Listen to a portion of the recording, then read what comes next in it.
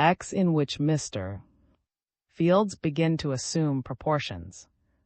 It was exactly 10 o'clock in the morning when Inspector Queen and his son opened the frosted glass door marked Monty Field, Attorney at Law. The large waiting room they entered was decorated in just such a fashion as might have been expected from a man of Field's taste in clothes. It was deserted, and with a puzzled glance Inspector Queen pushed through the door, strolling behind, and went into the general office. This was a long room filled with desks. It resembled a newspaper city room, except for its rows of bookcases filled with ponderous legal tomes. The office was in a state of violent upheaval. Stenographers chattered excitedly in small groups. A number of male clerks whispered in a corner, and in the center of the room stood Detective Hess, talking earnestly to a lean, saturnine man with temples. It was evident that the demise of the lawyer had created something of a stir in his place of business. At the entrance of the Queens, the employees looked at each other in a startled way and began to slip back to their desks. An embarrassed silence fell.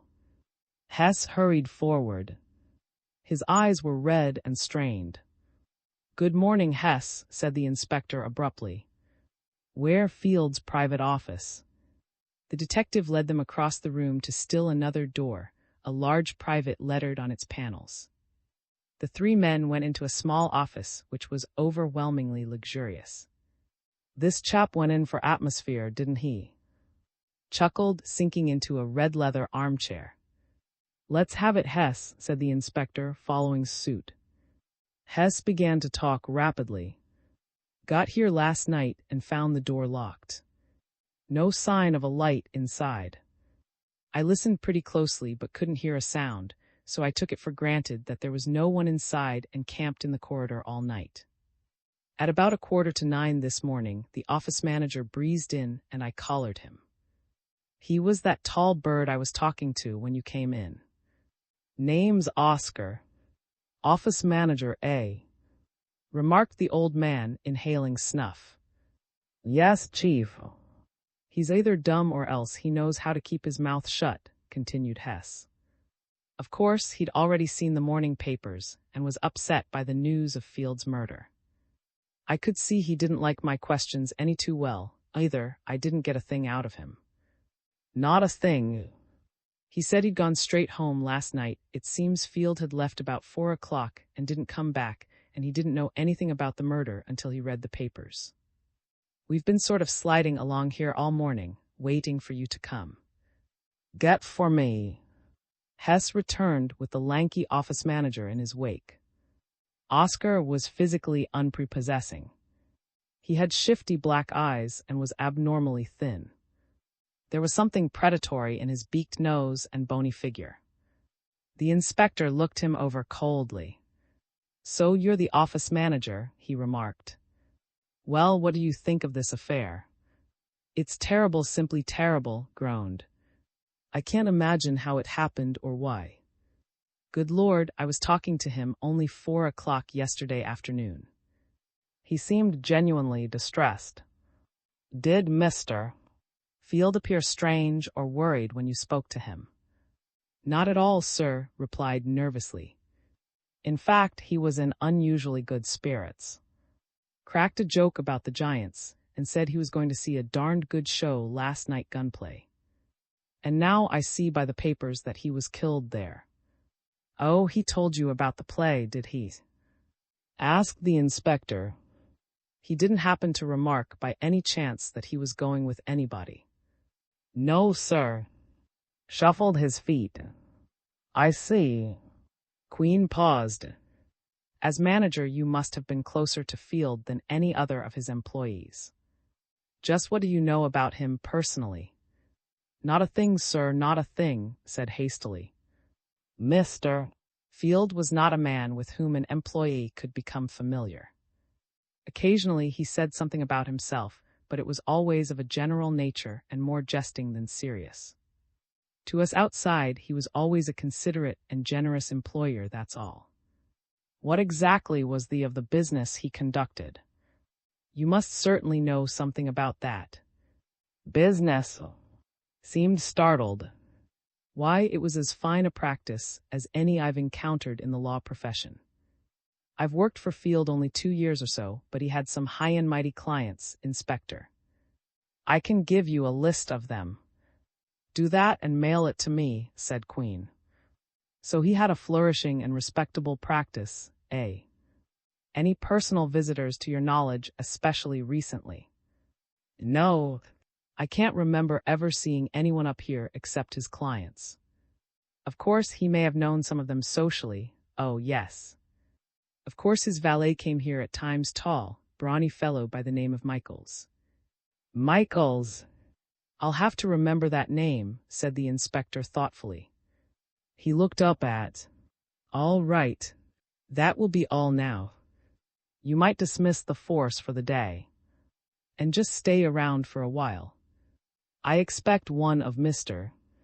Smen soon, and undoubtedly he will need your help. Nodded gravely and retired. The moment the door closed, Queen was on his feet. Where's Field's private washroom, Hess? He demanded. The detective pointed to a door in a far corner of the room. Queen opened it, crowding close behind. They were peering into a tiny cubicle spaced off in an angle of the wall. It contained a washbowl, a medicine chest, and a small clothes closet. Queen looked into the medicine chest first.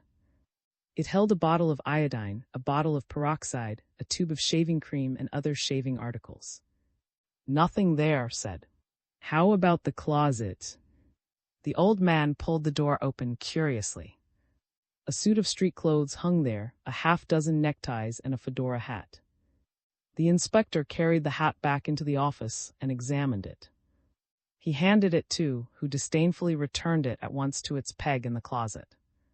Dang those hats! Exploded the inspector.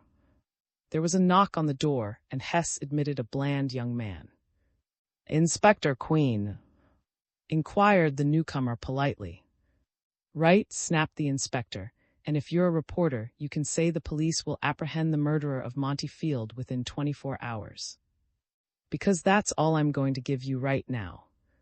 The young man smiled. Sorry, Inspector, but I'm not a reporter. I'm Arthur Stotz, new man at District Attorney's office. The chief couldn't reach me until this morning, and I was busy on something else, that's why I'm a little late. Too bad about Field, isn't it? He grinned as he threw his coat and hat on a chair. It's all in the point of view, grumbled Queen. He's certainly causing a heap of trouble. Just what worse instructions? Well, I'm not as familiar with Field's career as I might be naturally, but I'm pinch-hitting for Tim, who's tied up this morning on something else. I'm to make a start until Tim gets untangled, which will be sometime this afternoon. You know, was the man after Field a couple of years ago. He's aching to get busy with these files. Fair enough. From what told me about if there's anything incriminating in these records and files, he'll ferret it out. Hess, take Mr. Stotz outside and introduce him to that's the office manager, Stotz. Keep your eye on him, he looks like a wily bird. And Stotz, remember you're looking not for legitimate business and clientele in these records, but for something crooked. See you later. Stotz gave him a cheery smile and followed Hess out. And his father faced each other across the room. What's that you've got in your hand? Asked the old man sharply. A copy of What Handwriting Tells, which I picked up in this bookcase, replied lazily. Why, come to think of it now, declared the inspector slowly, there's something fishy about this handwriting business. He shook his head in despair and rose. Come along, son, there isn't a blamed thing here. On their way through the main office, now empty except for Hess and Stotz, Queen beckoned to the detective. Go home, Hess, he said kindly. Can't have you coming down with the grip.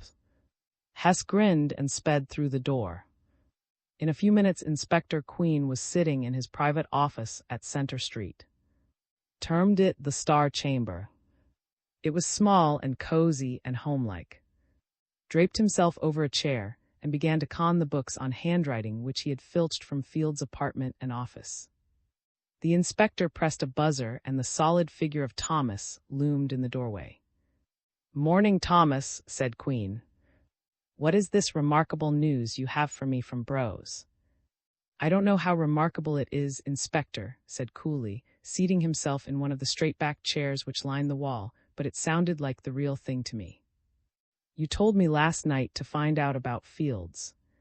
Well, I've an exact duplicate of it on my desk." "Like to see it."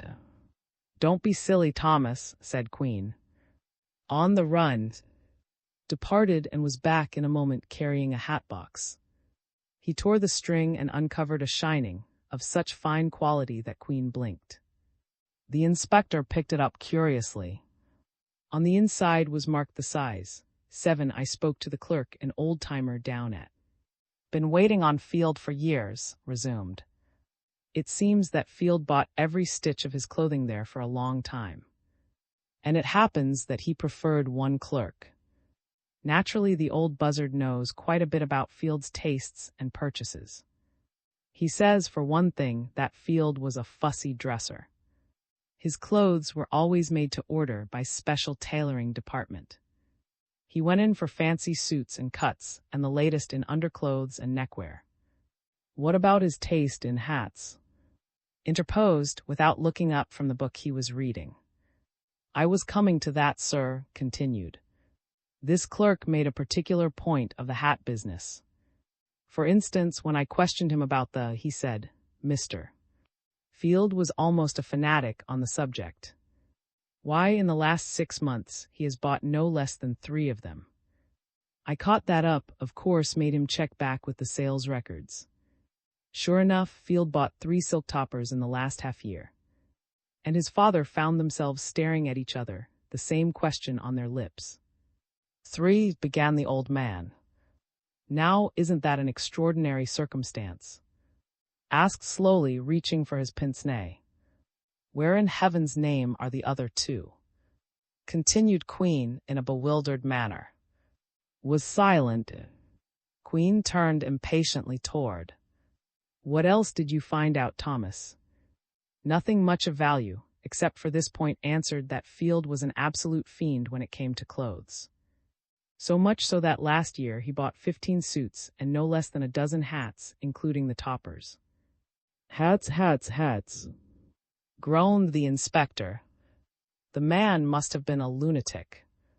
Look here, did you find out whether Field ever bought walking sticks at?" A look of consternation spread over his face. Why, Inspector," he said ruefully, "I guess I slipped up there.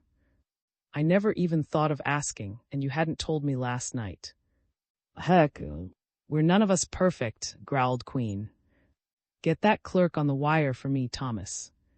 Picked up one of the telephones on the desk, and a few moments later handed the instrument to his superior. "This is Inspector Queen speaking," said the old man rapidly. "I understand that you served Monty Field for a good many years. Well, I want to check up on a little detail. Did Field ever purchase canes or walking sticks from you people? What? Oh, I see, yes. Now, another thing.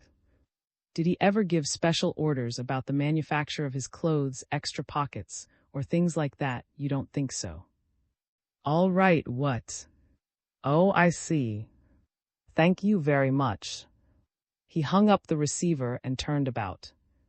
"Our lamented friend," he said disgustedly, "seems to have had as great an aversion to sticks as he had a love for hats. This clerk said he tried many times to interest Field in canes, and Field invariably refused to buy. Didn't like 'em, he said. And the clerk just confirmed his own impression about the special pockets nothing doing. So that leaves us up a blank alley." "On the contrary," said coolly, "it does nothing of the kind. It proves fairly conclusively that the only article of apparel taken away by the murderer last night was the hat. It seems to me that simplifies matters." "I must have a moron's intelligence," grunted his father. "It doesn't mean a thing to me." "By the way, Inspector," put in, scowling, Jimmy reported about the fingerprints on Field's flask. "There are a few, but there's no question, he says, that they're all Field's. Jimmy got a print from the morgue, of course, to check up. Well, said the inspector, maybe the flask has nothing to do with the crime at all. We'll have to wait anyway for a report on its contents. There's something else, Inspector added. That junk, the sweepings of that you told Panzer to send over to you this morning, came a couple of minutes ago. Want to see it? Sure thing, Thomas, said Queen. And while you're out, bring me the list you made last night, containing the names of the people who had no stubs. The seat numbers are attached to each name, aren't they? Nodded and disappeared. Queen was looking morosely at the top of his son's head when the sergeant returned with an unwieldy package and a typewritten list. They spread the contents of the package carefully on the desk. For the most part, the collected material consisted of crumpled programs, stray scraps of paper, chiefly from candy boxes, and many ticket stubs, those which had not been found by Flint and his searchers. 2 women's gloves of different design, a small brown button probably from a man's coat, the cap of a fountain pen, a woman's handkerchief, and a few other scattered articles of the kind usually lost or thrown away came to light. Doesn't look as if there's much here, does it? Commented the inspector. Well, at least we'll be able to check up on the ticket stub business. Heaped the lost stubs in a small pile and began to read off their numbers and letters to Queen, who checked them off on the list had brought him. There were not many of these, and the checking off process was completed in a few moments. That all, Thomas? Inquired the inspector, looking up. That's all, Chief. Well, there are about 50 people still unaccounted for according to this list. Where's Flint? He's in the building somewhere, Inspector. Queen picked up his telephone and gave a rapid order. Flint appeared almost at once. What did you find last night? Asked Queen abruptly. Well, Inspector, answered Flint sheepishly, we practically dry-cleaned that place.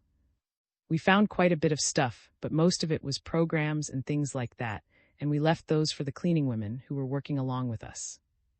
But we did pick up a raft of ticket stubs, especially out in the alleys. He brought forth from his pocket a package of pasteboards neatly bound with a rubber band. Took them and continued the process of reading off numbers and letters. When he was finished, Queen slapped the typewritten list down on the desk before him. No fruit in the loom, murmured, looking up from the book. Ding it, every one of those people who had no stubs is accounted for. Growled the inspector. There isn't a stub or a name left unchecked. Well, there's one thing I can do. He searched through the pile of stubs, referring to the lists, until he found the stub which had belonged to Francis Pope. He fished from his pocket the 4 stubs he had collected Monday night and carefully tested the girl's stub with the one for Field's seat. The torn edges did not coincide. There's one consolation, the inspector continued, stuffing the 5 tickets into his vest pocket. We haven't found a trace of the 6 tickets for the seats next to and in front of Field's seat. I didn't think you would, remarked. He put the book down and regarded his father with unwanted seriousness. Have you ever stopped to consider, Dad, that we don't know definitely why Field was in the last night? Queen knit his brows. That particular problem has been puzzling me, of course. We know from Mrs. and Michael's that Field did not care for the. You can never tell what vagary will seize a man, said decisively. Many things might make a non-going man decide suddenly to go in for that sort of entertainment. The fact remains he was there. But what I want to know is why he was there. The old man shook his head gravely. Was it a business appointment? Remember what Mrs. said, that Field had promised to be back at 10 o'clock. I fancy the business appointment idea, applauded. But consider how many probabilities there are the woman might be lying and Field said nothing of the sort, or if he did, he might have had no intention of keeping the appointment with her at 10 o'clock. I've quite made up my mind, said the inspector, whatever the probabilities, that he didn't go to the Roman last night to see the show. He went there with his eyes open for business. I think that's correct myself, returned, smiling. But you can never be too careful in weighing possibilities. Now, if he went on business, he went to meet somebody. Was that somebody the murderer? You ask too many questions, said the inspector. Thomas, let's have a look at the other stuff in that package. Carefully handed the inspector the miscellaneous articles one by one. The gloves, fountain pen cap, button, and handkerchief Queen threw to one side after a quick scrutiny. Nothing remained except the small bits of candy paper and the crumpled programs. The former yielding no clues, Queen took up the programs.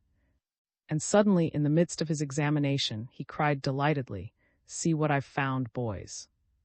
The three men leaned over his shoulder. Queen held a program in his hand, its wrinkles smoothed out. It showed evidences of having been crushed and thrown away.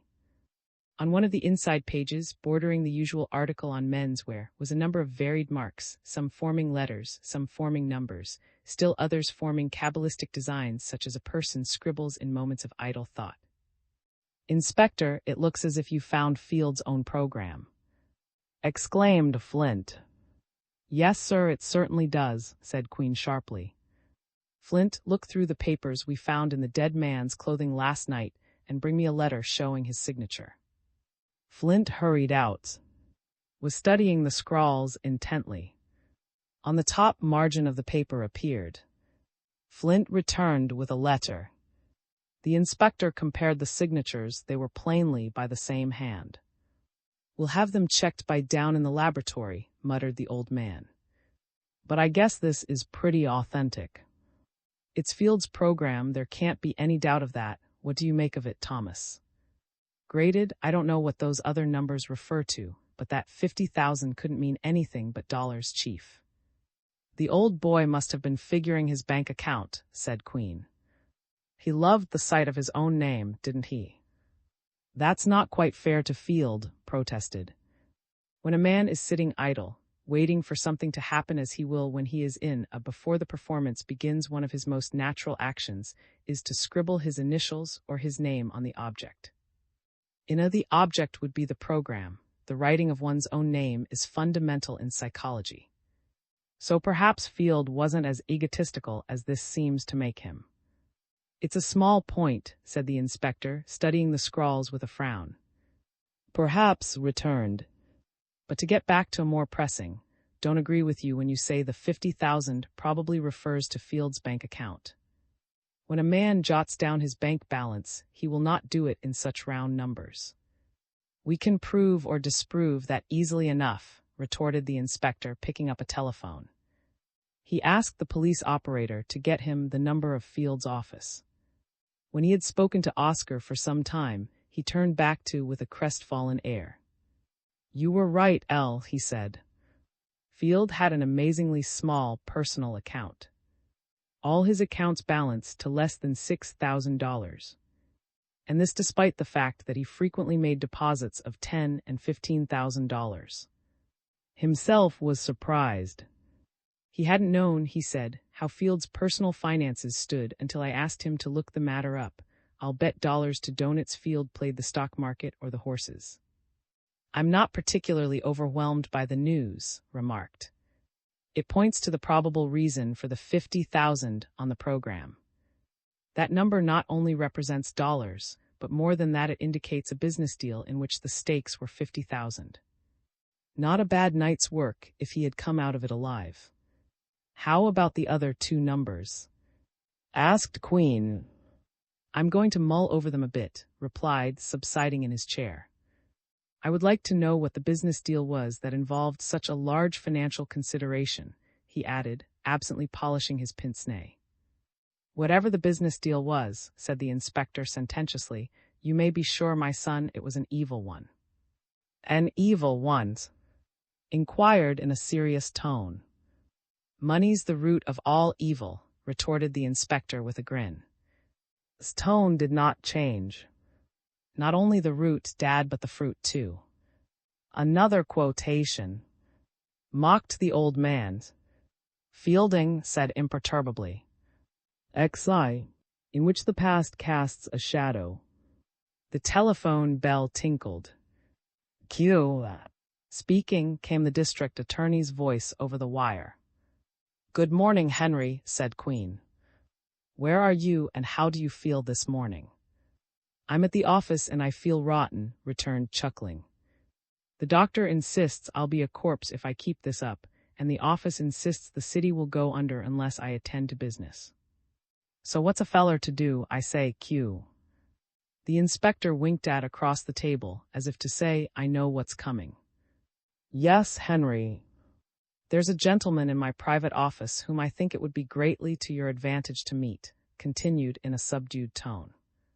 He wants to see you, and I'm afraid you'll have to chuck whatever you're doing and hot-foot it up here. His voice became a whisper. He's a man I can't afford to antagonize unnecessarily. Q, old boy. The inspector frowned. I suppose you're referring to Pope, he said. Riled is he, because we questioned the apple of his eye last night. Not exactly, said. He's really a decent old chap. Just be nice to him, Q, won't you? I'll handle him with silk gloves, chuckled the old man. If it will ease your mind, I'll drag my son along. He generally attends to our social obligations. That will be fine, said gratefully. The inspector turned too as he hung up. Poor Henry's in something of a mess, he said quizzically, and I can't say I blame him for trying to please. Sick as a dog and the politicians hopping on him, this Croesus howling in his front office. Come along, son, we're going to meet the celebrated Franklin Pope. Groaned, stretching his arms. You'll have another sick man on your hands if this continues. Nevertheless, he jumped up and clamped his hat on his head. Let's look over this captain of industry. Queen grinned at. Before I forget, Thomas, I want you to do a bit of sleuthing today. Your job is to find out why Monty Field, who did a rushing legal business and lived in princely style, had only $6,000 in his personal account. It's probably Wall Street and the racetrack, but I want you to make sure. You might learn something from the canceled vouchers down at Field's office could help you there, and while you're at it, this might be extremely important. Thomas, get a complete lineup on Field's movements all day yesterday. The two queens departed for headquarters. The office of the district attorney was a busy place, and even an inspector of detectives was treated with scant ceremony in the sacred chambers. Was Roth and his father smiled, and finally the district attorney himself came rushing out of his sanctum with a word of displeasure to the clerk who had allowed his friends to cool their heels on a hard bench. Watch your throat, young man, warned Queen, as led the way to his office, muttering maledictions on the head of the offender. Are you sure I look all right to meet the money mogul? Held the door open. The two queens on the threshold saw a man, hands clasped behind his back, looking through the window on the uninteresting vista outside. As the district attorney closed the door, the occupant of the room wheeled about with astonishing agility for a man of his weight. Franklin Pope was a relic of more virile financial days. He resembled the strong, self-assertive type of magnate who, like old, had dominated Wall Street as much by force of personality as by extent of wealth. Pope had clear eyes, iron hair, a grizzled mustache, a husky body still springy with youth, and an air of authority unmistakably masterful. Standing against the light of the dingy window, he was a most impressive figure of a man, and in Queen, stepping forward, realized at once that here was an individual whose intelligence required no patronage. The financier spoke in a deep, pleasant voice even before, slightly embarrassed, could make the introduction. I suppose you're Queen, the man-hunter, he said. I've been anxious to meet you for a long time, Inspector. He offered a large square hand, which Queen took with dignity. It would be unnecessary for me to echo that statement, Mr. Pope, he said, smiling a little. Once I took a flyer in Wall Street, and I think you've got some of my money. This, sir, is my son, who is the brains and beauty of the Queen family. The big man's eyes measured bulk appreciatively. He shook hands, saying, You've got a smart father there, son. Well, sighed the district attorney, setting 3 chairs. I'm glad that's over. You haven't the slightest idea, Mr. Pope, how nervous I've been about this meeting. Queen is the devil himself when it comes to the social amenities, and I shouldn't have been surprised if he had clapped his handcuffs on you as you shook hands. The tension snapped with the big man's hearty chuckle. The district attorney came abruptly to the point. Mr. Pope is here, Q, to find out for himself just what can be done in the matter of his daughter. Queen nodded, turned to the financier. As I told you before, sir, we have every confidence in Inspector Queen always have had. He generally works without any check or supervision from the district attorney's office. In view of the circumstances, I thought I should make that clear. That's a sane method, said Pope with approval. I've always worked on that principle in my own business. Besides, from what I've heard about Inspector Queen, your confidence is well placed. Sometimes, said Queen gravely, I have to do things that go against the grain.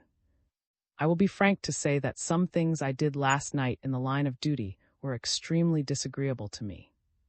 I suppose, Mr. Pope, your daughter is upset because of our little talk last night. Pope was silent for a moment. Then he raised his head and met the inspector's gaze squarely. Look here, Inspector, he said. We're both men of the world and men of business. We've had dealings with all sorts of queer people, both of us, and we have two solved problems that presented enormous difficulties to others.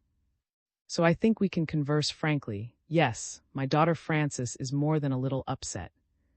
Incidentally, so is her mother, who is an ill woman at the best of times, and her brother, my son, but we needn't go into that. Frances told me last night when she got home with her friends everything that happened. I know my daughter, Inspector, and I'd stake my fortune that there isn't the slightest connection between her and Field.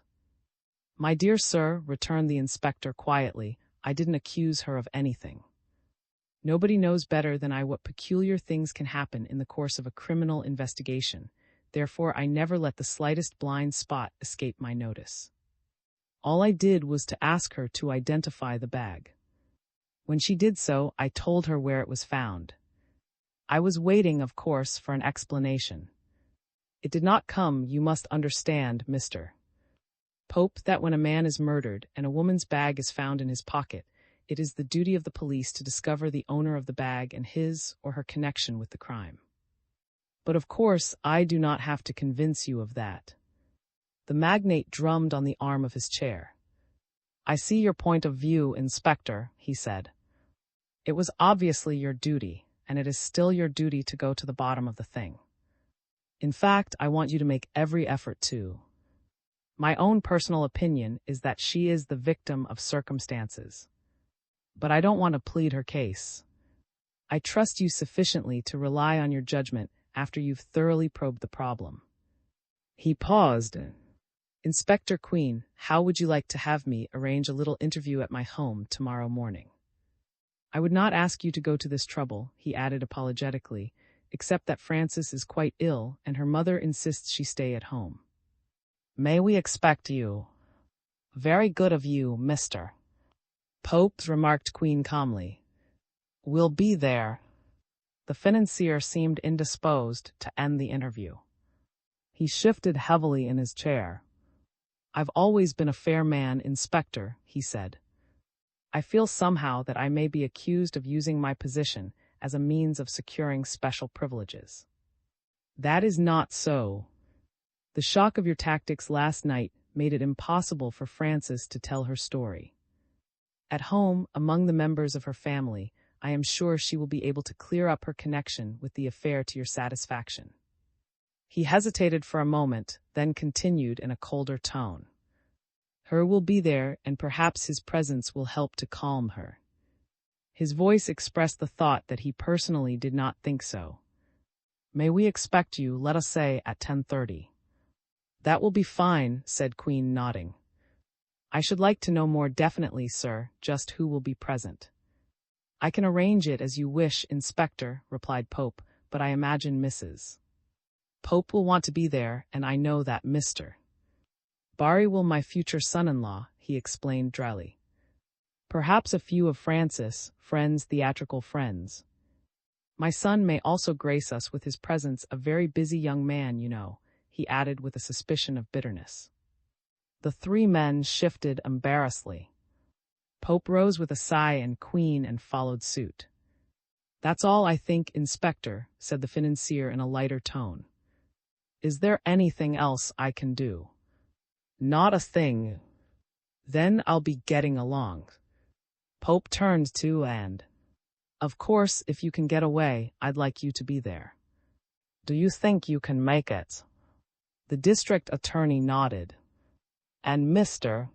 Queen, the big man turned to, will you come also? I understand that you have been following the investigation very closely at your father's side. We shall be happy to have you. I'll be there, said softly, and Pope left the office. Well, what do you think, Q? Asked, fidgeting in his swivel chair. A most interesting man, returned the inspector. How fair-minded he is. Oh, yes, said. Q, he asked me before you came if you wouldn't go easy on the publicity. Sort of special favor, you know. He didn't have the nerve to come out with it to me, eh? Chuckled the inspector. He's quite human. Well, Henry, I'll do my best, but if that young woman is implicated seriously, I won't vouch for hands off with the press. All right, Q, it's up to you, said irritably. Damn this throat of mine. He took an atomizer from a desk drawer and sprinkled his throat wryly. Didn't Pope recently donate $100,000 to the Chemical Research Foundation? Asked suddenly, turning to. I seem to remember something of that sort, said gargling. Why? Mumbled an inaudible explanation that was lost in violent gyrations with the sprayer. Queen, who was regarding his son speculatively, shook his head, consulted his watch, and said, Well, son, it's time we knocked off for lunch. What do you say, Henry? Think you'd like to join us in a bite? Grinned with an effort. I'm full up to my neck with work, but even a district attorney has to eat, he said. I'll go on only one condition, that I pay the check. I owe you something anyway. As they donned their coats, Queen picked up's telephone. Mr. Morgan? Oh, hello, Morgan. I say, do you think you can find a little time this afternoon for a chat, right? 2:30 will be fine. Goodbye. That settles that, said the inspector comfortably. Always pays to be polite, remember that. At 2:30 promptly, the two queens were ushered into the quiet law office of Benjamin Morgan. It was noticeably different from Field's lavish suite, richly furnished, but with a more businesslike simplicity. A smiling young woman closed the door after them. Morgan greeted them with some reserve. He held out a box of cigars as they sat down. No thanks, my snuff will do, said the inspector genially, while after being introduced lit a cigarette and blew smoke rings. Morgan lit a cigar with shaking fingers. I suppose you're here to continue that talk of ours last night, Inspector, said Morgan. Queen sneezed, replaced his snuff box, and leaned back in the chair. Look here, Morgan, old man, he said evenly. You haven't been quite on the up and up with me. What do you mean? Asked Morgan, coloring. You told me last night, said the inspector reflectively, you told me last night that you parted amicably with Field 2 years ago, when you dissolved the firm of Field and Morgan. Did you say that? I did, said Morgan. How then, my dear fellow, asked Queen, do you explain the little incident of the quarrel at the club? I certainly would not call a threat against another man's life an amicable way of dissolving a partnership. Morgan sat quietly for several minutes, while Queen stared patiently at him and sighed. Then he looked up and began to speak in a passionate undertone. I'm sorry, Inspector, he muttered, glancing away. I might have known that a threat like that would be remembered by somebody. Yes, it's true enough. We had lunch one day in the club at Field's suggestion. As far as I was concerned, the less I had to do with him socially, the better I liked it. But the purpose of the luncheon was to go over some last details of the dissolution, and of course I had no choice. I'm afraid I lost my temper. I did make a threat against his life, but it was said in the heat of an angry moment. I forgot the whole thing before the week was over. The inspector nodded sagely. Yes, things do happen like that sometimes. But Morgan licked his lips in despairing anticipation. A man doesn't threaten another man's life, even if he doesn't mean it, merely over a matter of business detail. He leveled his finger at Morgan's shrinking body. "Come on now, man, out with it. What are you holding back?" Morgan's entire body had gone flaccid. His lips were ashy as he turned from one queen to the other, mute appeal in his eyes. But their glances were inexorable, and who was regarding him much as a vivisectionist regards a guinea pig, interrupted. "My dear Morgan," he said coldly, "Field had something on you, and he thought that was a good time to tell you about it. It's as obvious as the red in your eye. You've guessed it in part, Mr. Queen. I've been one of the most unfortunate men God ever created. That devil Field, whoever killed him, deserves to be decorated for his service to humanity. He was an octopus, a soulless beast in human form. I can't tell you how happy, yes, happy I am that he is dead." "Softly there, Morgan," said Queen. "Although I gather our mutual friend was a good deal of a skunk, your remarks might be overheard by a less sympathetic audience." "And here's the whole story," mumbled Morgan, his eyes fixed on the desk blotter. "It's a hard one to tell. When I was a kid at college, I got into some trouble with a girl, a waitress in the college restaurant. She was not bad, just weak, and I suppose I was wild in those days. At any rate, she had a child. I suppose you know that I come from a straight-laced family. If you don't, you would find out soon enough on investigation. They had great plans for me. They were socially ambitious. To cut it short, I couldn't very well marry the girl and bring her to father's house as my wife. It was a caddish thing to do." He paused, "But it was done, and that's all that matters. I've always loved her. She was sensible enough about the arrangements. I managed to provide for her out of my generous allowance. No one, I'll swear, not a soul in this world, with the exception of her widowed mother, a fine old lady, knew about the affair. I'll swear to that, I say." And yet his fist clenched, but he resumed with a sigh. "Eventually, I married the girl whom my family had selected for me." There was a painful silence as he stopped to clear his throat. "It was a convenance, just that, and nothing more. She came from an old aristocratic family, and I had the money. We have lived fairly happily together. Then I met Field. I curse the day I ever consented to go into partnership with him, but my own business was not exactly all it might have been, and Field, if nothing else, was an aggressive and clever lawyer." The inspector took a pinch of snuff. "Everything went smoothly at first," continued Morgan in the same low tone. "But by degrees I began to suspect that my partner was not everything he should have been. Queer clients indeed would enter his private office after hours. He would evade my questions about them. Things began to look peculiar. Finally, I decided my own reputation would suffer if I continued to be linked with the man, and I broached the subject of dissolution. Field objected strenuously, but I was stubborn, and after all, he could not dominate my desires. We dissolved." His fingers tapped an absent tattoo on the handle of his stick. "Then the affair at the... He insisted we have lunch together for the settlement of the last few details. That wasn't his purpose at all, of course. You can guess, I suppose, his intentions. He came out quite suavely with the overwhelming statement that he knew I was supporting a woman and my illegitimate child.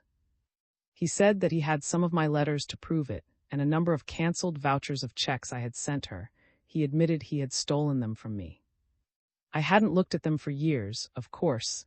Then he blandly announced that he meant to make capital out of this evidence."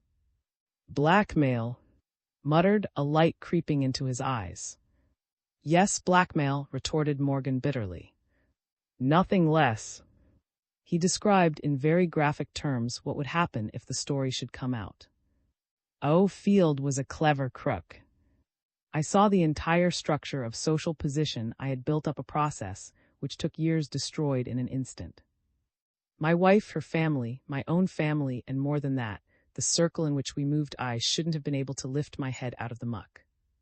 And as for business, well, it doesn't take much to make important clients go elsewhere for their legal work. I was trapped, I knew it, and he knew it. Just how much did he want, Morgan?" asked Queen. "Enough." He wanted $25,000 just to keep quiet. I didn't even have any assurances that the affair would end there. I was caught and caught properly. Because, remember, this was not an affair which had died years before. I was still supporting that poor woman and my son. I am supporting them now. I will continue to support them. He stared at his fingernails. I paid the money, he resumed morosely. It meant stretching a bit, but I paid it. But the harm was done. I saw Red there at the club, but you know what happened. And this blackmail has continued all the while, Morgan asked the inspector. Yes, sir, for 2 solid years. The man was insatiable, I tell you. Even today, I can't completely understand it. He must have been earning tremendous fees in his own practice, and yet he always seemed to be needing money. No small change, either. I have never paid him less than $10,000 at one time. Queen and looked at each other fleetingly. Queen said, well, Morgan, it's a pretty kettle of fish. The more I hear about Field, the more I dislike putting the irons on the fellow who did away with him. However, in the light of what you've told me, your statement last night that you hadn't seen Field for 2 years is patently untrue. When did you see him last? Morgan appeared to be racking his memory. Oh, it was about 2 months ago, Inspector, he said at last. The inspector shifted in his chair. I see. I'm sorry you didn't tell me all this last night. You understand, of course, that your story is perfectly safe with the police. And it's mighty vital information. Now then, do you happen to know a woman by the name of? Morgan stared. Why, no, Inspector. I've never heard of her. Queen was silent for a moment. Do you know a gentleman called Parson Johnny? I think I can give you some information there, Inspector. I'm certain that during our partnership Field was using the little thug for some shady business of his own. I caught him sneaking up into the office a number of times after hours, and when I asked Field about him, he would sneer and say, oh, that's only Parson Johnny, a friend of mine. But it was sufficient to establish the man's identity. What their connection was I can't tell you, because I don't know. Thanks, Morgan, said the inspector. I'm glad you told me that. And now one last question. Have you ever heard the name Charles Michaels? To be sure I have, responded Morgan grimly. Michaels was Field's so-called valet. He acted in the capacity of bodyguard and was really a blackguard, or I'm greatly mistaken in my judgment of men. He came to the office once in a while. I can't think of anything else about him, Inspector. He knows you, of course? Asked Queen. Why, I suppose so, returned Morgan doubtfully. I never spoke to him, but undoubtedly he saw me during his visits to the office. Well, now that's fine, Morgan, grunted Queen, rising. This has been a most interesting and informative chat. And no, I don't think there's anything else. That is, at the moment. Just ride along, Morgan, and keep in town available if we need you for anything. Remember that, won't you? I'm not likely to forget it, said Morgan dully. And of course, the story I told you about my son, it won't come out. You needn't have the slightest fear about that, Morgan, said Queen, and a few moments later he and were on the sidewalk. So it was blackmail, Dad murmured. That gives me an idea, do you know? Well, son, I've a few ideas of my own. Chuckled Queen, and in a telepathic silence, they walked briskly down the street in the direction of headquarters. XII, in which the Queens invade society. Wednesday morning found pouring the coffee before a bemused inspector and a chattering. The telephone bell rang. Both and his father jumped for the instrument. Here, what are you doing? Exclaimed Queen. I'm expecting a call, and that's it. Now, sir, allow a bibliophile the privilege of using his own telephone, retorted. I have a feeling that that's my friend the book dealer calling me about the elusive falconer. Look here, don't start. While they were chaffing each other good-naturedly across the table, picked up the telephone. The inspector, did you say? Inspector said, grinning as he held the mouthpiece to his thin chest, "It's for you." Subsided in his chair while Queen, with an air of triumph, snatched the instrument. "Yes."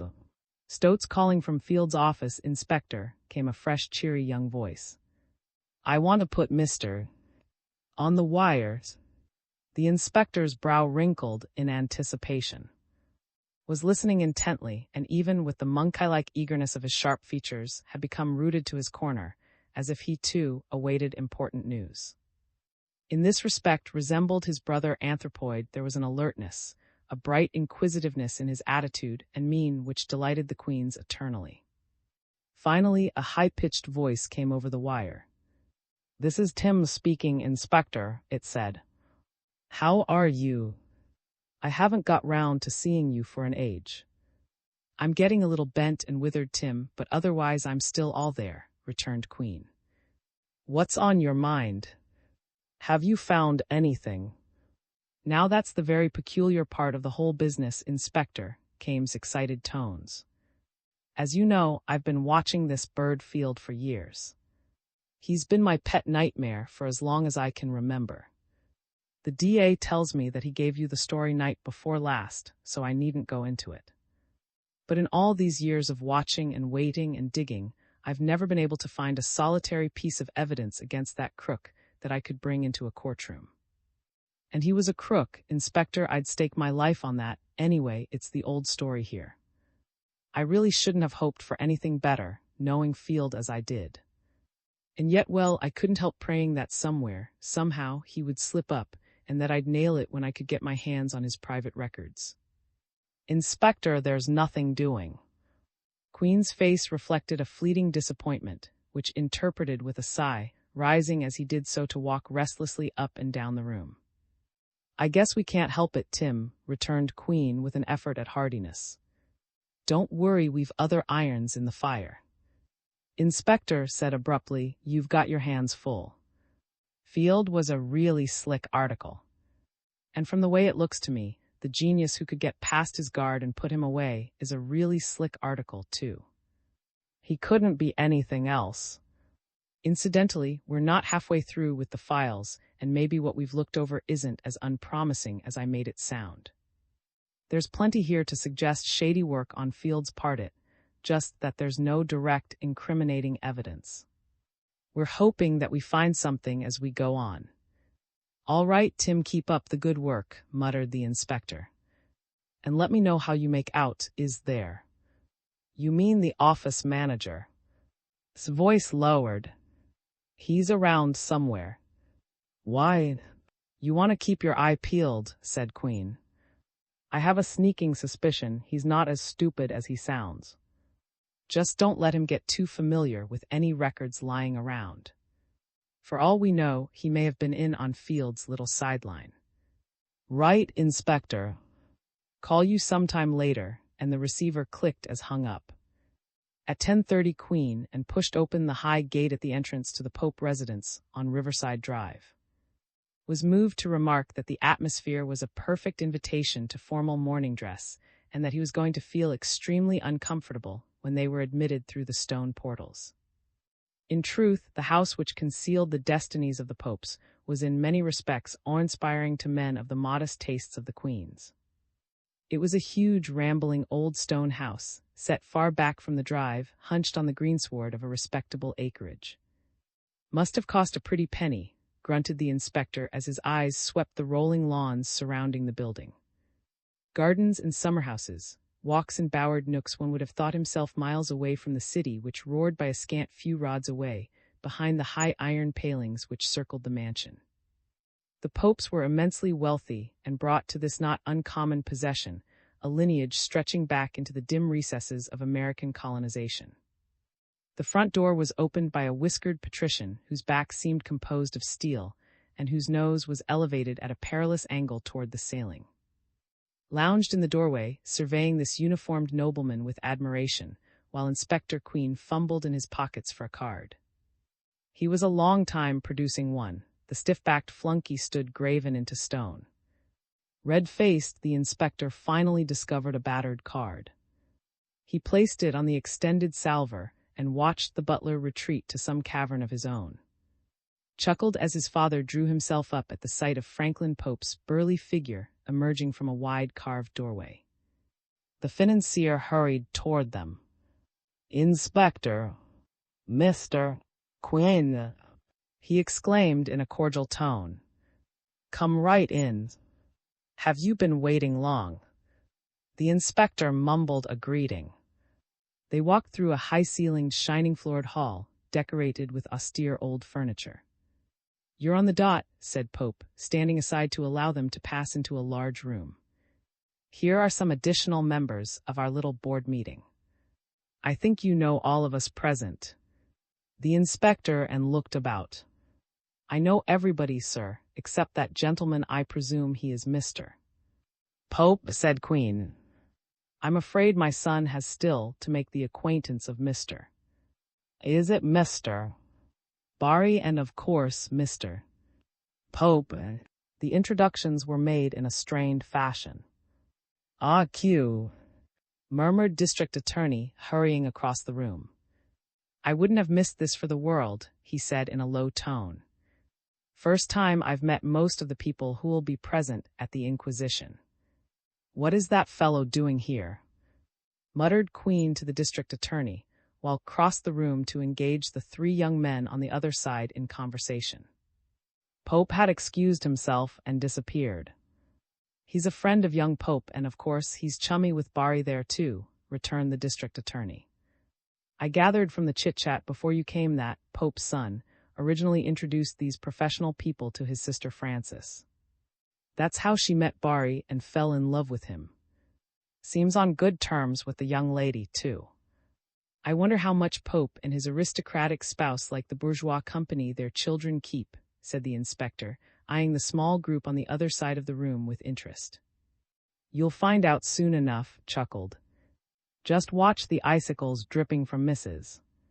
Pope's eyebrows every time she sees one of these actors. I imagine they're about as welcome as a bunch of Bolsheviks."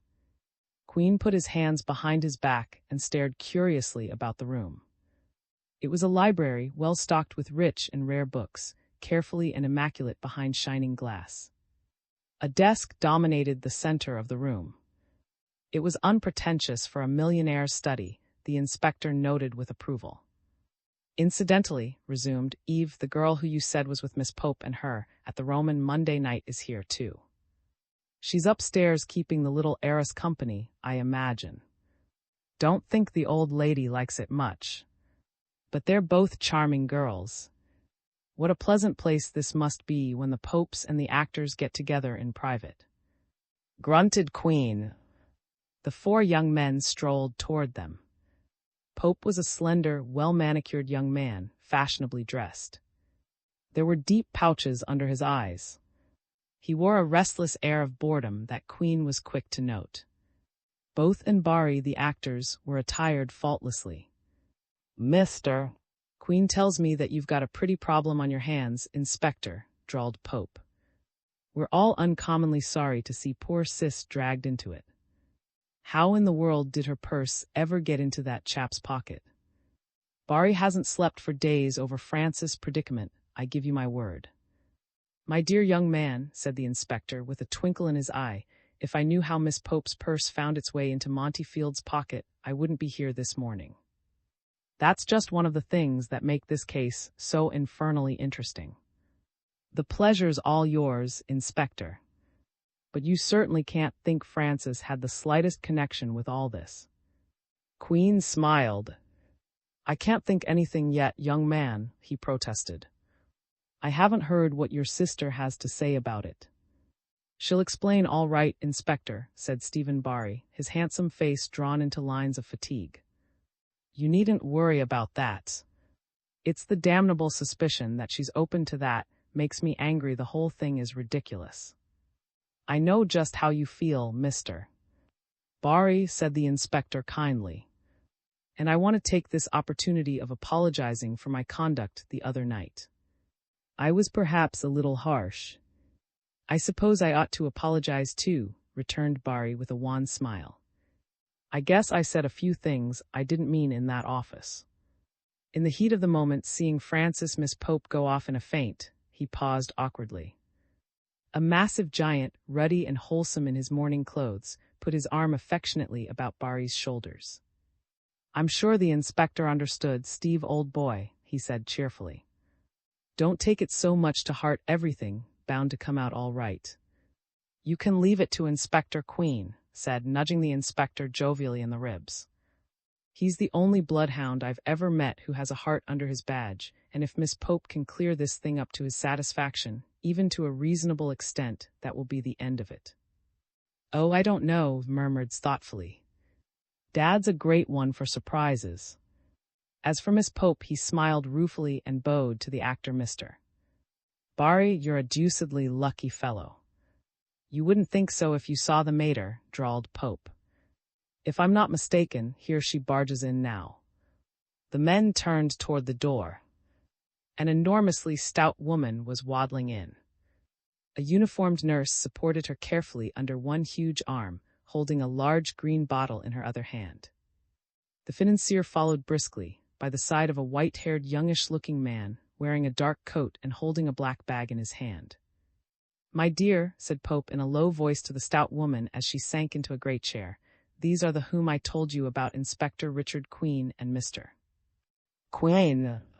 The two queens bowed, receiving a stony glance from the myopic eyes of Mrs. Pope. Charmed, I'm sure, she shrilled. Where's nurse? Nurse. I feel faint, please. The uniformed girl hurried to her side, the green bottle ready. Mrs. Pope closed her eyes and inhaled, sighing with relief. The financier hurriedly introduced the white-haired man, Dr. Vincent Cornish, the family physician. The physician made swift apologies and disappeared behind the butler.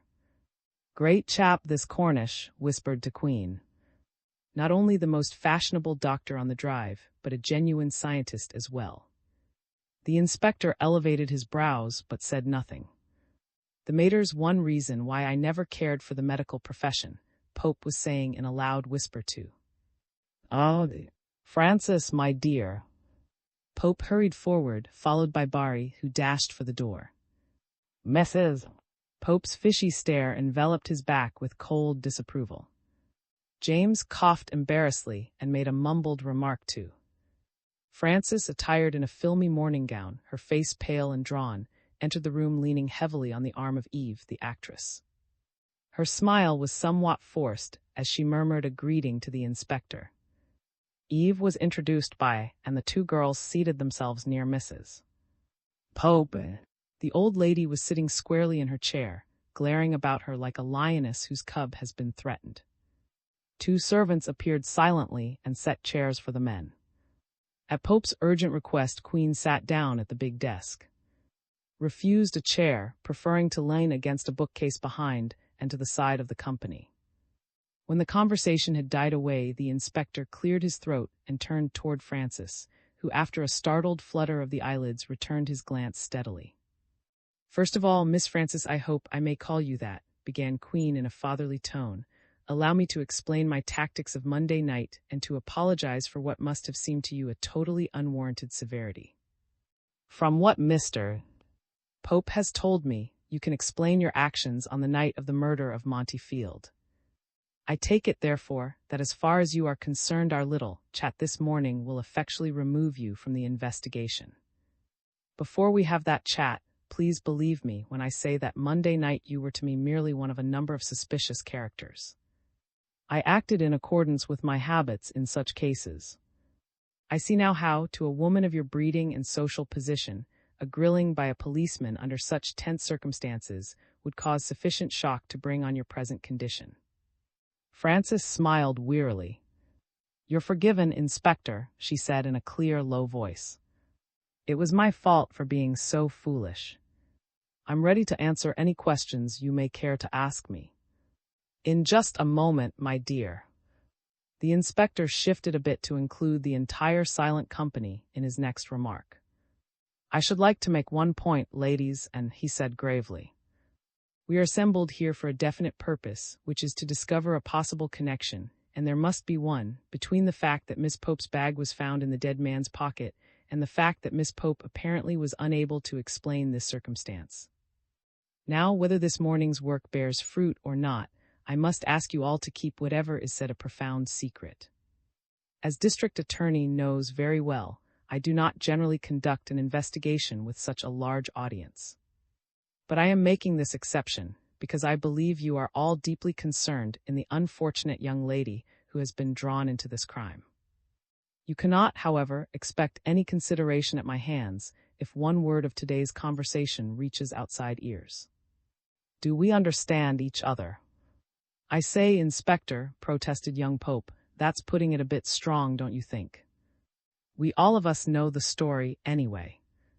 Perhaps, Mr. Pope, retorted the inspector with a grim smile, that is the reason I have consented to have all of you here. There was a little rustle, and Mrs. Pope opened her mouth as if to burst into wrathful speech. A sharp look from her husband made her lips droop together, with the protest unuttered. She transferred her glare to the actress sitting by Francis' side. Eve blushed. The nurse stood by Mrs. Pope with the smelling salts, like a setter dog about to point. Now, Miss Frances, resumed Queen kindly, this is where we stand. I examined the body of a dead man named Monty Field, prominent lawyer, who was apparently enjoying an interesting play before he was so unceremoniously done away with, and find in the rear coat-tail pocket of his full-dress suit an evening bag. I identify this as yours by a few calling cards and some personal papers inside. I say to myself, aha. A lady enters the problem naturally enough. And I send one of my men to summon you, with the idea of allowing you to explain a most suspicious circumstance. You come and you faint on being confronted with your property and the news of its place of discovery. At the time, I say to myself, this young lady knows something a not unnatural conclusion. Now, in what way can you convince me that you know nothing and that your fainting was caused only by the shock of the thing? Remember, Miss Frances, I am putting the problem not as Richard Queen, but as a policeman looking for the truth. My story is not as illuminating, perhaps, as you might like it to be, Inspector, answered Frances quietly, in the deep hush that followed Queen's peroration. I don't see how it is going to help you at all. But some facts which I think unimportant may be significant to your trained mind. Roughly, this is what happened. I came to be in the Roman Monday night in a natural way. Since my engagement to Mr. Barry, although it has been a very quiet affair, Mrs. Pope sniffed, her husband looked steadfastly at a point beyond his daughter's dark hair. I have often dropped into the following a habit of meeting my after the performance. At such times he would either escort me home or take me to some place in the neighborhood for supper. Generally we make arrangements beforehand for these meetings, but sometimes I drop in unexpectedly if the opportunity presents itself. Monday night was one of those times. I got to the Roman a few minutes before the end of the first act, since I have of course seen gunplay any number of times. I had my regular seat arranged for me many weeks ago by Mr. Barry through Mr. Panzer, and had no more than settled myself to watch the performance when the curtain came down for the first intermission. I was feeling a little warm, the air was none too good. I went first to the ladies' restroom, downstairs off the general lounge. Then I came up again and went out into the alley through the open door. There was quite a crowd of people there, enjoying the air. She paused for a moment and, leaning against the bookcase, sharply surveyed the faces of the little audience. Mrs. Pope was looking about in her Leviathan manner. Pope was still staring at the wall above Frances' head, was biting his fingernails, and Barry were both watching Frances with nervous sympathy, looking furtively at Queen as if to gauge the effect of her words upon him. Eve's hand had stolen forward to clasp Frances firmly. The inspector cleared his throat once more. Which alley was it, Miss Frances, the one on the left or the one on the right? He asked. The one on the left, Inspector, she answered promptly.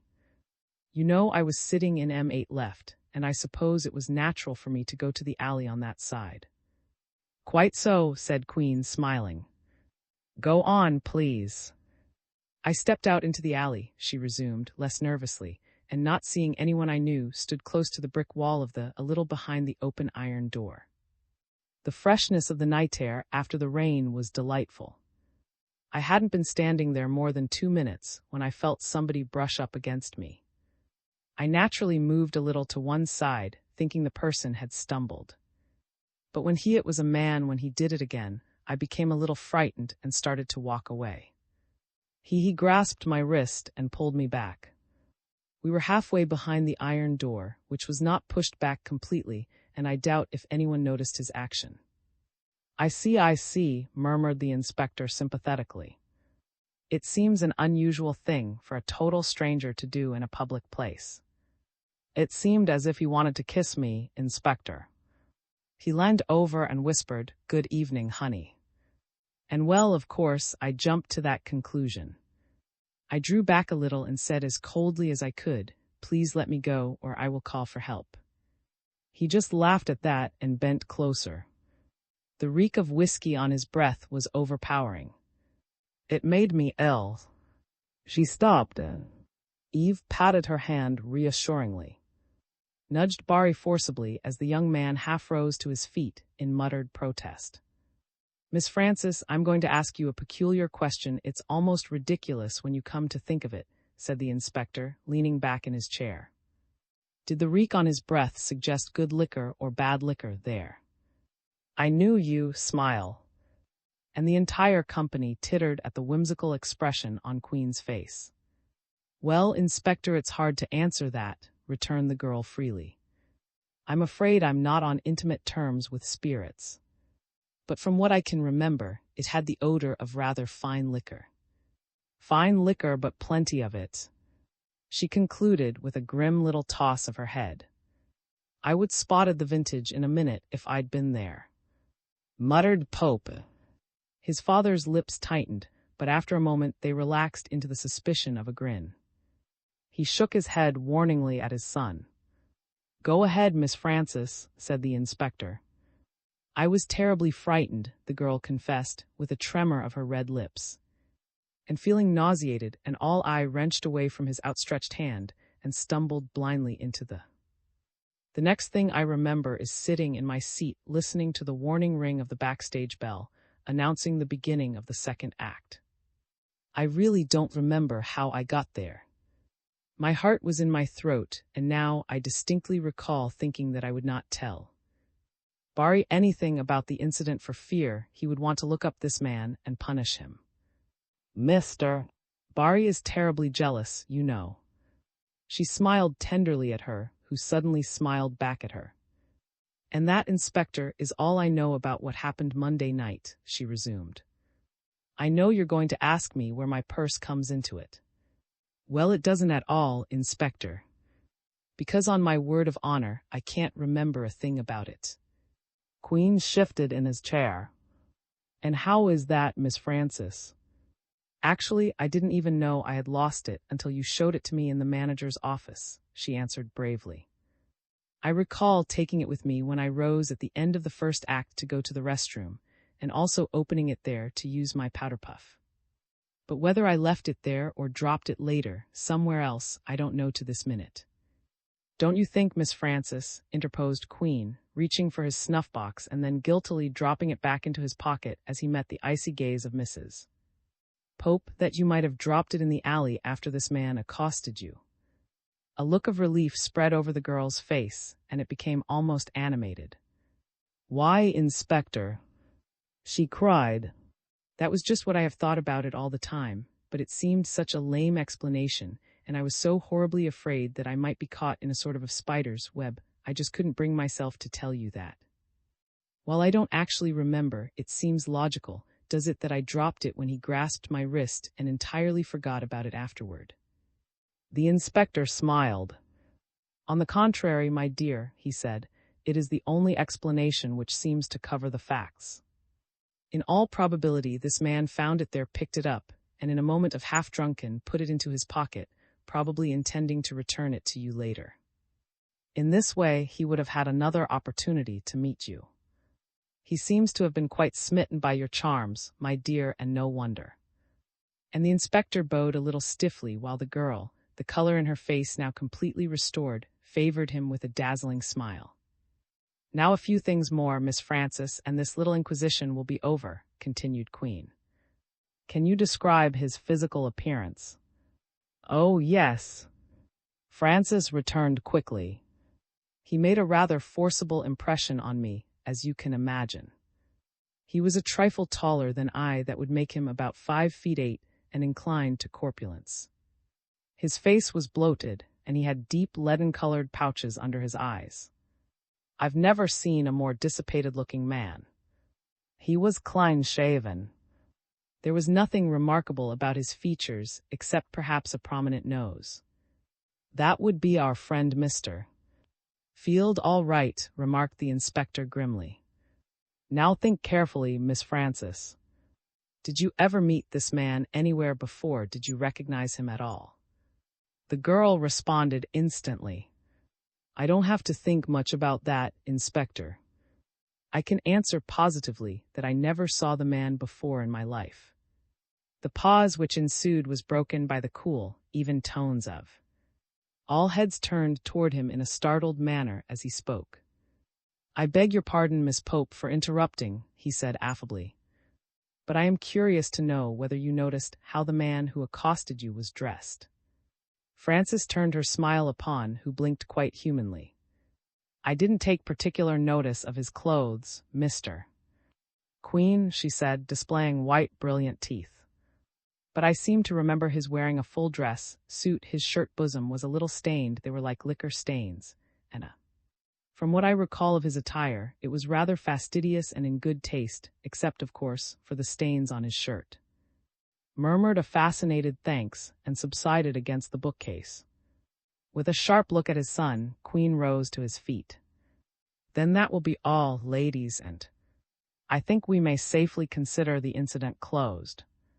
There was an instantaneous little burst of approval, and everybody rose to press in on Frances, who was radiant with happiness. Barry and Eve bore Francis off in triumphal march, while, with a lugubrious smile, offered his mother a carefully elbowed arm. "Thus the first lesson," he announced gravely. "Mater, my arm before you faint." A protesting Mrs. Pope departed, leaning ponderously on her son. Pope shook Queen's hand vigorously. "Then you think it's all over as far as my girl is concerned?" he asked. "I think so, Mr. Pope," answered the inspector. "Well, sir, thank you for your courtesy. And now we must be going, lots of work to do.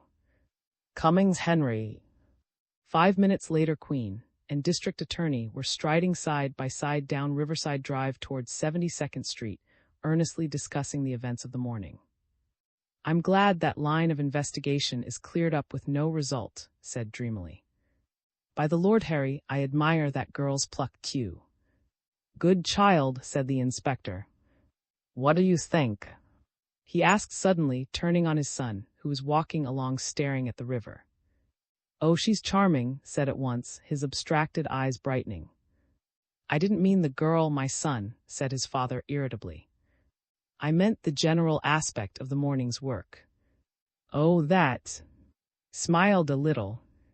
"Do you mind if I become?" "Yes," groaned his father. "A lion," said, "may be beholden to a mouse." XIII.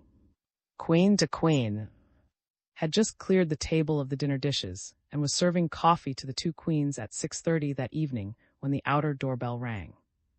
The little man-of-all-work straightened his tie, pulled down his jacket, while the inspector eyed him in twinkling amusement, and marched gravely into the foyer. He was back in a moment, bearing a silver tray upon which lay 2 calling cards. The inspector picked them up with beetling brows. "Such ceremony," he murmured. "Well's well. So Doc's bringing a visitor. Show 'em in, you imp." Marched back and returned with the chief assistant medical examiner and a tall, thin, emaciated man, entirely bald and wearing a closely clipped beard. Queen and rose. "I've been expecting to hear from you, Doc." Queen grinned, shaking hands with. "And if I'm not mistaken, here's Professor Jones himself. Welcome to our castle, Doctor." The thin man bowed. "This is my son and keeper of my conscience, Doctor," Queen added, presenting. "Doctor Jones." Doctor Jones offered a large, limp hand. "So you're the chap Queen and keep prattling about." He boomed. "Certainly happy to meet you, sir. I've been fairly itching to be introduced to New York City's Paracelsus, an eminent toxicologist," smiled. "The honor of rattling the city's skeletons is all yours." He shuddered elaborately and indicated some chairs. The four men sat down. "Join us in some coffee," urged Queen, and shouted too, whose bright eyes were visible from behind the kitchenette door. "Oh, you rascal! Coffee for four!" Grinned and disappeared, to pop out a moment later like a jack-in-the-box, bearing 4 cups of steaming coffee. Who resembled the popular conception of Mephistopheles, whipped from his pocket one of his black, dangerous-looking cigars and began to puff away furiously. "This chitter-chatter may be all right for you men of leisure," he said briskly, between puffs, "but I've been working like a beaver all day analyzing the contents of a lady's stomach, and I want to get home for some sleep." "Here's here," murmured. "I gather from your soliciting the aid of Professor Jones that you met with some obstruction in your analysis of Mr. Field's corporeal remains. Lay on, Esculapius." "I'll lay on," returned grimly. "Your right eye met with a violent obstruction. I've had some little experience, if you'll pardon the professional modesty, in examining the innards of deceased ladies, but I'll confess I never saw him in such a mess as this chap Field. Seriously, Jones will attest to the truth of that. His esophagus, for example, and the entire tracheal tract looked as if someone had taken a blowtorch and played it gently over his insides." "What was it? Couldn't have been of mercury, could it, Doc?" asked, who prided himself on a complete ignorance of the exact sciences. "Hardly," growled. "But let me tell you what happened. I analyzed for every poison on the calendar, and although this one had familiar petroleum components, I couldn't place it exactly. Yes, sir, I was stumped good and proper. And to let you in on a secret, the medical examiner himself, who thought I was pie-eyed from overwork, made a stab at it with his own fine Italian hand. The net result in his case, my boys, was 0. And the ME's not exactly a novice either when it comes to chemical analysis. So we surrendered the problem to our fountainhead of learning. Let him spout his own story." "Doctor," Jones cleared his throat forbiddingly. "Thank you, my friend, for a most dramatic introduction," he said in his deep, lumbering voice. "Yes, Inspector, the remains were turned over to me, and in all seriousness, I want to say here and now that my discovery was the most startling the toxicologist's office has made in 15 years. My, murmured Queen, taking a pinch of snuff. "I'm beginning to respect the mentality of our friend, the murderer. So many things point to the unusual lately." "And what did you find, Doctor?" "I took it for granted that, and the medical examiner had done the preliminaries very well," began Dr. Jones, crossing his bony knees. "They generally do. And so, before doing anything else, I analyzed for the obscure poisons. Obscure, that is to say, from the standpoint of the criminal user. To show you how minutely I searched, I even thought of that favorite standby of our friends the fiction writers, curare, the South American toxin which makes the grade in 4 out of 5 detective stories. But even that sadly abused member of the toxic family disappointed me." Leaned back and laughed. "If you're referring in a mildly satirical way to my profession, Dr. Jones, let me inform you that I have never used curare in any of my novels." The toxicologist's eyes twinkled. "So you're one of them too, eh? Queen, old man," he added dolorously, turning to the inspector, who was thoughtfully chewing on a piece of French pastry, "allow me to offer you my condolences. At any rate, let me explain that in the case of rare poisons we can generally come to a definite conclusion without much trouble, that is, rare poisons that are in the... Of course, there are any number of rare poisons of which we have no knowledge, whatever Eastern drugs particularly. Well, to make a long story short, I found myself faced with the unpleasant conclusion that I was up a tree." Doctor Jones chuckled in reminiscence. It wasn't a pleasant conclusion. The poison I analyzed had certain properties which were vaguely familiar, as has said, and others which didn't jibe at all. I spent most of yesterday evening mulling over my retorts and test tubes, and late last night I suddenly got the answer. And Queen sat up straight and Doctor relaxed in his chair with a sigh, reaching for a second cup of coffee. The toxicologist uncrossed his legs, his voice booming more terrifyingly than ever. The poison that killed your victim, Inspector, is known as tetraethyl-lead. To a scientist, this announcement, in Dr. Jones' profoundest tones, might have carried a dramatic quality. To the inspector, it meant less than nothing. As for it, he murmured, sounds like a mythological monster to me. Dr. Jones went on, smiling. So it hasn't impressed you much, eh? But let me tell you a little about tetraethyl-lead. It is almost colorless, to be more exact. It resembles chloroform in physical appearance. Point number 1. Point number 2, it has an odor faint, to be sure, but distinctly like that of ether. Point number 3, it is fearfully potent. So potent, but let me illustrate just what this devilishly powerful chemical substance will do to living tissue. By this time, the toxicologist had gained the entire attention of his audience. I took a healthy rabbit, of the sort we use for experiment, and painted, mind you, the tender area behind the creature's ear with an undiluted dose of the stuff. Remember, this was not an internal injection. It was merely a painting of the skin. It would have to be absorbed through the dermis before it reached the bloodstream. I watched the rabbit for an hour, and after that I didn't have to watch him anymore. He was as dead as any dead rabbit I ever saw.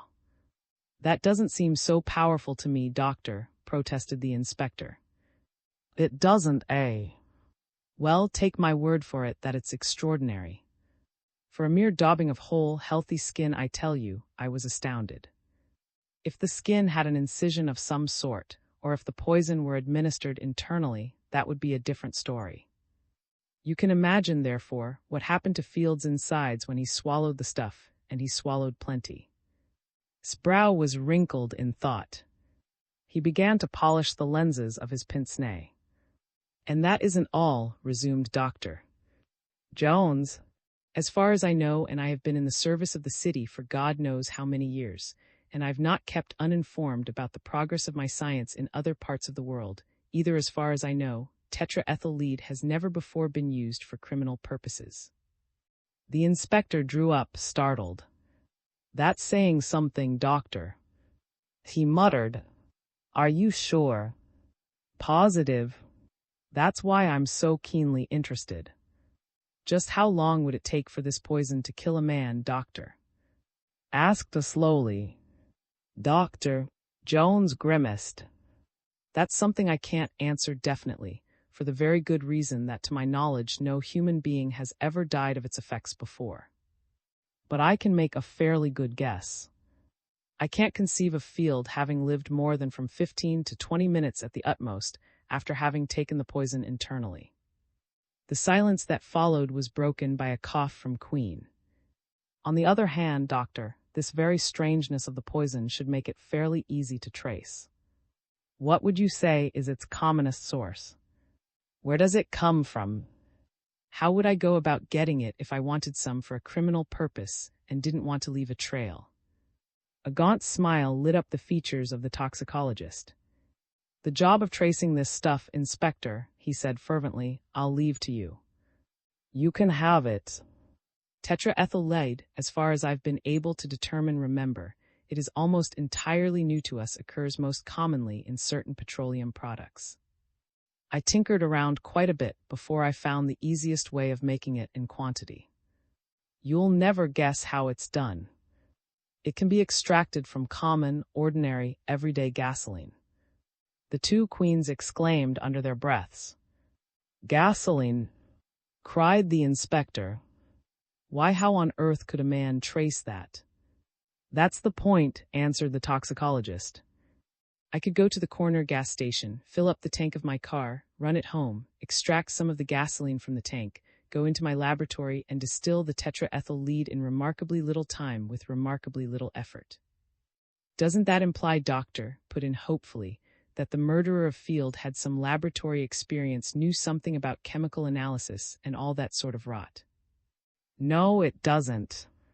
Any man with a homebrew still in his house could distill that poison without leaving a trace. The beauty of the process is that the tetraethyl lead in the gasoline has a higher boiling point than any other of the fluid's constituents. All you have to do is distill everything out up to a certain temperature, and what's left is this poison. The inspector took a pinch of snuff with trembling fingers. All I can say is I take my hat off to the murderer, he muttered. Tell me, Doctor, wouldn't a man have to know quite a bit about toxicology to possess such knowledge? How could he ever know this without some special interest and therefore training in the subject? Doctor, Jones snorted. Inspector, I'm surprised at you. Your question is already answered. How? What do you mean? Haven't I just told you how to do it? And if you heard about the poison from a toxicologist, couldn't you make some provided you had the still? You would require no knowledge except the boiling point of tetraethyl lead. Get along with you, Queen. You haven't a chance in the world of tracing the murderer through the poison. In all probability, he overheard a conversation between two toxicologists, or even between two medical men who had heard about the stuff. The rest was easy. I'm not saying this is so. The man might be a chemist at that. But I'm concerned only in giving you the possibilities. I suppose it was administered in whiskey, Doctor? Asked Queen abstractedly. No doubt about it, returned the toxicologist. The stomach showed a large whiskey content. Certainly, it would be an easy way for the murderer to slip it over on his victim. With the whiskey you get nowadays, most of it smells etherized anyway. And besides, Field probably had it down before he realized anything was wrong if he did at all. Wouldn't he taste the stuff? Asked wearily. I've never tasted it, young man, so I can't say definitely, answered Doctor Jones a trifle tartly. But I doubt whether he would sufficiently to alarm him, at any rate. Once he had it down, it wouldn't make any difference. Queen turned to, whose cigar had gone out. He had fallen into a hearty doze. Say, Doc. Opened his eyes sleepily. Where are my slippers? I can't ever seem to find my slippers, damn it. Despite the tension of the moment, there was a spontaneous roar of amusement at the expense of the assistant medical examiner. When he had come to with sufficient thoroughness to understand what he had said, he joined the chuckling group and said, Just goes to prove that I'd better be going home, Queen. What did you want to know? Tell me, said Queen, still shaking, what did you get from your analysis of the whiskey? Oh, sobered instantly. The whiskey in the flask was as fine as any I've ever tested, and I've been doing nothing but testing booze for years now. It was the poison in the liquor on his breath that made me think at first that Field had drunk rotten booze. The Scotch and rye that you sent me in bottles from Field's apartment were also of the very highest quality. Probably the flask's contents came from the same place as the bottled stuff. In fact, I should say that both samples were imported goods. I haven't come across domestic liquor of that ever since the war, that is, except for the pre-war stuff that was stored away, and I suppose communicated my report to you that the ginger ale is okay. Queen nodded. Well, that seems to settle it, he said heavily. It looks as if we're up against a blank wall on this tetraethyl lead business.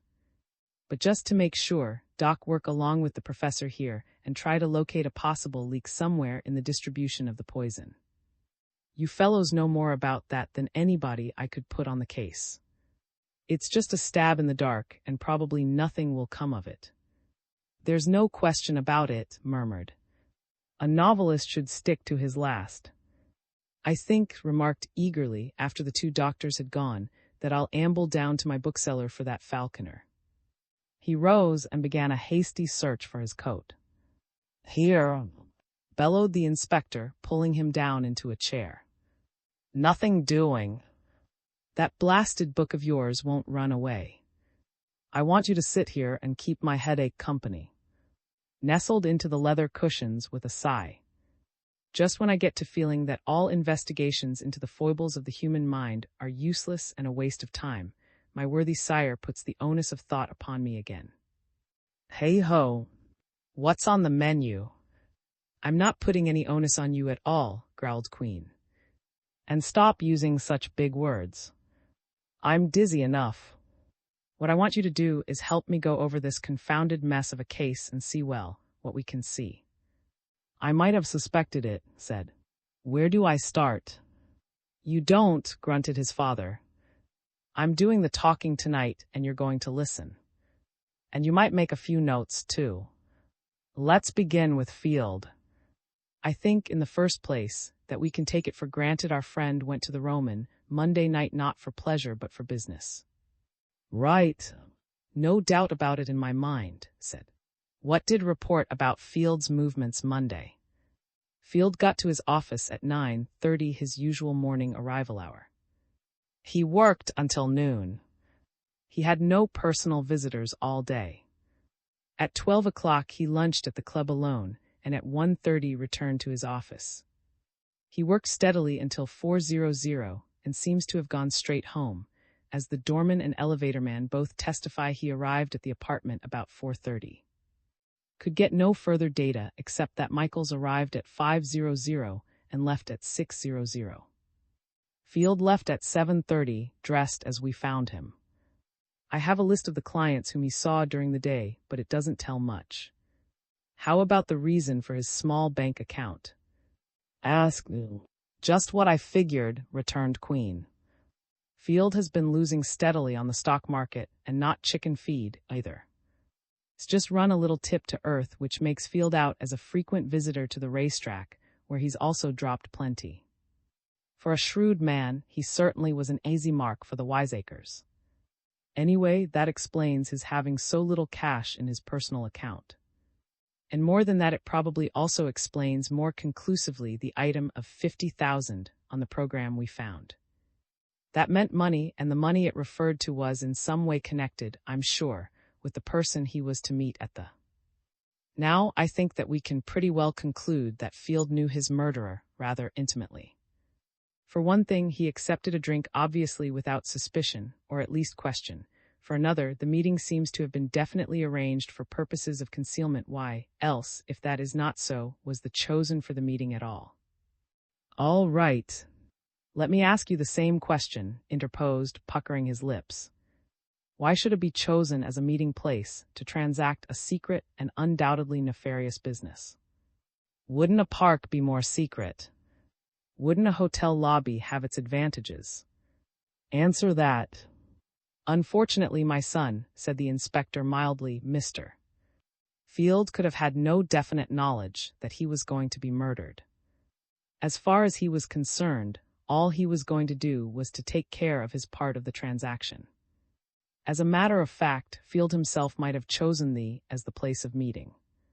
Perhaps he wanted to establish an alibi for something.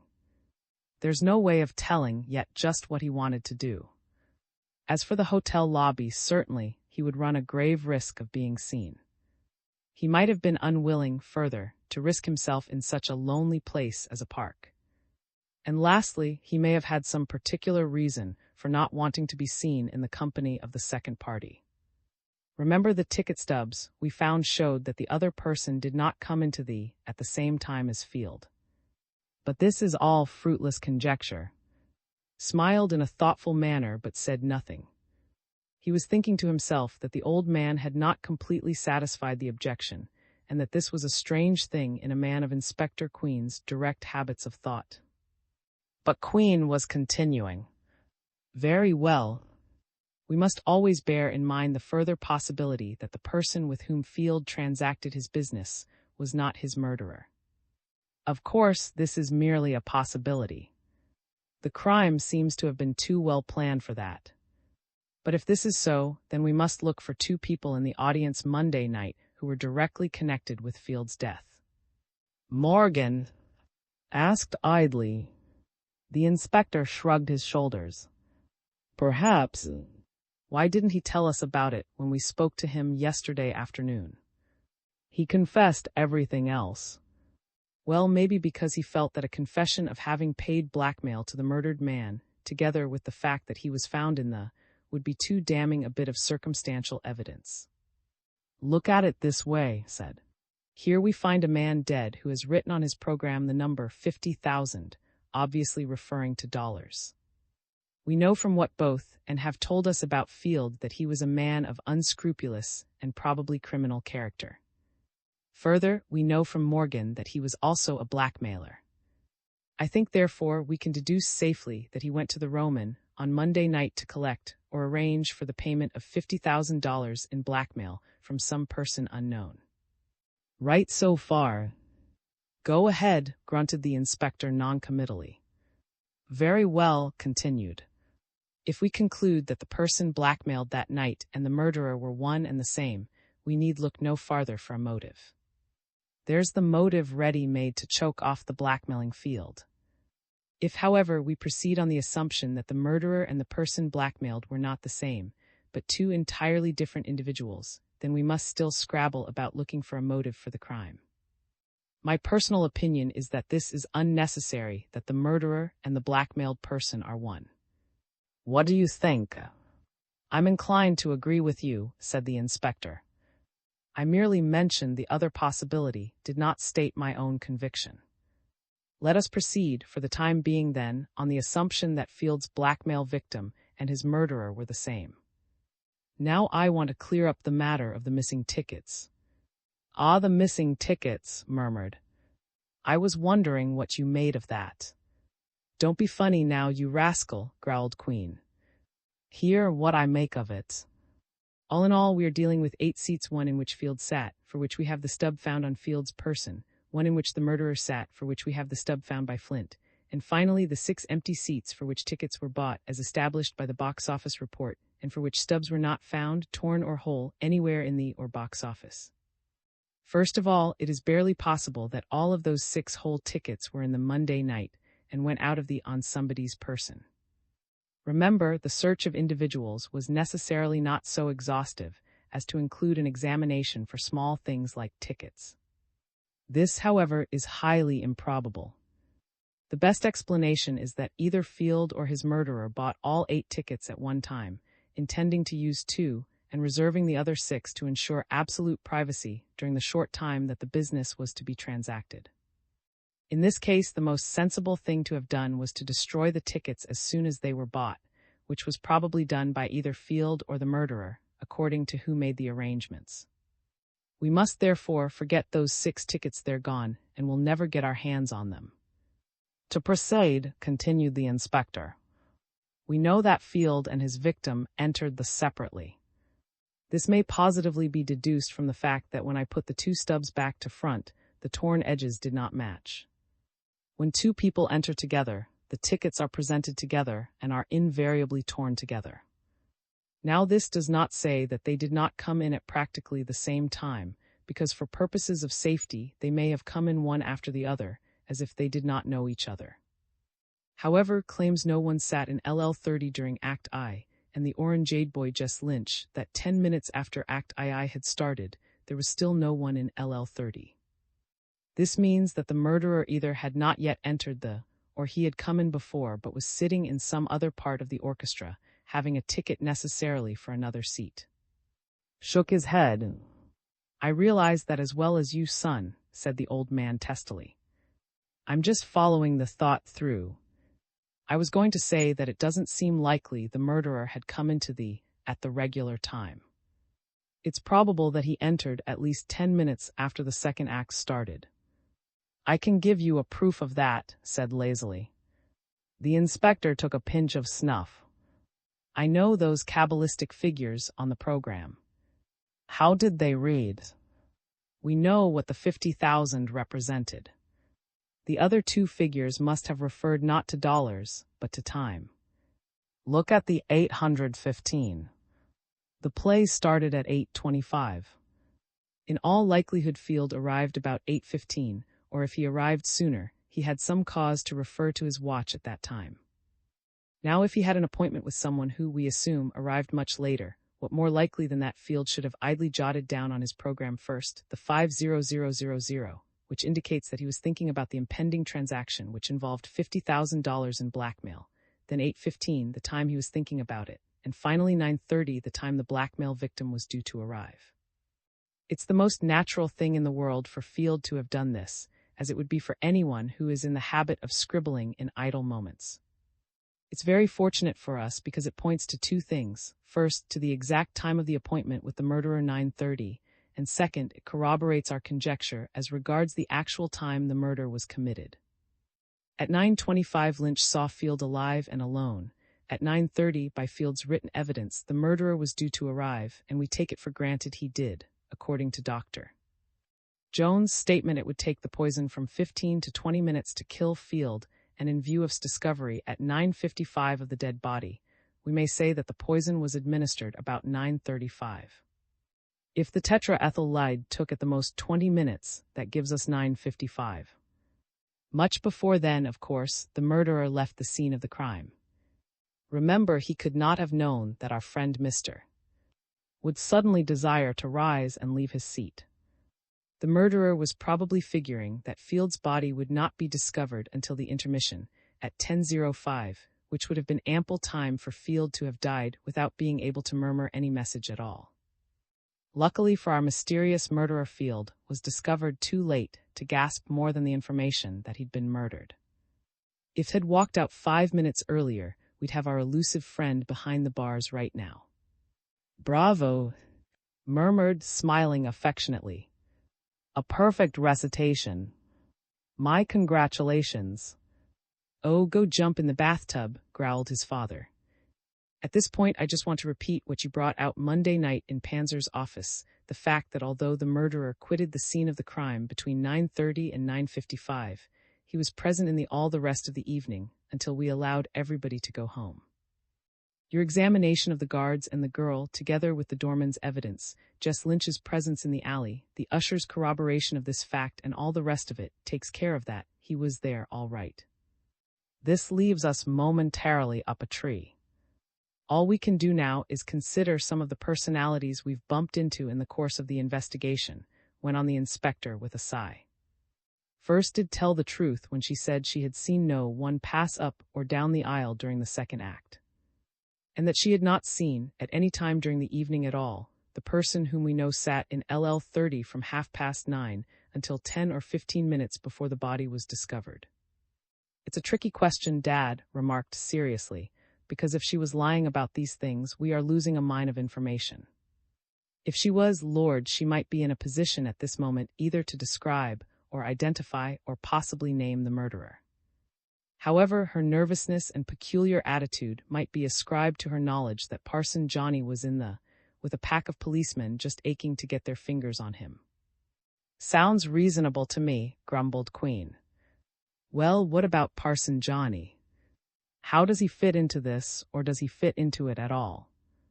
We must always remember that, according to Morgan's statement, was actively associated with Field. Field had been his lawyer, and perhaps had even bought the parson's services for this shady business, is nosing around about. If the parson was not there by accident, was he there through Field or through, as she and he both say? "I think, my son," he added with a fierce tug at his mustache, "that I'm going to give Parson Johnny a taste of the lash it won't hurt his thick hide. And that snippy little chit won't do any harm to scare the wits out of her either." He took an enormous pinch of snuff, sneezing to the tune of sympathetic chuckles. "And dear old Benjamin Morgan," continued the inspector, "was he telling the truth about the anonymous letter which so conveniently gave him a mysterious source for his ticket? And that most interesting lady, Mrs. Ah, the ladies, bless 'em. They always muddle a man's logic so. What did she say that she came to Field's apartment at 9:30? Is her alibi perfectly sound?" Of course, the doorman at the apartment house confirmed her statement. But it's easy to fix, doorman. Does she know more than she has indicated about Field's business, particularly his private business? Was she lying when she said that Field told her he would be back at 10 o'clock? Remember, we know that Field had an appointment in the Roman beginning at 9:30. Did he really expect to keep it and be back at his rooms by 10 o'clock? By cab, it would be a 15 or 20-minute drive through traffic, which would leave only 10 minutes for the transaction possible, of course. Couldn't do it much sooner by subway, either. We mustn't forget, too, that this woman was not in the at any time during the evening. You'll have your hands full with that fair flower of Eve, remarked. It's so beautifully evident that she's keeping back a story of some sort. Did you notice that brazen defiance? Wasn't mere bravado. She knows something, Dad. I would certainly keep my eye on her. Sooner or later, she'll give herself away. We'll take care of her, said Queen abstractedly. Now how about Michael's? He has no supported alibi for Monday evening.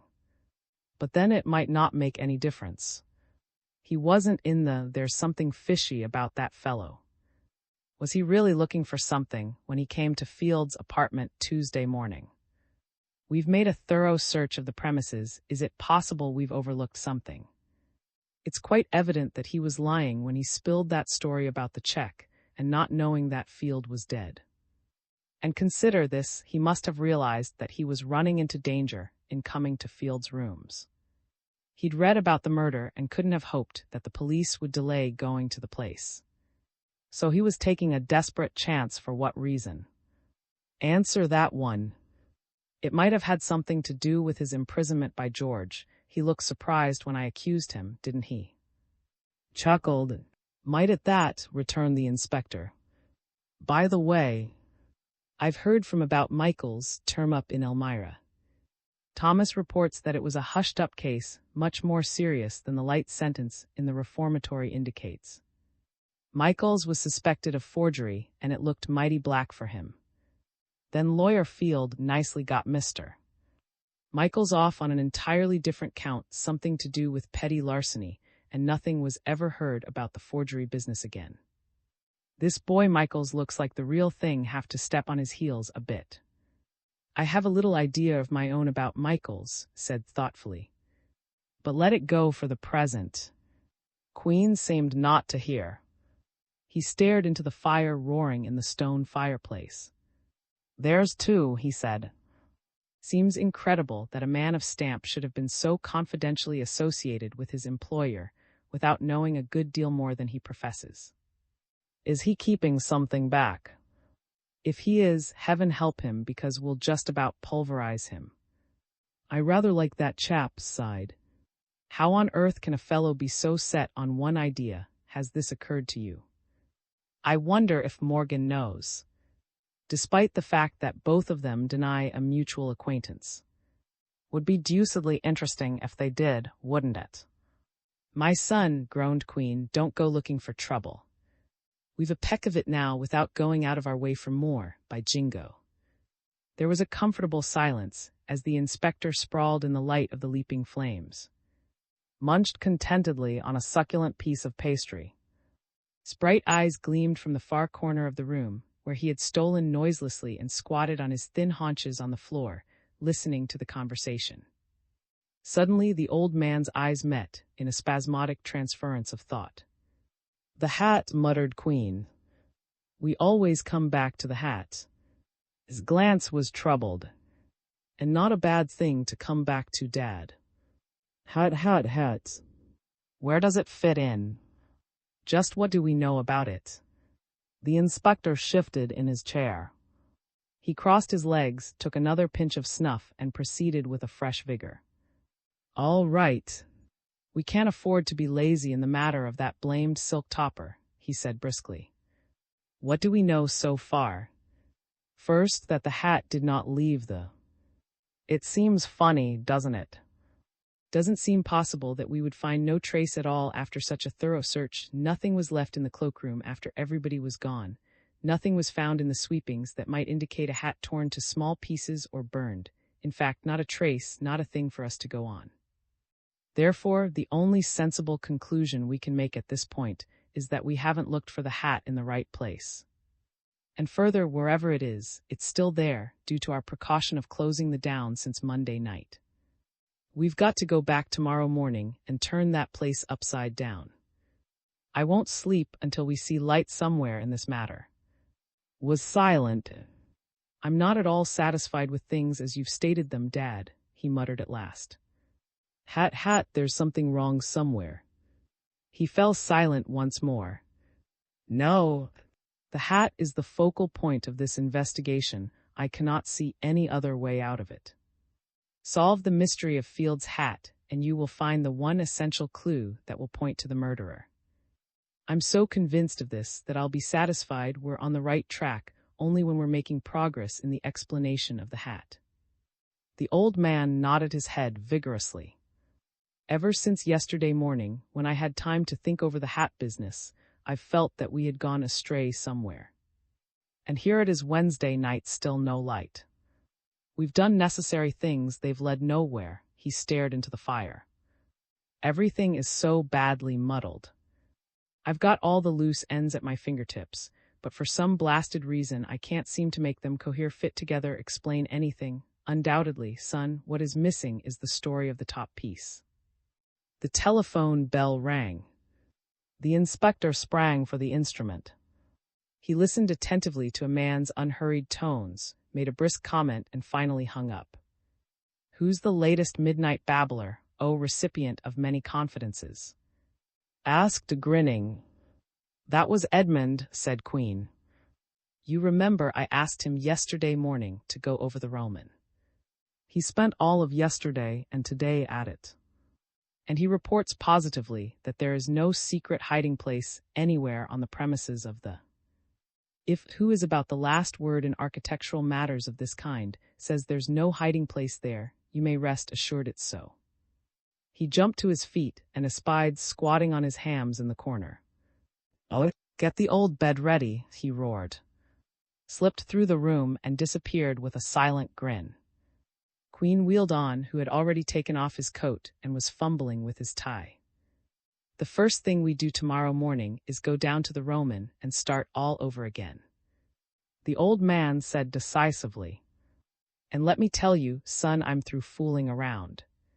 Better watch out.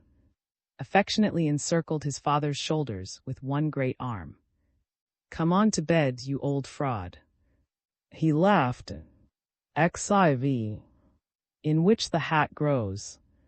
On Thursday, September 27th, the third morning after the events of the crime in the Roman, Inspector Queen and rose at an early hour and dressed hastily. They repaired to a makeshift breakfast under the protesting eye of, who had been pulled bodily from his bed and thrust into the sober habiliments which he affected as of the Queen. While they were munching at pancakes, the old man asked to get Louis Panzer on the telephone. In a few moments, the inspector was speaking genially into the mouthpiece. Good morning, Panzer. Please forgive me for hauling you out of bed at this ungodly time of the morning.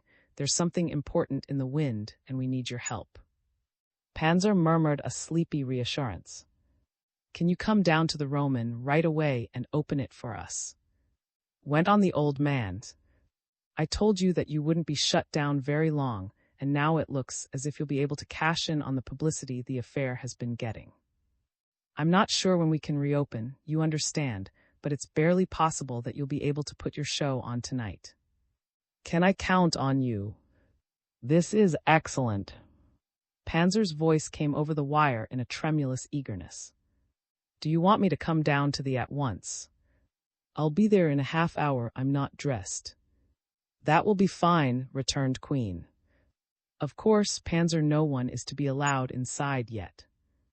Wait for us on the sidewalk before you use your keys, and don't notify anyone either. We'll talk it all over at just a moment. He clamped the mouthpiece against his chest and looked up inquiringly at, who was gesturing frantically. Formed his lips around the syllables of a name, and the old man nodded approvingly. He spoke into the telephone again. There's one other thing you can do for me at present, Panzer, he continued. Can you get hold of that nice old lady, Mrs. Phillips? I'd like to have her meet us at the as soon as she can. Certainly, Inspector. If it's at all possible, said Panzer. Queen replaced the receiver on its hook. Well, that's that, he remarked, rubbing his hands together and delving into his pocket for the snuff box. H.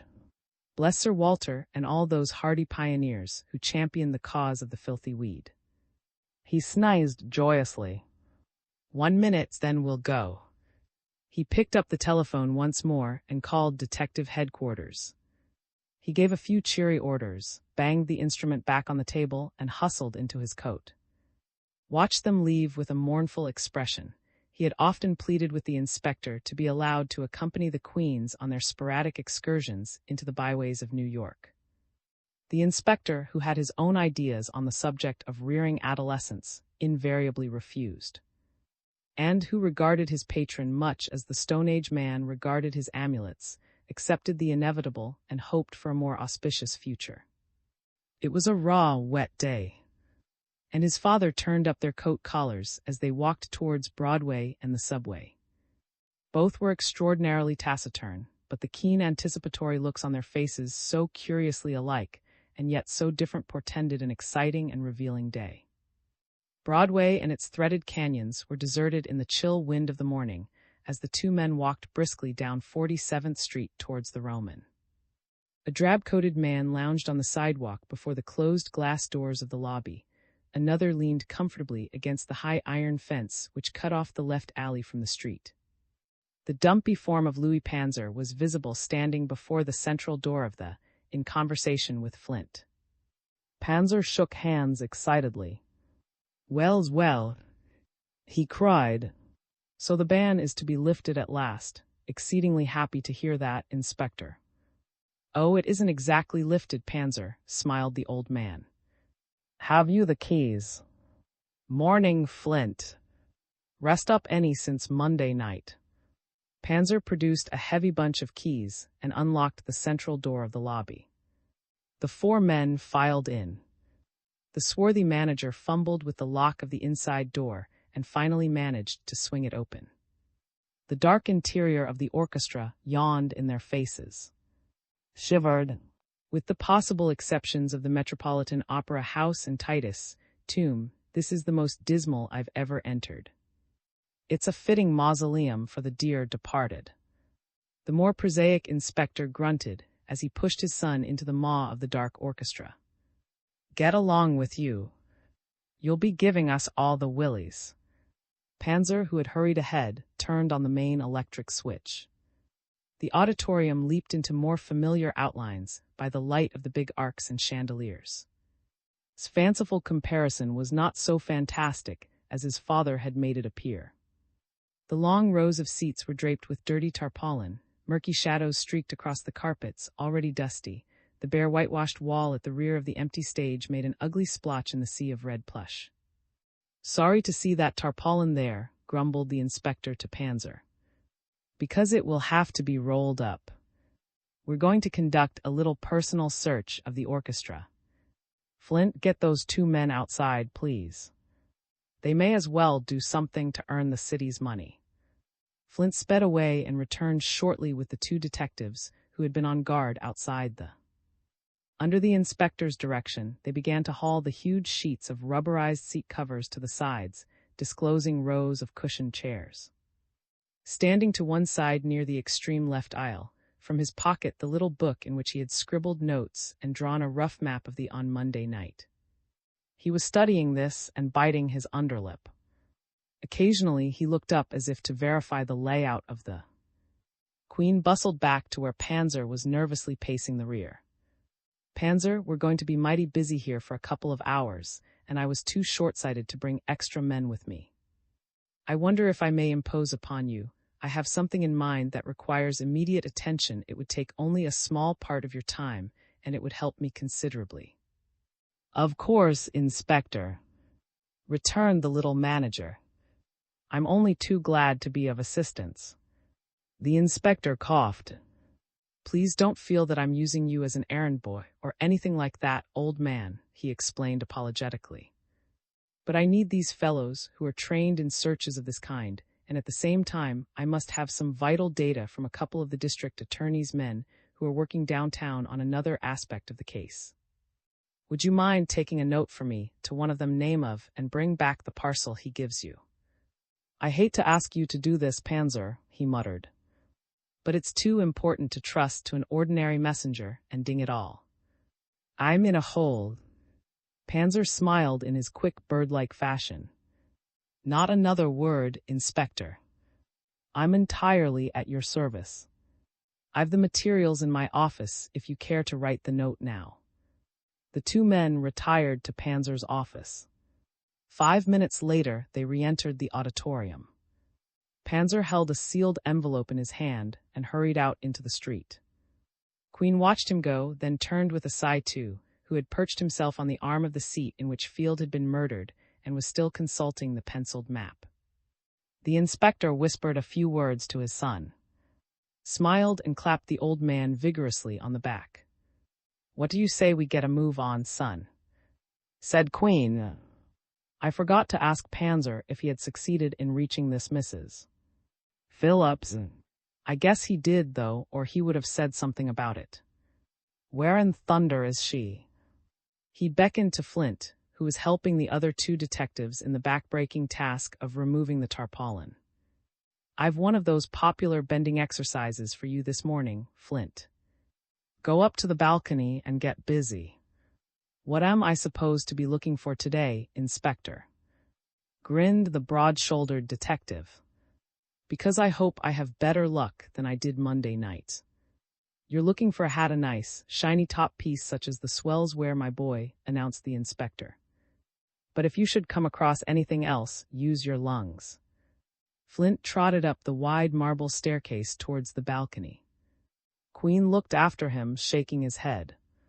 I'm afraid the poor lad is doomed to another disappointment, he remarked to. But I must make absolutely certain that there's nothing up there, and that the usher Miller who was guarding the balcony staircase Monday night was telling the truth. Come along, lazy bones. Shed his topcoat reluctantly and tucked the little book away in his pocket. The inspector wriggled out of his ulster and preceded his son down the aisle. Working side by side, they began to search the orchestra pit at the extreme end of the auditorium. Finding nothing there, they clambered out into the orchestra again, and, taking the right side and his father the left, began a slow, methodical combing of the premises. They lifted the seats, probed experimentally into the plush cushions with long needles which the inspector had produced mysteriously from his breast pocket, and kneeled to examine every inch of the carpet by the light of electric torches. The two detectives who had by now completed the task of rolling up the tarpaulin began, on the inspector's brief command, to work through the boxes, a man to each side of the. For a long time the four men proceeded in silence, unbroken except for the somewhat labored breathing of Inspector Queen. Was working swiftly and efficiently, the old man more slowly. As they met near the center after completing the search of a row, they would regard each other significantly, shake their heads, and continue afresh. About 20 minutes after Panzer's departure, the inspector, and absorbed in their examination, were startled by the ringing of a telephone bell. In the silence of the clear trill of the bell rang out with astonishing sharpness. Father and son looked at each other blankly for an instant, then the old man laughed and plodded up the aisle in the direction of Panzer's office. He returned shortly, smiling. It was Panzer, he announced. Got down to Field's office and found the place closed. No wonder it's only 9:15. But I told him to wait there until comes. It can't be long now. Laughed and they set to work again. 15 minutes later, when the two men were almost finished, the front door opened, and a small, elderly woman dressed in black stood blinking in the brilliant arc lights. The inspector sprang forward to meet her. You're Mrs. Phillips, aren't you? He cried warmly. It's mighty nice of you to come so soon, madam. I think you know Mr. Queen here. Came forward, smiling one of his rare smiles and bowing with genuine gallantry. Mrs. Phillips was representative of a lovable old womanhood. She was short and of motherly proportions. Her gleaming white hair and air of kindliness endeared her immediately to Inspector Queen, who had a sentimental weakness for middle-aged ladies of presence. I certainly do know Mr. Queen, she said, extending her hand. He was very nice to an old woman Monday night, and I was so afraid you'd have to wait for me, sir. She said softly, turning to the inspector. Mr. Panzer sent a messenger for me. This morning I haven't a telephone, you see. There was a time when I was on the stage. I came just as soon as I could. The inspector beamed. For a lady it was remarkably prompt, Mrs. Phillips. My father kissed the Blarney Stone several centuries ago, Mrs. Phillips said gravely. Don't believe a word. I suppose it will be, if I leave you to tackle the rest of the orchestra, Dad. I'd like to have a little chat with Mrs. Phillips. Do you think you're physically able to complete the job alone? Physically able? Snorted the inspector. You plump right down that aisle and go about your business, son. I should appreciate your giving Mr. Queen all the help you can, Mrs. Phillips. The white-haired lady smiled and, taking her arm, led her off in the direction of the stage. Inspector Queen, looking after them wistfully, shrugged his shoulders after a moment and turned back to resume the search. A short time later, when he chanced to straighten up, he espied and Mrs. Phillips seated on the stage conversing earnestly, like two players rehearsing their roles. Queen proceeded slowly up and down the rows, weaving in and out among the empty seats, shaking his head dolefully as he approached the last few rows still empty-handed. When he looked up again, the two chairs on the stage held no occupants. And the old lady had disappeared. Queen came at last to LL32, left the seat in which Monty Field had died. He made a painstaking examination of the cushions, a light of resignation in his eyes. Muttering to himself, he walked slowly across the carpet at the rear of and entered Panzer's office. A few moments later he reappeared, only to make his way to the cubicle, which was used as an office by the publicity man, Harry. He was in this compartment for some time. He came out and visited the cashier's offices. Shutting the door behind him when he had finished, he wended his way down the steps on the right of the leading to the general lounge, on the floor below the orchestra. Here he took his time, delving into every corner, every niche in the wall, every waste container, all of which he found to be empty. He speculatively eyed the large bin standing directly under the water fountain. He peered into this receptacle and pottered away, finding nothing. Thereupon, with a sigh, he opened the door on which was gilt-lettered, "Ladies' Rest Room," and went inside. A few moments later, he reappeared to push his way through the swinging doors marked.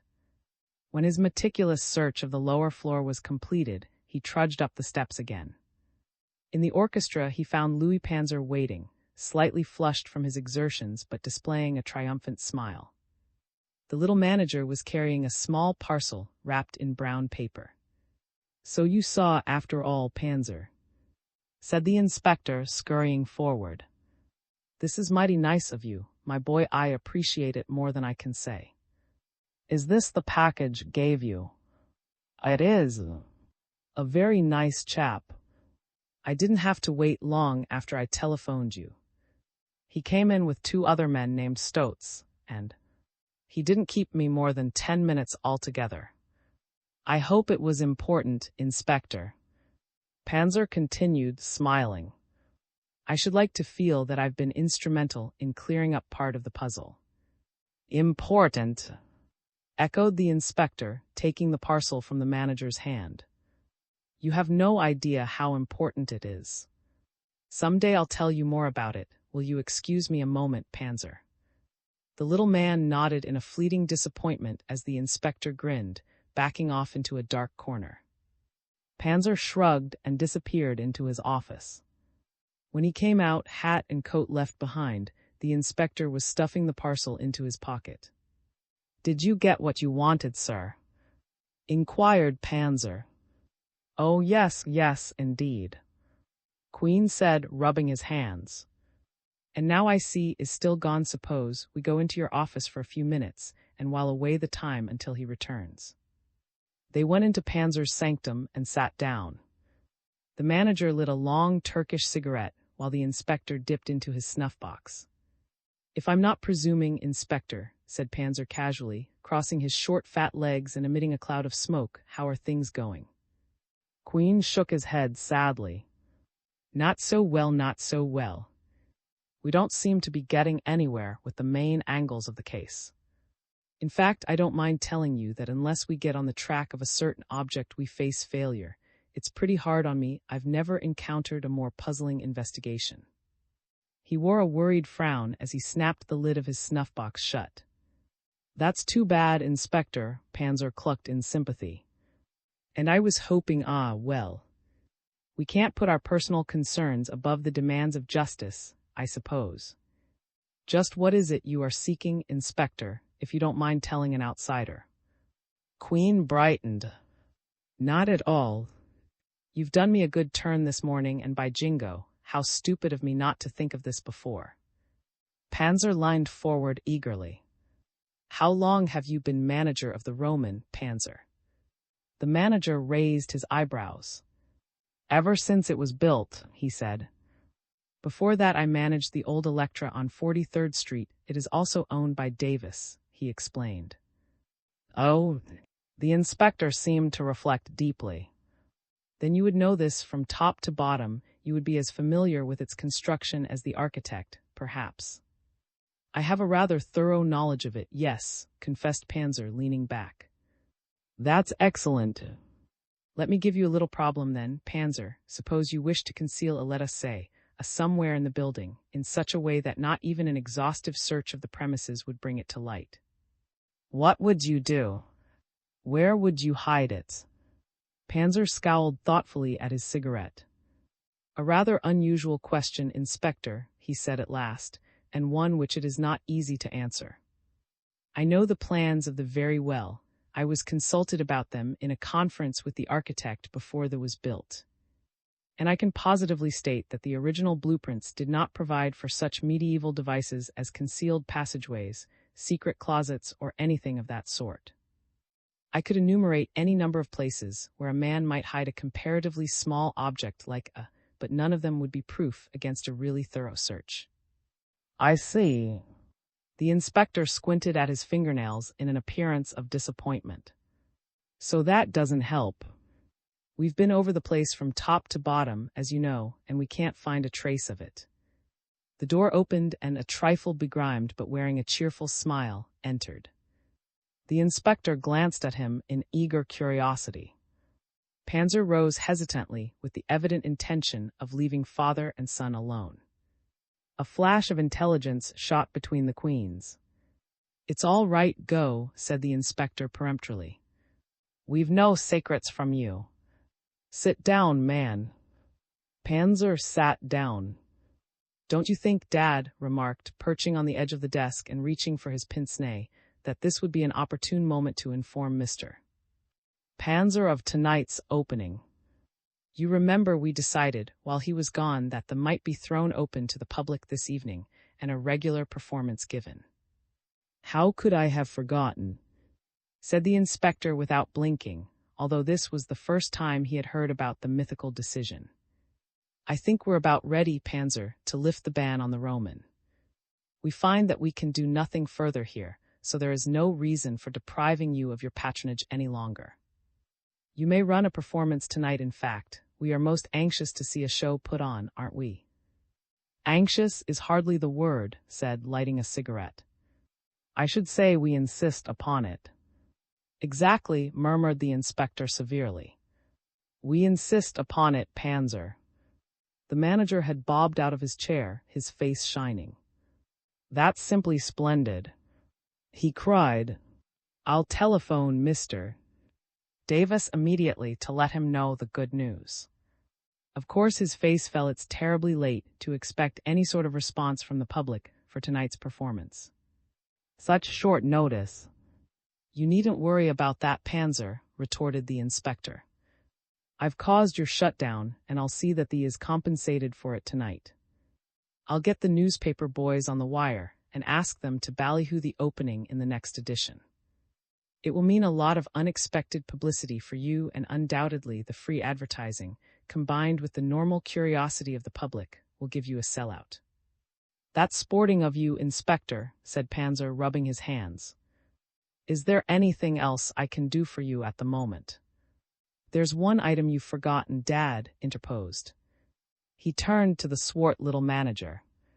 "Will you see that LL32 and LL30 left are not sold tonight? The inspector and I would enjoy seeing this evening's performance. We've not really had that pleasure yet, you know. And naturally we wish to preserve a stately incognito." Panzer disliked the adulation of the crowd and that sort of thing. "You'll keep it under cover, of course." "Anything you say, Mr. Queen." "I'll instruct the cashier to put aside those tickets," returned Panzer pleasantly. "And now, Inspector, you said you would telephone the press, I believe." "Certainly."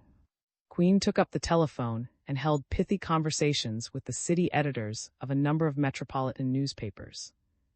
When he had finished, Panzer bade them a hurried goodbye to get busy with the telephone. Inspector Queen and his son strolled out into the orchestra, where they found Flint and the two detectives who had been examining the boxes awaiting them. "You men hang around on general principles," ordered the inspector. "Be particularly careful this afternoon, any of you find anything." Flint scowled. "I ought to be digging clams in Canarsie," he said with a disgruntled air. "I fell down on the job Monday night, Inspector, and I'm blamed if I could find a thing for you today. That place upstairs is swept as clean as a hound's tooth. Guess I ought to go back to pounding a beat." Queen slapped the big detective on the shoulder. "What's the matter with you? Don't be acting like a baby, lad. How on earth could you find anything when there wasn't anything to find? You fellows get something," he demanded, swinging on the other two men. They shook their heads in a gloomy negation. A moment later the inspector and climbed into a passing taxicab and settled back for the short drive to headquarters. The old man carefully closed the glass sliding window, separating the driver's seat from the interior of the car. "Now, my son," he said grimly, turning on, who was puffing dreamily at a cigarette, "please explain to your old daddy that hocus-pocus in Panzer's office." His lips tightened. He stared out of the window before replying. "Let me start this way," he said. "You have found nothing in your search today. Nor have your men. And although I scouted about myself, I was just as unsuccessful.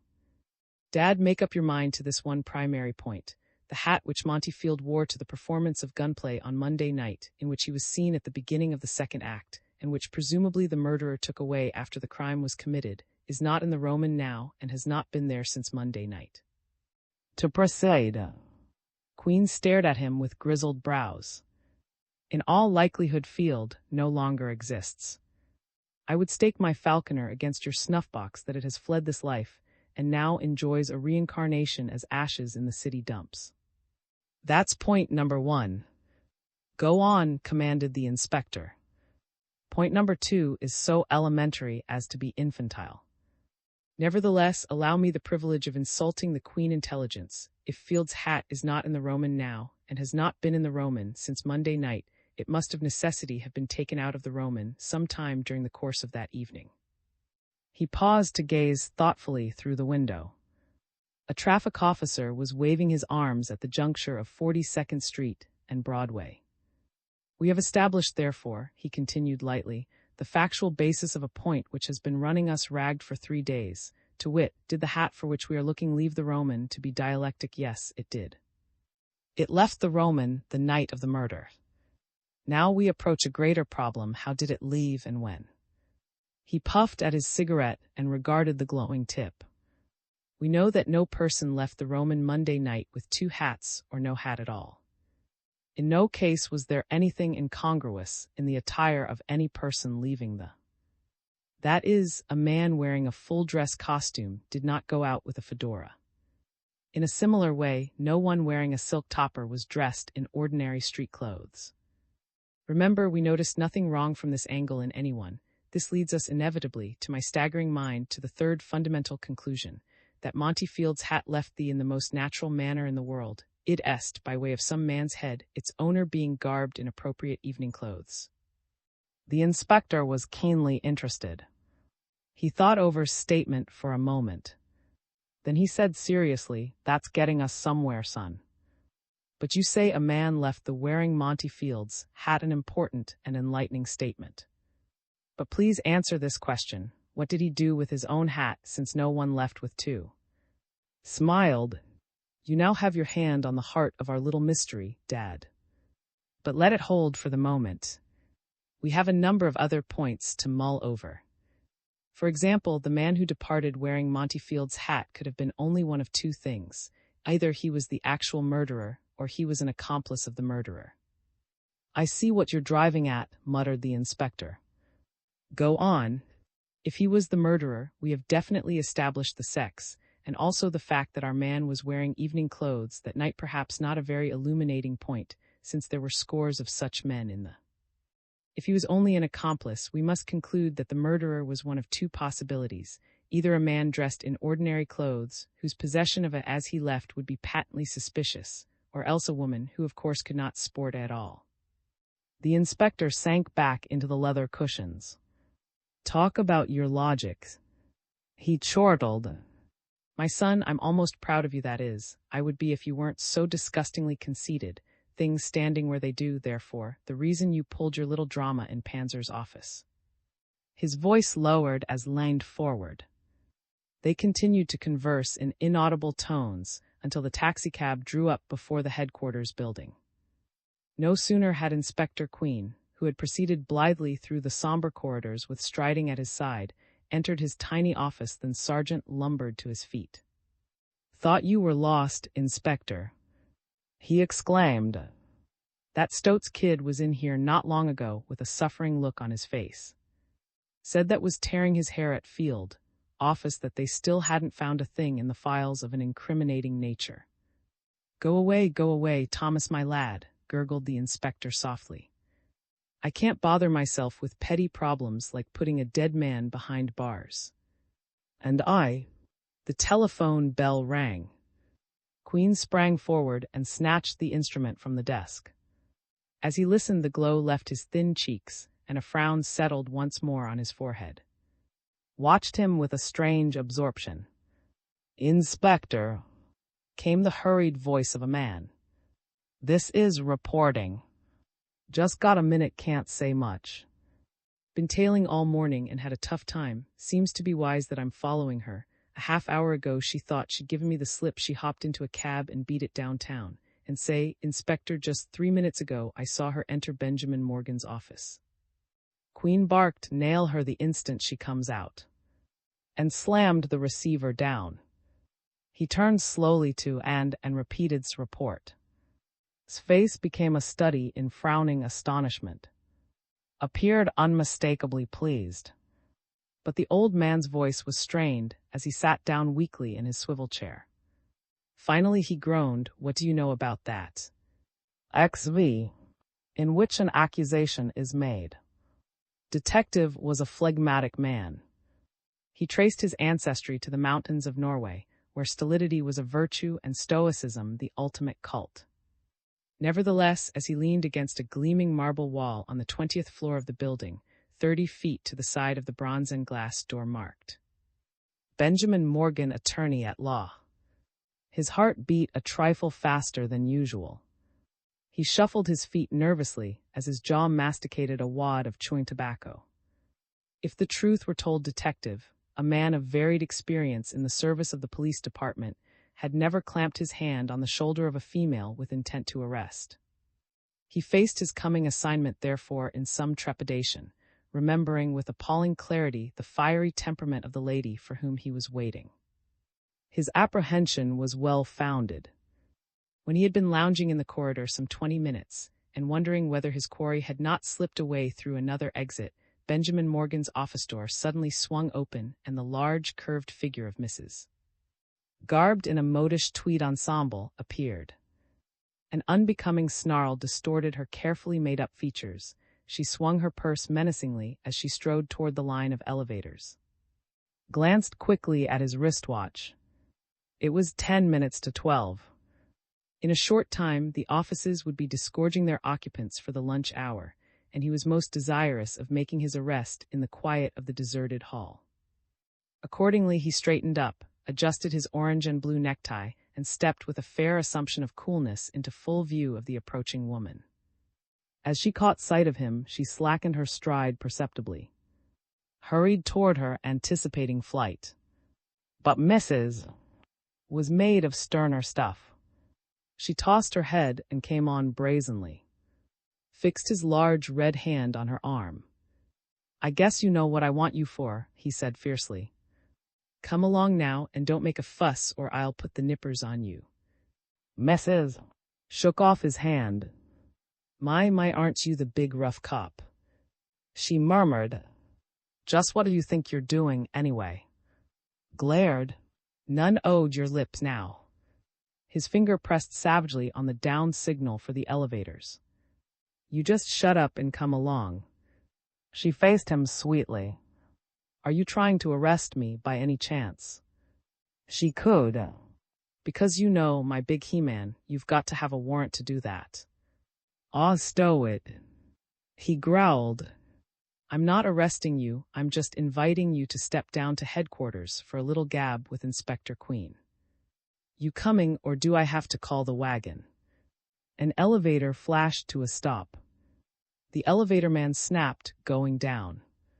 The woman glanced with momentary uncertainty at the car, peered slyly at and finally stepped into the elevator, the detective's hand firmly clasped on her elbow. They descended in silence under the curious scrutiny of several passengers. Uneasy but determined, sensing somehow a storm brewing in the breast of the woman who strode so calmly by his side, was taking no chances. He did not relax his grasp until they sat side by side in a taxicab, bound for headquarters. Mrs. His face had gone pasty under her rouge, despite the bold smile curving her lips. She turned suddenly to face her captor, leaning close to his rigidly official body. "Mr. Cop darling," she whispered, "do you think you could use $100 bill?" Her hand fumbled suggestively in her purse. "Lost his temper. Bribery's he sneered. "We'll have to chalk that one up for the inspector." The woman's smile faded. For the rest of the journey, she sat looking fixedly at the back of the driver's neck. It was only when she was being marched, like a soldier on parade, down the dark corridors of the big police structure that her poise returned. And when held open the door of Inspector Queen's office, she passed inside with an airy tilt to her head and a pleasant smile that would have deceived a police matron. Inspector Queen's office was a cheery affair of sunlight and color. At the moment it resembled His long legs were stretched comfortably across the thick carpet, his eyes pleasantly absorbed in the contents of a small, cheaply bound book entitled The Complete Guide to Handwriting Analysis. The smoke of a cigarette curled from his slack fingers. Sargent was sitting stolidly in a chair against the far wall, engrossed in a contemplation of Inspector Queen's snuff-box, which was held lovingly between the thumb and forefinger of the old police official himself. Queen was seated in his comfortable armchair, smiling in hazy introspection at some secret thought. "Oh, Mrs. Come in," exclaimed the inspector, bouncing to his feet. "Thomas, a chair for Mrs. If you please." The sergeant silently placed one of the bare wooden chairs by the side of the inspector's desk and as silently retreated to his corner. Had not even glanced in the woman's direction. He read on, the same pleasantly abstracted smile on his lips. The old man was bowing with hospitable courtesy to Mrs. She looked about at the peaceful scene with bewilderment. She had been prepared for severity, harshness, brutality. The domestic atmosphere of the little office took her completely by surprise. Nevertheless, she seated herself, and the instant of hesitation gone, she exhibited the same agreeable smile, the same ladylike demeanor that she had practiced so successfully in the corridors. Was standing inside the doorway, glaring with offended dignity at the profile of the seated woman. "She tried to slip me a century note," he said indignantly. "Tried to bribe me, Chief." Queen's eyebrows instantly rose in shocked surprise. "My dear Mrs. he exclaimed in a sorrowful voice. You really didn't intend to make this excellent officer forget his duty to the city, did you? But of course not. How stupid of me. Certainly you must be mistaken, my dear fellow. $100, he shook his head dolefully, sinking back into the leather swivel chair. Mrs. smiled. Isn't it queer how these cops get the wrong impression? She asked in a lovely voice. I assure you, Inspector, I was just having a little fun with him. Exactly, said the inspector, smiling again, as if this statement restored his faith in human nature. That'll be all. The detective, who was staring open-mouthed from his superior to the smiling woman, recovered in time to intercept a wink which passed from to Queen across the woman's head. He went out quickly, muttering to himself. Now, Mrs. began the inspector in a businesslike tone, what can we do for you today? She stared at him. Why, I thought you wanted to see me, her lips tightened. Cut the comedy, Inspector, she said shortly. I'm not paying any social calls on my own hook to this place, and you know it. What did you pinch me for? The inspector spread his sensitive fingers deprecatingly, his mouth pursed in protest. But my dear lady, he said, certainly you have something to tell me. Because if you are here, and we cannot evade that evident fact, you are here for a reason. Granted that you did not come exactly of your own free will, still you were brought here because you have something to say to me. Don't you say? Mrs. stared fixedly into his eyes. What the hey, look here, Inspector Queen, what are you driving at? What do you think I've got to tell you? I answered everything you asked me Tuesday morning. Well, the old man frowned. Let us say that you did not answer every question Tuesday morning with absolute veracity. For example, do you know Benjamin Morgan? She did not flinch. All right. You take the cake on that one. Your bloodhound caught me coming out of Morgan's office, what of it? She deliberately opened her purse and began to dab powder on her nose. As she did so, she glanced slyly from the corner of her eye. He was still engrossed in his book, oblivious to her presence. She turned back to the inspector with a toss of the head. Queen was looking at her sadly. My dear Mrs. You're not being fair to a poor old man. I wanted merely to point out that you had, shall I say, lied to me the last time I spoke to you. Now that's a very dangerous procedure with police inspectors, my dear, very dangerous. Listen here, the woman said suddenly.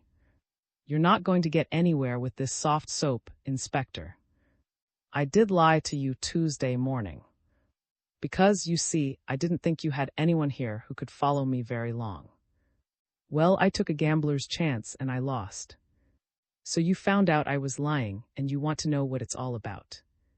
I'll tell you, and then maybe again Oh ho!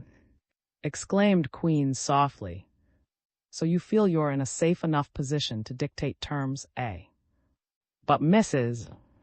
Believe me, you're putting your very charming neck into a noose. Oh yeah. The mask was fairly off now. The woman's face was stripped to its essential character of intrigue. You got nothing on me, and you know it damn well. All right, I did lie to you. What are you going to do about it? I'm admitting it now. And I'll even tell you what I was doing in that Guy Morgan's office, if that'll help you any. That's the kind of a square shooter I am, Mr. Inspector. My dear Mrs. Returned the inspector in a pained voice, a little puffed smile in his cheeks. We know already what you were doing in Mr. Morgan's office this morning, so you won't be conferring such a great favor on us after all. I'm really surprised that you should be willing to incriminate yourself to that extent, Mrs. Blackmail is a mighty serious offense.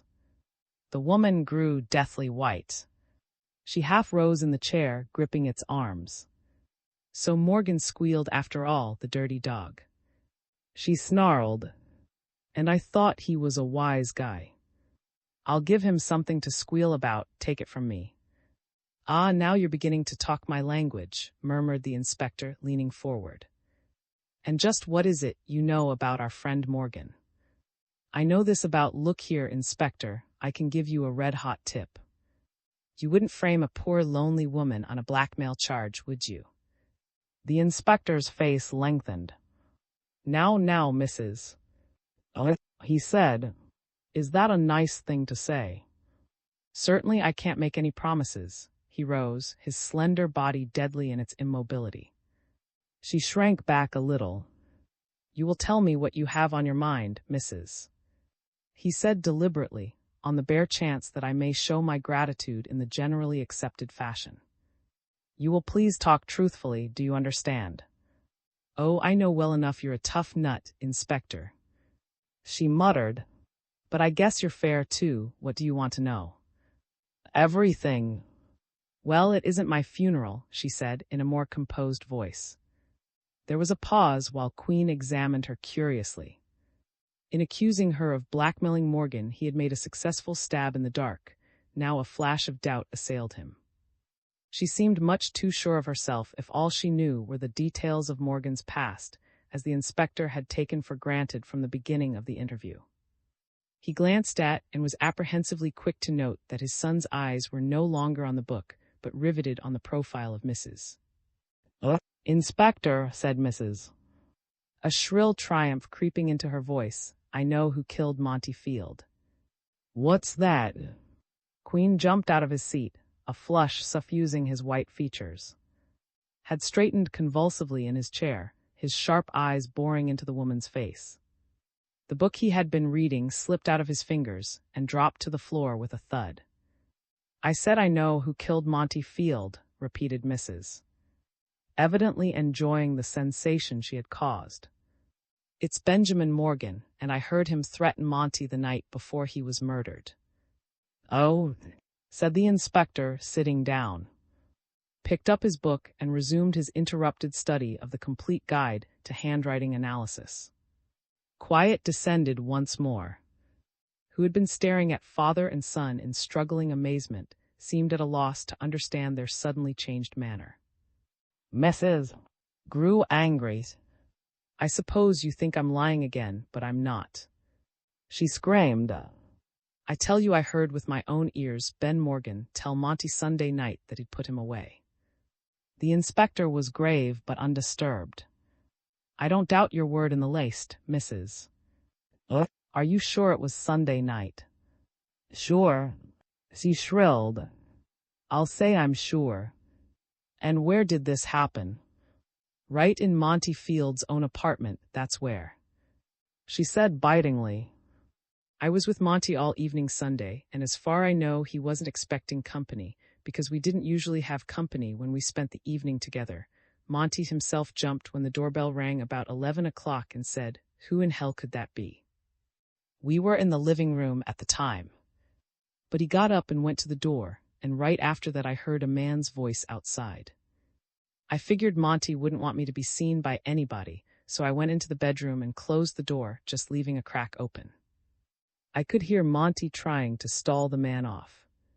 Anyway, they finally came into the living room. Through the crack in the door, I saw it was this fellow Morgan. I didn't know who he was at the time, but later on I got it during the talk they had. And afterward Monty told me. She stopped. The inspector listened imperturbably and was paying not the slightest attention to her words. She went on desperately.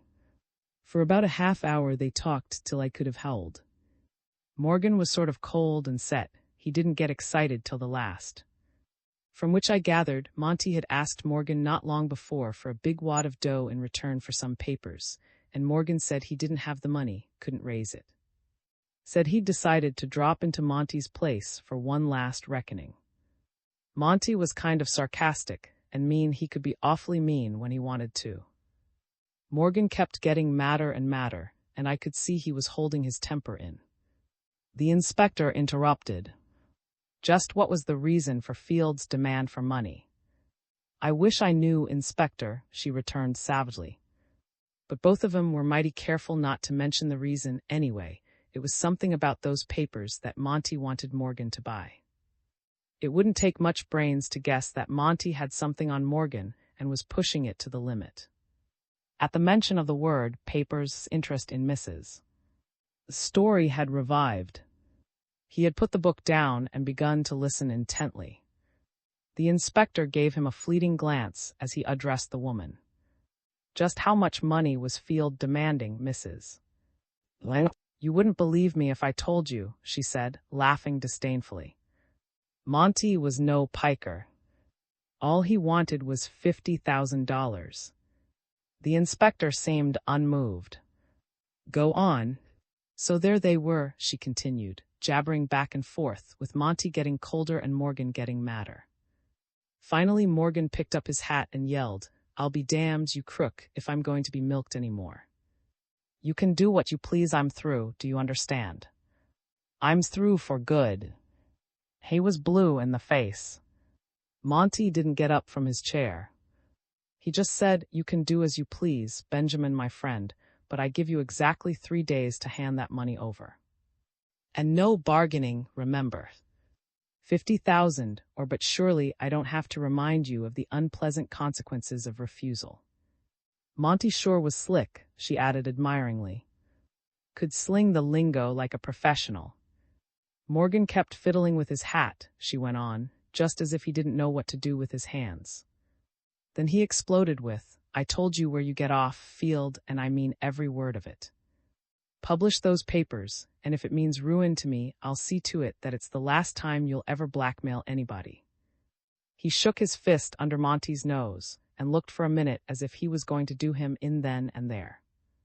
Then all of a sudden he quieted down and without saying another word walked himself out of the apartment. And that's the story, Mrs. Isn't it enough? She flared. What are you trying to do, protect that murdering coward? But it isn't all. After Morgan left, Monty said to me, did you hear why my friend said? I made believe I didn't, but Monty was wise. He took me on his lap and said playfully, he'll regret it, Angel. He always called me Angel, she added coyly. I see, the inspector mused. And just what did Mr. Morgan say that you took for a threat against Field's life? She stared at him incredulously.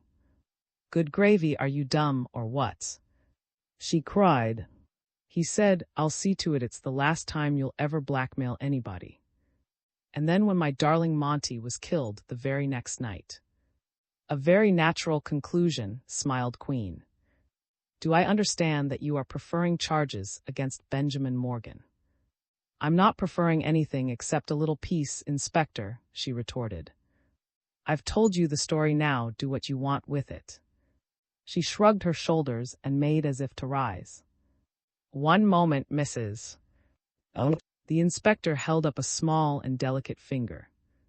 You referred in your story to some papers that Field was holding over Morgan's head.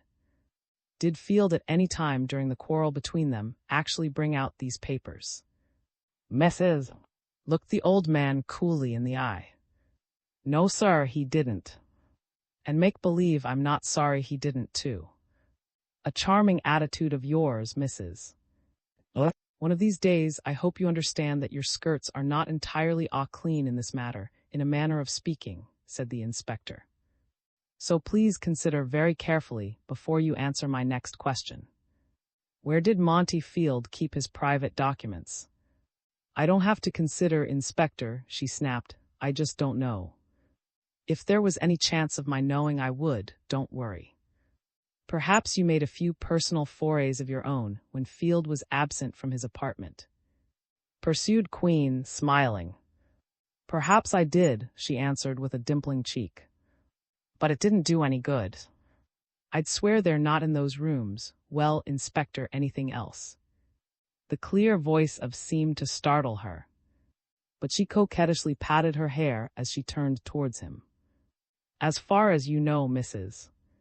said icily, from long and no doubt intimate association with your gallant, many different silk did he possess. You're the original crossword puzzle, aren't you? She gurgled. As far as I know, Mr. Man, he had only one. How many does a guy need? You're certain of that, I suppose, said. Sure's you're born, Mr. Queen. She contrived to slip a caress into her voice, stared at her as one stares at a strange zoological specimen. She made a little moo and turned about gaily. I'm not so popular around here, so I'll beat it. You're not going to put me in a nasty cell, are you, Inspector? I can go now, can't I? The inspector bowed. Oh yes, you may go, Mrs. Under a certain amount of surveillance, but please understand that we may still require your delightful company at some not distant date. Will you remain in town? Charmed, I'm sure. She laughed and swept out of the room, snapped to his feet like a soldier and said, Well, Inspector, I guess that settles it. The inspector sank wearily into his chair.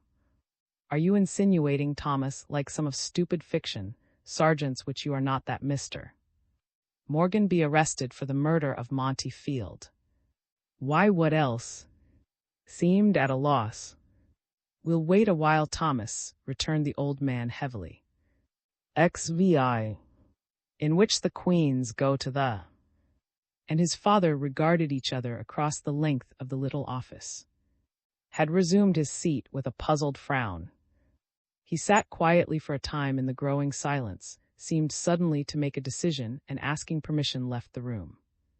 The inspector grinned as he fumbled with the lid of his snuff-box. Did you get a scare, too? However, was serious. That woman gives me a case of willies, he said, shuddering. Scare is much too mild a word. I couldn't for the moment grasp the significance of her attitude, said Inspector Queen. To think that she knew, while we have been fumbling around, it scattered my wits. I should say the interview was highly successful, commented. Principally because I've been gathering a few interesting facts from this ponderous tome on chirography. But Mrs. does not measure up to my conception of perfect womanhood. If you ask me, chuckled the inspector, our beauteous friend has a crush on you. Consider the opportunities, my son. Made a grimace of profound distaste. Well, Queen reached for one of the telephones on the desk. Do you think we ought to give Benjamin Morgan another chance? Hanged if he deserves it, grumbled. But I suppose it's the routine thing to do. You forget the papers, son, the papers, retorted the inspector, a twinkle in his eye. He spoke to the police operator in pleasant accents, and a few moments later the buzzer sounded. Good afternoon, Mr. Morgan, Queen said cheerfully. And how are you today? Inspector Queen, asked Morgan after a slight hesitation. Good afternoon to you, sir. How is the case progressing? That's a fair question, Mr. Morgan, laughed the inspector. One, however, which I dare answer for fear of being accused of incompetency, Mr. Morgan, are you free this evening by any chance? Pause. Free exactly. The lawyer's voice was barely audible. I am due at home, of course, for dinner, and I believe my wife has arranged a little bridge. Why, Inspector? I was thinking of asking you to dine with my son and me this evening, said the inspector regretfully. Could you possibly get away for the dinner hour? A longer pause. If it's absolutely necessary, Inspector. I wouldn't put it that way exactly, Mr. Morgan, but I would appreciate your accepting the invitation. Oh, Morgan's voice came more resolutely now. In that case, I'm at your command, Inspector. Where shall I meet you? That's fine, said Queen. How about Carlo's at 6? Very well, Inspector, returned the lawyer quietly and hung up the receiver. I can't help feeling sorry for the poor chap, murmured the old man. Grunted. He was not feeling inclined to sympathize. The taste of Mrs. was still strong in his mouth, and it was not a pleasant taste at all. Promptly at 6 o'clock Inspector Queen and joined Benjamin Morgan in the convivial atmosphere of Carlo's restaurant foyer. He was sitting dejectedly in a red leather chair, staring at the backs of his hands. His lips drooped sadly, his knees were widely separated in an instinctive attitude of depression. He made a laudable attempt to smile as the two queens approached. He rose with a firmness that indicated to his keen hosts a mind determined upon a fixed course of action. The inspector was at his bubbling best, partly because he felt a genuine liking for the corpulent attorney and partly because it was his business. As usual, was noncommittal. The three men shook hands like old friends. "Glad to see you're on time, Morgan," said the inspector, as a stiff conducted them to a corner table. "I really must apologize for taking you away from your dinner at home." "There was a time once," he sighed, and they sat down. "No apology necessary," said Morgan with a wan smile. "I suppose you know that every married man relishes a bachelor dinner at times. Just what is it, Inspector, you wanted to talk to me about?" The old man raised a warning finger. "No business now, Morgan," he said. "I have an idea Louis has something up his sleeve in the way of solid refreshment, right, Louis?" The dinner was a culinary delight.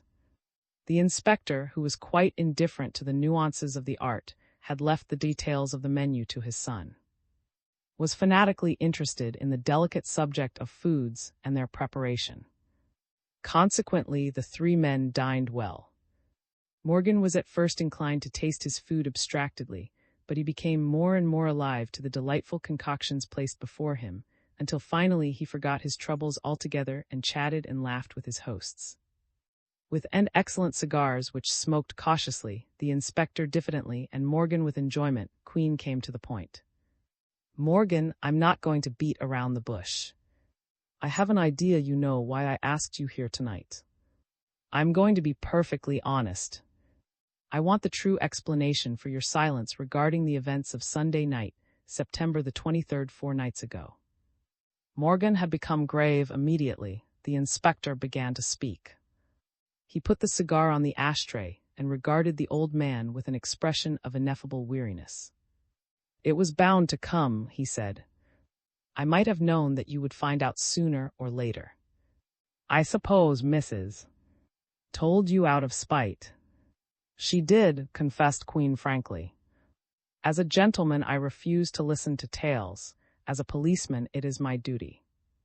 "Why have you kept this from me, Morgan?" Morgan traced a meaningless figure on the cloth with a spoon. Because a man is always a fool until he is made to realize the extent of his folly," he said quietly, looking up. "I hoped and prayed it is a human failing. I suppose that the incident would remain a secret between a dead man and myself. And to find that prostitute was hiding in the bedroom, listening to every word I said, it rather took the wind out of my sails." He gulped down a glass of water, rushing ahead.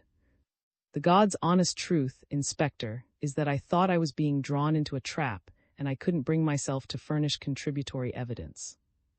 There I found myself in the, not so far away from my worst enemy found murdered. I could not explain my presence except by an apparently silly and unsubstantiated story, and I remembered in a bitter flash that I had actually quarreled with the dead man the night before. It was a tight position, Inspector, take my word for it." Inspector Queen said nothing. Was leaning far back in his chair, watching Morgan with gloomy eyes. Morgan swallowed hard and went on. "That's why I didn't say anything. Can you blame a man for keeping quiet when his legal training warns him so decisively of the net of circumstantial evidence he is helping to manufacture?" Queen was silent for a moment. "Then we'll let that pass for the moment, Morgan. Why did you go to see Field Sunday night?" "For a very good reason," answered the lawyer bitterly. "On Thursday, a week ago, Field called me up at my office and told me that he was making a last business venture that entailed his procuring $50,000 at once." $50,000? Morgan laughed dryly. "After he had milked me until I was as flabby financially as an old cow, and his business venture, can you imagine what it was? If you knew Field as well as I did, you would find the answer on the racetracks and the stock market. Perhaps I'm wrong. Perhaps he was hard-pressed for money and was cleaning up his old accounts. At any rate, he wanted the $50,000 on a brand-new proposition that he would actually return the original documents to me for that sum. It was the first time he had even suggested such a thing. Every time before he had insolently asked blackmail for silence. This time it was a buy and sell proposition. That's an interesting point, Mr. Morgan put in with a flicker of his eyes. Did anything in his conversation definitely lead you to suspect that he was cleaning up old accounts, as you phrase it? Yes. That is why I said what I did. He gave me the impression that he was hard up, meant to take a little vacation. Vacation to him would be a 3-year jaunt on the continent, nothing less, and was soliciting all his friends. I never knew that he was in the blackmailing business on a large scale, but this time. And the inspector exchanged glances. Morgan forged ahead. I told him the truth. That I was in a bad way financially, chiefly through him, and that it would be absolutely impossible for me to raise the preposterous amount he demanded. He merely laughed, insisted on getting the money. I was most anxious to get the papers back, of course. Had you, from your cancelled vouchers, the fact that some were missing? Asked the inspector. It wasn't necessary, Inspector, grated Morgan. He actually exhibited the vouchers and letters for my benefit in the club 2 years ago when we had the quarrel. Oh, there is no question about it. He was top man. Go on. He hung up on me with a thinly veiled threat last Thursday. I had tried desperately during the conversation to make him believe that I would in some way meet his demands, because I knew that he would have no scruples at all about publishing the papers once he realized he had sucked me dry. Did you ask him if you could see the documents? Ask him. I believe I did, but he laughed at me and said I would see the color of my checks and letters when he saw the color of my money. He was nobody's fool, that crook. He was taking no chances on my doing him, and while he brought out the damning evidence, you see how frank I am. I will even admit that at times the thought of violence entered my head. What man could keep from thinking such thoughts under those circumstances? But I never entertained homicidal fancies seriously, for a very good reason. He paused. It wouldn't have done you any good, said softly. You didn't know where the documents were. Exactly, returned Morgan with a tremulous smile. I didn't know. And with those papers liable to come to light at any time, to fall into anybody's hands, what good would Field's death have done me? I would probably have exchanged a bad taskmaster for a worse on Sunday night, after trying for 3 terrible days to get together the money he asked for. With no result, I decided to come to a final settlement with him. I went to his apartment and found him in a dressing gown, much surprised and not at all apprehensive at seeing me. The living room was upset. I did not know at the time that Mrs. was hiding in the next room. He relit the cigar with shaking fingers. We quarreled, or rather I quarreled, and he sneered. He would listen to no argument, to no play. He wanted the 50,000, or he would send the story around and the proofs. It sort of got on my nerves after a while. I left before I lost control of myself utterly. And that's all, Inspector, on my word of honor as a gentleman and as an unfortunate victim of circumstances. He turned his head away. Inspector Queen coughed and threw his cigar into the ashtray. He fumbled in his pocket for the brown snuff box, took a pinch, inhaled deeply and leaned back in his chair. Suddenly poured a glass of water for Morgan, who took it and drained it. Thank you, Morgan, said Queen. And since you have been so frank in your story, please be honest and tell me whether you threatened Field's life Sunday night during your quarrel. It is only fair to let you know that Mrs. flatly accused you of Field's murder because of something you said in the heat of the moment. Morgan grew pale. His brows twitched and his eyes, glazed and worried, stared pitifully at the inspector. She was lying. He cried hoarsely. Several diners nearby looked around curiously, and Inspector Queen tapped Morgan's arm. He bit his lip and lowered his voice. I did nothing of the sort, Inspector. I was honest with you a moment ago, when I said that I had thought savagely from time to time of killing Field. It was a crippled, silly, pointless thought. I wouldn't have the courage to kill a man. Even at the club when I lost my temper completely and shouted that threat, I didn't mean it. Certainly Sunday night, please believe me, rather than that unscrupulous, money-grubbing harlot. Inspector, you must. I merely want you to explain what you said. Because, said the inspector quietly, strange as it may seem, I do believe that you made the statement she attributes to you. What statement? Morgan was in a sweat of fear. His eyes started from his head. Publish those papers, and if it means ruin to me, I'll see to it that it's the last time you'll ever blackmail anybody. Repeated the inspector. Did you say that, Mr. Morgan? The lawyer stared incredulously at the queens, then threw back his head and laughed. Good heavens! He gasped at last. Is that the threat I made? Why, Inspector, what I meant was that if he published those documents, in the event that I couldn't meet his blackguard demands, that I'd make a clean breast of it to the police and drag him down with me. That's what I meant. And she thought I was threatening his life. He wiped his eyes hysterically. Smiled, his finger summoning the waiter. He paid the check and lit a cigarette, looking sidewise at his father, who was regarding Morgan with a mixture of abstraction and sympathy. Very well, Mr. Morgan. The inspector rose, pushed back his chair. That's all we wanted to know. He stood aside courteously to allow the dazed, still trembling lawyer to precede them toward the cloakroom. The sidewalk fronting the Roman was jammed when the two queens strolled up 47th Street from Broadway. The crowd was so huge that police lines had been established. Traffic was at a complete standstill along the entire length of the narrow thoroughfare. The electric lights of the marquee blared forth the title Gunplay in vigorous dashes of light, and in smaller lights the legend, starring James and Eve, supported by an all-star cast. Women and men wielded frenzied elbows to push through the milling mob. Policemen shouted hoarsely, demanding tickets for the evening's performance before they would allow anyone to pass through the lines. The inspector showed his badge and he and were hurled with the jostling crowd into the small lobby of the.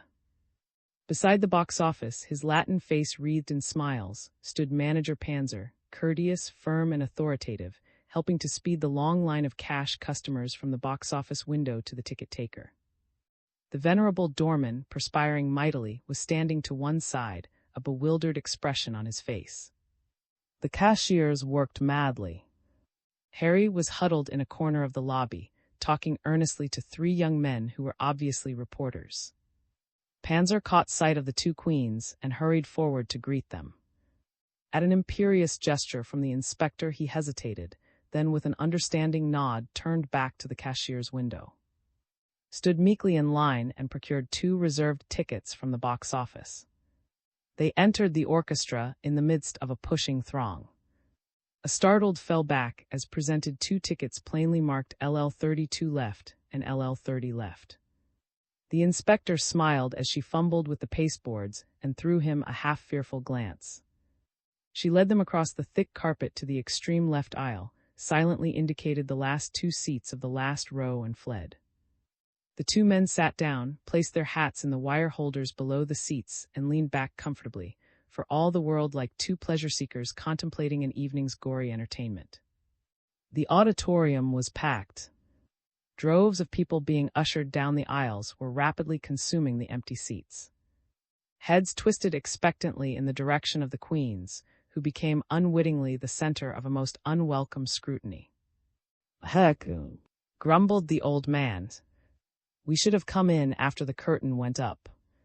"You're much too sensitive to public acclaim," Moan laughed. "I don't mind the limelight." He consulted his wristwatch, and their glances met significantly. It was exactly 8:25. They wriggled in their seats and settled down. The lights were blotted out one by one. The chatter of the audience died in a responsive sympathy. In total darkness, the curtain rose on a weirdly dim stage. A shot exploded the silence. A man's gurgling shout raised gasps in the. Gunplay was off in its widely publicized and theatrical manner. Despite the preoccupation of his father, relaxed in the chair which 3 nights before had held the dead body of Monty Field, was able to sit still and enjoy the exceedingly mellow melodrama. The fine, rich voice of James, ushered onto the stage by a series of climactic incidents, rang out and thrilled him with its commanding art. Eve's utter absorption in her role was apparent at the moment she was conversing in low, throbbing tones with Stephen Barry, whose handsome face and pleasant voice were evoking admiring comment from a young girl seated directly to the inspector's right. Orange was huddled in a corner, dressed flamboyantly as befitted her stage character. The old character man pottered aimlessly about the stage. Leaned toward his father. "It's a well-cast production," he whispered. "Watch that orange woman." The play stuttered and crackled on. With a crashing symphony of words and noise, the first act came to an end. The inspector consulted his watch as the lights snapped on. It was 9:05. He rose and followed him lazily. Pretending not to notice them, pushed open the heavy iron doors across the aisle, and the audience began to file out into the dimly lit alleyway. The two queens sauntered out among the others. A uniformed boy standing behind a neat stand covered with paper cups was crying his wares in a subdued, refined voice.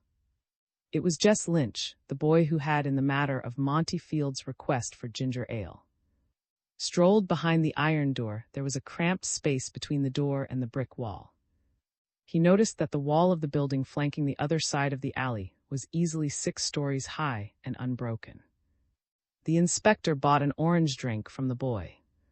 Jess Lynch recognized him with a start, and Inspector Queen greeted the boy pleasantly.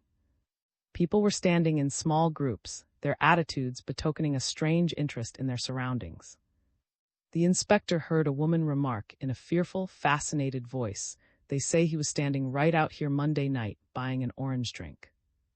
The warning bell soon clanged inside and those who had come outside for a breath of air hurried back into the orchestra.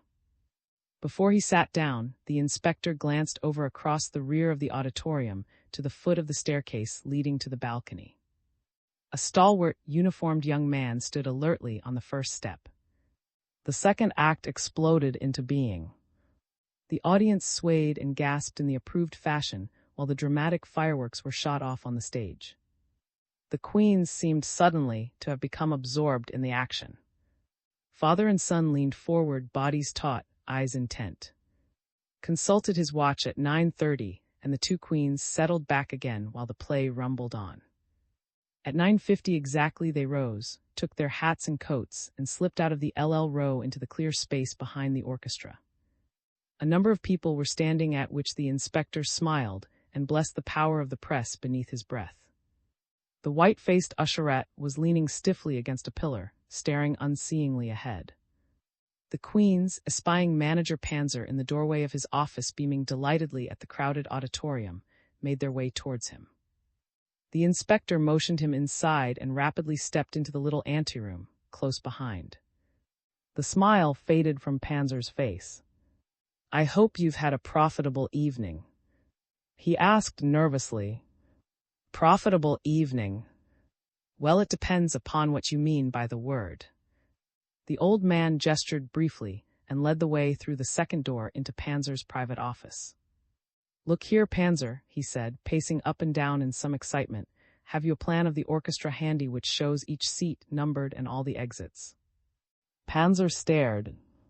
"I think so. Just a moment." He fumbled in a filing cabinet, rummaged among some folders, and finally brought out a large map of the separated into 2 sections, one for the orchestra and the other for the balcony. The inspector brushed the second away impatiently as he bent over the orchestra plan. They studied it for a moment. Queen looked up at Panzer, who was shifting from one foot to another on the rug, evidently at a loss to know what would be required of him next. "May I have this map, Panzer?" asked the inspector shortly. "I'll return it unharmed in a few days." Certainly, said Panzer. "Is there anything else I can do for you now, Inspector? I want to thank you for your consideration in the matter of publicity. Sir Davis is extremely pleased at the house tonight. He asked me to relay his thanks." Not at all, grumbled the inspector, folding the map and putting it in his breast pocket. It was coming to you what's right is right, and now, if you'll come along, good night, Panzer. Not a word about this, remember. The two queens slipped out of Panzer's office while he was babbling his reassurances of silence. They crossed the rear of the orchestra once more, in the direction of the extreme left aisle. The inspector beckoned curtly too. Yes, she breathed, her face chalky. Just open those doors wide enough to let us through, and forget all about it afterward. Understand, said the inspector grimly. She mumbled under her breath as she pushed open one of the big iron doors opposite the LL row. With a last warning shake of the head, the inspector slipped through, following, and the door came softly back into place again. At 11 o'clock, as the wide exits were disgorging their first flocks of after the final curtain, Richard and Queen re-entered the Roman through the main door. XVII. In which more hats grow. Sit down, Tim, have a cup of coffee. Timothy, a keen-eyed man of medium height thatched plentifully with fire-red hair, seated himself in one of the Queen's comfortable chairs and accepted the inspector's invitation in some embarrassment. It was Friday morning, and the inspector and, garbed romantically in colorful dressing gowns, were in high spirits. They had retired the night before at an uncommonly early hour for them. They had slept the sleep of the just, now had a pot of steaming coffee, of a variety which he blended himself, ready on the table, and indubitably all seemed right with the world. Had stalked into the cheery Queen quarters at an ungodly hour, disheveled, morose, and unashamedly cursing. Not even the mild protests of the inspector were able to stem the tide of profanity which streamed from his lips, and as for, he listened to the lawyer's language with an air of grave enjoyment, as an amateur hearkens to a professional. Then awoke to his environment and blushed, and was invited to sit down, and stared at the unbending back of, as that nimble man of affairs himself with the light appurtenances of the morning meal. I don't suppose you're in a mood to apologize for your shocking language, Tim, me lad, chided the inspector, folding his hands Buddha-like over his stomach. Do I have to inquire the reason for the bad temper? Not much you don't, growled, shifting his feet savagely on the rug. You ought to be able to guess. I'm up against a blank wall in the matter of Field's papers. Blast his black soul. It's blasted, Tim, it's blasted, never fear, said Queen sorrowfully. Poor Field is probably roasting his toes over a sizzling little coal fire in hell just now, and chortling to himself over your profanity. Exactly what is the situation, how do things stand? Grasped the cup had set before him, and drained its scalding contents in a gulp. Stand, he cried, banging down the cup. They don't stand there, nil, nit, not. By Christopher, if I don't get my hands on some documentary evidence soon, I'll go batty. Why, Inspector Stoats and I ransacked that swell office of Field, until I don't think there's a rat in the walls who dares show his head outside a 10-foot hole, and there's nothing. Nothing. Man, it's inconceivable. I'd stake my reputation that somewhere the Lord alone knows where Field's papers are hidden, just begging somebody to come along and carry them away. You seem possessed of a phobia on the subject of hidden papers, remarked mildly. One would think we are living in the days of Charles I. There's no such thing as hidden papers. You merely have to know where to look. Grinned impertinently. That's very good of you, mister. Queen, suppose you suggest the place, mister. Monty Field selected to hide his papers. Lit a cigarette. All right. I accept the challenge to combat. You say, and I don't doubt your word in the least, that the documents you suppose to be in existence are not in Field's office. By the way, what makes you so sure that Field kept papers which would incriminate him in this vast clique of gangsters you told us about? He must have, retorted. Queer logic, but it works. My information absolutely establishes the fact that Field had correspondence and written plans connecting him with men higher up in gangdom, whom we're constantly trying to get, and whom we haven't been able to touch so far. You'll have to take my word for it. It's too complicated a story to go into here. But you mark my words, mister. Queen Field had papers that he couldn't afford to destroy. Those are the papers I'm looking for. Granted, said in a rhetorical tone. I merely wish to make certain of the facts. Let me repeat then, these papers are not in his office. We must therefore look for them farther afield. For example, they might be secreted in a safety deposit vault. But objected the inspector, who had listened to the interplay between and in amusement. Did I tell you this morning that Thomas had run that lead to earth? Field did not have a box in a safety deposit vault. That is established. He had no general delivery or private post office box, either under his real name or any other name. Thomas has also investigated Field's club affiliations and discovered that the lawyer had no residence, permanent or temporary, besides the flat on 75th Street. Furthermore, in all Thomas's scouting around, he found not the slightest indication of a possible hiding place. He thought that Field might have left the papers in a parcel or bag in the keeping of a shopkeeper, or something of the sort. But there wasn't a trace, as a good man in these matters. You can bet your bottom dollar that hypothesis of yours is false. I was making a point for benefits, retorted. He spread his fingers on the table elaborately and winked. You see, we must narrow the field of search to the point where we can definitely say, it must be here. The office, the safety deposit vault, the post office boxes have been ruled out.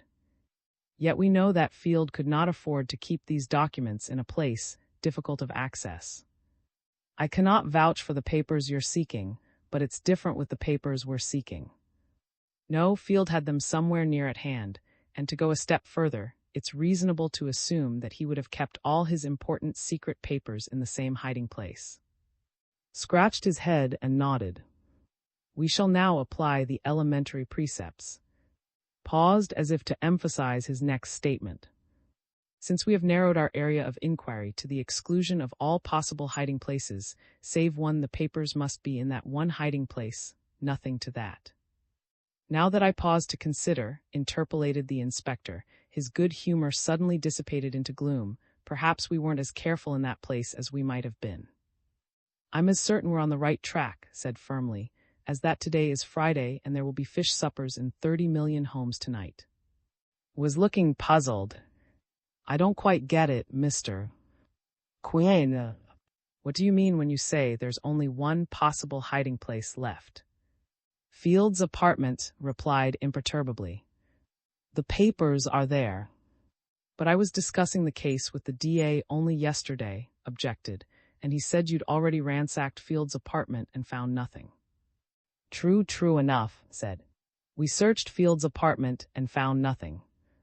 The trouble was that we didn't look in the right place. Well, by ginger, if you know now, let's get a move on.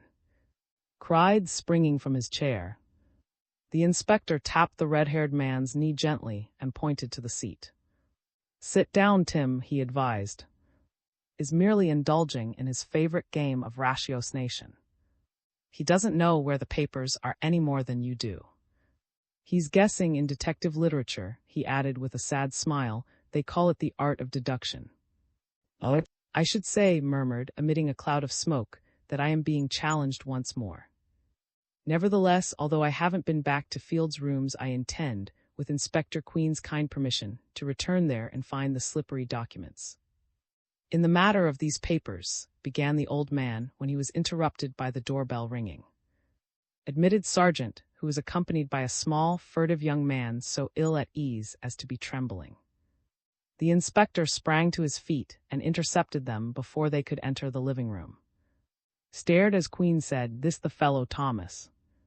And the big detective answered with grim levity, large as life, "Inspector. Think you could burgle an apartment without being caught, do you?" Inquired the inspector genially, taking the newcomer by the arm. "You're just the man I want." The furtive young man seemed overcome by a species of terrified palsy. "Say, Inspector, you're not talkin' me for a ride, are you?" He stammered. The inspector smiled reassuringly and led him out into the foyer. They held a whispered and one-sided conversation, with the stranger grunting assents at every second word uttered by the old man. And in the living room caught the flash of a small sheet of paper as it passed from the inspector's hand into the clutching paw of the young man. Queen returned, stepping spryly. "All right, Thomas. You take care of the other arrangements, and see that our friend here gets into no trouble now." Made his adieu monosyllabically, and led the frightened stranger from the apartment. The inspector sat down. "Before we go over to Field's rooms, boys," he said thoughtfully, "I want to make certain things plain. In the first place, from what Benjamin Morgan has told us, Field's business was law, but his great source of income blackmail. Did you know that, Tim? Monty Field sucked dozens of prominent men dry, in all likelihood to the tune of hundreds of thousands of dollars. In fact, Tim, we're convinced that the motive behind Field's murder was connected with this phase of his undercover activities. There is no doubt but that he was killed by somebody who was being taken in for huge sums of hush money and could stand the gaff no longer. You know as well as I, Tim, that blackmail depends largely for its ugly life on the possession of incriminating documents by the blackmailer. That's why we're so sure that there are hidden papers about somewhere in here, maintains that they're in Field's rooms. Well, we'll see. If eventually we find those papers, the documents you've been hunting so long will probably come to light also, as pointed out a moment ago." He paused reflectively. "I can't tell you, Tim, how badly I want to get my hands on those confounded documents of Field. They mean a good deal to me. They'd clear up a lot of questions about which we're still in the dark."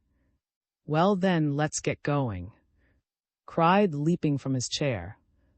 "Do you realize, Inspector, that I've worked for years on Field's tale for this one purpose? It will be the happiest day of my life, Inspector, come on." Neither nor his father, however, seemed to be in haste. They retired to the bedroom to dress while fretted in the living room. If he had not been so preoccupied with his own thoughts, he would have noticed that the light spirits which had suffused the Queens when he arrived were now scattered into black gloom. The inspector particularly seemed out of sorts, irritable, and for once slow to push the investigation into an inevitable channel. Eventually the Queens appeared fully dressed. The three men descended to the street.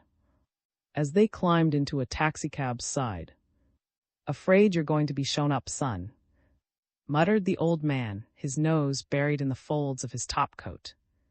"I'm not thinking of that," returned. "It's something else. Of the papers will be found, never fear." "I hope to Christmas you're right," breathed fervently, and it was the last word spoken until the taxicab ground to a stop before the lofty apartment house on 75th Street. The three men took the elevator to the 4th floor and stepped out into the quiet corridor. The inspector peered about quickly, then punched the doorbell of the Field apartment. There was no answer, although they could hear the vague rustling of someone behind the door.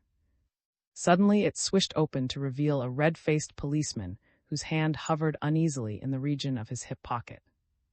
"Don't be scared, man, we won't bite you," growled the inspector, who was completely out of temper for no reason that, nervous and springy as a racing colt, could fathom. The uniformed man saluted. "Didn't know, but it might be someone around, Inspector," he said feebly. The three men walked into the foyer, the slim, white hand of the old man pushing the door violently shut. "Anything been happening around here?" snapped Queen, striding to the entrance to the living room and looking inside. "Not a thing, sir," said the policeman. "I'm on 4-hour shifts with as relief, and once in a while detective drops in to see if everything is all right." "Oh, he does he?" The old man turned back. "Anybody try to get into the place?" "Not while I was here, Inspector, nor neither," responded the policeman nervously. "And we've been alternating ever since Tuesday morning. There hasn't been a soul near these rooms except—" "Park out here in the foyer for the next couple of hours, officer," commanded the inspector. "Get yourself a chair and take a snooze if you want. If anybody should start monkeying with the door, tip us off pronto." The policeman dragged a chair from the living room into the foyer, sat down with his back against the front door, folded his arms, and unashamedly closed his eyes. The three men took in the scene with gloomy eyes. The foyer was small but crowded with oddments of furniture and decoration. A bookcase filled with unused-appearing volumes, a small table on which perched a modernistic lamp and some carved ivory ashtrays, 2 empire chairs, a peculiar piece of furniture which seemed half sideboard and half secretary, and a number of cushions and rugs were scattered about. The inspector stood regarding this wryly. "Here, son, I guess the best way for us to tackle the search is for the 3 of us to go through everything piece by piece, one checking up on the other. I'm not very hopeful about it, I'll tell you that." The gentleman of the Wailing Wall groaned. Grief is writ fine and large on his noble visage. "You and I were not such pessimists, are we?" Growled, "I'd say less talk and more action, with all the respect in the world for these little family ructions." Stared at him with admiration. "You're almost insectivorous in your determination, man. More like an army ant than a human being. And poor Fields lying in the morgue, too, and Fance." They set to work under the nodding head of the policeman. They worked silently for the most part. His face reflected a calm expectancy, the inspector's a doleful irritation, a savage indomitability. Book after book was extracted from the case, and carefully inspected leaves, shaken out, covers examined minutely, backboards pinched and pierced. There were over 200 books, and the thorough search took a long time.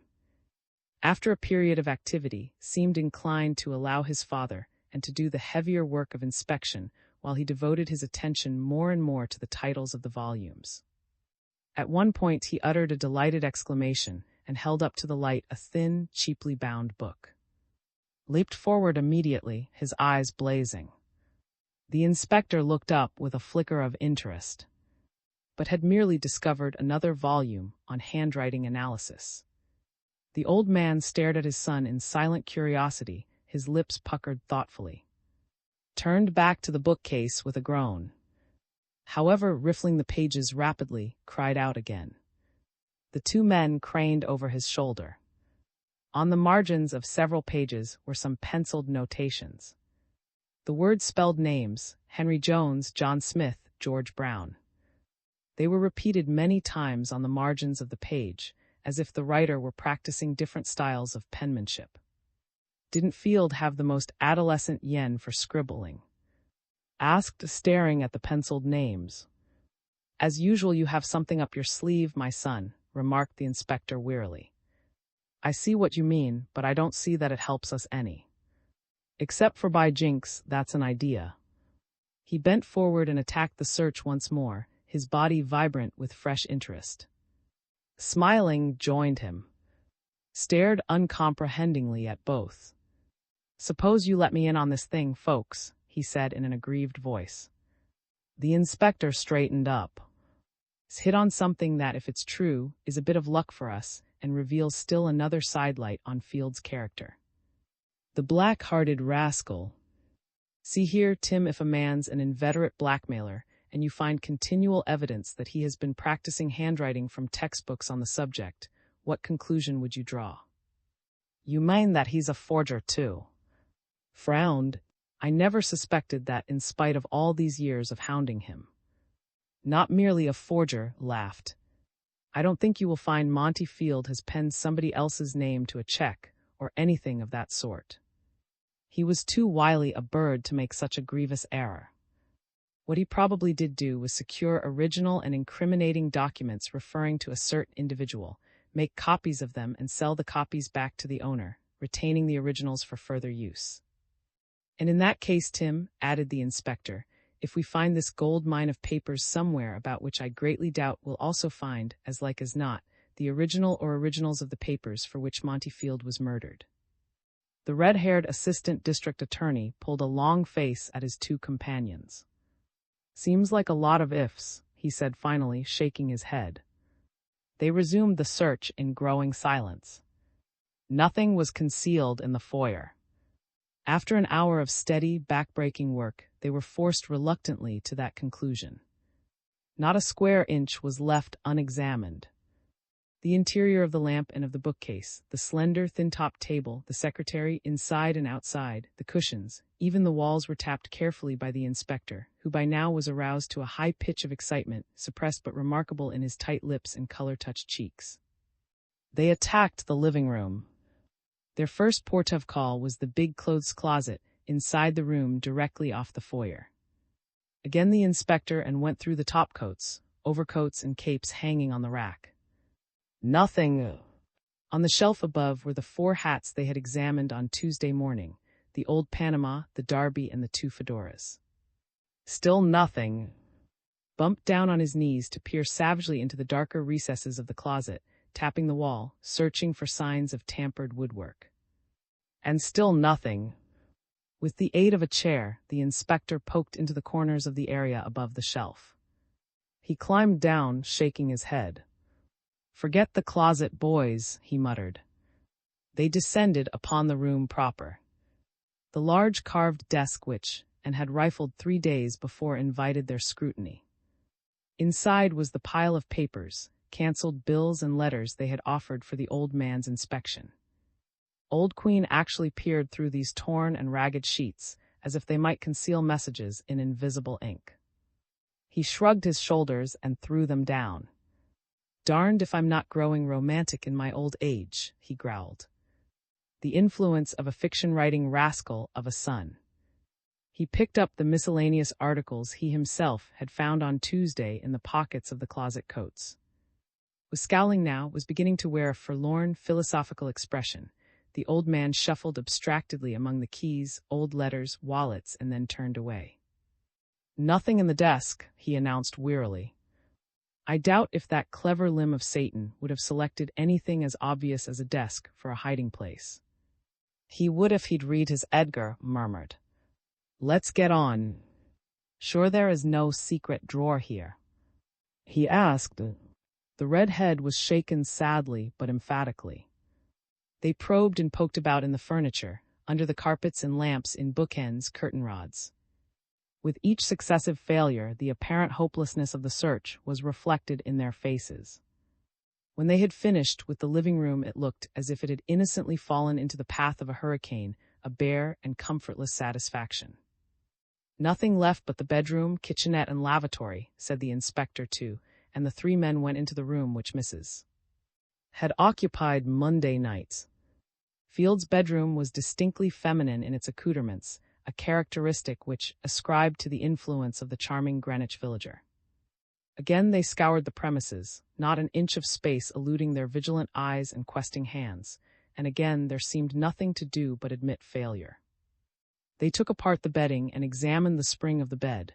They put it together again and attacked the clothes closet. Every suit was mauled and crushed by their insistent fingers: bathrobes, dressing gowns, shoes, cravats. Half-heartedly repeated his examination of the walls and moldings. They lifted rugs and picked up chairs, shook out the pages of the telephone book in the bedside telephone table. The inspector even lifted the metal disc which fitted around the steam pipe at the floor, because it was loose and seemed to present possibilities. From the bedroom they went into the kitchenette. It was so crowded with kitchen furnishings that they could barely move about. A large cabinet was rifled. Exasperated fingers dipped angrily into the flour and sugar bins. The stove, the dish closet, the pan closet, even the single marble washtub in a corner, was methodically gone over. On the floor to one side stood the half-empty case of liquor bottles. Cast longing glances in this direction, only to look guiltily away as the inspector glared at him. "And now the bathrooms," murmured. In an ominous silence, they trooped into the tiled lavatory. 3 minutes later they came out, still silently, and went into the living room where they disposed themselves in chairs. The inspector drew out his snuff-box and took a vicious pinch, and lit cigarettes.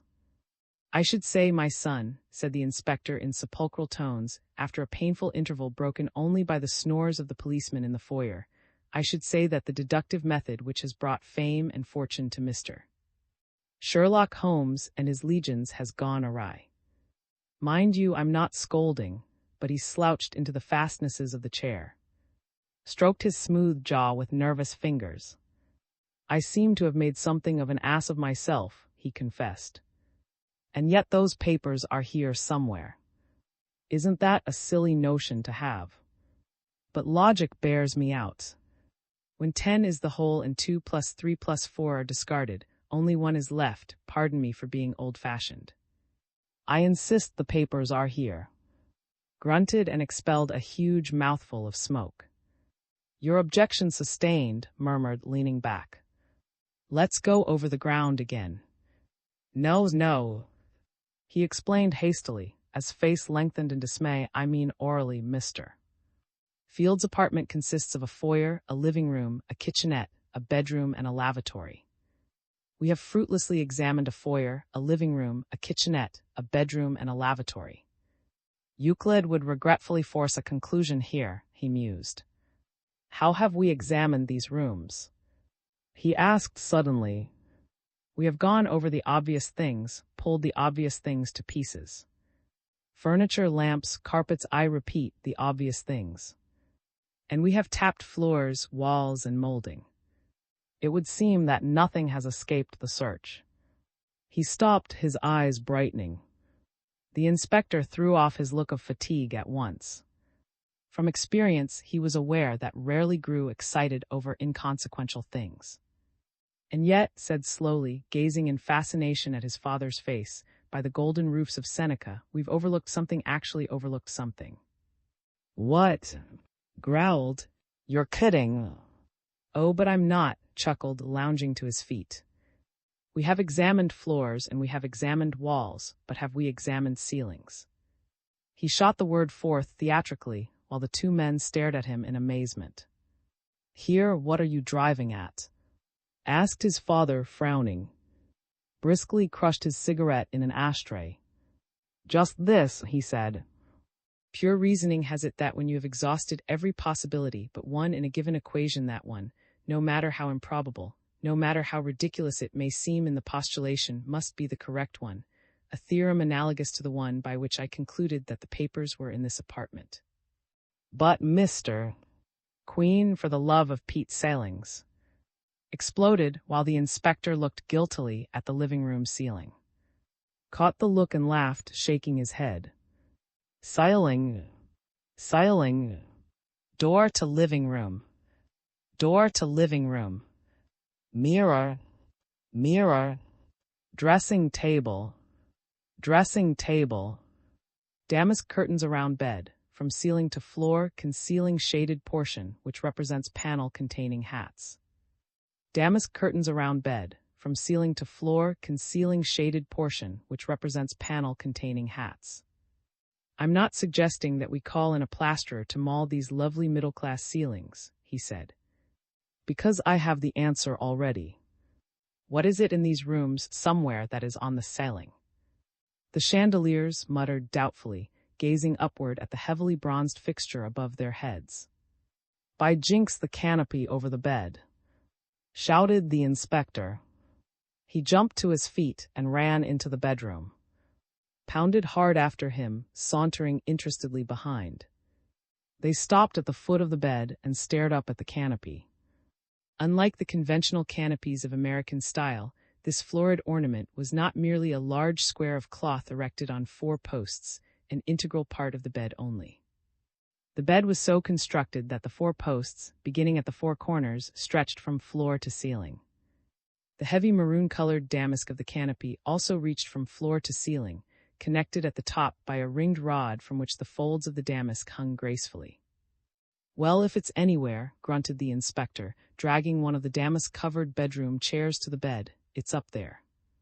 Here, boys, lend a hand. He stood on the chair with a fine disregard for the havoc his shoes were wreaking on the silken material. Finding upon stretching his arms above his head that he was still many feet short of touching the ceiling, he stepped down. Doesn't look as if you could make it either, he muttered. And Field was no taller than you. There must be a ladder handy somewhere by which Field himself got up here. Dashed into the kitchenette, its nod in that direction. He was back in a moment with a 6-foot stepladder. The inspector, mounting to the highest rung, found that his fingers were still short of touching the rod. Solved the difficulty by ordering his father down and climbing to the top himself. Standing on the ladder, he was in a position to explore the top of the canopy. He grasped the damask firmly and pulled. The entire fabric gave way and fell to the sides, revealing a wooden panel about 12 inches deep, a framework which the hangings had concealed. His fingers swept swiftly over the wooden relief work of this panel, and the inspector were staring with varying expressions up at him.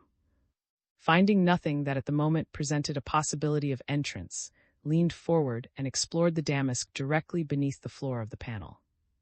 "Rip it down," growled the inspector, jerked violently at the material, and the entire canopy of damask fell to the bed.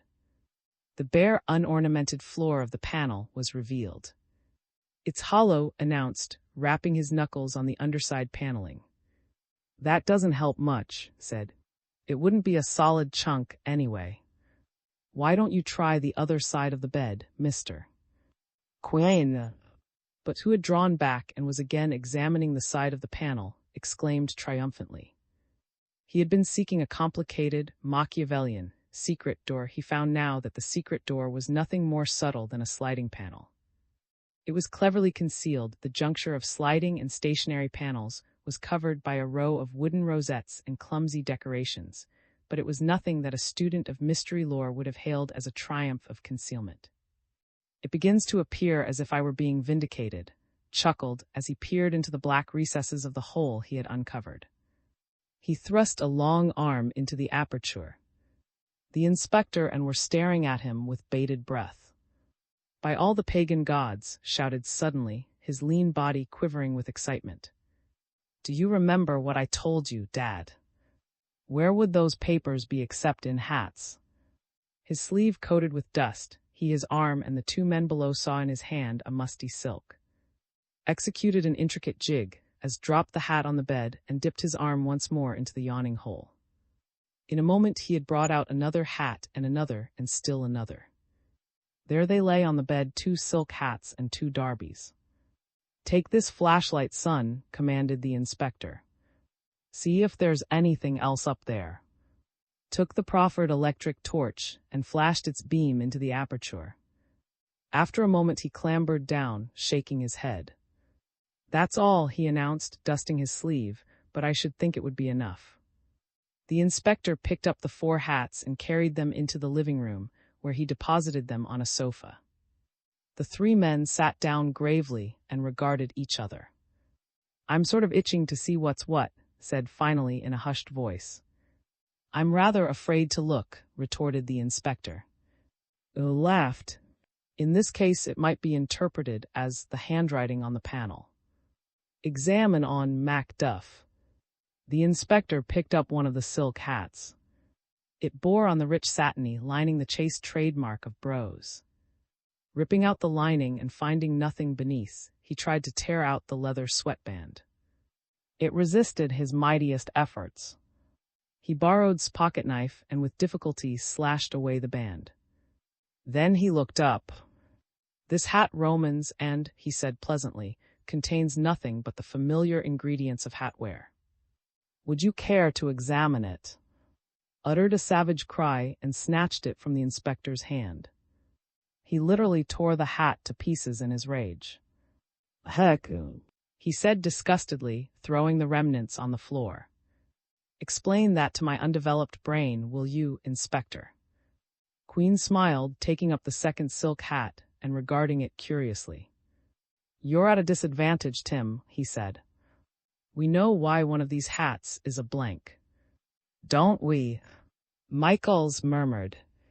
"Exactly, Michaels," returned the inspector. "Charlie Michaels," exclaimed. "Field's strong-arm guy, by all that's holy. Where does he come into this?"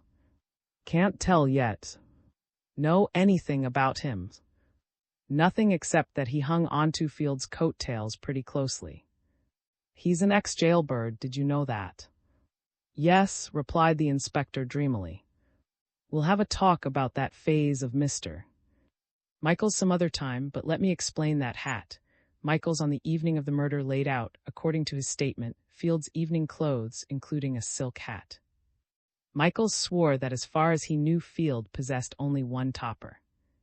Now if we suppose that Field used hats for concealing papers, and was going to the Roman that night wearing a loaded, when he must necessarily have substituted the loaded hat for the empty one which Michaels prepared. Since he was so careful to keep only one silk hat in the closet, he realized that Michaels, should he find a topper, would be suspicious. So in switching hats, he had to conceal the empty one. What more natural than that he should put it in the place from which he had taken the loaded hat, the panel above the bed. "Well, I'll be switched," exclaimed. "Finally," resumed the inspector, "we can take it as gospel that Field, who was devilishly careful in the matter of his headgear, intended to restore the hat to its hideaway when he got home from the Roman. Then he would have taken out this one which you've just torn up and put it back in the clothes closet, but let's get on." He pulled down the leather inner band of the second silk hat, which also bore the imprint of Bros. "Look at this, will you?" he exclaimed. The two men bent over and saw on the inner surface of the band, lettered with painful clarity in a purplish ink, the words Benjamin Morgan. "I've got to pledge you to secrecy, Tim," said the inspector immediately, turning to the red-haired man. "Never let on that you were a witness to the finding of papers in any way implicating Benjamin Morgan in this affair." "What do you think I am, Inspector?" growled. "I'm as dumb as an oyster, believe me." "All right, then." Queen felt the lining of the hat. There was a distinct crackle. "Now," remarked calmly, "we know for the first time definitely why the murderer had to take away the hat Field wore Monday night. In all likelihood, the murderer's name was lettered in the same way that's indelible ink, you know, and the murderer couldn't leave a hat with his own name in it at the scene of the crime." "By gosh, if you only had that hat now," cried, "you'd know who the murderer is." "I'm afraid, Tim," replied the inspector dryly, "that hat is gone forever." He indicated a row of careful stitches at the base of the inner band, where the lining was attached to the fabric. He ripped these stitches swiftly and inserted his fingers between the lining and the crown. Silently, he drew out a sheaf of papers held together by a thin rubber band. "If I were as nasty as some people think I am," mused, leaning back, "I might with perfect justice say, 'I told you so.'" "We know when we're licked, my son, don't rub it in," chortled the inspector. He snapped off the rubber band, glanced hastily through the papers, and with a satisfied grin deposited them in his breast pocket. "Morgan's all right," he said briefly, and attacked one of the Darbys. The inner side of the band was marked cryptically with an X. The inspector found a row of stitches exactly as in the silk hat. The papers he drew out a thicker bundle than Morgan's he examined cursorily.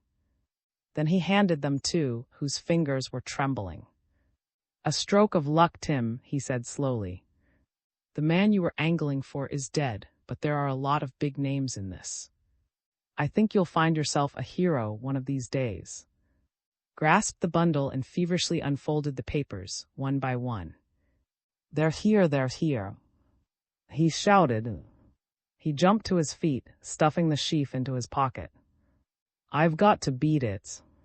"Inspector," he said rapidly, "there's a load of work to do at last, and besides, what you find in that fourth hat is none of my business." "I can't thank you and Mr. Queen enough. So long." He dashed from the room, and a moment later the snores of the policeman in the foyer came to an abrupt end. The outer door banged shut, and the inspector looked at each other. "I don't know what good this stuff is going to do us," grumbled the old man, fumbling with the inner band of the last hat, a Darby. "We've found things and deduced things and run rings around our imaginations well," he sighed as he held the band up to the light. "It was marked XVIII. Stalemate." At Friday noon, while Inspector Queen and Timothy were deep in their search of Monty Field's rooms, Sargent, somber and unmoved as usual, walked slowly up 87th Street from Broadway, mounted the brownstone steps of the house in which the Queens lived, and rang the bell. His cheery voice bade him ascend, which the good sergeant did with gravity. "Inspector's not home," announced pertly, his slim body completely hidden behind an enormous housewife's apron. Odorous traces of an onion-covered steak pervaded the air. "Get on with you, you imp," growled. He took from his inner breast pocket a bulky envelope, sealed, and handed it to Give this to the inspector when he comes home. Forget and I'll dip you into the East River. You and who else? Breathed with a remarkable twitching of his lips. Then he added decorously, yes, sir. All right, thens. Deliberately turned about and descended to the street, where his broad back was visible in formidable proportions to the grinning from the fourth-story window. When at a little before 6, the two queens trudged wearily into their rooms, the alert eyes of the inspector pounced upon the official envelope where it lay on his plate. He tore off a corner of the envelope and pulled out a number of typewritten sheets on the stationery of the detective bureau. Well's well, he muttered to who was lazily pulling off his topcoat. The clans are gathering. Sinking into an armchair, his hat forgotten on his head, his coat still buttoned, he set about reading the reports aloud. The first slip raid. Report of release. 28 September 192 John, alias Parson Johnny, alias John the Wop, alias Peter, released from custody today on parole. Undercover investigation of J.C.'s complicity in the robbery of the silk mills, June 2, 192, not successful. We are searching for Dinky, police informer, who has disappeared from usual haunts for further information. Release effected under advice of district attorney. J.C. under surveillance and is available at any time. TV the second report which the inspector picked up, laying aside the advices concerning Parson Johnny with a frown, read as follows. Report on William. September 28, 192 investigation of the history of William reveals the following. 32 years old, born in Brooklyn, NY, of naturalized parents, unmarried, regular habits, socially inclined, has dates 3 or 4 nights a week, religious. Is bookkeeper at Stein and Clothing Merchants, 1076 Broadway. Does not gamble or drink. No evil companions. Only vice seems fondness for girls. Activities since Monday night normal. No letters sent, no money withdrawn from bank, hours fairly regular. No suspicious movements of any kind. Girl Esther seems the steadiest. Has seen EJ twice since Monday, Tuesday at lunch, Wednesday evening. Went to movies and Chinese restaurant Wednesday evening. Operative no. 4. Atayve. The inspector grunted as he threw the sheet aside. The third report was headed. Report on. To Friday, Sept. 28-2 lives at 1436 10 Avenue. Tenement 4th floor. No father. Idle since Monday night due to shutting down of Roman. Left Monday night at general release of public. Went home but stopped in drugstore corner 8th Avenue and 48th Street to telephone. Unable to trace call. Overheard reference to Parson Johnny in phone conversation. Seemed excited.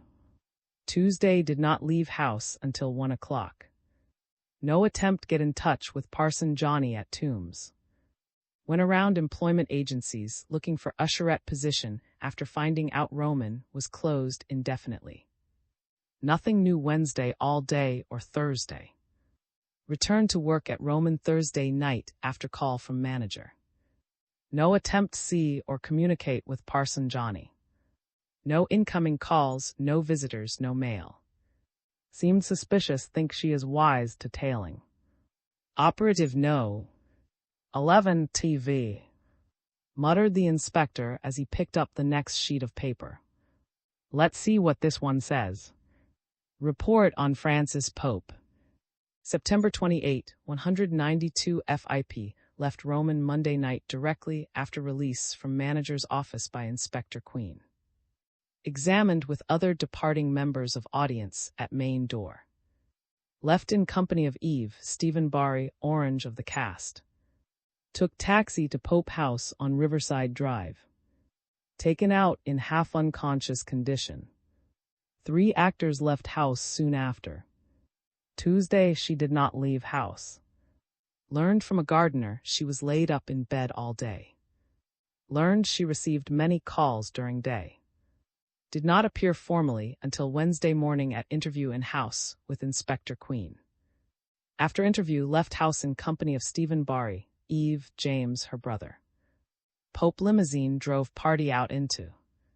Outing revived, evening stayed at home with Stephen Barry. Bridge party on. Thursday went shopping on 5th Avenue. Met Stephen Barry for luncheon. He took her to Central Park, spent afternoon in open. SB escorted her home before 5. SB stayed to dinner, leaving after dinner for work at Roman on call from stage manager. FIP spent evening at home with family. No report Friday morning. No suspicious actions all week. At no time accosted by strange persons. No communication from or to Benjamin Morgan. Operative no. 39 TV and that's that, murmured the inspector. The next report he selected was extremely short. Report on Oscar. September 28, 192 spent all day Tuesday, Wednesday, Thursday and Friday morning at office of Monty Field working with Stotz and 3 men lunched together on each day. Married, lives in Bronx, 211 E 156th Street. Spent every evening at home. No suspicious mail, no suspicious calls. No evil habits. Leads sober, modest life. Has good reputation. Operative no. 16. Note full details of Oscar's history, habits, etc. Available on request through Timothy, Assistant District Attorney. TV. The inspector sighed as he deposited the 5 sheets of paper on his plate, rose, doffed his hat and coat, flung them into waiting arms and sat down again. Then he picked up the last report from the contents of the envelope, a larger sheet to which was pinned a small slip marked, Memorandum to RQ. This slip read, Doctor, left the attached report with me this morning for transmission to you. He is sorry he could not report in person, but the poison case is taking all his time. It was signed with familiar scrawling initials. The attached sheet was a hastily typewritten message on the letterhead of the Chief Medical Examiner's office.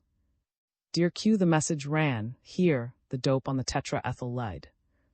Jones and I have been superintending an exhaustive probe of all possible sources of dissemination. No success, and I think you can resign yourself to your fate in this respect. You'll never trace the poison that killed Monty Field. This is the opinion not merely of your humble servant, but of the chief and of Jones. We all agree that the most logical explanation is the gasoline theory. Try to trace that. A postscript in Dr.'s handwriting ran, Of course, if anything turns up, I'll let you know immediately. Keep sober. Fat lot of good that is, mumbled the inspector, as without a word attacked the aromatic and tempting meal that the priceless had prepared. The inspector dug viciously into the fruit salad. He looked far from happy. He grumbled beneath his breath, cast baleful glances at the sheaf of reports by his plate, peered up its tired face and heartily munching jaws, and finally threw down his spoon altogether. Of all the useless, exasperating, empty bunch of reports I ever saw. He growled, smiled. You remember, of course, eh? You might be polite, sir, of Corinth, who said in a moment of sobriety, to industry nothing is impossible. With the fire roaring, curled up on the floor in a corner, his favorite attitude. Smoked a cigarette and stared comfortably into the flames, while Old Queen crammed his nose vengefully with the contents of his snuff-box. The 2 queens settled down to a serious discussion. To be more exact, Inspector Queen settled down and lent the tone of seriousness to the conversation, since seemed in a sublimely dreamy mood, far removed from the sordid details of crime and punishment. The old man brought his hand down on the arm of his chair with a sharp slap. Did you ever in your born days see a case so positively nerve-wracking? On the contrary, commented, staring with half-closed eyes into the fire. You are developing a natural case of nerves. You allow little things like apprehending a murderer to upset you unduly. Pardon the hedonistic philosophy. If you will recall, in my story entitled The Affair of the Black Window, my good sleuths had no difficulty at all in laying their hands on the criminal. And why? Because they kept their heads. Conclusion, always keep your head, I'm thinking of tomorrow. Glorious vacation. For an educated man, my son, growled the inspector petulantly, you show a surprising lack of coherence. You say things that mean nothing and mean things when you say nothing. No, I'm all mixed up. Burst into laughter. The Maine woods, the russet, the goods cabin by the lake, a rod air, O Lord, won't tomorrow ever come? Inspector Queen regarded his son with a pitiful eagerness. I sort of wish, well, never mind. He sighed. All I do say, El, is that if my little burglar fails, it's all up with us. To the blessed Gehenna with burglars. Cried, what has Pan to do with human tribulation? My next book is as good as written, Dad. Stealing another idea from real life, you rascal, muttered the old man. If you're borrowing the field case for your plot, I'd be extremely interested to read your last few chapters. Poor Dad chuckled. Don't take life so seriously. If you fail, you fail. Monty Field wasn't worth a hill of legumes, anyway. That's not the point, said the old man. I hate to admit defeat. What a queer mess of motives and schemes this case is. This is the first time in my entire experience that I have had such a hard nut to crack. It's enough to give a man apoplexy. I know who committed the murder. I know why the murder was committed. I even know how the murder was committed. And where am I? He paused and savagely took a pinch of snuff. 1,000,000 miles from nowhere, that's where. He growled and subsided. Certainly a most unusual situation, murmured. Yet more difficult things have been accomplished, hey-ho. I can't wait to bathe myself in that Arcadian stream. And get pneumonia, probably, said the inspector anxiously. You promise me now, young man, that you don't do any back-to-nature stunts out there. I don't want a funeral on my hands. I grew silent suddenly. He looked over at his father. The inspector seemed strangely old in the flickering light of the fire. An expression of pain humanized the deeply sculptured lines of his face. His hand, brushing back his thick hair, looked alarmingly fragile. Rose hesitated, colored, then bent swiftly forward and patted his father on the shoulder. Brace up, Dad, he said in a low voice. If it weren't for my arrangements with everything will be all right, take my word for it.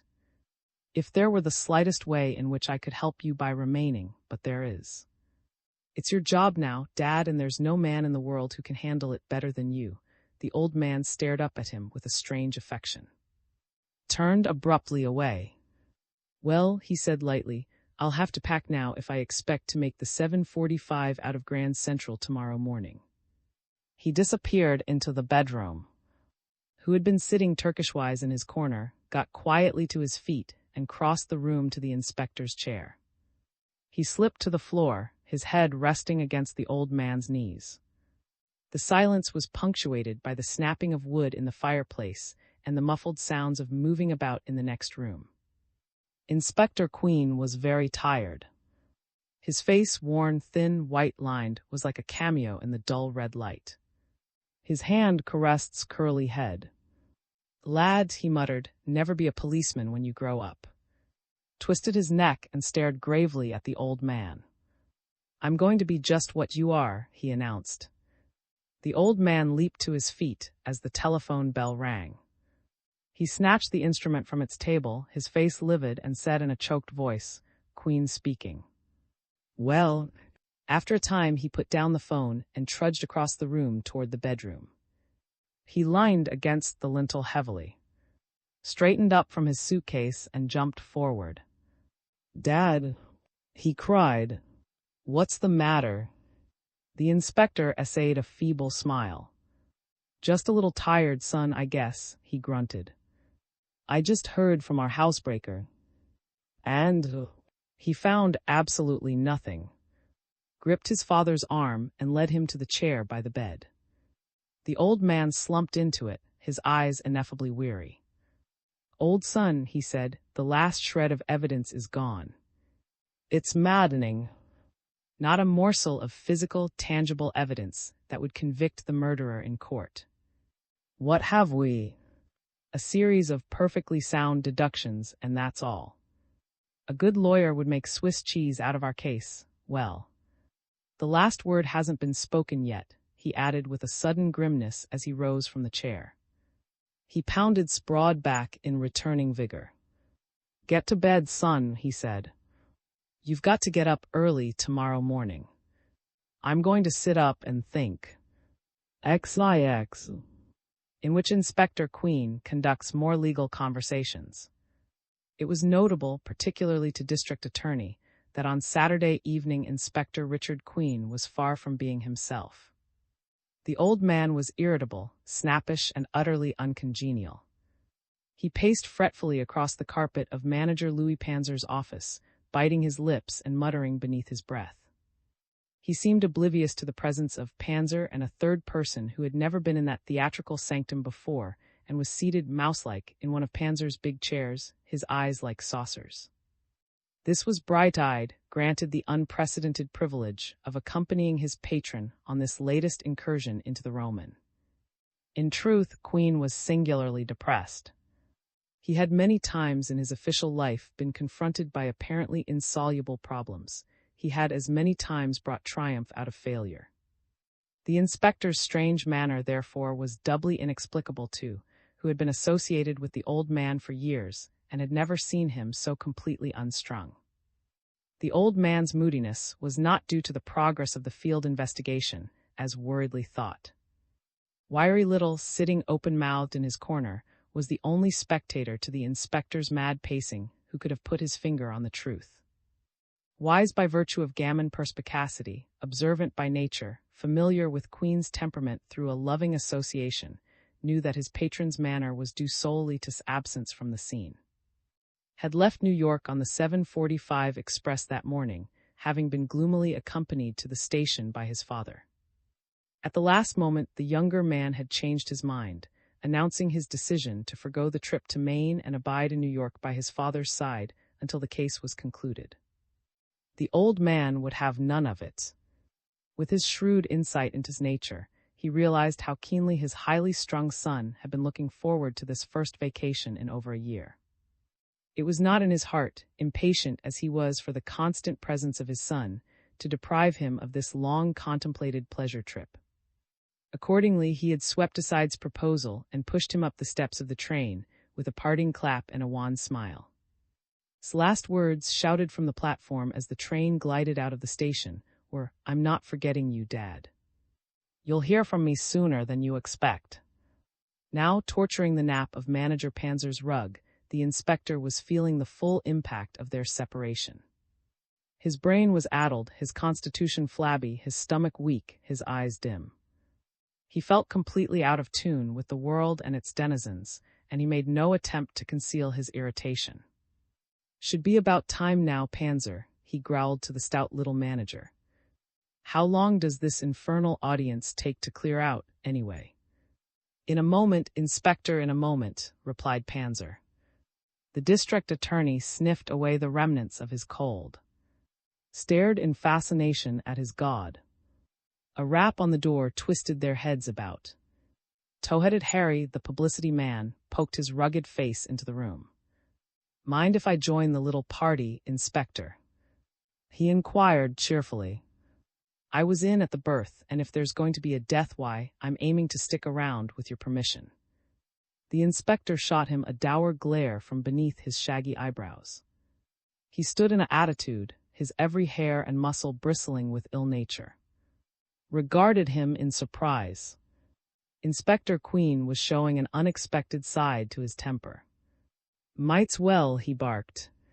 "One more won't hurt. There's an army here as it is." Reddened slightly and made a move as if to withdraw. The inspector's eye twinkled with a partial return to good spirits.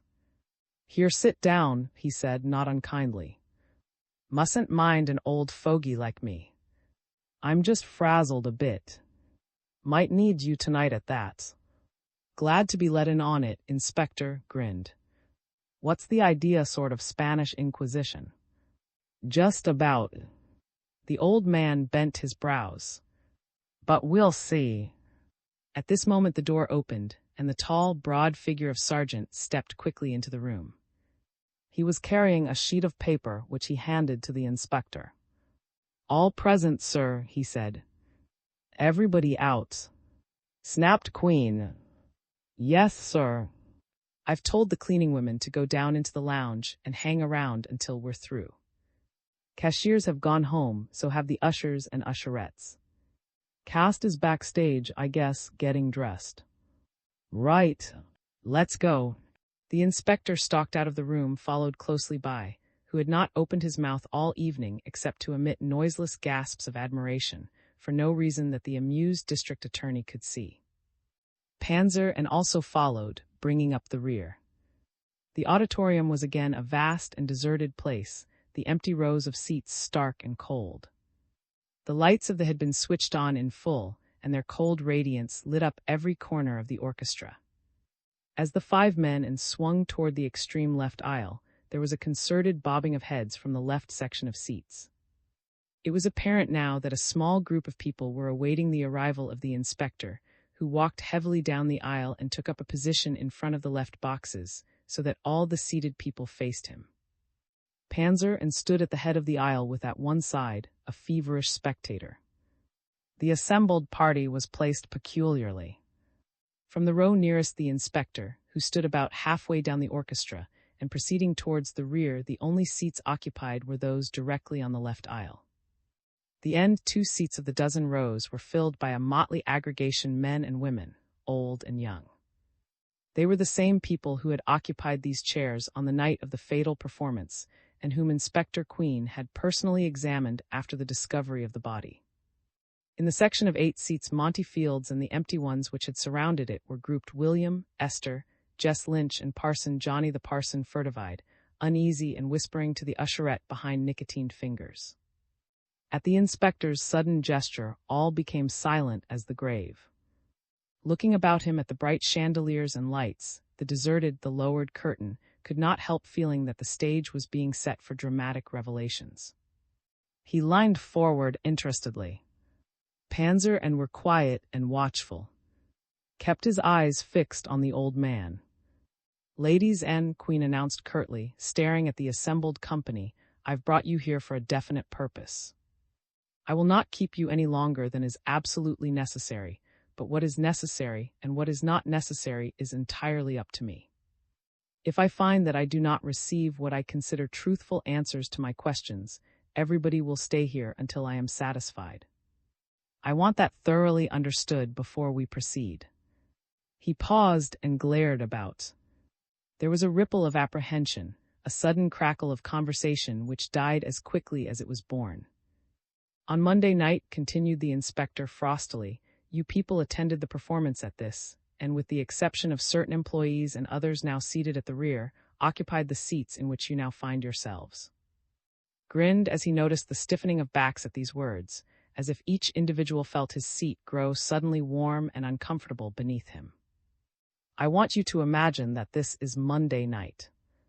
I want you to think back to that night and try to remember everything that happened. By everything I mean any occurrence, no matter how trivial or apparently unimportant, that might have left an impression on your memory." As the inspector warmed to his words, a number of people drifted into the orchestra at the rear. Greeted them in whispers. The little party was composed of Eve, Orange, Stephen Barry, James, and 3 or 4 other members of the cast of Gunplay. They were dressed in their street clothes. Whispered to that they had just come from their dressing rooms and had dropped into the auditorium on hearing voices. Queen's holding a little powwow, whispered in return. "Do you think the inspector has any objections to our staying a while and listening?" asked Barry in a low tone, with an apprehensive glance toward the inspector, who had stopped and was staring icily in their direction. "Don't see why," began worriedly when Eve murmured. And they all became silent. "Now," said the inspector venomously when the flurry had subsided, "this is the situation. Remember, you are now back in Monday evening. The curtain has gone up on the second act, and the is dark. There is a lot of noise from the stage, and you are intent on the exciting sequences of the play. Did any of you, especially those sitting in the aisle seats, notice anything peculiar, unusual, or disturbing around or near you at that time?" He paused expectantly. There were puzzled, fearful shakings of the head.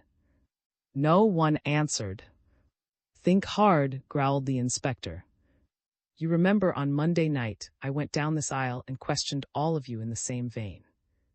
Naturally, I don't want lies, and I can't reasonably expect that you will tell me something startling now when you could remember nothing Monday night. But this is a desperate situation. A man was murdered here, and we are frankly up against it. One of the most difficult cases we have ever encountered.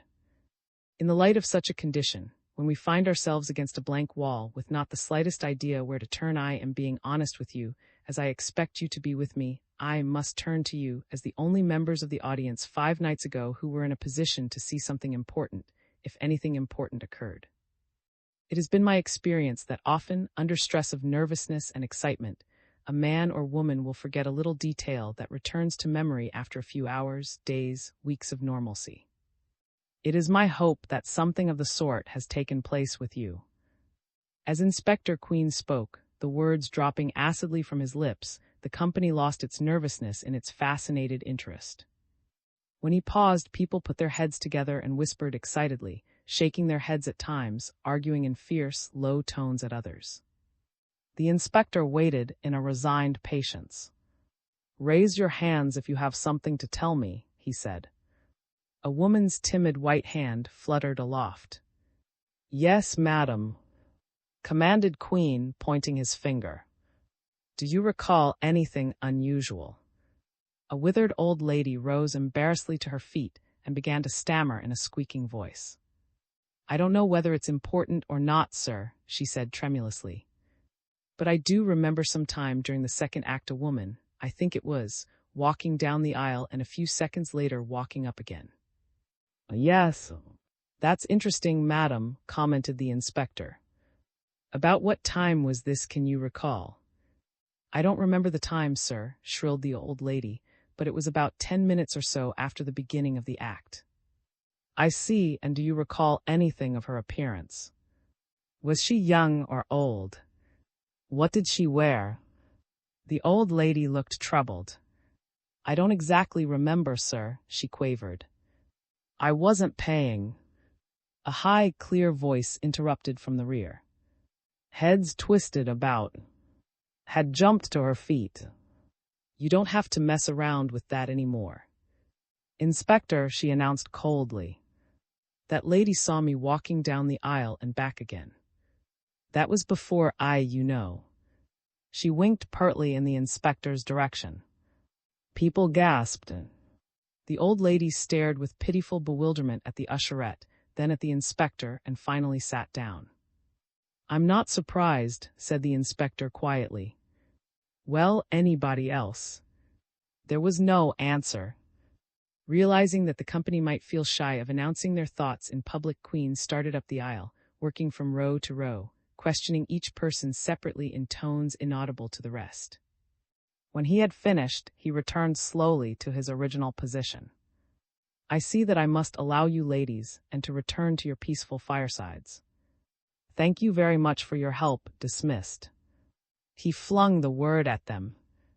They stared at him dazedly, then rose in muttering groups, took up their coats and hats, and under stern eye began to file out of the.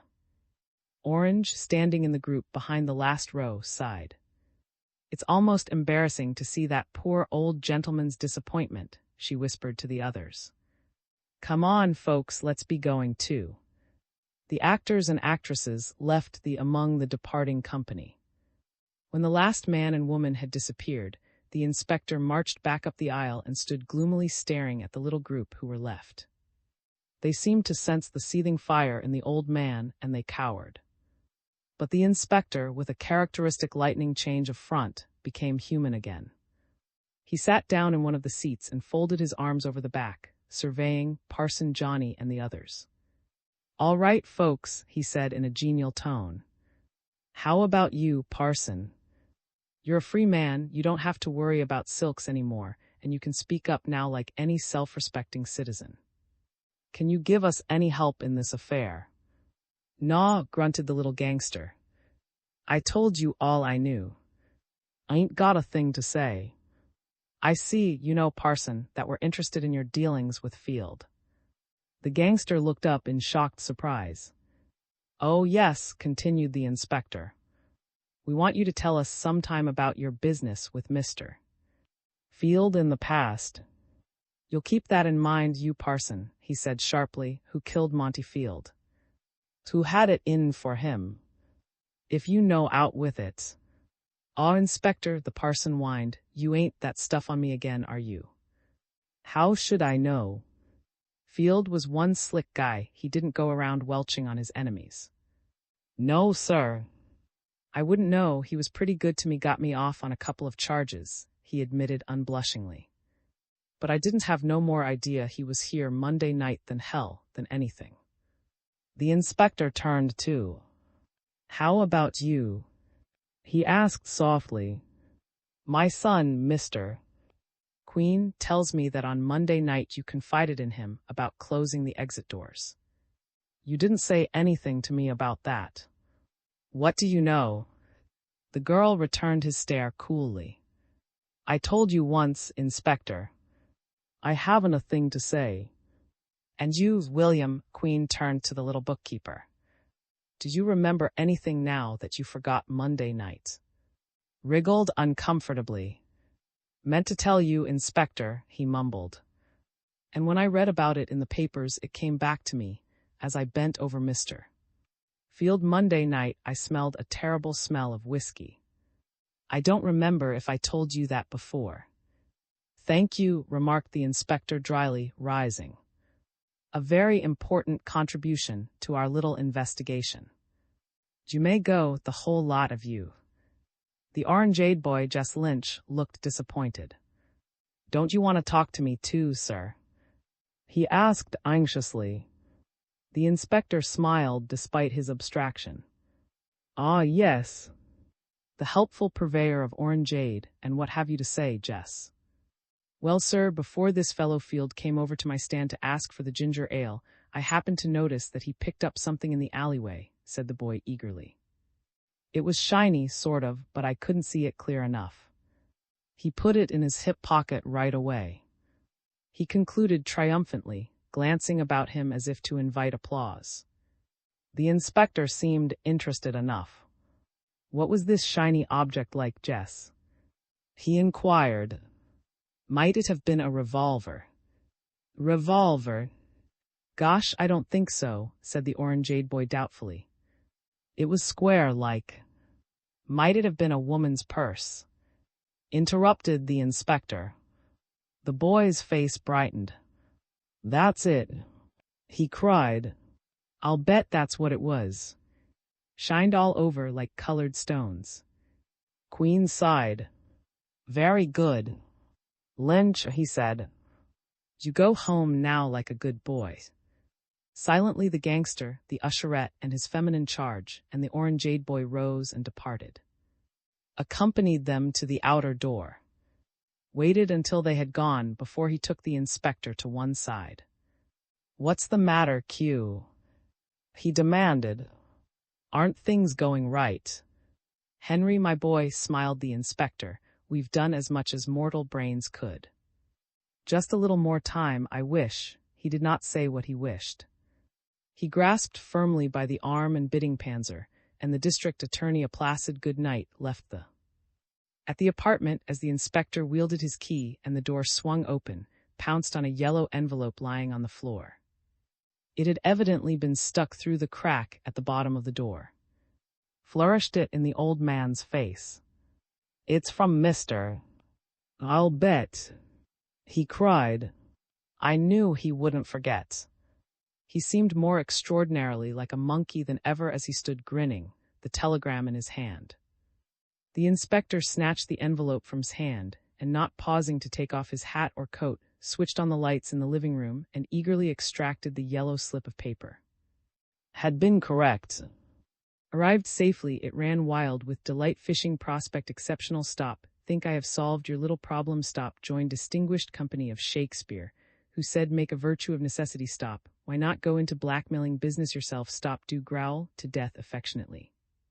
The inspector stared down at the harmless yellow slip, a startled comprehension transmuting the harsh lines of his face. He whirled on, clapped that young gentleman's cap on his tousled head, and pulled his arm purposefully. Old son, he said gleefully, let's go around the corner and celebrate with a couple of ice cream sodas. The Roman hat mystery, Queen. I in which are introduced an audience and a corpse. The dramatic season of 192 began in a disconcerting manner. Eugene had neglected to write a new play in time to secure the financial encouragement of the intelligentsia, and as for the lowbrows, having attended play after play without enthusiasm, they had deserted the legitimate for the more ingenuous delights of the motion picture palaces. On the evening of Monday, September 24th, therefore, when a misty rain softened the electric blaze of Broadway's theatrical district, it was viewed morosely by house managers and producers from 37th Street to Columbus Circle. Several plays were then, and they're given their walking papers by the men higher up, who called upon God and the Weather Bureau to witness their discomfiture. The penetrating rain kept the play-going public close to its radios and bridge tables. Broadway was a bleak sight, indeed, to those few who had the temerity to patrol its empty streets. The sidewalk fronting the Roman, on 47th Street west of the White Way, however, was jammed with a mid-season fair-weather crowd.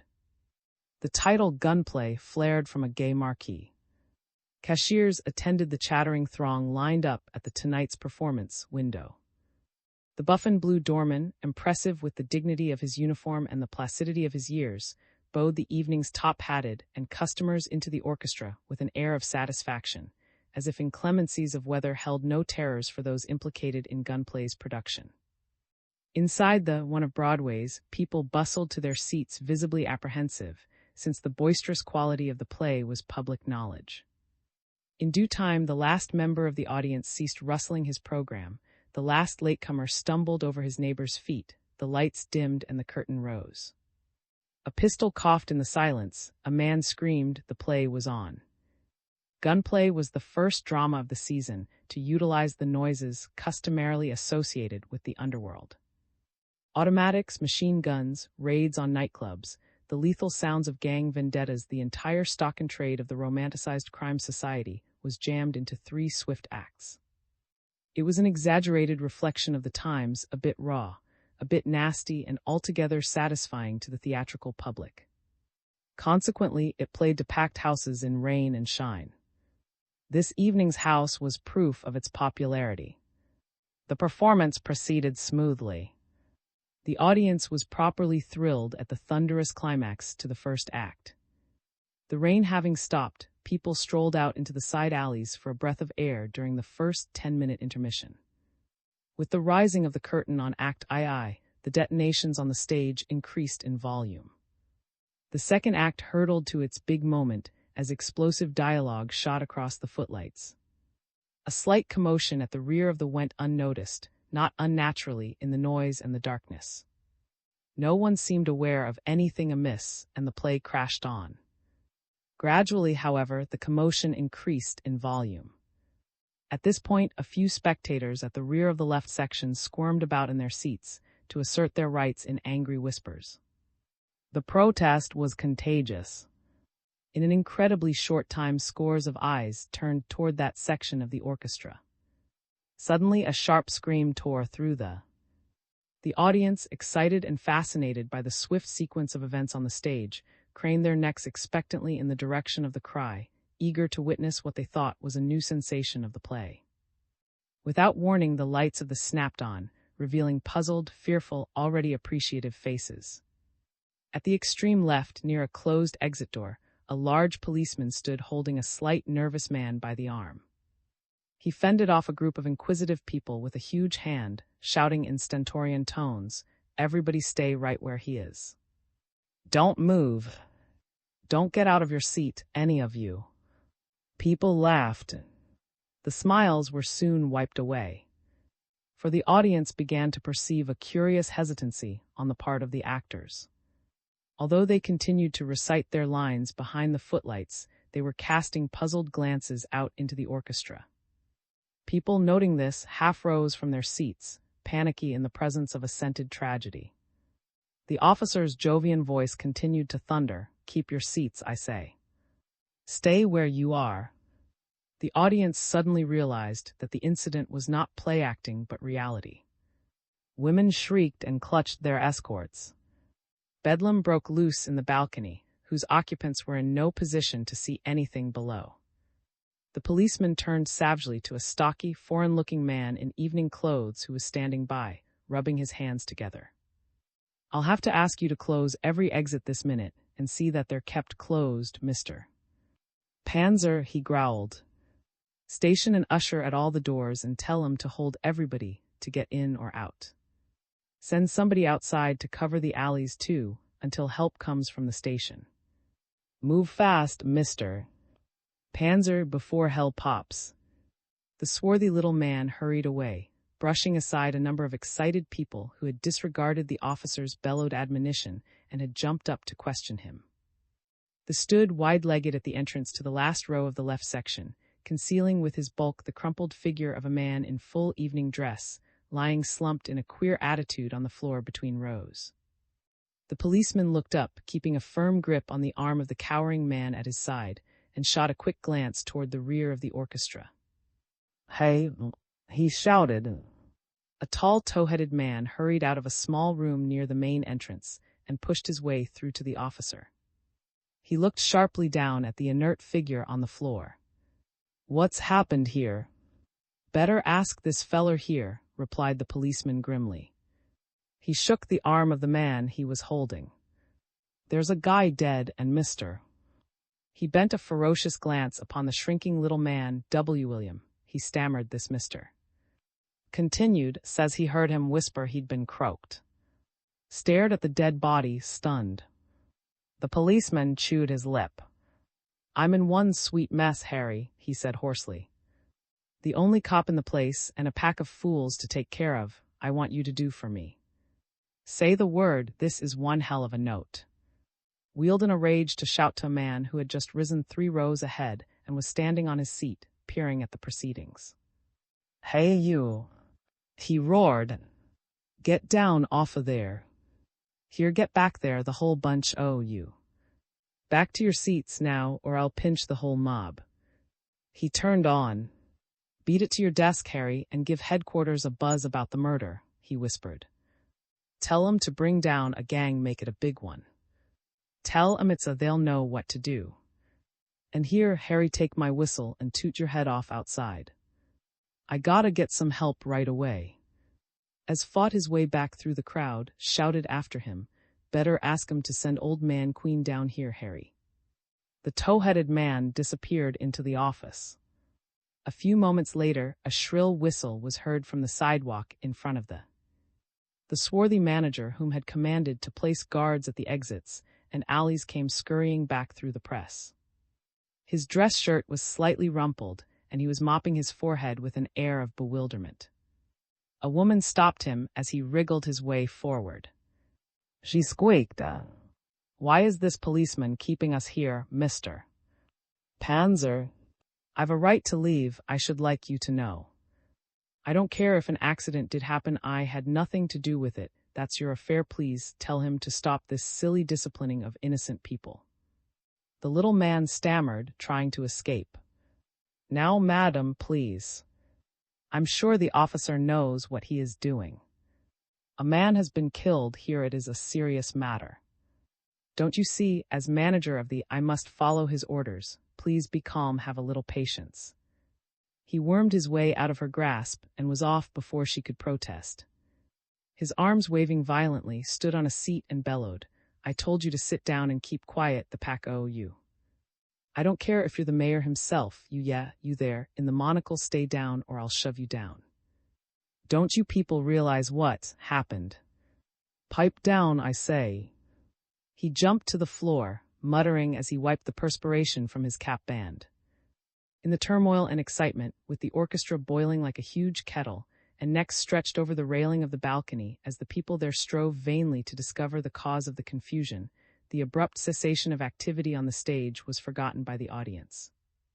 The actors had stammered their way through lines rendered meaningless by the drama before the footlights. Now the slow descent of the curtain put an end to the evening's entertainment. The actors, chattering, hurried toward the stage stairs. Like the audience, they peered toward the nucleus of the trouble in bewilderment. A buxom old lady in garish clothes, the very fine imported actress billed in the character of Madame Murphy, keeper of the public house. Her name was Orange, the slight, graceful figure of the street waif, Eve, leading lady of the piece, the tall, robust hero of gunplay, James, attired in a rough tweed suit and cap, the juvenile, smart in evening clothes, portraying the society lad who had fallen into the clutches of the gang, Stephen Barry, whose characterization of the lady of the streets had brought down a shower of adjectives from the dramatic critics, who had little enough to rant about that unfortunate season. A Van Dyked old man whose faultless evening clothes attested to the tailoring genius of M, costumer extraordinary to the entire cast of Gunplay, the heavy-set villain, whose stage scowl was dissolved in a foggy docility as he surveyed the frantic auditorium. In fact, the entire personnel of the play, bewigged and powdered, rouged and painted, some wielding towels as they hastily removed their makeup, scampered in a body under the lowering curtain and trooped down the stage steps into the orchestra, where they elbowed their way up the aisle toward the scene of the commotion. Another flurry at the main entrance caused many people, despite vigorous orders, to rise in their seats for a clearer view. A group of were hustling their way inside, their nightsticks ready. Heaved a gargantuan sigh of relief as he saluted the tall man in at their head. "What's up?" asked the newcomer, frowning at the pandemonium raging about them. The who had entered with him were herding the crowd to the rear of the orchestra, behind the seat sections. People who had been standing tried to slip back to their seats. They were apprehended and made to join the angry cluster jammed behind the last row. "Looks like this man been murdered," Sergeant said. "Uh-huh." The man looked incuriously down at the one still figure in the lying at their feet, a black-sleeved arm flung over his face, his legs sprawled gawkily under the seats in the row before. "What is it, Gats?" asked the newcomer, of his eyes roving. "No, sir, don't seem to be," said the policeman. "Had a doctor from the audience look him over, the very first thing thinks it's poison." The sergeant grunted. "Who's this?" he rapped, indicating the trembling figure of Bice's side. "Chap who found the body," returned. "He hasn't moved from the spot since." "Good enough." The detective turned toward a compact group huddled a few feet behind them and asked, generally, "Who's the manager here?" Panzer stepped forward. "I'm Detective Sergeant from headquarters," said the man abruptly. "Haven't you done anything to keep this yelling pack of idiots quiet?" "I've done my best, Sergeant," mumbled the manager, wringing his hands. "But they all seem incensed at the way this officer," he indicated, apologetically, "has been storming at them. I don't know how I can reasonably expect them to keep sitting in their seats as if nothing had happened." "Well, we'll take care of that," snapped. He gave a rapid order to a uniformed man nearby. Now he turned back to "How about the doors, the exits? Done anything yet in that direction?" "Sure thing, Sergeant," grinned the policeman. "I had Mr. Panzer here station ushers at every door. They've been there all night, anyway. But I just wanted to make sure." "You were right. Nobody tried to get out." "I think I can vouch for that, Sergeant," put in Panzer meekly. "The action of the play necessitates having ushers posted near every exit for atmosphere. This is a crook play, with a good deal of shooting and screaming and that sort of thing going on, and the presence of guards around the doors heightens the general effect of mystery. I can very easily find out for you if—" "We'll attend to that ourselves," said. "Who'd you send for?" "Inspector Queen," answered. "I had the publicity man phone him at headquarters." Allowed a smile to crease his wintry face. "Thought of everything, didn't you? Now how about the bodies? Has it been touched at all since this fellow found it?" The cowering man held in his hard grasp broke out, half crying. I only found him, officer, honest to God, I." All right," said coldly. "You'll keep, won't you?" What are you blubbering about? Well, not a finger was laid on the body since I came over, replied, with a trace of pride in his voice. Except, of course, for a doctor. I got him out of the audience to make sure the man was dead. He was, and nobody else came near. You've been busy, haven't you? I'll see you won't suffer by it, said. He wheeled on Panzer, who shrank back. Better trot up to the stage and make an announcement, Mr. Manager. The whole crew of 'em are to stay right where they are until Inspector Queen lets them go home, understand. Tell them it won't do any good to kick, and the more they kick the longer they'll be here. Make it plain, too, that they're to stick to their seats, and any suspicious move on anybody's part is going to make trouble. Yes. Good Lord, what a catastrophe, groaned Panzer as he made his way down the aisle toward the stage. At the same moment, a little knot of people pushed open the big door at the rear of the and stepped across the carpet in a body. XX, in which Mr. Michaels writes a letter. For the first time in a week, Inspector Queen was genuinely himself as he strode cheerfully into his tiny office at the headquarters building and shied his coat at a chair. It was Monday morning. He rubbed his hands, hummed The Sidewalks of New York, as he plumped down at his desk and briskly ran through his voluminous mail and reports. He spent a half-hour issuing instructions by word of mouth and telephoned to subordinates in various offices of the Detective Bureau, studied briefly a number of reports which a stenographer placed before him, and finally pressed one of a row of buttons on his desk. Appeared at once. Howdy, Thomas, said the inspector heartily. How are you this fine fall morning? Permitted himself a smile. Well enough, Inspector, he said. And you? You seemed a little under the weather Saturday night. The inspector chuckled. Let bygones be bygones, Thomas, my lad.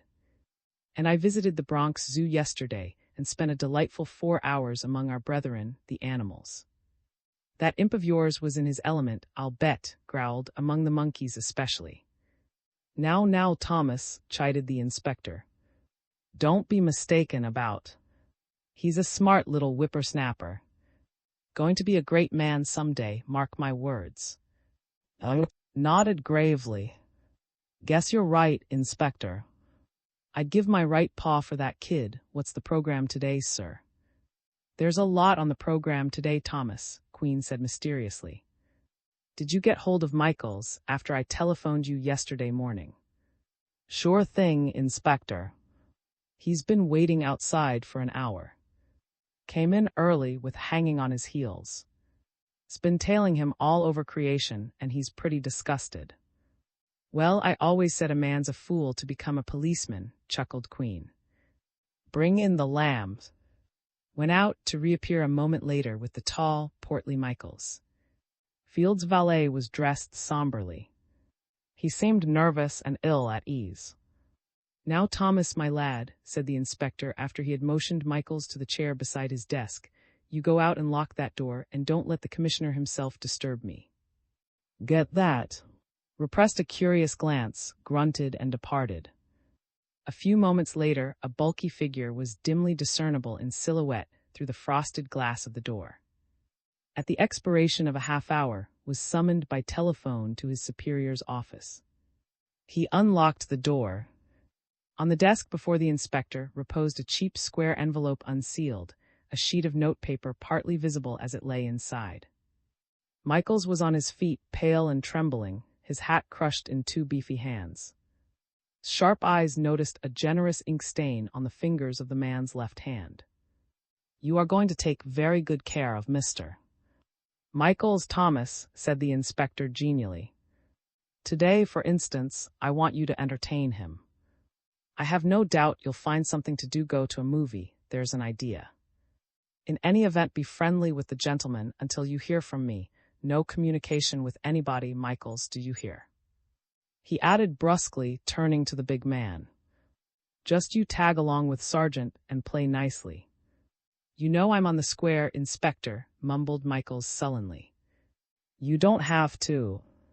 Just a precaution, Michaels, just an elementary precaution. interrupted the inspector, smiling. "Have a nice time, boys." The two men left. Seated at his desk, Queen tilted his swivel chair, picked up the envelope before him reflectively, took out the slip of cheap white paper, and read it over with a little smile. The note bore neither date nor salutation. The message began abruptly. "The writer is Michaels. I think you know me. I have been Monty Field's right-hand man for over 2 years. I won't beat around the bush. Last Monday night you killed Field in the Roman. Monty Field told me Sunday he had an appointment with you at the... And I am the only one who does know this. Another thing, I also know why you killed him. You put him away to get hold of the papers in Field's hat. But you do not know that the papers you stole from him are not the originals. To prove this to you, I am enclosing one sheet from the testimony of Nellie Johnson, which was in Field's possession. If the papers you took from Field's hat are still in existence, compare what you have with this one. You will soon see that I am giving you the straight goods. And I have the rest of the originals safely put away where you will never lay hands on them. I might say that the police are looking for them with their tongues hanging out. Wouldn't it be nice if I stepped into Inspector Queen's office with the papers and my little story? I will give you a chance to buy these papers. You can bring $25,000 in cold cash to the place I describe, and I will hand them over to you. I need money and you need the papers and my silence. Meet me tomorrow, Tuesday night at 12 o'clock at the 7th bench on the right-hand side of the paved path in Central Park, which starts at the northwest corner of 59th Street and 5th Avenue. I will be dressed in a gray overcoat and a gray slouch hat. Just say the word papers to me. This is the only way you can get the papers. Don't look for me before the appointment. If you are not there, I know what I have to do. The scrawl, closely and painfully written, was signed, Charles Michaels. Inspector Queen sighed, licked the flap of the envelope, and sealed it.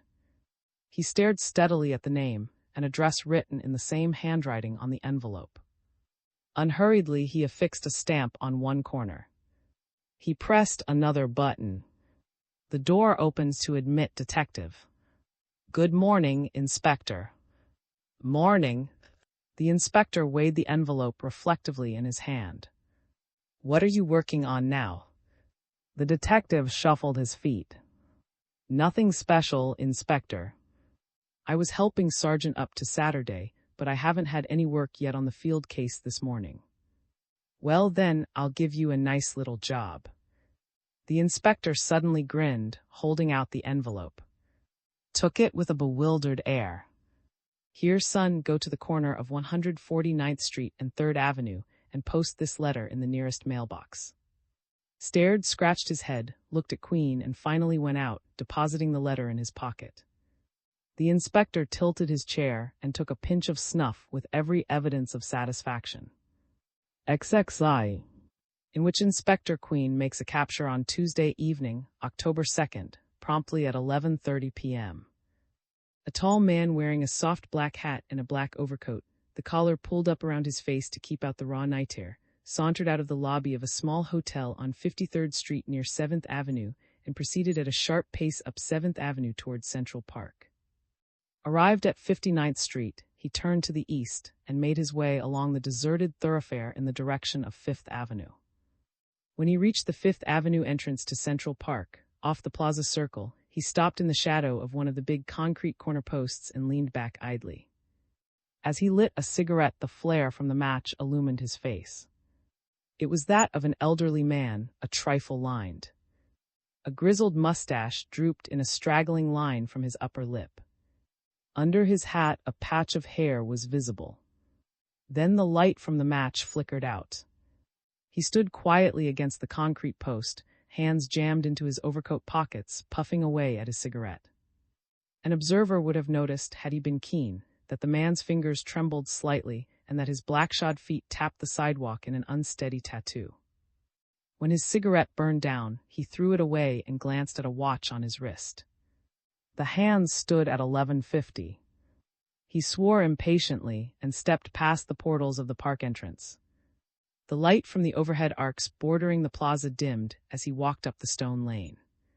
Hesitating as if he were undecided as to his course of action, he looked about him, considered for a moment, then crossed over to the first bench and sat down heavily like a man tired from his day's work and contemplating a restful quarter of an hour in the silence and darkness of the park. Slowly his head drooped, slowly his figure grew slack. He seemed to have fallen into a doze. The minutes ticked away. No one passed the quiet figure of the black-clad man as he sat on his bench. On Fifth Avenue, the motors roared past. The shrill whistle of the traffic officer in the plaza pierced the chill air periodically. A cold wind soughed through the trees. From somewhere in the Stygian recesses of the park came a girl's clear laugh, soft and far off, but startlingly distinct. The minutes drowsed on, the man was falling into a deeper sleep. And yet just as the bells of the neighborhood churches began to toll the hour of 12, the figure tensed, waited an instant, and then rose determinedly. Instead of heading toward the entrance, he turned and plodded farther up the walk, his eyes bright and inquisitive in the gloomy depths created by his hat brim and coat collar. He seemed to be counting the benches as he proceeded in a steady, unhurried gait. 2, 3, 4, 5, he stopped. In the semi-darkness ahead, he could barely make out a still figure seated on a bench. The man walked slowly on. 6, 7, he did not pause, but went straight ahead. 8, 9, 10, only then did he wheel and retrace his steps. This time his gait was brisker, more definite. He approached the 7th bench rapidly, then stopped short. Suddenly, as if he had made up his mind, he crossed over to the spot where the indistinctly looming figure rested quietly and sat down. The figure grunted and moved over a trifle to give the newcomer more room. The two men sat in silence. After a time, the black-garbed man dipped into the folds of his coat and produced a packet of cigarettes. He lit one and held the match for a moment after the tip of the cigarette glowed red. In the ray of the matchlight, he covertly examined the quiet man at his side. The brief moment told him little. The occupant of the bench was as well muffled and concealed as himself. Then the light puffed out and they were in darkness once more. The black-coated man seemed to come to a decision. He leaned forward, tapped the other man sharply on the knee, and said in a low, husky voice the one word. "Papers." The second man came to life immediately. He half shifted his position, scrutinized his companion, and grunted as if in satisfaction. He carefully leaned away from the other man on the bench, and with his right gloved hand dug into his right overcoat pocket. The first man bent eagerly forward, his eyes bright. The gloved hand of his companion came out of the pocket, holding something tightly. Then the owner of the hand did a surprising thing. With a fierce bunching of muscles, he sprang from the bench and leaped backward, away from the first man. At the same time, he leveled his right hand straight at the crouched frozen figure. And a fragmentary gleam of light from an arc lamp far off revealed the thing he held in his hand, a revolver. Crying out hoarsely, the first man sprang to his feet with the agility of a cat. His hand plunged with a lightning-like movement into his overcoat pocket. He darted, reckless of the weapon pointed at his heart, straight forward at the tense figure before him. But things were happening. The peaceful tableau, so suggestive a bare instant before of open spaces and dark country silence, was transformed magically into a scene of intense activity, a writhing, yelling pandemonium. From a cluster of bushes a few feet behind the bench, a swiftly moving group of men with drawn guns materialized. At the same time, from the farther side of the walk, a similar group appeared, running toward the pair. And from both ends of the walk, from the entrance about 100 feet away and from the opposite direction, in the blackness of the park came several uniformed policemen, brandishing revolvers. The four groups converged almost as one. The man who had drawn his gun and leaped from the bench did not await the arrival of reinforcements. As his companion of a moment before plunged his hand into his coat pocket, the gun wielder took careful aim and fired. The weapon roared, awakening echoes in the park. An orange flame streaked into the body of the black-coated man. He lurched forward, clutching his shoulders spasmodically. His knees buckled and he fell to the stone walk. His hands still fumbled in his coat. But an avalanche of men's bodies kept him from whatever furious purpose was in his mind. Fingers gripped his arms and pinned them down so that he could not withdraw his hand from his pocket. They held him in this way silently until a crisp voice behind them said, "Careful, boys, watch his hands." Inspector Richard Queen wriggled into the hard-breathing group and stood contemplatively above the writhing figure on the pavement. "Take his hand out, easy now. Hold it stiff and stiff, man, stiff. He'd jab you in a flash." Sergeant Thomas, who was straining at the arm, gingerly pulled it from the pocket despite the violent flounderings of the man's body. The hand appeared empty, muscles loosened at the last moment. Two men promptly fastened it in a vise. Made a movement as if to explore the pocket. The inspector stopped him with a sharp word and himself bent over the thrashing man on the walk. Carefully, delicately, as if his life depended upon caution, the old man lowered his hand into the pocket and felt about its exterior. He gripped something and just as cautiously holding it up to the light. It was a hypodermic needle. The light of the arc lamp made its pale, limpid contents sparkle. Inspector Queen grinned as he knelt by the wounded man's side. He jerked off the black felt hat. "Disguised and everything," he murmured.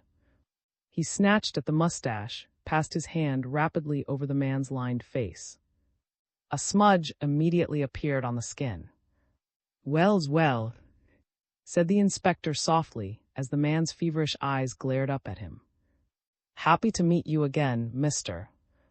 Stephen Barry, and your good friend, Mr. Tetraethyl XXII. And explains." Inspector Queen sat at the writing desk in his living room, scribbling industriously on a long, narrow sheet of notepaper headed "The Queen's." It was Wednesday morning, a fair Wednesday morning, with the sun streaming into the room through the dormer windows and the cheerful noises of 87th Street faintly audible from the pavements below. The inspector wore his dressing gown and slippers. Was busy at the table clearing away the breakfast dishes. The old man had written, "Dear son, as I wired you late last night, the case is finished. We got Stephen Barry very nicely by using Michael's name and handwriting as bait. I really ought to congratulate myself on the psychological soundness of the plan. Barry was desperate and, like so many other criminals, thought he could duplicate his crime without being caught. I hate to tell you how tired I am and how unsatisfying spiritually the job of manhunter is sometimes. When I think of that poor lovely little girl Frances having to face the world as the sweetheart of a murderer, well, there's little justice and certainly no mercy in this world. And of course, I'm more or less responsible for her shame, yet Pope himself was quite decent a while ago when he telephoned me on hearing the news. I suppose in one way I did him and Frances a service." The doorbell rang and, drying his hands hastily on a kitchen towel, ran to the door. District Attorney and Timothy walked in, excited, happy, both talking at once. Queen rose, covering the sheet of paper with a blotter. "Q, old man," cried, extending both hands. "My congratulations. Have you seen the papers this morning? Glory to Columbus," grinned, holding up a newspaper on which in screaming headlines New York was apprised of the capture of Stephen Barry. The inspector's photograph was displayed prominently, and a rhapsodic story captioned, "Queen adds another laurel," ran 2 full columns of type down the sheet. The inspector, however, seemed singularly unimpressed. He waved his visitors to chairs and called for coffee, and began to talk about a projected change in the personnel of one of the city departments, as if the field case interested him not at all. "Here's here," growled, "What's the matter with you? You ought to be throwing out your chest. You act as if you'd pulled a dud rather than succeeded." "It's not that, Henry," said the inspector with a sigh. "I just can't seem to be enthusiastic about anything when isn't by my side. By jingo, I wish he were here instead of in those blamed Maine woods." The 2 men laughed. served the coffee, and for a time the inspector was too occupied with his pastry to brood. Over his cigarette, remarked, "I for one merely dropped in to pay my respects, Inspector, but I'm curious about some aspects of this case. I don't know much about the investigation as a whole, except what told me on the way up." "I'm rather at sea myself, Q," put in the district attorney. "I imagine you have a story to tell us." "Let's have it." Inspector Queen smiled sadly. "To save my own face, I'll have to relate it as if I did most of the work. As a matter of fact, the only really intelligent work in the whole sordid business was. He's a sharp lad, that son of mine." And relaxed as the inspector took some snuff and settled back in his armchair. Folded himself quietly in a corner, ears cocked. "In going over the field case," began the inspector, "I will have to refer at times to Benjamin Morgan, who is really the most innocent victim of all six. I want you to bear in mind, Henry, that whatever I say about Morgan is to go no further, either professionally or socially. I already have Tim's assurance of silence." Both men nodded wordlessly. The inspector continued, "I need explain that most investigations of crime begin with a search for the motive. Many times you can discard suspect after suspect when you know the reason behind the crime. In this case, the motive was obscure for a long time. There were certain indications, like Benjamin Morgan's story, but these were inconclusive. Morgan had been blackmailed by Field for years, a part of Field's activities of which you were ignorant, despite your knowledge of his other social habits. This seemed to point to blackmail as a possible motive, or rather the choking off of blackmail. But then any number of things could have been the motive: revenge, for example, by some criminal whom Field had been instrumental in sending up, or by a member of his criminal organization. Field had a host of enemies, and undoubtedly a host of friends who were friends only because Field held the whip hand. Any one of scores of people, men and women both, might have had a motive for killing the lawyer. So that, since we had so many other pressing and immediate things to think about and do that night at the Roman, we did not bother much with motive. It was always in the background, waiting to be called into service. But mark this point.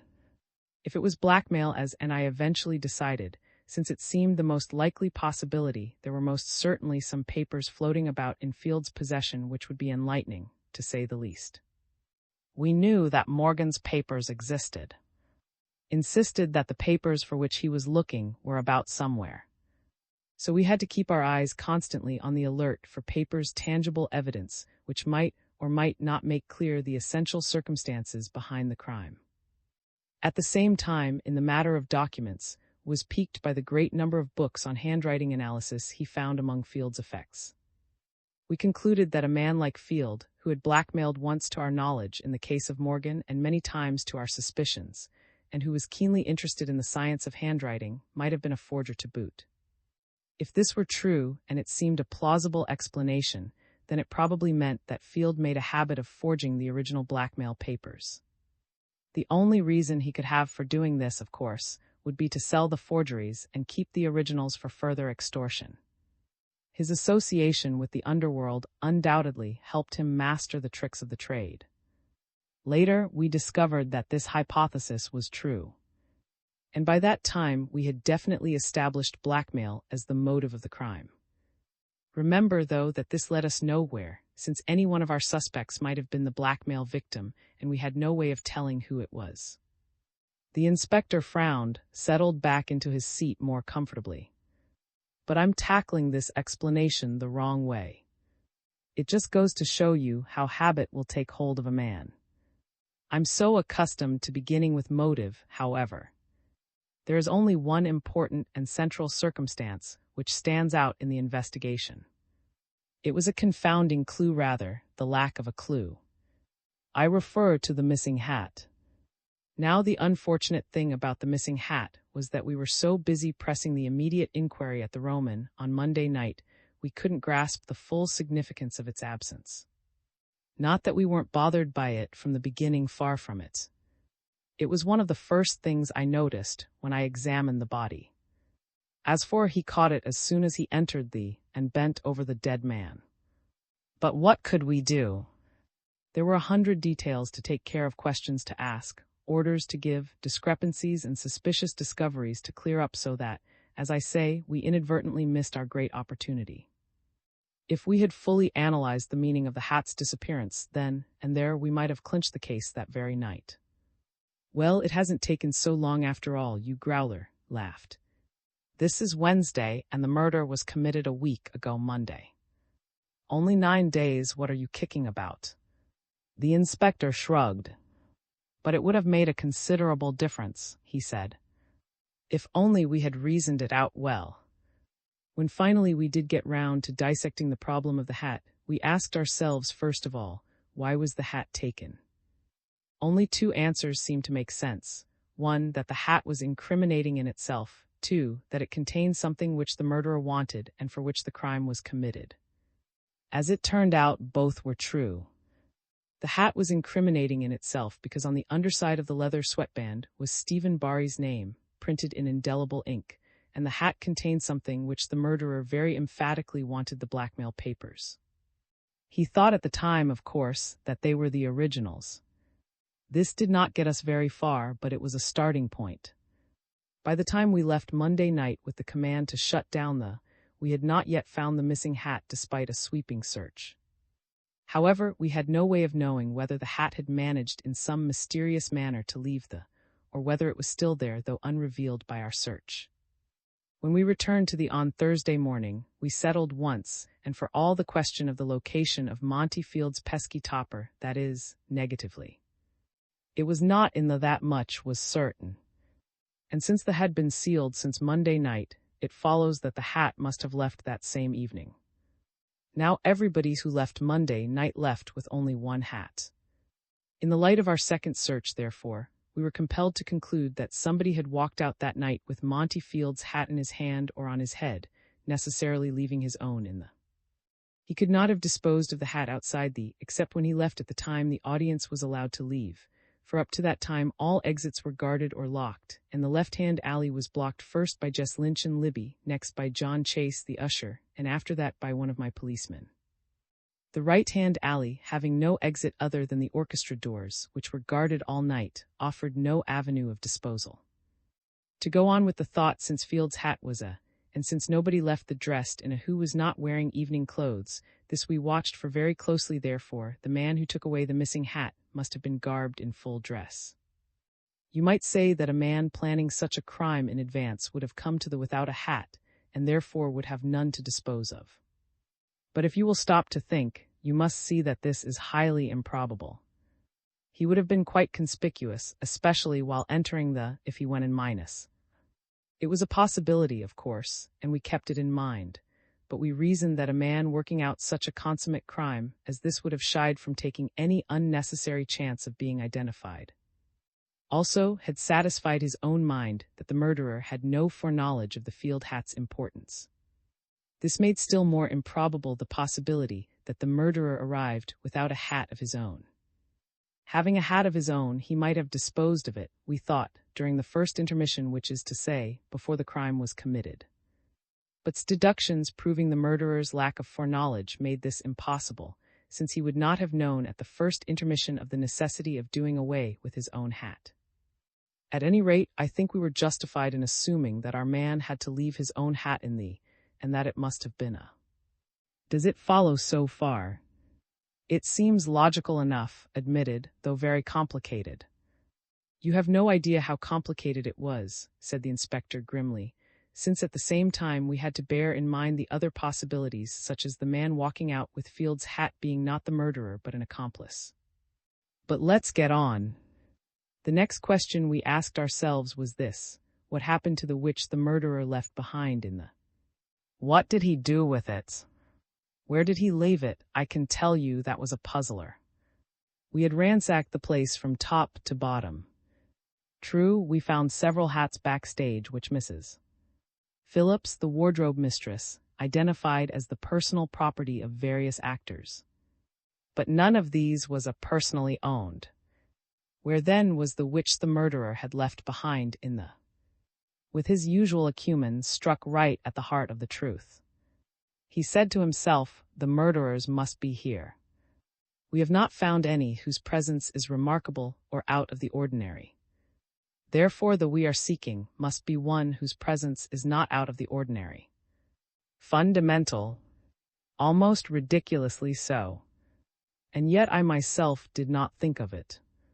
What were there whose presence was not out of the ordinary, so natural, and in so natural a place that they were not even questioned?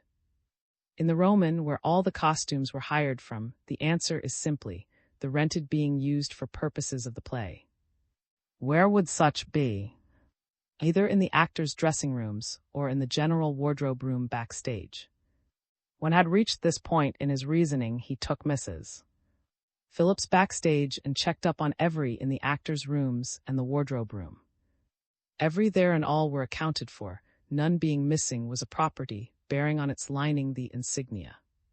Field's hat, which we had proved to be a brose topper, was not among the property or anywhere backstage.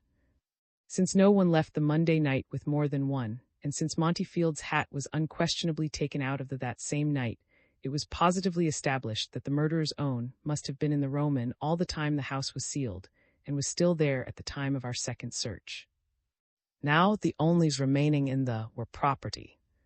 It therefore follows that the murderer's own, which he was forced to leave behind because he walked out with Fields, must have been one of the property hats backstage, since, let me repeat, these were the only of which it could physically have been one. In other words, one of these property backstage belonged to the man who left the Monday night in full dress wearing Field's silk topper.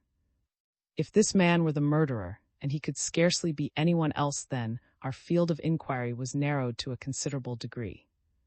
He could only have been either a male member of the cast who left thee in evening clothes, or somebody closely connected with thee and similarly dressed. In the latter case, such a person would have had to have, first, a property to leave behind, second, undisputed access to the wardrobe and dressing rooms, and third, the opportunity to leave his property in either place. Now let us examine the possibilities in the latter case that the murderer was closely connected with the, yet not an actor. The inspector paused to sniff deeply of the snuff in his treasured box. The workmen backstage could be discarded, because none of them wore the evening clothes which were necessary in order to take away Fields. The cashiers, ushers, doormen, and other minor employees were eliminated for the same reason. Harry, the publicity man, was also dressed in ordinary street clothes. Panzer, the manager, was attired in full dress, it is true, but I took the trouble to check up his head size and found it to be 6, an unusually small size. It would be virtually impossible for him to have worn Field's hat, which was 7, it is true, that we left the before he did. On my way out, however, I definitely instructed Thomas to make no exception in Panzer's case, but to search him as the others had been searched. I had examined Panzer's hat merely from a sense of duty while in his office earlier in the evening, and found it to be a derby. Subsequently reported that Panzer walked out with this derby on his head and no other hat in his possession.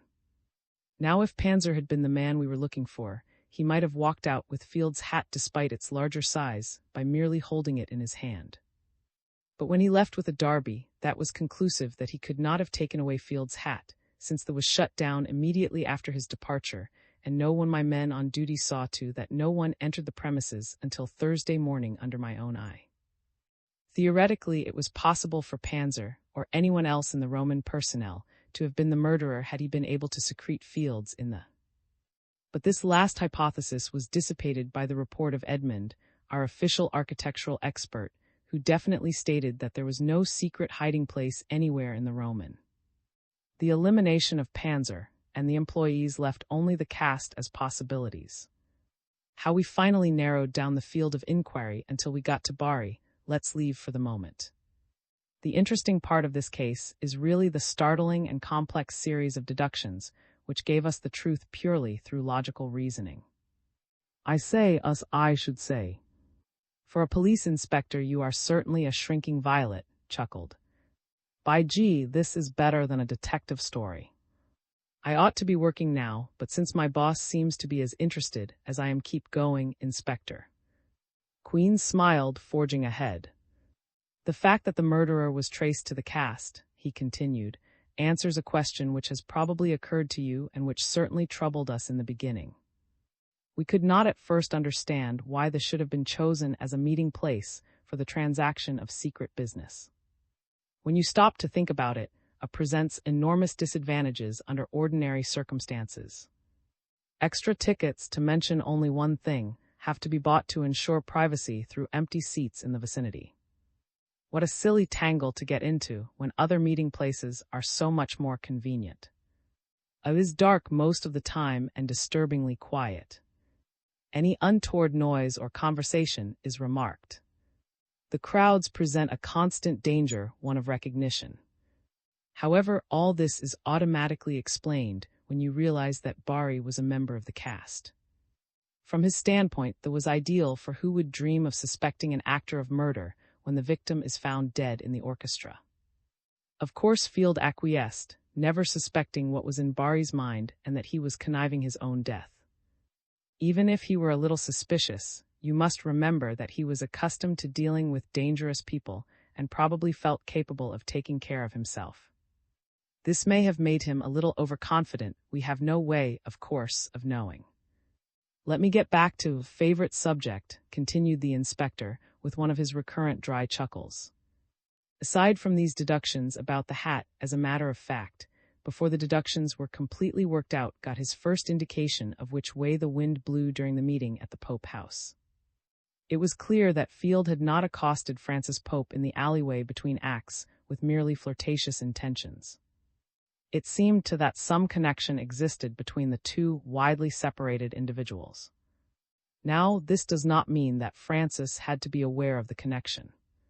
She was positive that she had never heard of or seen Field before. We had no reason to doubt her and every reason to believe her. That possible connection might have been Stephen Barry, provided Stephen Barry and Field knew each other without Francis' knowledge. If, for example, Field had an appointment at the Monday night with the actor and suddenly saw Francis, it was possible that in his half-drunken mood he would venture to approach her, especially since the subject he and Barry had in common concerned her so deeply. As for recognizing her, thousands of people who read the daily papers know every line of her features. She is a much photographed young society lady. Field certainly would have acquainted himself with her description and appearance out of sheer thoroughness of business method. But to return to the triangle connection, Field, Francis, Barry, which I will go into in detail later. You realize that no one else in the cast except Barry, who was engaged to Francis and had been publicly announced as her, with pictures and all the rest of the journalistic business, could have satisfied so well the question, why did Field accost Francis? The other disturbing factor concerning Francis, the discovery of her bag in Field's clothes, was plausibly explained by her dropping it in the natural excitement of the moment when the drunken lawyer approached her. This was later confirmed by Jess Lynch's testimony to the effect that he saw Field pick up Francis' bag. Poor girl, I feel sorry for her. The inspector sighed. To get back to the hat, you'll notice we always return to that blasted top piece, resumed Queen after a pause. I never knew of a case in which a single factor so dominated every aspect of the investigation. Now mark this. Of the entire cast, Barry was the only one who left the room on Monday night dressed in evening clothes, and, as watched at the main door Monday night while the people were filing out, his mind characteristically registered the fact that the entire cast, except Barry, left the wearing street clothes. In fact, he even mentioned this to and me in Panzer's office later, although at the time neither of us realized its full significance. Barry was therefore the only member of the cast who could have taken away Fields.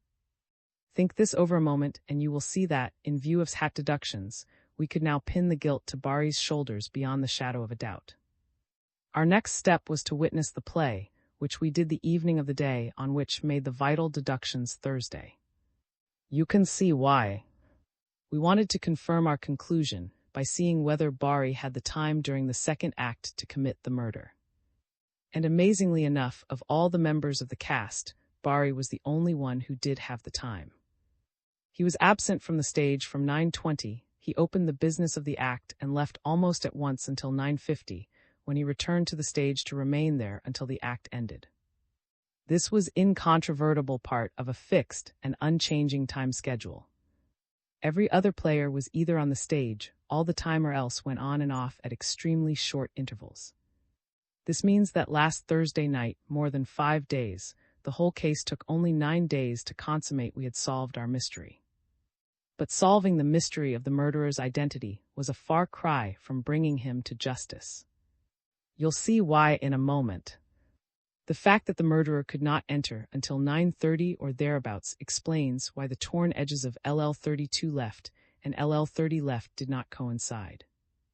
It was necessary for Field and Bari, you see, to come in at different times. Field could not very well enter with Bari, or even at a noticeably late hour. The matter of secrecy was too important to Bari, and Field understood, or thought he did, how necessary it was for him to play the secret game. When we pinned the guilt on Bari Thursday night, we resolved to question subtly the other members of the cast as well as workmen backstage. We wanted to find out, of course, whether anyone had actually seen Bari leave or return. As it happened, no one had. Everybody was busy either acting, redressing, or working backstage. We conducted this little investigation after the performance that night, when Bari had already left the... And it was checkmate right enough. We had already borrowed a seating plan from Panzer. This map, together with the examination of the alleyway on the left and the dressing room arrangement backstage, an examination made directly after the second act Thursday night, showed us how the murder was committed. Starred. I've been puzzling my wits about that, he confessed. After all, Field was no babe in the woods. This Bari must be a wizard. How did he do it? Every riddle is simple when you know the answer, retorted the inspector. Bari, whose freedom began at 9:20, immediately returned to his dressing room, slapped on a quick but thorough facial disguise, donned an evening cloak, and the which was part of his costume. You'll remember he was already dressed in evening clothes and slipped out of his room into the alley. Of course, you can't be expected to know the topography of the... There is a series of tiers in a wing of the building backstage, facing the left alley, which is made up of dressing rooms. Bari's room is on the lowest tier, the door opening into the alleyway. There is a flight of iron steps leading down to the pavement. It was through this door that he quitted the dressing room, walking through the dark alley while the side doors of the were shut during Act II. He sneaked out into the street, since there was no guard at the head of the alley at that time, and he knew it, nor had Jess Lynch and his girl arrived, luckily for him, and entered the brazenly through the regular front entrance as if he were a latecomer.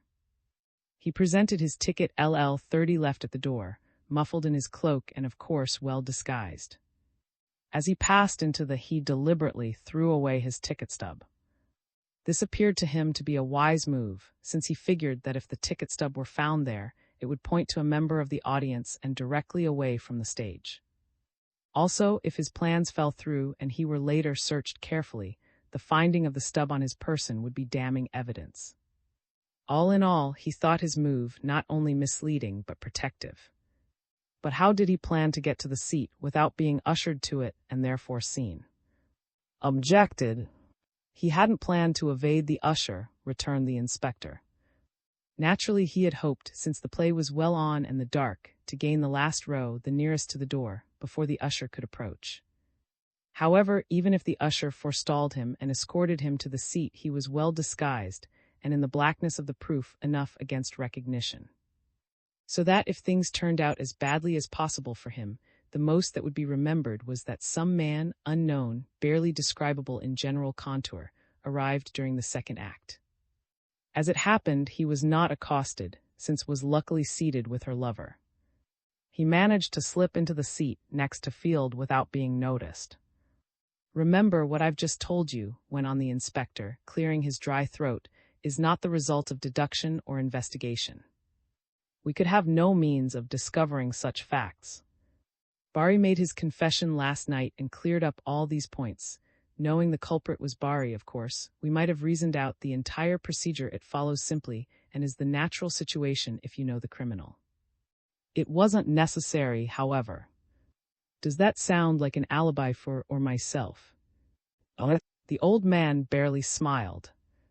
When he sat down next to Field, he had a carefully planned idea of his course of action. Don't forget that he was on a strict time schedule and could not afford to waste a minute.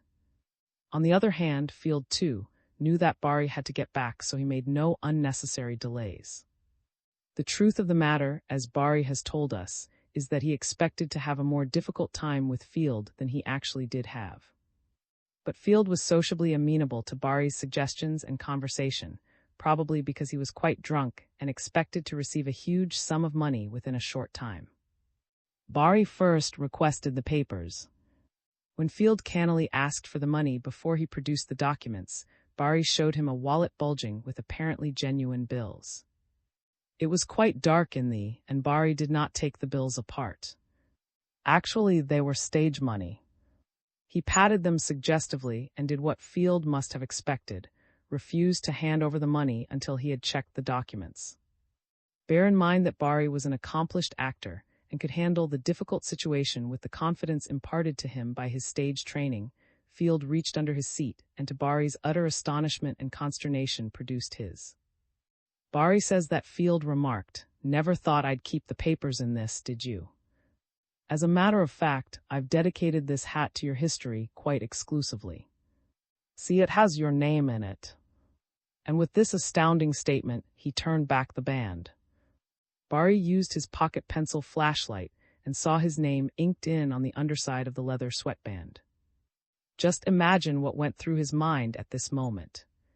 Here he saw what seemed at the moment a ruinous accident to his careful plans. Should Field's hat be examined, and of course it would be at the time of the discovery of the body, then the name Stephen Bari on the band would be overwhelming evidence. Bari had no time to rip out the band. In the first place, he had no knife, unfortunately for him, and in the second place, the hatband was closely and securely stitched to the tough fabric. Working on split time, he saw at once that the only course open to him was to take the hat away after he killed Field. Since he and Field were of the same general physique, with Field wearing an average-sized hat, 7, he immediately decided to leave the wearing or carrying Field's hat.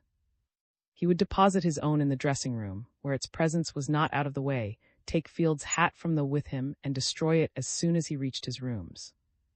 It also occurred to him that if the hat were by some chance examined as he was leaving his name printed inside would certainly ward off suspicion. In all probability, it was this fact that made Bari feel he was running into no particular danger, even though he had not foreseen the unexpected circumstance. "Clever rogues," murmured. "The quick brain, Henry, the quick brain," said Queen gravely. "It has run many a man's neck into the noose." As he made the lightning decision to take the hat, he realized that he could not leave his own in its place.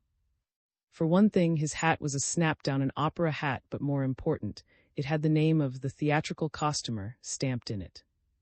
You can see that this would immediately point to someone in the cast, just the thing he wished to avoid. He told me also that at the moment, and for quite some time thereafter, he felt that the most the police could deduce from the hat's being missing was that it was taken because it contained something valuable.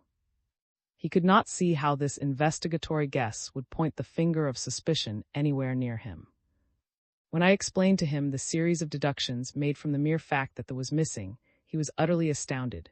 You can see now that the only really fundamental weakness of his crime was due not to an oversight or a mistake on his part, but to an occurrence which he could not possibly have foreseen. It forced his hand, and the entire chain was started. Had Bari's name not been lettered in Field's hat, there is no question in my mind but that he would be a free and unsuspected man today. The police records would carry another unsolved murder on its pages. I need not state that this entire train of thought flashed through his brain in less time than it takes to describe. He saw what he had to do, and his plans adjusted themselves instantly to the new development. When Field extracted the papers from the hat, Bari examined them cursorily under the lawyer's watchful eye. He did this by the same pencil flashlight, a tiny streak of illumination quite obscured by their shielding bodies. The papers seemed in good order and complete. But Bari did not spend much time over the papers at the moment. He looked up with a rueful smile and said, "Seem to be all here, damn you, very naturally, as if they were enemies under a truce and he was being a good sport." Field interpreted the remark for what it was intended to convey. Bari dipped into his pocket, the light was out now, and as if he were nervous, took a swig at a pocket flask of good whiskey. Then, as if recollecting his manners, he asked Field pleasantly enough if he would not take a drink to bind the bargain. Field, having seen Bari drink from the flask, could have no suspicion of foul play. In fact, he probably never dreamed that Barry would try to do him in. Barry handed him a flask. But it wasn't the same flask. Under cover of the darkness, he had taken out 2 flasks, the one he himself used coming from his left hip pocket, the flask he gave Field coming from his right hip pocket. In handing it over to Field, he merely switched flasks. It was very simple and made simpler because of the darkness and the fuddled condition of the lawyer. The ruse of the flask worked. But Barry had taken no chances. He had in his pocket a hypodermic filled with the poison. If Field had refused to drink, Barry was prepared to plunge the needle into the lawyer's arm or leg. He possessed a hypodermic needle, which a physician had procured for him many years before. Barry had suffered from nervous attacks and could not remain under a doctor's care since he was traveling from place to place with a stock company. The hypodermic was untraceable, therefore, on a cold trail years old, and he was ready if Field refused to drink. So you see his plan, even in this particular, was foolproof. The flask from which Field drank contained good whiskey, all right, but mixed with tetraethyl lead in a copious dose. The poison's slight ether smell was lost in the reek of the liquor, and Field, drinking, gulped down a huge mouthful before he realized that anything was wrong if he did at all. Mechanically, he returned the flask to Barry, who pocketed it and said, "I guess I'll look over these papers more carefully. There's no reason why I should trust you." Field, who was feeling extremely disinterested by this time, nodded in a puzzled sort of way and slumped down in his seat. Barry really did examine the papers, but he watched Field like a hawk out of the corner of his eye all the time. In about 5 minutes, he saw that Field was out for good. He was not entirely unconscious, but well underway. His face was contorted, and he was gasping for breath. He seemed unable to make any violent muscular movement or outcry. Of course, he'd utterly forgotten Barry in his agony, perhaps didn't remain conscious very long. When he groaned, those few words to it was the superhuman effort of a practically dead man. Barry now consulted his watch. It was 9:40. He had been with Field only 10 minutes. He had to be back on the stage at 9:50. He decided to wait 3 minutes more. It had taken less time than he had figured to make sure that Field would not raise a rumpus. At 9:43 exactly, with Field terribly inanimate in his internal agonies, Barry took Field's hat, snapped down his own, and slipped it under his cloak and rose. The way was clear. Hugging the wall, walking down the aisle as carefully and unobtrusively as possible, he gained the rear of the left side boxes without anyone noticing him. The play was at its highest point of tension. All eyes were riveted on the stage. In the rear of the boxes, he ripped off the false hair, rapidly adjusted his makeup, and passed through the door leads into a narrow passageway, which in turn leads into a corridor, branching out to various parts of the backstage area. His dressing room is a few feet from the entrance to the corridor. He slipped inside, threw his stage hat among his regular effects, dashed the remaining contents of the death flask into the washbowl, and cleaned out the flask. He emptied the contents of the hypodermic into the toilet drain and put away the needle, cleaned. If it was found, what of it? He had a perfectly sound excuse for owning it, and besides, the murder had not been committed by such an instrument at all. He was now ready for his cue, calm, debonair, a little bored. The call came at exactly 9:50. He went on the stage and was there until the hue and cry was raised at 9:55 in the orchestra. "Talk about your complicated plots," ejaculated. "It is not so complicated as it seems at first hearing," returned the inspector. "Remember that Barry is an exceptionally clever young man, and above all, an excellent actor. No one but an accomplished actor could have carried off such a plan. The procedure was simple, after all. His hardest job was to keep to his time schedule. If he was seen by anyone, he was disguised. The only dangerous part of his scheme was the getaway when he walked down the aisle and went backstage through the box. The aisle he took care of by keeping an eye out for the usher while he sat next to Field. He had known beforehand, of course, that the ushers, due to the nature of the play, kept their stations more or less faithfully, but he counted on his disguise and hypodermic to help him through any emergency that might arise. however, was lax in her duty, and so even this was in his favor. He told me last night, not without a certain pride, that he had prepared for every contingency. As for he knew from experience that at that period in the play's progress practically everyone was on the stage. The technical men were busy at their stations. Too, remember that he planned the crime knowing in advance the exact conditions under which he would have to operate. And if there was an element of danger, of uncertainty, well, it was all a risky business, wasn't it? He asked me last night, smiling, and I had to admire him for his philosophy if for nothing else. The inspector shifted restlessly. This makes clear, I hope, just how Barry did the job. As for our investigation, with the hat deductions made and our knowledge of the murderer's identity, we still had no inkling of the exact circumstances behind the crime. If you've been keeping in mind the material evidence which we had collected by Thursday night, you will see that we had nothing at all with which to work. The best thing we could hope for was that somewhere among the papers for which all of us were looking was a clue which would tie up to Barry. Even that would not be enough, but so the next step, said the inspector after a sigh, was the discovery of the papers in Field's neat hiding place at the top of the bed canopy in his apartment. This was work from start to finish. We had found out that Field had no safety deposit box, no post office box, no outside residence, no friendly neighbor or tradesman, and that the documents were not in his office. By a process of elimination, insisted that they must be somewhere in Field's rooms. You know how this search ended? An ingenious bit of pure reasoning on his part. We found Morgan's papers, we found stuff relating to the gang activities, and by the way, Tim, I'm going to be keenly alive to what happens when we start on the big cleanup, and we found finally a wad of miscellaneous papers. Among these were Michael's and Barry's. You'll remember, Tim, that from the handwriting analysis business, deduced that possibly we would find the originals of Barry's papers, and so we did. Michael's case was interesting.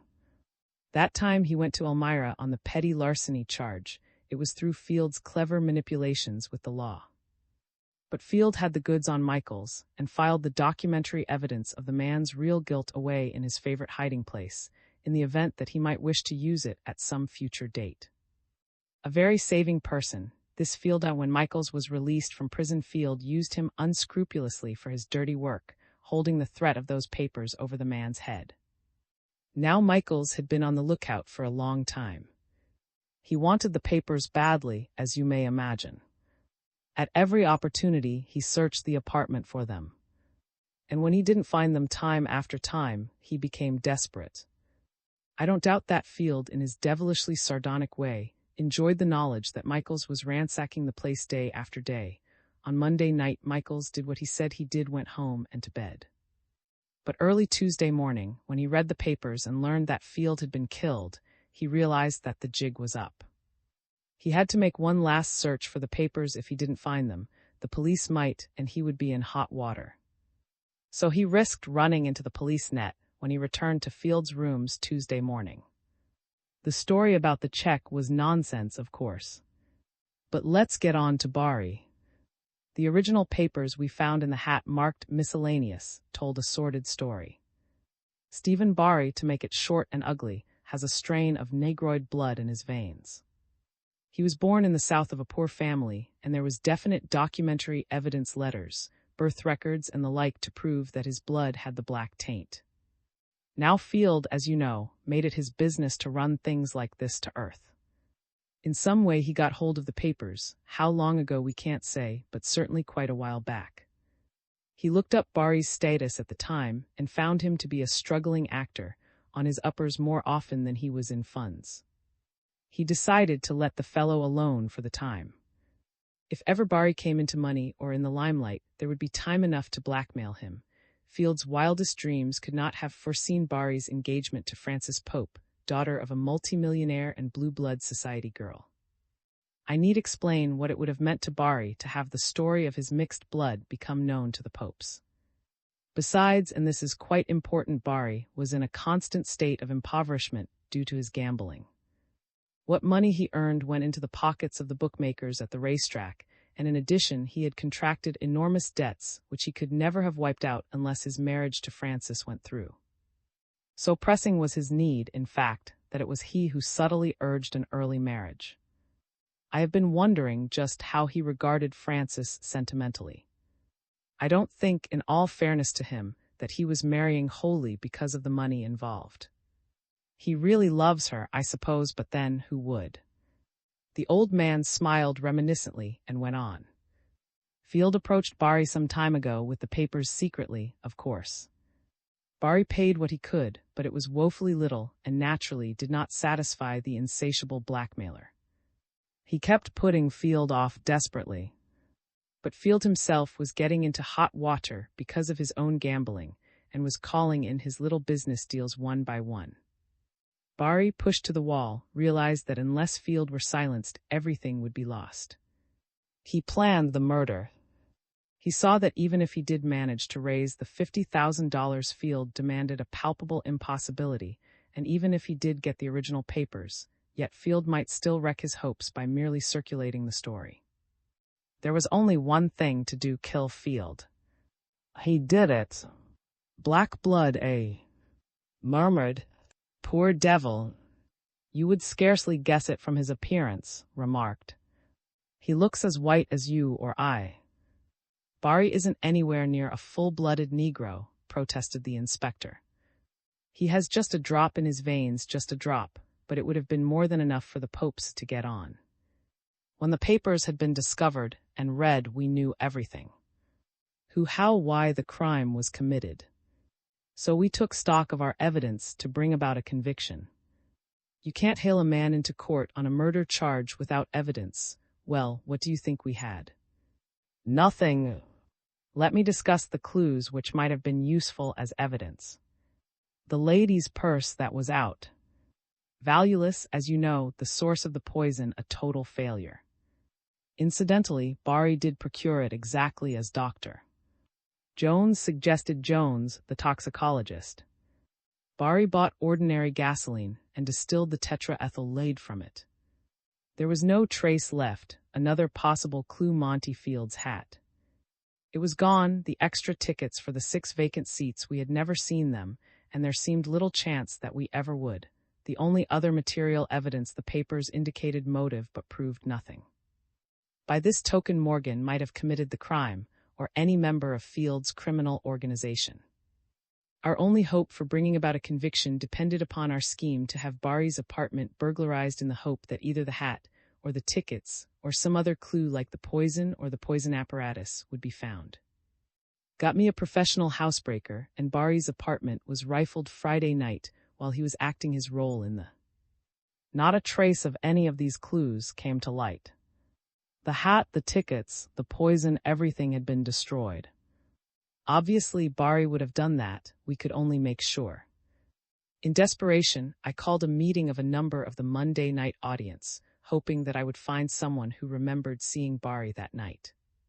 Sometimes, people recall events later which they forgot completely in the excitement of a previous quizzing. But this too, as it happened, was a failure. The only thing of value that turned up was the Orangeade boy's testimony about seeing Field pick up an evening bag in the alley. This got us nowhere as far as Barry was concerned, however. And remember that when we questioned the cast Thursday night, we got no direct evidence from them. So there we were with a beautifully hypothetical statement of facts for a jury, but not a shred of genuine evidence. The case we had to present would have offered no difficulties to a shrewd defending attorney. It was all circumstantial evidence, based chiefly on reasoning. You know as well as I do what a chance such a case would have in court. Then my troubles really began, for had to leave town. I racked my brains, the few I have. Queen scowled at his empty coffee cup. Things looked black enough. How could I convict a man without evidence? It was maddening. And then did me the final service of wiring me a suggestion. A suggestion? Ask me. A suggestion that I do a little blackmailing myself. Blackmailing yourself? Stared. I don't see the point. Trust to make a point that on the surface is obscure, retorted the inspector. I saw at once that the only course left open to me was to manufacture evidence. Both men frowned in puzzlement. It's simple enough, said Queen. Field was killed by an unusual poison. And Field was killed because he was blackmailing Bari. Wasn't it fair for me to assume that if Bari were suddenly blackmailed on the identical score, he would again use poison, and in all likelihood the same poison? I don't have to tell you that, once a poisoner, always a poisoner. In the case of Bari, if I could only get him to try to use that tetraethyl lead on somebody else, I'd have him. The poison is almost unknown, but I need explain further. You can see that if I caught him with tetraethyl lead, that would be all the evidence I needed. How to accomplish the feat was another matter. The blackmail opportunity fitted the circumstances perfectly. I actually had the original papers pertaining to Bari's parentage and tainted blood. Bari thought these destroyed. He had no reason to suspect that the papers he took from Field were clever forgeries. If I blackmailed him, he was in the same boat as before. Consequently, he would have to take the same action. And so I used our friend Charlie Michaels. The only reason I utilized him was that to Bari it would seem logical that Michaels, Field's crony and bully and constant companion, should be in possession of the original papers. I got Michaels to write a letter dictated by me. The reason I wanted Michaels to write it was that possibly Bari, through association with Field, was familiar with the man's handwriting. This may seem a small point, but I couldn't take any chances. If I slipped up on my ruse, Bari would see through it at once, and I'd never get him again. I enclosed a sheet of the original papers in the letter, to show that the new blackmailing threat had teeth. I stated that Field had brought Bari copies. The sheet enclosed proved my statement. Bari had no reason in the world to doubt that Michaels was milking him, as his master had done before. The letter was so worded as to be an ultimatum. I set the time and the place, and to make a long story short, the plan worked. I guess that's all. Bari came. He had his trusty little hypodermic filled with tetraethyl lead, also a flask, an exact replica, you see, of the Field crime except for locale. My man was instructed to take no chances. As soon as he recognized Bari, he covered him and raised the alarm. Luckily, we were almost at their elbows behind the bushes. Bari was desperate and would have killed himself and two if he'd had half a chance. There was a significant silence as the inspector finished, sighed, leaned forward and took some snuff. Shifted in his chair. Listens like a thriller cue, he said admiringly. But I'm not clear on a few points. For example, if this tetraethyl lead is so little known, how on earth did Bari ever find out about it to the degree of actually making some himself? Oh, the inspector smiled. That worried me from the moment Jones described the poison. I was in the dark even after the capture. And yet it just goes to show how stupid I am. The answer was under my nose all the time. You will remember that at the Pope Place a certain doctor Cornish was introduced. Now Cornish is a personal friend of the old financier, and both of them are interested in medical science. In fact, I recall asking at one time, didn't Pope recently donate $100,000 to the Chemical Research Foundation? That was true. It was on the occasion of a meeting in the Pope House one evening several months ago that Bari accidentally found out about tetraethyl lead. A delegation of scientists had called upon the magnate, introduced by Cornish, to request his financial aid in the foundation. In the course of the evening, the talk naturally turned to medical gossip and the latest scientific discoveries. Bari admitted that he overheard one of the directors of the foundation, a famous toxicologist, relate to the group the story of the poison. At this time, Bari had no idea that he would put the knowledge to use. When he decided to kill Field, he saw the advantages of the poison and its untraceable source immediately. What the deuce was the significance of that message you sent to me by Louis Panzer Thursday morning, Inspector? Inquired curiously. Remember, your note requested that I watch and Panzer when they met to see if they knew each other. As I reported to you, I asked later, and he any acquaintance with Panzer. What was the idea? Panzer, repeated the inspector softly. Panzer has always intrigued me, Tim. At the time I sent him to you, Remember the hat deductions which absolved him had not yet been made. I sent him to you merely out of a sense of curiosity. I thought that if recognized him, it might point to a connection between Panzer and Field. My thought was not borne out, it wasn't too hopeful to begin with. Panzer might have been acquainted with Field on the outside, without knowledge. On the other hand, I didn't particularly want Panzer hanging around that morning, so the errand did both of us a lot of good. Well, I hope you were satisfied with that package of newspapers I sent you in return, as you instructed, grinned. How about the anonymous letter Morgan received? Was that a blind or what? Demanded. It was a sweet little frame-up, returned Queen grimly. Barry explained that to me last night. He had heard of Morgan's threat against Field's life. He didn't know, of course, that Field was blackmailing Morgan. But he thought it might plant a strong false trail if he got Morgan to the on a thin story Monday night. If Morgan didn't come, there was nothing lost. If he did, he worked it this way. He chose ordinary cheap notepaper, went down to one of the typewriter agencies and wearing gloves typed the letter, signed it with that useless scrawled initial, and mailed the thing from the General Post Office. He was careful about fingerprints, and certainly the note could never be traced to him. As luck would have it, Morgan swallowed the bait and came. The very ridiculousness of Morgan's story and the obvious falsity of the note, as Barry figured, made Morgan a strong suspect. On the other hand, Providence seems to provide compensations. For the information we got from Morgan about Field's blackmailing activities did Mr. Barry a heap of harm. He couldn't have foreseen that, though. Nodded. I can think of only one other thing. How did Barry arrange for the purchase of the tickets, or did he arrange for it at all? He certainly did. Barry convinced Field that as a matter of fairness to himself, the meeting and the transfer of papers should take place under a cloak of absolute secrecy. Field was agreeable and was easily persuaded to purchase the 8 tickets at the box office. He himself realized that the 6 extra tickets were needed to ensure privacy. He sent Barry 7, and Barry promptly destroyed them all except LL30 left. The inspector rose, smiling tiredly. He said in a low voice. Some more coffee. Stopped the boy with a protesting hand. Thanks, Q, but I've got to be going. And I have loads of work on this gang affair. I couldn't rest, though, until I got the whole story from your own lips, Q, old man, he added awkwardly. I'm really sincere when I say that I think you've done a remarkable piece of work. I never heard of anything like it, put in heartily.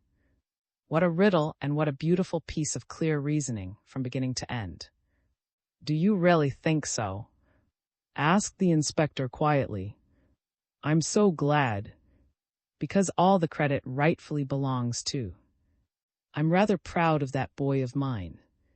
When and had departed and had retired to his tiny kitchen to wash the breakfast dishes, the inspector turned to his writing desk and took up his fountain pen. He rapidly read over what he had written to his son. Sighing, he put pen to paper once more. Let's forget what I just wrote. More than an hour has passed since then. And Tim came up and I had to crystallize our work on the case for their benefit. I never saw such a pair. Kids, both of 'em. Gobbled the story as if it were as I talked. I saw with appalling clarity how little I actually did and how much you did. I'm pining for the day when you will pick out some nice girl and be married, and then the whole darned Queen family can pack off to Italy and settle down to a life of peace. Well, I've got to dress and go down to headquarters. A lot of routine work has collected since last Monday and my job is just about cut out for me. When are you coming home? Don't think I want to rush you, but it's so gosh awful lonesome, son. I know, I guess I'm selfish as well as tired. Just a doddering old fogey who needs coddling. But you will come home soon, won't you? Sends his regards. The rascal is taking my ears off with the dishes in the kitchen. Your loving father. Aye, aye. In which one queen works and another queen watches.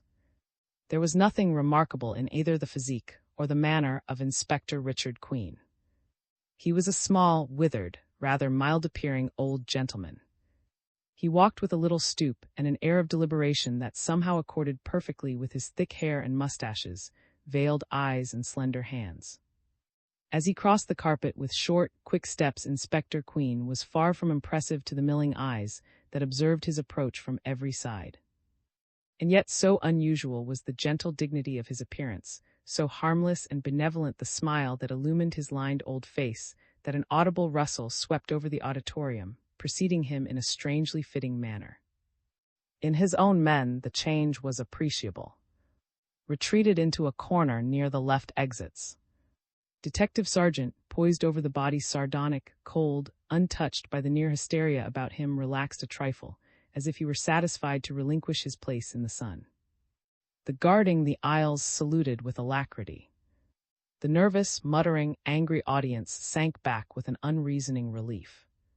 Inspector Queen stepped forward and shook hands with, "Too bad, Thomas, my boy. I hear you were going home when this happened," he murmured. He smiled in a fatherly fashion. Then, in a mild pity, he peered down at the man on the floor. "Thomas," he asked, "are all the exits covered?" Nodded. The old man turned back and let his eyes travel interestedly about the scene. He asked a low-voiced question of who nodded his head in assent, then he crooked his finger at. "Where are the people who were sitting in these seats?" He pointed to 3 chairs adjoining the dead man, and 4 directly to the front of them in the preceding row. The policeman appeared puzzled. "Didn't see anybody there, Inspector." Queen stood silent for a moment, then waved back with the low remark to, "In a crowded house, too, remember that." Raised his eyebrows gravely. "I'm cold on this whole business," continued the inspector genially. "All I can see right now are a dead man and a lot of perspiring people making noise. Have Hess in direct traffic for a while, son?" Spoke sharply to 2 of the men who had entered with the inspector. They wriggled their way toward the rear, and the people who had been crowding around found themselves pushed aside. Policemen joined the 2 detectives. The group of actors and actresses were ordered to move back. A section was roped off behind the central tier of seats, and some 50 men and women packed into the small space. Quiet men circulated among them, instructing them to show their tickets and return to their seats one by one. Within 5 minutes, not a member of the audience was left standing. The actors were cautioned to remain within the roped enclosure for the time being. In the extreme left aisle, Inspector Queen reached into his topcoat pocket, carefully extracted a brown carved snuff box, and took a pinch with every evidence of enjoyment. "That's more like it, Thomas," he chuckled. "You know how fussy I am about noises. Who is the poor chap on the floor, do you know?" Shook his head. "I haven't even touched the body, Inspector," he said. "I got here just a few minutes before you did. A man on the 47th Street beat called me up from his box and reported his whistle. Seems to have been doing things, sir. His lieutenant reports favorably on his record." "Ah," said the inspector. "Ah, yes. Come here." The policeman stepped forward and saluted. "Just what," went on the little man, leaning comfortably against a seat back, "just what happened here?" "All I know about it," Inspector began, "is that a couple of minutes before the end of the second act, this man he pointed to, who stood wretchedly in a corner, came running up to me where I was in the back, the show, and he says, 'A man been murdered, officer, a man's murdered.' He was like a baby, and I thought he was pie-eyed. But I stepped mighty quick and came over here. The place was dark, and there was a lot of on the stage, and I took a look at the feller on the floor. I didn't move him, but I felt his heart, and there wasn't anything to feel. To make sure he was croaked, I asked for a doctor, and a gent by the name of answered my calls." Inspector Queen stood pertly, his head cocked on a side like a parrot. "That's excellent," he said. "Excellent. I'll question doctor later." "Then what happened?" He went on. "Then," continued the policeman, "then I got the usherette on this aisle to beat it back to the manager's office for Panzer. Louis Panzer, that's the manager right over there." Queen regarded Panzer, who was standing a few feet to the rear talking to, and nodded. That Panzer, you say? All right, all right. You got my message. He darted forward, brushing aside Panzer, who fell back apologetically, and clapped the shoulder of a tall young man who had slipped through the main door and was slowly looking about the scene. The old man passed his arm through the younger man. Haven't inconvenienced you any, son. What bookstore did you haunt tonight? I'm mighty glad you're here. He dipped into his pocket, again extracted the snuff box, sniffed deeply so deeply that he sneezed and looked up into his son's face. As a matter of fact, said Queen, his eyes restlessly roving, I can't return the compliment. You just lured me away from a perfect paradise. I was at the point of getting the dealer to let me have a priceless Falconer first edition, intending to borrow the money from you at headquarters. I telephoned and here I am. A Falconer, oh well. Tomorrow will do, I suppose. The inspector chuckled. Now if you told me you were picking up an old snuff box, I might be interested. As it is, trot along. Looks as if we have some work tonight. They walked toward the little knot of men on the left, the old man's hand grasping his son's coat sleeve. Queen towered 6 inches above his father's head. There was a square cut to his shoulders and an agreeable swing to his body as he walked. He was dressed in Oxford and carried a light stick. On his nose perched what seemed an incongruous note in so athletic a man, a rimless pince-nez. But the brow above, the long, delicate lines of the face, the bright eyes were those of a man of thought rather than action. They joined the group at the body. Was greeted respectfully by. He bent over the seat, glanced earnestly at the dead man and stepped back. Go on, said the inspector briskly. You looked at the body, detained the man who found it, got the manager, then what? Panzer at my orders closed all the doors at once and saw that no one either came in or went out, answered. There was a lot of fuss here with the audience, but nothing else happened. Right, said the inspector, feeling for his snuff box. You did a mighty good job. Now that gentleman there. He gestured in the direction of the trembling little man in the corner, who stepped forward hesitantly, licked his lips, looked about him with a helpless expression, and then stood silent. What's your name? Asked the inspector in a kindly tone. William, said the man. I'm a bookkeeper, sir. I was just. One at a time. Where were you sitting? Pointed eagerly to the 6th seat from the aisle in the last row. A frightened young girl in the 5th seat sat staring in their direction. I see, said the inspector. Is that young lady with you? Yes, sir. That's my, sir. Her name is Esther. A little to the rear, a detective was scribbling in a notebook. Stood behind his father, glancing from one exit to another. He began to draw a diagram on the flyleaf of a small book he had taken from his topcoat pocket. The inspector scrutinized the girl, who immediately averted her eyes. Now I want you to tell me just what happened. I didn't do a thing out of the way, sir. Inspector Queen patted his arm. Nobody is accusing you of anything. All I want is your story of what happened. Take your time, tell it your own way. Gave him a curious glance. Then he moistened his lips and began. Well, I was sitting there in that seat with Miss, and we were enjoying the show pretty much. The second act was kind of exciting. There was a lot of shooting and yelling on the stage, and then I got up and started to go out the row to the aisle. This aisle here. He pointed nervously to the spot of carpet on which he was standing. Queen nodded, his face benign.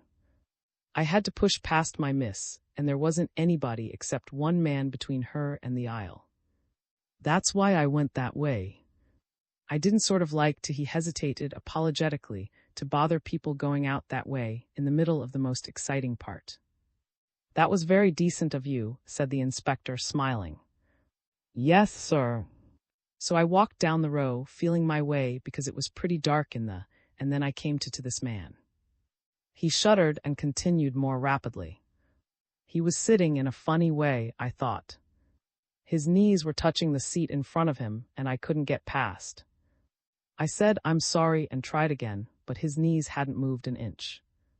I didn't know what to do, sir. I'm not nervy, like some fellows, and I was going to turn around and go back when all of a sudden I felt the man's body slip to the floor. I was still pressed up close to him. Of course, I got kind of scared. It was only natural. "I should say," said the inspector with concern. "It must have given you quite a turn." "Then what happened?" "Well, sir, then, before I realized what was happening, he fell clean out of his seat and his head bumped against my legs. I didn't know what to do. I couldn't call for help. I do know why, but I couldn't, somehow, and I just naturally bent over him, thinking he was drunk or sick or something and meant to lift him up. I hadn't figured on what I'd do after that." "I know just how you felt." "Go on." "Then it happened, the thing I told this policeman about. I just got hold of his head when I felt his hand come up and grab mine, just like he was trying awfully hard to get a grip on something, and he moaned. It was so low I could hardly hear it, but sort of horrible. I can't quite describe it exactly." "Now we're getting on," said the inspector. And then he talked." "It wasn't really talking, it was more like a gurgle, as if he was choking. He said a few words that I didn't catch at all, but I realized that this was something different from just being sick or drunk, so I bent even lower and listened hard. I heard him gasp, 'It's murder, been murdered,' or something like that. So he said, 'It's murder, eh?'" The inspector regarded with severity. "Wells now, that must have given you a shock." He snapped suddenly, "Are you certain this man said murder?" "That's what I heard, sir." "I've got good hearing," said doggedly. "Well," Queen relaxed, smiling again. "Of course. I just wanted to make sure." "Then what did you do?" Then I felt him squirm a little, and all of a sudden go limp in my arms. I was afraid he'd died, and I don't know how, but next thing I knew I was in the back, telling it all to the policeman, this policeman here. He pointed to, who rocked on his heels impersonally. "And that's all?" "Yes, sir. Yes, sir." "That's all I know about it," said with a sigh of relief. Queen grasped him by the coat front and barked, "That isn't all. You forgot to tell us why you left your seat in the first place." He glared into the little man's eyes. Coughed, teetered back and forth a moment, as if uncertain of his next words, then leaned forward and whispered into the inspector's astonished ear. "Oh." Queen's lips twitched in the suspicion of a smile, but he said gravely, "I see. Thank you very much for your help. Everything is all right now. You may go back to your seat and leave with the others later on." He waved his hand in a gesture of dismissal. With a sickly glance at the dead man on the floor, crept around the rear wall of the last row and reappeared by the girl's side. She immediately engaged him in a whispered but animated conversation. As the inspector, with a little smile, turned to, made a slight movement of impatience, opened his mouth to speak, appeared to reconsider, and finally moved quietly backwards, disappearing from view. "Well, Thomas," sighed the inspector, "let's have a look at this chap." He bent nimbly over the dead man, on his knees in the space between the last row and the row directly before it. Despite the brilliant sparkle of light from the fixtures overhead, the cramped space near the floor was dark. Produced a flashlight and stooped over the inspector, keeping its bright beam on the corpse, shifting it as the inspector's hands roved about. Queen silently pointed to an ugly, ragged brown stain on the otherwise immaculate.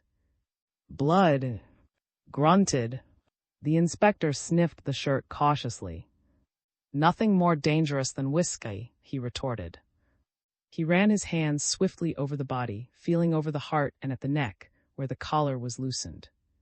He looked up at, "Looks like a poisoning case, all right, Thomas. Get hold of this doctor. For me, will you? I'd like to have his professional opinion before it gets here." Snapped an order, and a moment later a medium-sized man in evening clothes, olive-skinned and wearing a thin black mustache, came up behind a detective. "Here he is, Inspector," said. "Ah, yes." Queen looked up from his examination. How do you do, doctor? I am informed that you examined the body almost immediately after it was discovered. I see no obvious sign of death. What is your opinion? My examination was necessarily a cursory one, said Doctor, carefully, his fingers brushing a phantom speck from his satin lapel. In the semi-dark and under these conditions, I could not at first discern any abnormal sign of death. From the constriction of the facial muscles, I thought that it was a simple case of heart failure, but on closer examination, I noticed that blueness of the face. It's quite clear in this light, isn't it? That combined with the alcoholic odor from the mouth seems to point to some form of alcoholic poisoning. Of one thing I can assure you, this man did not die of a gunshot wound or a stab. I naturally made sure of that at once. I even examined his neck. You see, I loosened the collar to make sure it was not strangulation. I see. The inspector smiled. Thank you very much, Doctor. Oh, by the way, he added as Doctor, with a muttered word, turned aside, do you think this man might have died from the effects of wood alcohol? Doctor answered promptly. Impossible, he said. It was something much more powerful and quick-acting. Could you put a name to the exact poison which killed this man? The olive-skinned physician hesitated. Then he said stiffly, I am very sorry, Inspector. You cannot reasonably expect me to be more precise. Under the circumstances, his voice trailed off and he backed away. Queen chuckled as he bent again to his grim task. The dead man sprawled on the floor was not a pleasant sight. The inspector gently lifted the clenched hand and stared hard at the contorted face. Then he looked under the seat. There was nothing there. However, a black cape hung carelessly over the back of the chair.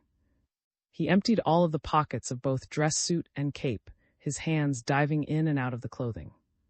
He extracted a few letters and papers from the inside breast pocket, delved into the vest pockets and trouser pockets, heaping his discoveries in two piles, one containing papers and letters, the other coins, keys, and miscellaneous material. A silver flask initialed M.F. he found in one of the hip pockets. He handled the flask gingerly, holding it by the neck and scanning the gleaming surface as if for fingerprints. Shaking his head, he wrapped the flask with infinite care in a clean handkerchief and placed it aside. A ticket stub colored blue and bearing the inscription LL32 left, he secreted in his own vest pocket. Without pausing to examine any of the other objects individually, he ran his hands over the lining of the vest and coat and made a rapid pass over the trouser legs. Then, as he fingered the coat-tail pocket, he exclaimed in a low tone, well, Thomas, here's a pretty find. As he extracted a woman's evening bag, small, compact, and glittering with rhinestones. He turned it over in his hands reflectively, then snapped it open, glanced through it, and took out a number of feminine accessories. In a small compartment, nestling beside a lipstick, he found a tiny card case. After a moment, he replaced all the contents and put the bag in his own pocket. The inspector picked up the papers from the floor and swiftly glanced through them. He frowned as he came to the last one, a letterhead. Ever hear of Monty Field, Thomas? He asked, looking up. Tightened his lips. I'll say I have. One of the crookedest lawyers in town. The inspector looked grave. Well, Thomas, this is Mr. Monty Field, what's left of him. Grunted. Where the average police system falls down, Kame's voice over his father's shoulder, is in its ruthless tracking down of who dispose of such fungus as Mr. Monty Field. The inspector straightened, dusted his knees carefully, took a pinch of snuff and said, My boy, you'll never make a policeman. I didn't know you knew Field. I wasn't exactly on terms of intimacy with the gentleman, said. But I remember having met him at the Pantheon Club, and from what I heard at the time, I don't wonder somebody has removed him from our midst. Let's discuss the demerits of Mr. Field at a more propitious time, said the inspector gravely. I happen to know quite a bit about him, and none of it is pleasant. He wheeled and was about to walk away when, gazing curiously at the dead body and the seat, drawled, Has anything been removed, Dad, anything at all? Inspector Queen turned his head.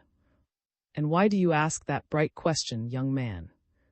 "Because," returned with a grimace, "unless my eyesight fails me, the chaps is not under the seat, on the floor beside him, or anywhere in the general vicinity." "So you noticed that too, did you?" said the inspector grimly. "It's the first thing I saw when I bent down to examine him, or rather the first thing I didn't see." The inspector seemed to lose his geniality as he spoke. His brow wrinkled and his mustache bristled fiercely. He shrugged his shoulders. "And no hat check in his clothes either, Flint." A husky young man in plain clothes hurried forward. "Flint, suppose you exercise those young muscles of yours by getting down on your hands and knees and hunting for a. It ought to be somewhere around here." "Right, Inspector," said Flint cheerfully, and he began a methodical search of the indicated area. Said Queen in a businesslike tone, "Suppose you find and Hess and No, those two will do for me, will you?" "Walked away," shouted the inspector to another detective standing by. "Yes, Chief." "Get busy with this stuff." He pointed to the two small piles of articles he had taken from Field's pockets and which lay on the floor, "and be sure to put them safely away in my own bags." As knelt by the body, quietly bent over and opened the coat. He immediately jotted a memorandum on the flyleaf of the book in which he had drawn a diagram some time before. He muttered to himself, patting the volume, and it's a private edition too. Returned with an Hess at his heels. The inspector said sharply, "Go to this man's apartment. His name is Monty Field. He was an attorney, and he lived at 113 West 75th Street. Stick around until you're relieved. If anyone shows up, nab him." Touching his hat, mumbled, "Yes, Inspector," and turned away. "Now, Hess, my lad," continued the inspector to the other detective, "hurry down to 51 Chambers Street, this man's office, and wait there until you hear from me. Get inside if you can, otherwise park outside the door all night." "Right, Inspector." Hess disappeared. Queen turned about and chuckled as he saw, broad shoulders bent over, examining the dead man. "Don't trust your father, eh?" The inspector chided. "What are you snooping for?" Smiled, straightening up. "I'm merely curious, that's all," he said. "There are certain things about this unsavory corpse that interest me hugely. For example, have you taken the man's head measurement?" He held up a piece of string, which he had slipped from a wrapped book in his coat pocket, and offered it for his father's inspection. The inspector took it, scowled, and summoned a policeman from the rear of the. He issued a low-voiced order, the string exchanged hands, and the policeman departed. "Inspector." Queen looked up. Stood by his elbow, eyes gleaming. "I found this pushed way back under Field's seat when I picked up the papers. It was against the back wall." He held up a dark green bottle, of the kind used by ginger ale manufacturers. A gaudy label read, "Extra dry ginger ale." The bottle was half empty. "Well, you've got something up your sleeve. Out with it," the inspector said curtly. "Yes, sir." "When I found this bottle under the dead man's seat, I knew that he had probably used it tonight. There was no matinee today, and the cleaning women go over the place every 24 hours. It wouldn't have been there unless this man, or somebody connected with him, had used it and put it there tonight. I thought maybe this is a clue, so I dug up the refreshment boy who had this section of and I asked him to sell me a bottle of ginger ale. He smiled, he said they don't sell ginger ale in this." "You used your head that time," said the inspector approvingly. "Get hold of the boy and bring him here." As left, a stout little man in slightly disarranged evening clothes bustled up, a policeman doggedly holding his arm. The inspector sighed. "Are you in charge of this affair, sir?" stormed the little man, drawing himself up to 5 feet 2 inches of perspiring flesh. "I am," said Queen gravely. "Then I want you to know," burst out the newcomer here, "you let go of my arm, do you hear? I want you to know, sir." "Detach yourself from the gentleman's arm, officer," said the inspector with deepening gravity. that I consider this entire affair the most vicious outrage. I have been sitting here with my wife and daughter since the interruption to the play for almost an hour, and your officers refuse to allow us even to stand up. It's a damnable outrage, sir. Do you think you can keep this entire audience waiting at your leisure? I've been watching, you don't think I haven't. You've been dawdling around while we sat and suffered. I want you to know, sir, I want you to know that unless you permit my party to leave at once, I shall get in touch with my very good friend district attorney and lodge a personal complaint against you. Inspector Queen gazed distastefully into the empurpled face of the stout little man. He sighed and said with a note of sternness, "My dear man, has it occurred to you that at this moment, while you stand beefing about a little thing like being detained an hour or so, a person who has committed murder may be in this very audience, perhaps sitting next to your wife and daughter? He is just as anxious as you are to get away. If you wish to make a complaint to the district attorney, your very good friend, you may do so after you leave this. Meanwhile, I'll trouble you to return to your seat and be patient until you are permitted to go. I hope I make myself clear." A titter arose from some spectators nearby, who seemed to be enjoying the little man's discomfiture. He flounced away, with the policeman stolidly following. The inspector, muttering "jackass," turned to "Take Panzer with you to the box office and see if you can find complete tickets for these numbers." He bent over the last row and the row before it, scribbling the numbers LL30 left, LL28 left, LL26 left, KK32 left, KK30 left, KK28 left, and KK26 left on the back of an old envelope.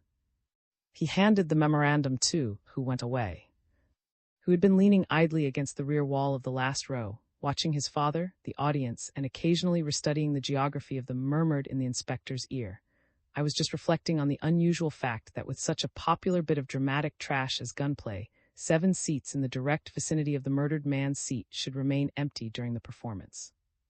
"When did you begin to wonder, my son?" said Queen, and while absently tapped the floor with his stick, barked. The detective stepped forward. "Get the usherette who was on this aisle, and the outside doorman, that middle-aged fellow on the sidewalk, and bring him here." As walked off, a disheveled young man appeared by Queen's side, wiping his face with a handkerchief. "Well, Flint?" asked Queen instantly. "I've been over this floor like a scrub woman, Inspector. If you're looking for a hat in this section of it's mighty well hidden." "All right, Flint, stand by." The detective trudged off. Said slowly, "Didn't really think your young Diogenes would find did you, Dad?" The inspector grunted. He walked down the aisle and proceeded to lean over person after person, questioning each in low tones. All heads turned in his direction as he went from row to row, interrogating the occupants of the 2 aisle seats successively. As he walked back in his direction, his face expressionless, the policeman whom he had sent out with the piece of string saluted him. "What size, officer?" asked the inspector. "The clerk in the hat store said it was exactly 7, answered the Inspector. Queen nodded, dismissing him. Strode up, with Panzer trailing worriedly behind. Leaned forward with an air of keen absorption to catch words. Queen grew tense, the light of a great interest on his face. "Well, Thomas," he said, "what did you find in the box office?" "Just this," Inspector reported unemotionally. "The 7 tickets for which you gave me, the numbers are not in the ticket track. They were sold from the box office window. At what date, Mr. Panzer has no way of knowing. The tickets might have been turned over to an agency, you know," remarked. "Aye, that, Mr. Queen answered. "Those tickets were not assigned to any agency. There are definite records to prove it." Inspector Queen stood very still, his eyes gleaming. Then he said, in other words, "It would seem that at a drama which has been playing to capacity business ever since its opening, 7 tickets in a group were bought, and then the purchasers conveniently forgot to attend the performance. Aye. In which a parson comes to grief." There was a silence as the 4 men regarded each other with a dawning conviction. Panzer shuffled his feet and coughed nervously. His face was a study in concentrated thought, stepped backward and fell into a rapt contemplation of his father's and blue necktie. Inspector Queen stood biting his mustache.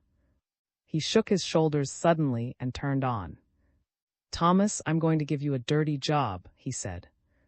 "I want you to marshal a half-dozen or so of the uniformed men and set 'em to a personal examination of every soul in this place. All they have to do is get the name and address of each person in the audience. It's quite a job and it will take time, but I'm afraid it's absolutely necessary. By the way, Thomas, in your scouting around, did you question any of the ushers who take care of the balcony?" "I got hold of the very man to give me information," said. "He's the lad who stands at the foot of the stairs in the orchestra, directing holders of balcony tickets to the upper floor. Chap by the name of Miller." "A very conscientious boy," interposed Panzer, rubbing his hands. "Miller is ready to swear that not a person in this either went upstairs from the orchestra or came downstairs from the balcony from the moment the curtain went up on the second act." "That sort of cuts down your work, Thomas," remarked the inspector, who had been listening intently. "Have your men go through the orchestra boxes and orchestra only. Remember, I want the name and address of every person here, every single one." "And Thomas—" "Yes, Inspector," said, turning back. "While they're at it, have 'em ask these people to show the ticket stubs belonging to the seats in which they are sitting. Every case of loss of stub should be noted beside the name of the loser, and in cases it is a bare possibility where a person holds a stub which does not agree with the seat number of the chair in which he's sitting, a notation is also to be made. Think you can get all that done, my boy?"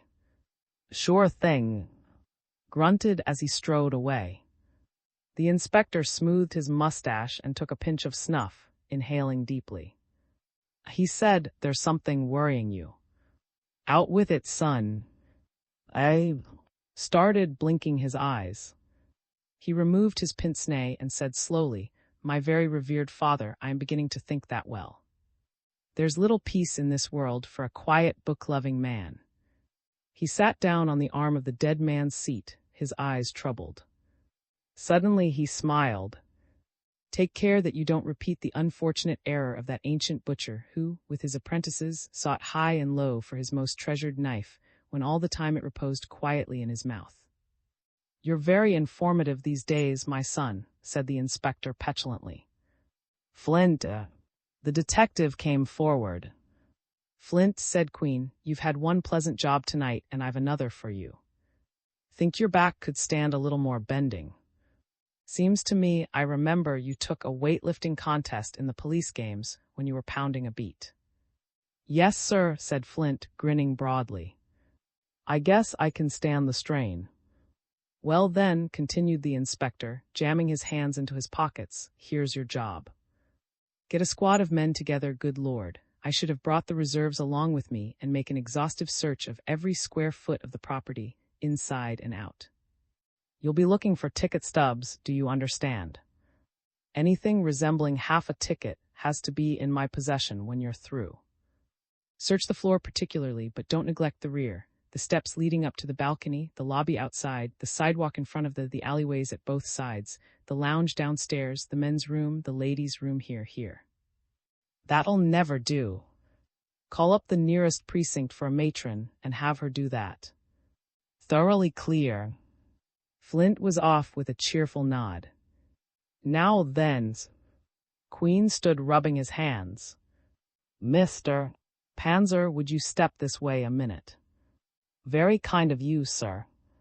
"I'm afraid we're making unholy nuisances of ourselves tonight, but it can't be helped. I see the audience is on the verge of rebellion. I'd be obliged if you would trot up to the stage and announce that they will be held here just a little while longer, to have patience and all that sort of thing." "Thank you." As Panzer hurried down the center aisle, people clutching at his coat to detain him, detectives standing a few feet away caught the inspector's eye. By his side was a small, slim youth of 19, chewing gum with vehement motions of his jaw and obviously quite nervous at the ordeal he was facing. He was clad in a black and gold uniform, very ornate and resplendent, and incongruously fitted out with a starched and a wing collar and bow tie. a cap resembling the headgear of a bellboy perched on his head. He coughed deprecatingly as the inspector motioned him forward. "Here is the boy who says they don't sell ginger ale in this," said severely, grasping the lad's arm in a suggestive grip. "You don't, son?" asked Queen affably. "How is that?" The boy was plainly in a funk. His eyes rolled alarmingly as they sought the broad face of. The policeman patted him encouragingly on the shoulder and said to the inspector, "He's a little scared, sir, but he's a good boy. I've known him since he was a shaver." "Grew up on my beat," answered the inspector, Jesse. "Well, I don't know, sir," stammered the boy, shuffling his feet. "The only drinks we're allowed to sell during the intermissions is orangeade. We got a contract with he mentioned the name of a well-known manufacturer of the concoction people, and they give us a big discount if we sell their stuff and nobody else." "So, I see," said the inspector. "Our drinks sold only during intermissions." "Yes, sir," answered the boy more naturally. "As soon as the curtain goes down, the doors to the alleys on both sides are opened, and there we are, my partner and me, with our stands set up and the cups filled ready to serve." "Oh, so there are 2 of you, eh?" "No, sir, 3 altogether. I forgot to tell you one feller is downstairs in the main lounge, too." The inspector fixed him with a large and kindly eye. "Now, son, if the Romans sells nothing but orangeade, do you think you could explain how this ginger ale bottle got here?" His hand dove down and reappeared brandishing the dark green bottle discovered by. The boy paled and began to bite his lips. His eyes roved from side to side as if they sought a quick avenue of escape. He inserted a large and dirty finger between his neck and collar and coughed. Why, he had some difficulty in speaking. Inspector Queen put down the bottle and rested his wiry length against the arm of a seat. He folded his arms sternly. "What's your name?" he demanded. The boy's color changed from blue-white to a pasty yellow. He furtively eyed who had with a flourish taken a notebook and pencil from his pocket and was waiting forbiddingly. The boy moistened his lips. "Lynch, Jess Lynch," he said hoarsely. "And where is your station between acts, Lynch?" said the inspector balefully. I'm right here in the left side alley, sir," stuttered the boy. "Ah," said the inspector, knitting his brows ferociously. "And were you selling drinks in the left alley tonight, Lynch?" Why, yes, sir." "Then you know something about this ginger ale bottle." The boy peered about, saw the stout small form of Louis Panzer on the stage, about to make an announcement, and leaning forward whispered, "Yes, sir, I do know about that bottle. I didn't want to tell before because Mr. Panzer's a strict guy when it comes to breaking rules, and he'd fire me in a minute if he knew what I did." "You won't tell, sir." The inspector started, then smiled. "Shoot, son. You've got something on your conscience, might as well get it off." He relaxed and at a flick of a finger, unconcernedly walked away. "This is how it happened, sir," began Jess Lynch eagerly. "I'd set my stand up in the alley here about 5 minutes before the end of the first act, like we're supposed to. When the girl on this aisle opened the doors after the first act, I began to give the people out a nice, refined selling chatter. We all do. A lot of people bought drinks, and I was so busy I didn't have time to notice anything going on around me. In a little while I had a breathing spell, and then a man came up to me and said, 'Let me have a bottle of ginger ale, boy.' I looked up and saw he was a ritzy feller in evening dress, actin' kind of tipsy. He was laughing to himself, and he looked pretty happy. I says to myself, I bet I know what he wants ginger ale for. And sure enough, he taps his back pocket and winks. Well, just a minute, son, interrupted Queen. Ever see a dead man before? Why, no, sir, but I guess I could stand it once, said the boy nervously. Fine. Is this the man who asked you for the ginger ale? The inspector took the boy by the arm and made him bend over the dead body. Jess Lynch regarded it with awed fascination. He bobbed his head vigorously. Yes, sir. That's the gentleman. You're sure of that now, Jess? The boy nodded. By the way, is that the outfit he was wearing when he accosted you? Yes, sir. Anything missing, Jess? Who had been nestling in a dark corner, leaned forward a little. The boy regarded the inspector with puzzlement on his face, looking from Queen to the body and back again. He was silent for a full minute, while the Queen's hung on his words. Then his face lit up suddenly and he cried, "Why, yes, sir. He was a shiny topper when he spoke to me." Inspector Queen looked pleased. Go on, Jess Doc. It's taken you a whale of a long time getting here. What held you up? A tall, lanky man had come striding across the carpet, a black bag in his hand. He was smoking a vicious-looking cigar with no apparent concern for local fire rules, and appeared in something of a hurry. You said something there, Inspector, he said, setting down the bag and shaking hands with both and Queen. You know, we just moved, and I haven't got my new phone yet. I had a hard day today, and I was in bed anyway. They couldn't get hold of me, had to send a man around to my new place. I rushed down here as fast as I could. Where's the casualty? He dropped to his knees in the aisle as the inspector indicated the body on the floor. A policeman was summoned to hold a flashlight as the assistant medical examiner worked. Queen took Jess Lynch by the arm and walked him off to one side. What happened after he asked you for the ginger ale, Jess? The boy, who had been staring at the proceedings, gulped and continued. Well, sir, of course I told him that we didn't sell ginger ale, only orangeade. He leaned a little closer, and then I could smell the booze on his breath. He says confidentially, there's a $50 in it for you if you get me a bottle, kid. But I want it right away. Well, you know how it is, they don't give tips nowadays. Anyway, I said I couldn't get it that minute, but that I'd duck out and buy a bottle for him right after the second act started.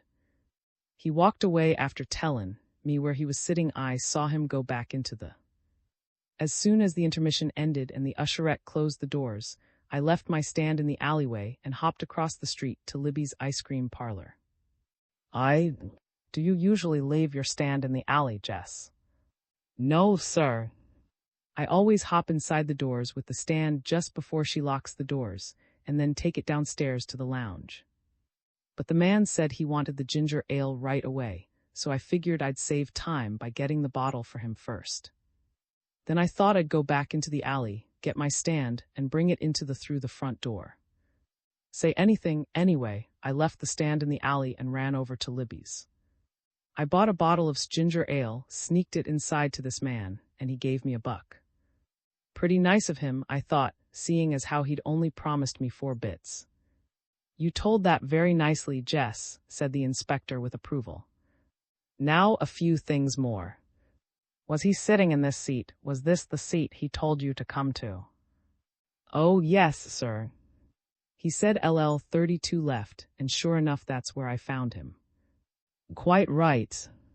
The inspector, after a pause, asked casually, Did you notice if he was alone, Jess? Sure thing, sir, returned the boy in a cheerful tone. He was all alone on this end seat. The reason I noticed it was that the show's been packed ever since it opened, and I thought it was queer that there should be so many seats empty around here. That's fine, Jess. You'll make a detective yet. You couldn't tell me how many seats were empty, I suppose. Well, sir, it was kind of dark and I wasn't much attention. I guess it was about half a dozen, all told, some next to him in the same row and some right in the row in front. Just a moment, Jess. The boy turned, licking his lips in honest fright at the sound of his low, cool voice. Did you see anything more of that shiny topper when you handed him the bottle of ginger ale? Asked, tapping the point of his neat shoe with his stick. Why, yes, sir, stammered the boy. When I gave him the bottle, he was holding the hat in his lap, but before I left, I saw him stick it underneath his seat. Another question, Jess. The boy sighed with relief at the sound of the inspector's reassuring voice. About how long, do you reckon, did it take you to deliver the bottle to this man after the second act started? Jess Lynch thought gravely for a moment and then said with finality, "It was just about 10 minutes, sir.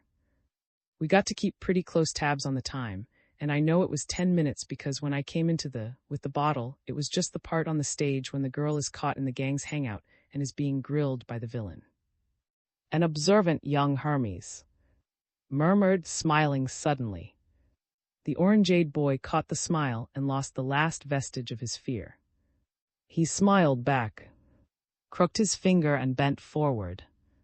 "Tell me, Jess, why did it take you 10 minutes to cross the street, buy a bottle of ginger ale and return to the...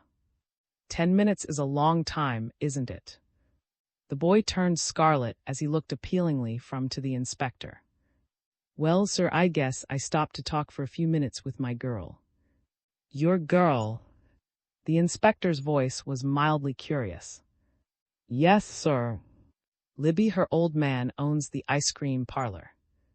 She wanted me to stay there in the store with her when I went for the ginger ale. I told her I had to deliver it so she said all right, but wouldn't I come right back? And I did. We stayed there a couple of minutes, and then I remembered the stand in the alley." "The stand in the alley?" His tone was eager. "Quite so, just the stand in the alley. Don't tell me that, by some remarkable whim of fortune, you went back to the alley." "Sure I did," rejoined the boy in surprise. "I mean we both did, and me." "And you, Jess?" said softly. "And how long were you there?" The inspector's eyes flashed at this question. He muttered approvingly to himself and listened intently as the boy answered. "Well, I wanted to take the stand right away, sir, but we got to talking there and said why not stay in the alley till the next intermission. I figured that was a good idea. I'd wait till a few minutes before 10:05 when the act ends, and I'd duck down for some more orangeade, and then when the doors opened for the second intermission I'd be all ready. So we stayed there, sir. It wasn't wrong, sir." "I didn't mean anything wrong," straightened and fixed the boy with his eyes. "Jess, I want you to be very careful now. At exactly what time did you and your get to the alley?" "Well," Jess scratched his head. "It was about 9:25 when I gave that man the ginger ale. I went across stayed a few minutes, and then came over to the alley. Been just about 9:35, just about when I went back for my orangeade stand." "Very good. And what time exactly did you leave the alley?" "It was just 10 o'clock, sir. Looked at her wristwatch when I asked her if it was time to go in for my orangeade refills." "You didn't hear anything going on in the..." "No, sir. We were too busy talking, I guess. I didn't know anything had happened inside until we walked out of the alley and I met Johnny Chase, one of the ushers, standing there like he was on guard. He told me there was an accident inside and Mr. Panzer had sent him to stand outside the left alley. I removed his pince-nez in some agitation and flourished it before the boy's nose. "Carefully now, Jess. Did anyone go in or out of the alley all the time you were there with?" The boy's answer was immediate and emphatic. "No, sir. Not a soul." "Right, my lads." The inspector gave the boy a spanking slap on the back and sent him off grinning. Queen looked around sharply, spied Panzer, who had made his announcement on the stage with ineffectual results, and beckoned with an imperative finger. "Mr. Panzer," he said abruptly, "I want some information about the time schedule of the play. At what time does the curtain go up on the second act?" "The second act begins at 9:15 sharp and ends at 10:05 sharp," said Panzer instantly. "Was tonight's performance run according to this schedule?" "Certainly. We must be on the dot because of cues, lights, and so on," responded the manager. The inspector muttered some calculations to himself. "That makes it 9:25 the boy saw Field alive," he mused. "He was found dead at..." He swung about and called for officer. The man came running. Asked the inspector, "Do you remember exactly at what time this fellow approached you with his story of the murder?" The policeman scratched his head. "Why, I don't remember exactly, Inspector," he said. All I do know is that the second act was almost over when it happened. Not definite enough, said Queen irritably. Where are the actors now? Got 'em herded right over their back of the center section, sir, said. We didn't know what to do with 'em except that. Get one of them for me. Snapped the inspector. Ran off. Queen beckoned to Detective, who was standing a few feet to the rear between a man and a woman. Got the doorman there? Asked Queen. Nodded, and a tall, corpulent old man, cap trembling in his hand, uniform shrunken on his flabby body, stumbled forward. Are you the man who stands outside the regular doorman? Asked the inspector. Yes, sir, the doorman answered, twisting the cap in his hands. Very well. Now think hard. Did anyone, mind you leave by the front entrance during the second act? The inspector was leaning forward like a small greyhound. The man took a moment before replying. Then he said slowly but with conviction, No, sir. Nobody went out of the... Nobody, but the orange-eyed boy. Were you there all the time? Barked the inspector. Yes, sir. Now then, do you remember anybody coming in during the second act? We eats Jesse Lynch, the orange-eyed boy, came in right after the act started. Anybody else? There was silence as the old man made a frenzied effort at concentration. After a moment he looked helplessly from one face to another, eyes despairing. Then he mumbled, I don't remember, sir. The inspector regarded him irritably. The old man seemed sincere in his nervous way. He was perspiring and frequently looked sidewise at Panzer, as if he sensed that his defection of memory would cost him his position. I'm awfully sorry, sir, the doorman repeated. Awfully sorry. There might been someone, but my memory ain't as good as it used to be when I was younger. I just can't seem to recall. School voice cut in on the old man's thick accents. How long have you been a doorman? The old man's bewildered eyes shifted to this new inquisitor. Nigh on to 10 years, sir.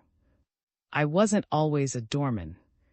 Only when I got old and couldn't do else. I understand, said kindly. He hesitated a moment, then added inflexibly, a man who has been a doorman for as many years as you have might forget something about the first act. But people do not often come into it during the second act. Surely if you think hard enough you can answer positively, one way or the other. The response came painfully. I don't remember, sir. I could say no one did, but that mightn't be the truth. I just can't answer. All right. The inspector put his hand on the old man's shoulder. Forget it. Perhaps we're asking too much. That's all for the time being. The doorman shuffled away with the pitiful alacrity of old age. Clumped toward the group, a tall, handsome man dressed in rough tweeds in his wake, traces of stage makeup streaking his face. This is Mr. Inspector. He's the leading man of the show, reported. Queen smiled at the actor, offering his hand. Pleased to make your acquaintance, Mr. Perhaps you can help us out with a little information. Glad to be of service, Inspector, replied in a rich baritone. He glanced at the back of the medical examiner, who was busy over the dead man, then looked away with repugnance. I suppose you were on the stage at the time the hue and cry went up in this unfortunate affair. Pursued the inspector. Oh, yes. In fact, the entire cast was. What is it you would like to know? Could you definitely place the time that you noticed something wrong in the audience? Yes, I can. We had just about 10 minutes before the end of the act. It was at the climax of the play, and my role demands the discharge of a pistol. I remember we had some discussion during rehearsals of this point in the play, and that is how I can be so sure of the time. The inspector nodded. Thank you very much, Mr. That's exactly what I wanted to know. Incidentally, let me apologize for having kept you people crowded back here in this fashion. We were quite busy and had no time to make other arrangements. You and the rest of the cast are at liberty to go backstage now. Of course, make no effort to leave thee until you are. I understand completely, Inspector. Happy to have been able to help. Bowed and retreated to the rear of The inspector leaned against the nearest seat, absorbed in thought. At his side was absently polishing the lenses of his pince-nez. Father motioned significantly to son. "Well?" Queen asked in a low voice. "Elementary, my dear Watson," murmured. "Our respected victim was last seen alive at 9:25, and he was found dead at approximately 9:55. Problem: what happened between times? Sounds ludicrously simple." "You don't say," muttered Queen. "Yes, sir. Is that the usherette? Let's get some action." Released the arm of the young woman standing at his side. She was a pert and painted lady with even white teeth and a ghastly smile. She minced forward and regarded the inspector brazenly. "Are you the regular usherette on this aisle, miss?" asked the inspector briskly. "Yes, I am." The inspector took her arm gently. "I'm afraid I'll have to ask you to be as brave as you are impertinent, my dear," he said. "Step over here for a moment." The girl's face was deathly white as they paused at the LL row. "Pardon me a moment, Doc. Mind if we interrupt your work?" Doctor looked up with an abstracted scowl. "No, go right ahead, Inspector. I'm nearly through." He stood up and moved aside, biting the cigar between his teeth. Queen watched the girl's face as she stooped over the dead man's body. She drew her breath in sharply. "Do you remember ushering this man to his seat tonight, miss?" The girl hesitated. "Seems like I do. But I was very busy tonight, as usual, and I must have ushered 200 people all told. So I couldn't say positively. Do you recall whether these seats, which are empty now," he indicated the 7 vacant chairs, "were unoccupied all during the first and second acts?" "Well, I do seem to remember noticing them that way as I walked up and down the aisle. No, sir. I don't think anybody sat in those seats all night." "Did anyone walk up or down this aisle during the second act, miss?" "Think hard now, it's important that you answer correctly." The girl hesitated once more, flashing bold eyes at the impassive face of the inspector. "No, I didn't see anybody walk up or down the aisle." She quickly added, "I couldn't tell you much. I don't know a thing about this business. I'm a hardworking girl and Yes, yes, my dear, we understand that. Now where do you generally stand when you're not ushering people to their seats?" The girl pointed to the head of the aisle. "Were you there all during the second act, miss?" asked the inspector softly. The girl moistened her lips before she spoke. "Well, yes, I was. But honest, I didn't see anything out of the way all night." "Very well." Queen's voice was mild. "That's all." She turned away with quick, light steps. There was a stir behind the group. Queen wheeled to confront Doctor, who had risen to his feet and was closing his bag. He was whistling dolefully. "Well, Doc, I see you're through. What's the verdict?" asked Queen. "It's short and snappy, Inspector. Man died about 2 hours ago. Cause of death puzzled me for a while, but it's pretty well settled in my mind as poison. The signs all point to some form of alcoholic, probably noticed the sallow blue color of the skin. Did you smell his breath? Sweetest odor of bum booze I ever had the pleasure of inhaling. He must have been drunk as a lord. At the same time, it couldn't have been ordinary alcoholic poisoning. He wouldn't have dropped off so fast. That's all I can tell you right now." He paused, buttoning his coat. Queen took Field's kerchief-wrapped flask from his pocket and handed it to Doctor. "Oh, this is the dead man's flask, Doc. Suppose you analyze the contents for me." Before you handle it, though, let Jimmy down at the laboratory look it over for fingerprints. And but wait a minute. The inspector peered about and picked up the half-empty ginger ale bottle where it stood in a corner on the carpet. You can analyze this ginger ale for me too, Doc, he added. The assistant medical examiner, after stowing the flask and bottle into his bag, tenderly adjusted the hat on his head. Well, I'll be going, Inspector, he drawled. I'll have a fuller report for you when I've performed the autopsy. Ought to give you something to work on. Incidentally, the morgue wagon must be outside. I phoned for one on my way down. So long. He yawned and slouched away. As Doctor disappeared, two white-garbed orderlies hurried across the carpet, bearing a stretcher between them. At a sign from Queen, they lifted the inert body, deposited it on the stretcher, covered it with a blanket, and hustled out. The detectives and policemen around the door watched with relief. As the grisly burden was borne away, the main work of the evening for them was almost over.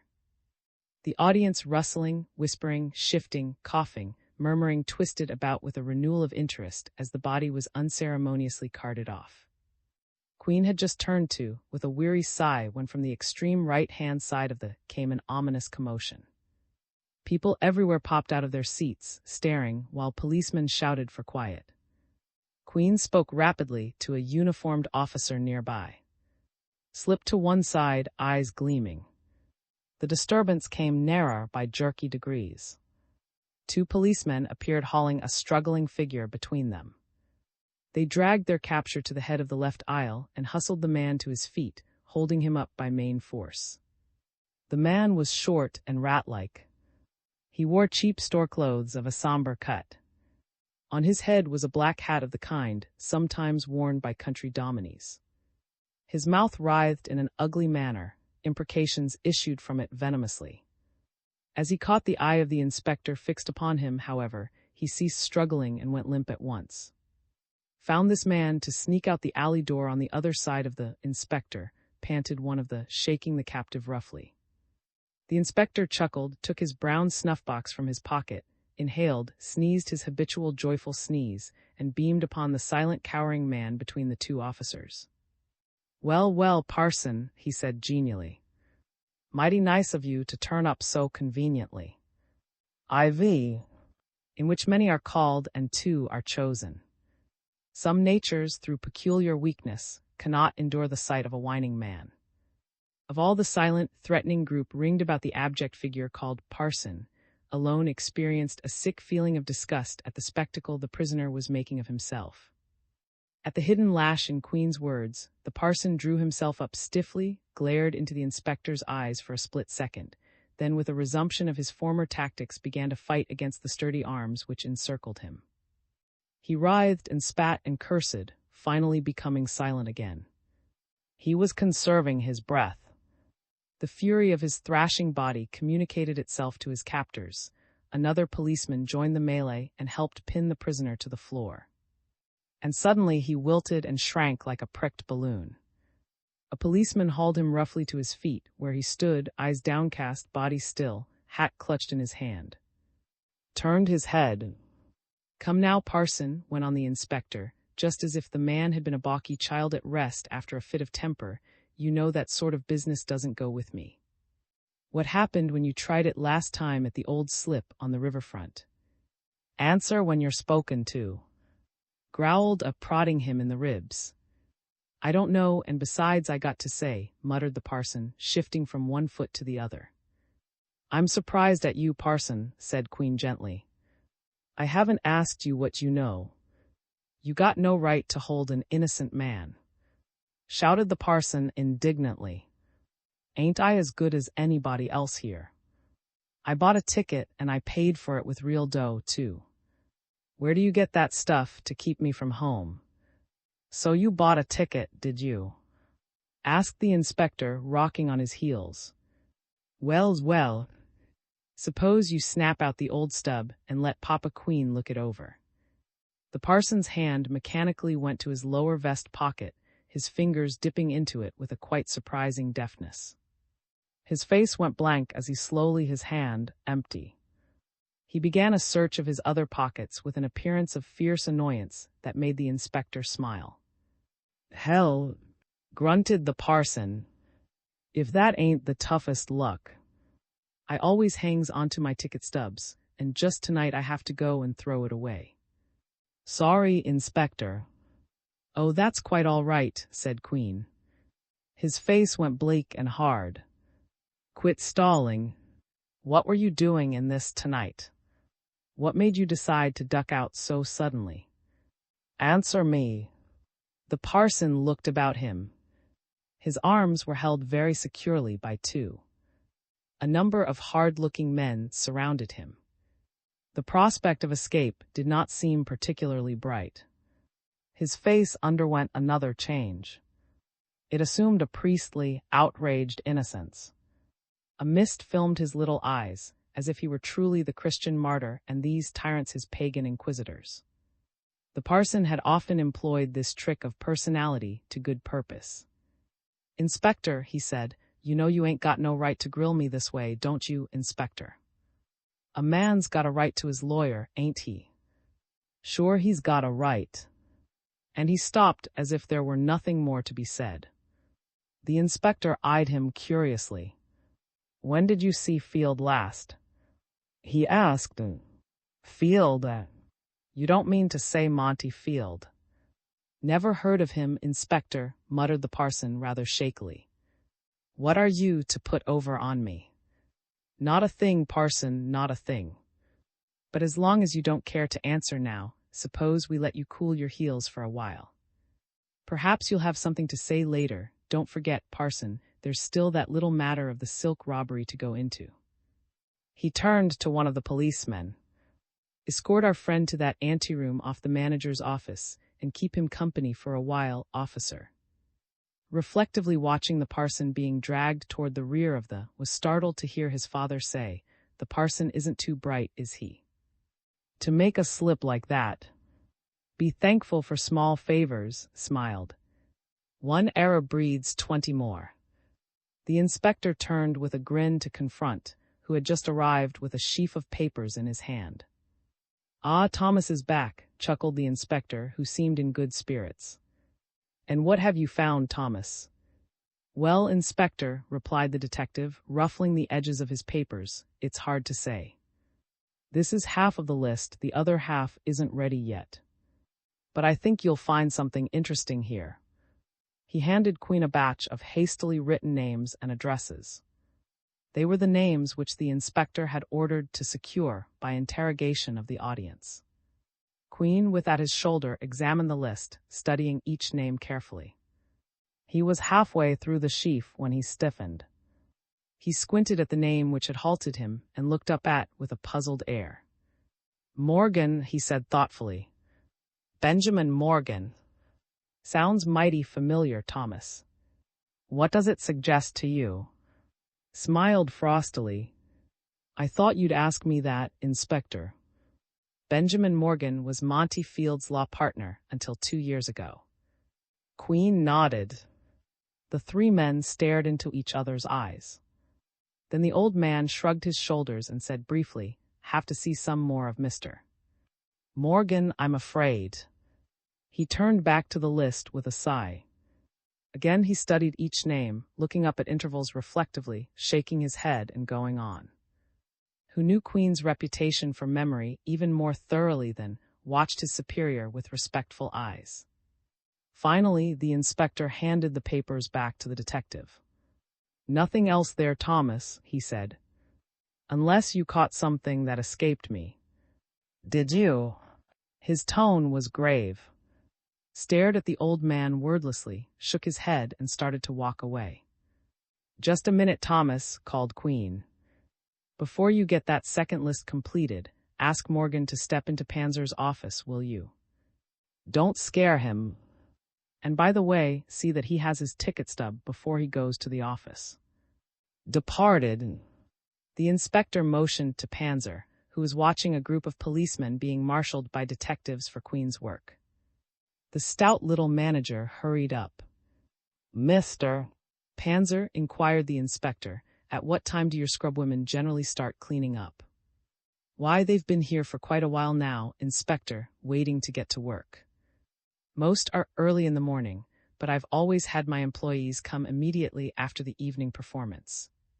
Just what is on your mind? Who had frowned slightly when the inspector spoke, brightened at the manager's reply. He began to polish his pince-nez with satisfaction. Hear what I want you to do, Mr. Panzer, continued Queen evenly. Arrange to have your cleaning women make a particularly thorough search tonight, after everybody is gone. They must pick up and save everything, no matter how seemingly trivial, and they're to watch especially for ticket stubs. Can you trust these people?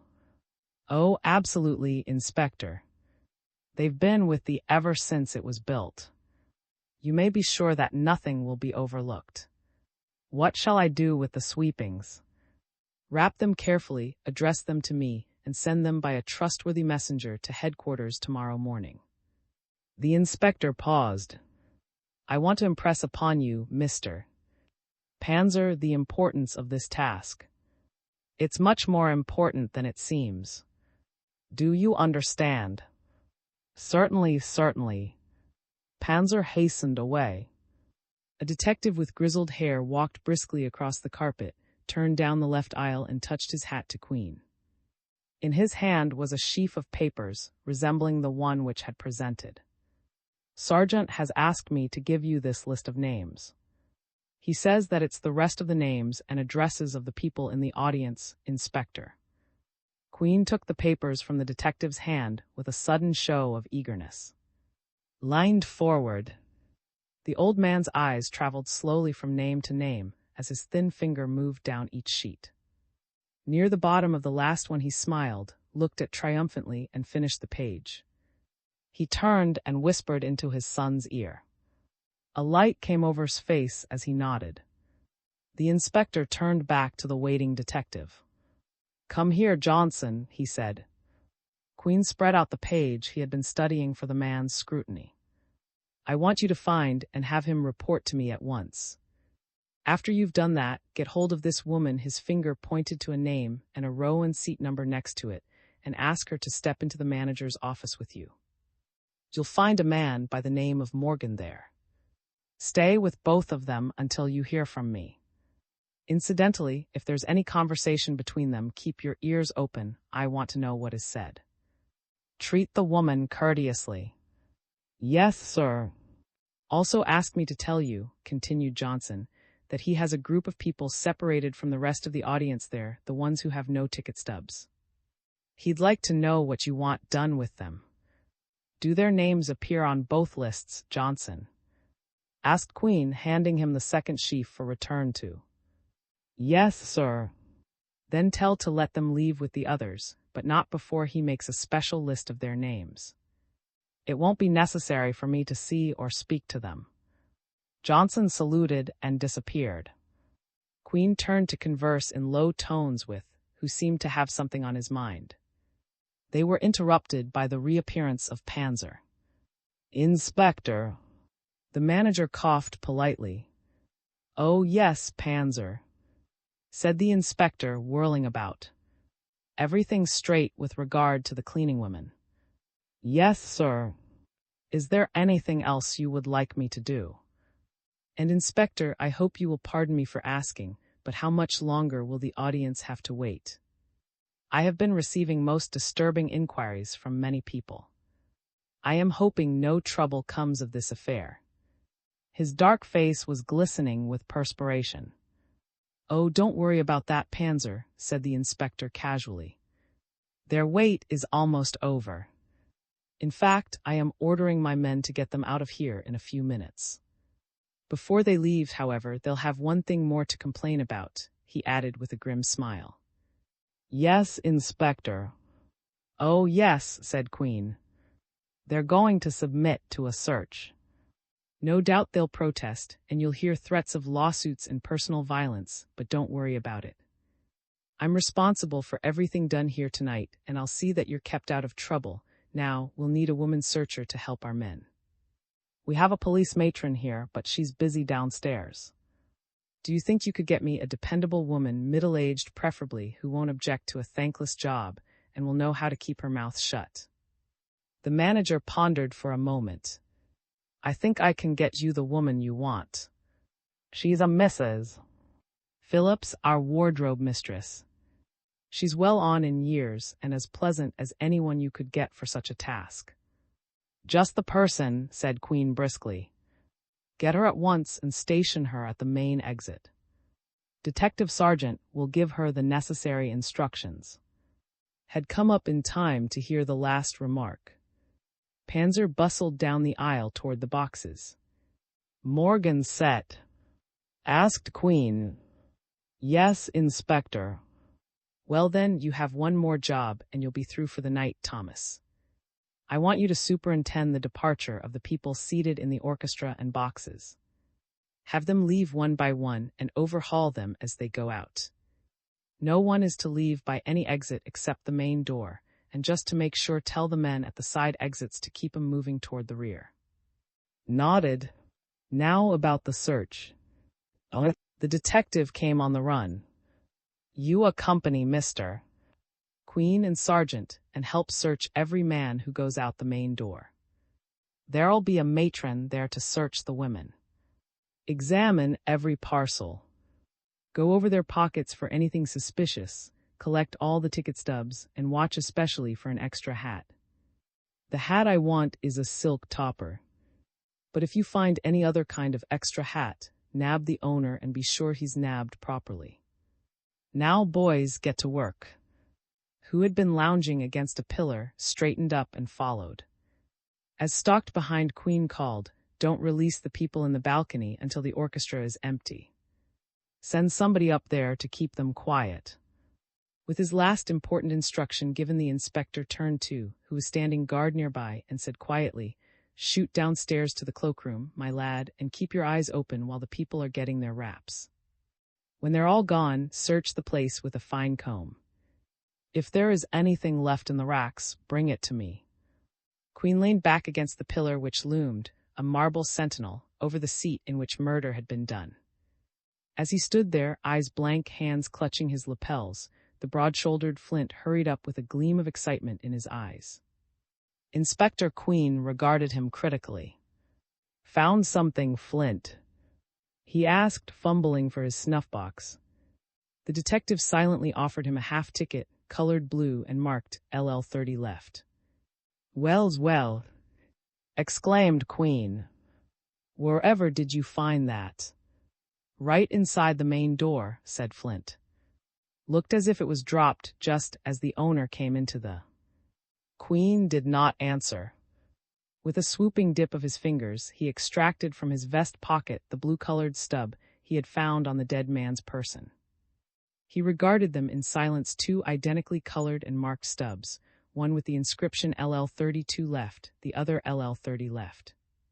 His eyes narrowed as he studied the innocent-appearing pasteboards. He bent closer, slowly turning the stubs back to back. Then, with a puzzled light in his eyes, he turned them front to front. Still unsatisfied, he turned them back to front. In none of the three positions did the torn edges of the tickets coincide. V. in which Inspector Queen conducts some legal conversations. Queen made his way across the broad red carpet covering the rear of the orchestra, his hat pulled down over his eyes. He was searching the recesses of his pocket for the inevitable snuff-box. The inspector was evidently engaged in a weighty mental process, for his hand closed tightly upon the two blue ticket stubs and he grimaced, as if he were not at all satisfied with his thoughts. Before opening the green-speckled door marked Manager's Office, he turned to survey the scene behind him. The stir in the audience was businesslike. A great chattering filled the air. Policemen and detectives circulated among the rows, giving orders, answering questions, hustling people out of their seats, lining them up in the main aisles to be searched at the huge outer door. The inspector noticed absently that there was little protest from the audience at the ordeal they were facing. They seemed too tired to resent the indignity of a search. A long queue of half-angry, half-amused women was lined up at one side being examined rapidly, one, by a motherly woman dressed in black. Queen glanced briefly at the detectives blocking the door. With the experience of long practice, was making rapid passes over the clothing of the men. At his side was studying the reactions of the various people undergoing examination. Occasionally he searched a man himself. Stood a little apart, hands in his capacious topcoat pockets, smoking a cigarette and seeming to be thinking of nothing more important than the first edition he had missed buying. Queen sighed and went in. The anteroom to the main office was a tiny place, fitted out in bronze and oak. On one of the chairs against the wall, burrowed into the deep leather cushions, sat Parson Johnny, puffing at a cigarette with a show of unconcern. A policeman stood by the chair, one massive hand on the parson's shoulder. "Trail along, Parson," said Queen casually without stopping. The little gangster lounged to his feet, spun his cigarette butt deftly into a shining brass cuspidor, and slouched after the inspector, the policeman treading on his heels. Queen opened the door to the main office, glancing quickly about him as he stood on the threshold. Then he stepped aside, allowing the gangster and to precede him. The door banged shut behind them. Louis Panzer had an unusual taste in office appointments. A clear green light shade shone brilliantly above a carved desk. Chairs and smoking stands, a skillfully wrought clothes tree, silk-covered divan, these and other articles were strewn tastefully about the room. Unlike most managers' offices, Panzer's did not exploit photographs of stars, managers, producers, and angels. Several delicate prints, a huge tapestry, and a constable oil painting hung on the walls. But Inspector Queen's scrutiny at the moment was not for the artistic quality of Mr. Panzer's private chamber. It was rather for the 6 people who faced him. Beside Detective Johnson sat a middle-aged man inclining to corpulence, with shrewd eyes and a puzzled frown. He wore faultless evening clothes. In the next chair sat a young girl of considerable beauty, attired in a simple evening gown and wrap. She was looking up at a handsome young man in evening clothes, hat in hand, who was bending over her chair and talking earnestly in an undertone. Beside them were 2 other women, both leaning forward and listening intently. The stout man held aloof from the others. At Inspector Queen's entrance, he immediately got to his feet with an inquiring look. The little group became silent and turned solemn faces on Queen. With a deprecating cough, Parson Johnny, accompanied by his escort, sidled across the rug and into a corner. He seemed overwhelmed by the splendor of the company in which he found himself. He shuffled his feet and cast a despairing look in the direction of the inspector. Queen moved over to the desk and faced the group. At a motion of his hand, Johnson came quickly to his side. "Who are the 3 extra people, Johnson?" he asked in a tone inaudible to the others. "The old fellow there is Morgan," whispered Johnson, "and the good-looker sitting near him is the woman you told me to get. When I went for her in the orchestra, I found the young chap and the other 2 women with her. The 4 of 'em were pretty chummy. I gave her your message, and she seemed nervous. But she stood up and came along like a major. Only the other 3 came, too. I didn't know but what you'd like to see Inspector." Queen nodded. "Hear anything?" he asked in the same low tone. "Not a peep, Inspector. The old chap doesn't seem to know any of these people. The others have just been wondering why you could possibly want her." The inspector waved Johnson to a corner and addressed the waiting group. "I've summoned 2 of you," he said pleasantly, "for a little chat. And since the others are here too, it will be all right for them to wait. But for the moment, I must ask you all to step into the anteroom while I conduct a little business with this gentleman." He inclined his head toward the gangster, who stiffened indignantly. With a flutter of excited conversation, the 2 men and 3 women departed, Johnson closing the door behind them. Queen whirled on Parson Johnny. "Bring that rat here," he snapped to the policeman. He sat down in Panzer's chair and drew the tips of his fingers together. The gangster was jerked to his feet and marched across the carpet, to be pushed directly in front of the desk. "Now, Parson," said Queen menacingly, "I've got you where I want you. We're going to have a nice little talk with nobody to interrupt. Get me? The parson was silent, his eyes liquid with distrust. So you won't say anything, eh, Johnny? How long do you think I'll let you get away with that? I told you before I don't know, and besides I won't say till I see my lawyer, the gangster said sullenly. Your lawyer? Well, parson, who is your lawyer? Asked the inspector in an innocent tone. The parson bit his lip, remaining silent. Queen turned to Johnson. Johnson, my boy, you worked on the Babylon stick-up, didn't you? He asked. Sure did, Chief, said the detective. That, explained Queen gently to the gangster, was when you were sent up for a year. Remember, parson. Still silence. And Johnson, continued the inspector, leaning back in his chair, refresh my memory. Who was the lawyer defending our friend here? Field. By Johnson exclaimed, staring at the parson. Exactly. The gentleman now lying on one of our unfeeling slabs at the morgue. Well, parson, what about it? Cut the comedy. Where do you come off saying you don't know Monty Field? You knew his first name all right when I mentioned only his last. Come clean now. The gangster had sagged against the policeman, a furtive despair in his eyes. He moistened his lips and said, You got me there, Inspector. I don't know about this, though, honest. I ain't seen Field in a month. I didn't, my God, you're not to tie this around my neck, are you? He stared at Queen in anguish. The policeman jerked him straight. Parson, said Queen, how you do jump at conclusions. I'm merely looking for a little information. Of course, if you want to confess to the murder, I'll call my men in, and we can get your story all straight and go home to bed. How about it? No, shouted the gangster, thrashing out suddenly with his arm. The officer caught it deftly and twisted it behind the squirming back. Where do you get that stuff? I don't know. I didn't see Field tonight and I didn't even know he was here. Confess, I got some mighty influential friends. Inspector, you can't pull that stuff on me, I'll tell you. That's too bad, Johnny, sighed the inspector. He took a pinch of snuff. All right, then. You didn't kill Monty Field. What time did you get here tonight, and where's your ticket? The parson twisted his hat in his hands. I wasn't to say before, Inspector, because I figured you was to railroad me. I can explain when and how I got here all right. It was about 8:30, and I got in on a pass, that's how. Here's the stub to prove it.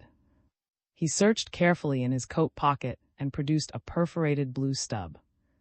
He handed it to Queen, who glanced at it carelessly and put it in his pocket. And where, he asked, and where did you get the pass, Johnny?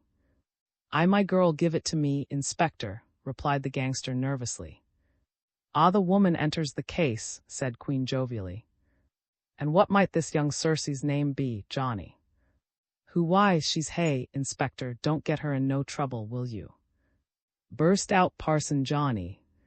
She's a kid and she don't know either. Honest, her name, snapped Queen. Whined Johnny. She's an usher here. Queen's eyes lit up. A quick glance passed between him and Johnson. The detective left the room. So, continued the inspector, leaning back again comfortably, so my old friend Parson Johnny doesn't know a thing about Monty Field. Well. We'll see how your lady friend's story backs you up. As he talked, he looked steadily at the hat in the gangster's hand. It was a cheap black fedora, matching the somber suit which the man was wearing. Here, Parson, he said suddenly. Hand over that hat of yours. He took the headpiece from the gangster's reluctant hand and examined it. He pulled down the leather band inside, eyed it critically, and finally handed it back. We forgot something, Parson, he said. Officer, suppose you frisk Mr. Person A. The parson submitted to the search with an ill grace, but he was quiescent enough. "No gat," said the policeman briefly and continued. He put his hand into the man's hip pocket, extracting a fat wallet. "Want this, Inspector?" Queen took it, counted the money briskly, and handed it back to the policeman, who returned it to the pocket. 122 smackers, Johnny, the old man murmured. "Seems to me I can smell silk in these bills. However," he laughed and said to the "no flask." The policeman shook his head. "Anything under his vest or shirt?" Again a negative. Queen was silent until the search was completed. Parson Johnny relaxed with a sigh. "Well, Johnny, mighty lucky night this is for you. Come in," Queen said at a knock on the door. It opened to disclose the slender girl in usherette's uniform whom he had questioned earlier in the evening. Johnson came in after her and closed the door, stood on the rug and stared with tragic eyes at her lover, who was thoughtfully studying the floor. She flashed a glance at Queen. Then her mouth hardened and she snapped at the gangster. "Well, so they got you after all, you sap. I told you not to try to make a break for it." She turned her back contemptuously on the parson and began to ply a powder puff with vigor. "Why didn't you tell me before, my girl," said Queen softly, "that you got a pass for your friend John?" "I ain't telling everything, mister Cop," she answered pertly. "Why should I? Johnny didn't have anything to do with this business." "We won't discuss that," said the inspector, toying with his snuff box. "What I want you to tell me now is whether your memory has improved any since I spoke to you." "What a means?" she demanded. "I mean this. You told me that you were at your regular station just before the show started, that you conducted a lot of people to their seats, that you didn't remember whether you ushered Monty Field, the dead man, to his row or not, and that you were standing up at the head of the left aisle all during the performance." "All during the performance? Is that correct?" "Sure it is, Inspector." "Who says I was?" The girl was growing excited, but Queen glanced at her fluttering fingers and they became still. "Aw, cut it out," snapped the parson unexpectedly. "Don't make it no worse than it is. Sooner or later he'll find out we were together anyways, and then he'd have something on you. You don't know this bird. Come clean." "So," said the inspector, looking pleasantly from the gangster to the girl. "Parson, you're getting sensible in your old age. Did I hear you say you two were together? When and why and for how long?" His face had gone red and white by turns. She favored her lover with a venomous glance, then turned back to Queen. "I guess I might as well spill it," she said disgustedly. "After this half-wit shows a yellow streak. Here's all I know, Inspector, and God help you if you tell that little mutt of a manager about it." Queen's eyebrows went up, but he did not interrupt her. "I got the pass for Johnny, all right," she continued defiantly, "because, well, Johnny kind of likes blood and thunder stuff and it was his off night. So I got him the pass. It was for two. All the passes are so that the seat next to Johnny was empty all the time. It was an aisle seat on the left, best I could get for that loudmouthed shrimp. During the first act I was pretty busy and couldn't sit with him. But after the first intermission, when the curtain went up on Act II, things got slack and it was a good chance to sit next to him. Sure, I admit it, I was next to him nearly the whole act. Why not? Don't I deserve a rest once in a while?" "I see." Queen bent his brows. "You would have saved me a lot of time and trouble, young lady, if you told me this before. Didn't you get up at all during the second act?" "Well, I did a couple of times, I guess," she said guardedly. "But everything was okay and the manager wasn't around, so I went back." "Did you notice this man Field as you passed?" No, sir." "Did you notice if somebody was sitting next to him?" "No, sir. I didn't even know he was there." "Looking that way, I guess." "I suppose then," continued Queen coldly, "you don't remember ushering somebody into the last row, next to the last seat, during the second act?" "No, sir. I know I shouldn't have done it, maybe, but I didn't see a thing wrong all night." She was growing more nervous at each question. She furtively glanced at the parson, but he was staring at the floor. "You're a great help, young lady," said Queen, rising suddenly. "Bite it." As she turned to go, the gangster with an innocent leer slid across the rug to follow her. Queen made a sign to the policeman. The parson found himself yanked back to his former position. "Not so fast, Johnny," said Queen icily. "Oh." The girl turned, trying to appear unconcerned. "For the time being, I shan't say anything about this to Mr. Panzer. But I'd advise you to watch your step and learn to keep your mouth clean when you talk to your superiors. Get out now, and if I ever hear of another break on your part, God help you." She started to laugh, wavered, and fled from the room. Queen whirled on the policeman. "Put the nippers on him, officer," he snapped, jerking his finger toward the gangster, "and run him down to the station." The policeman saluted. There was a flash of steel, a dull click, and the parson stared stupidly at the handcuffs on his wrists. Before he could open his mouth, he was hustled out of the room. Queen made a disgusted motion of his hand, threw himself into the leather-covered chair, took a pinch of snuff, and said to Johnson in an entirely different tone, "I'll trouble you, Johnson, my boy, to ask Mr. Morgan to step in here." Benjamin Morgan entered Queen's temporary sanctum with a firm step that did not succeed entirely in concealing a certain bewildered agitation. He said in a cheerful, hearty baritone, "Well, sir, here I am," and sank into a chair with much the same air of satisfaction that a man exhales when he seats himself in his after a hard day. Queen was not taken in. He favored Morgan with a long, earnest stare, which made the paunchy, grizzled man squirm.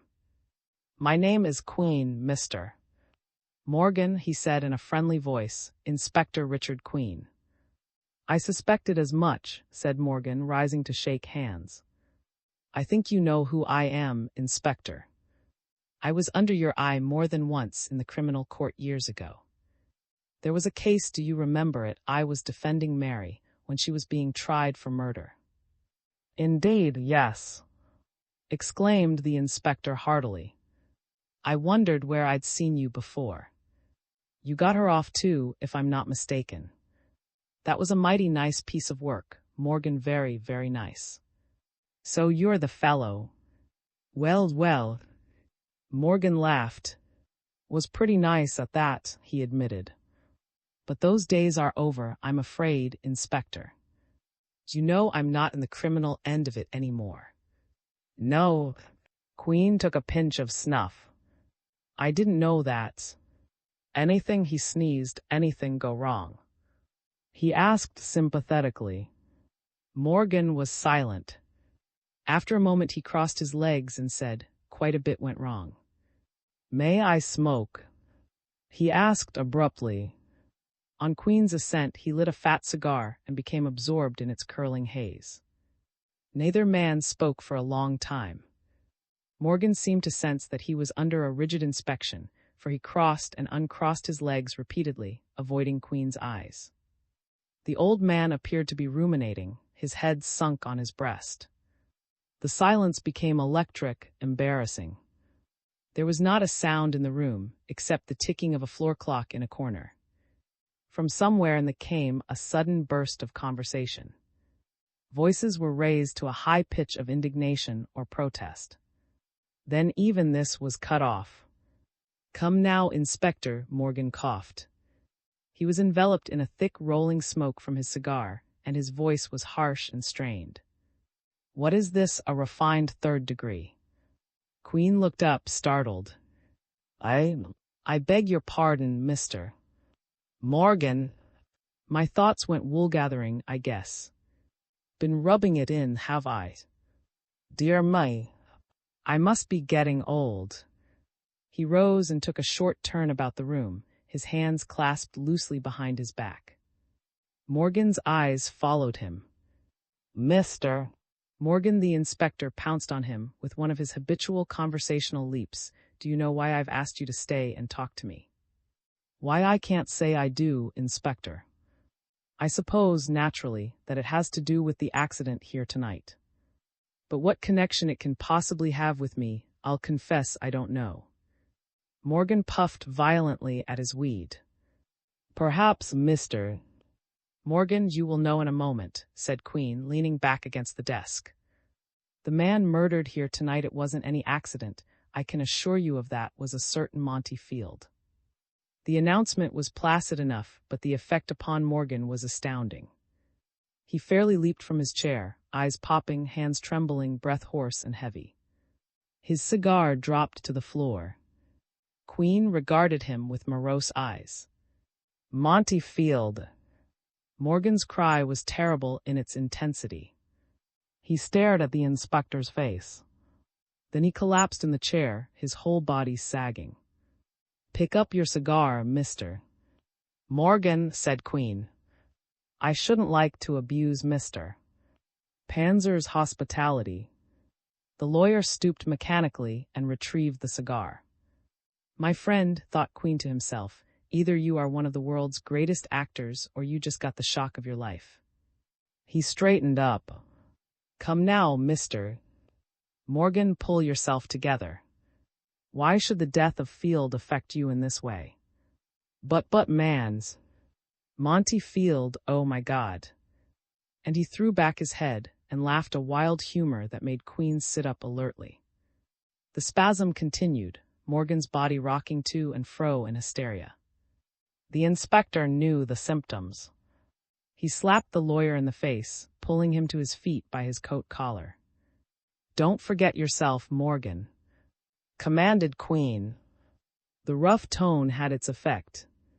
Morgan stopped laughing, regarded Queen with a blank expression, and dropped heavily into the chair, still shaken but himself. I'm sorry, Inspector, he muttered, dabbing his face with a handkerchief. It was quite a surprise. Evidently, said Queen dryly. You couldn't have acted more surprised if the earth had opened under your feet. Now, Morgan, what's this all about?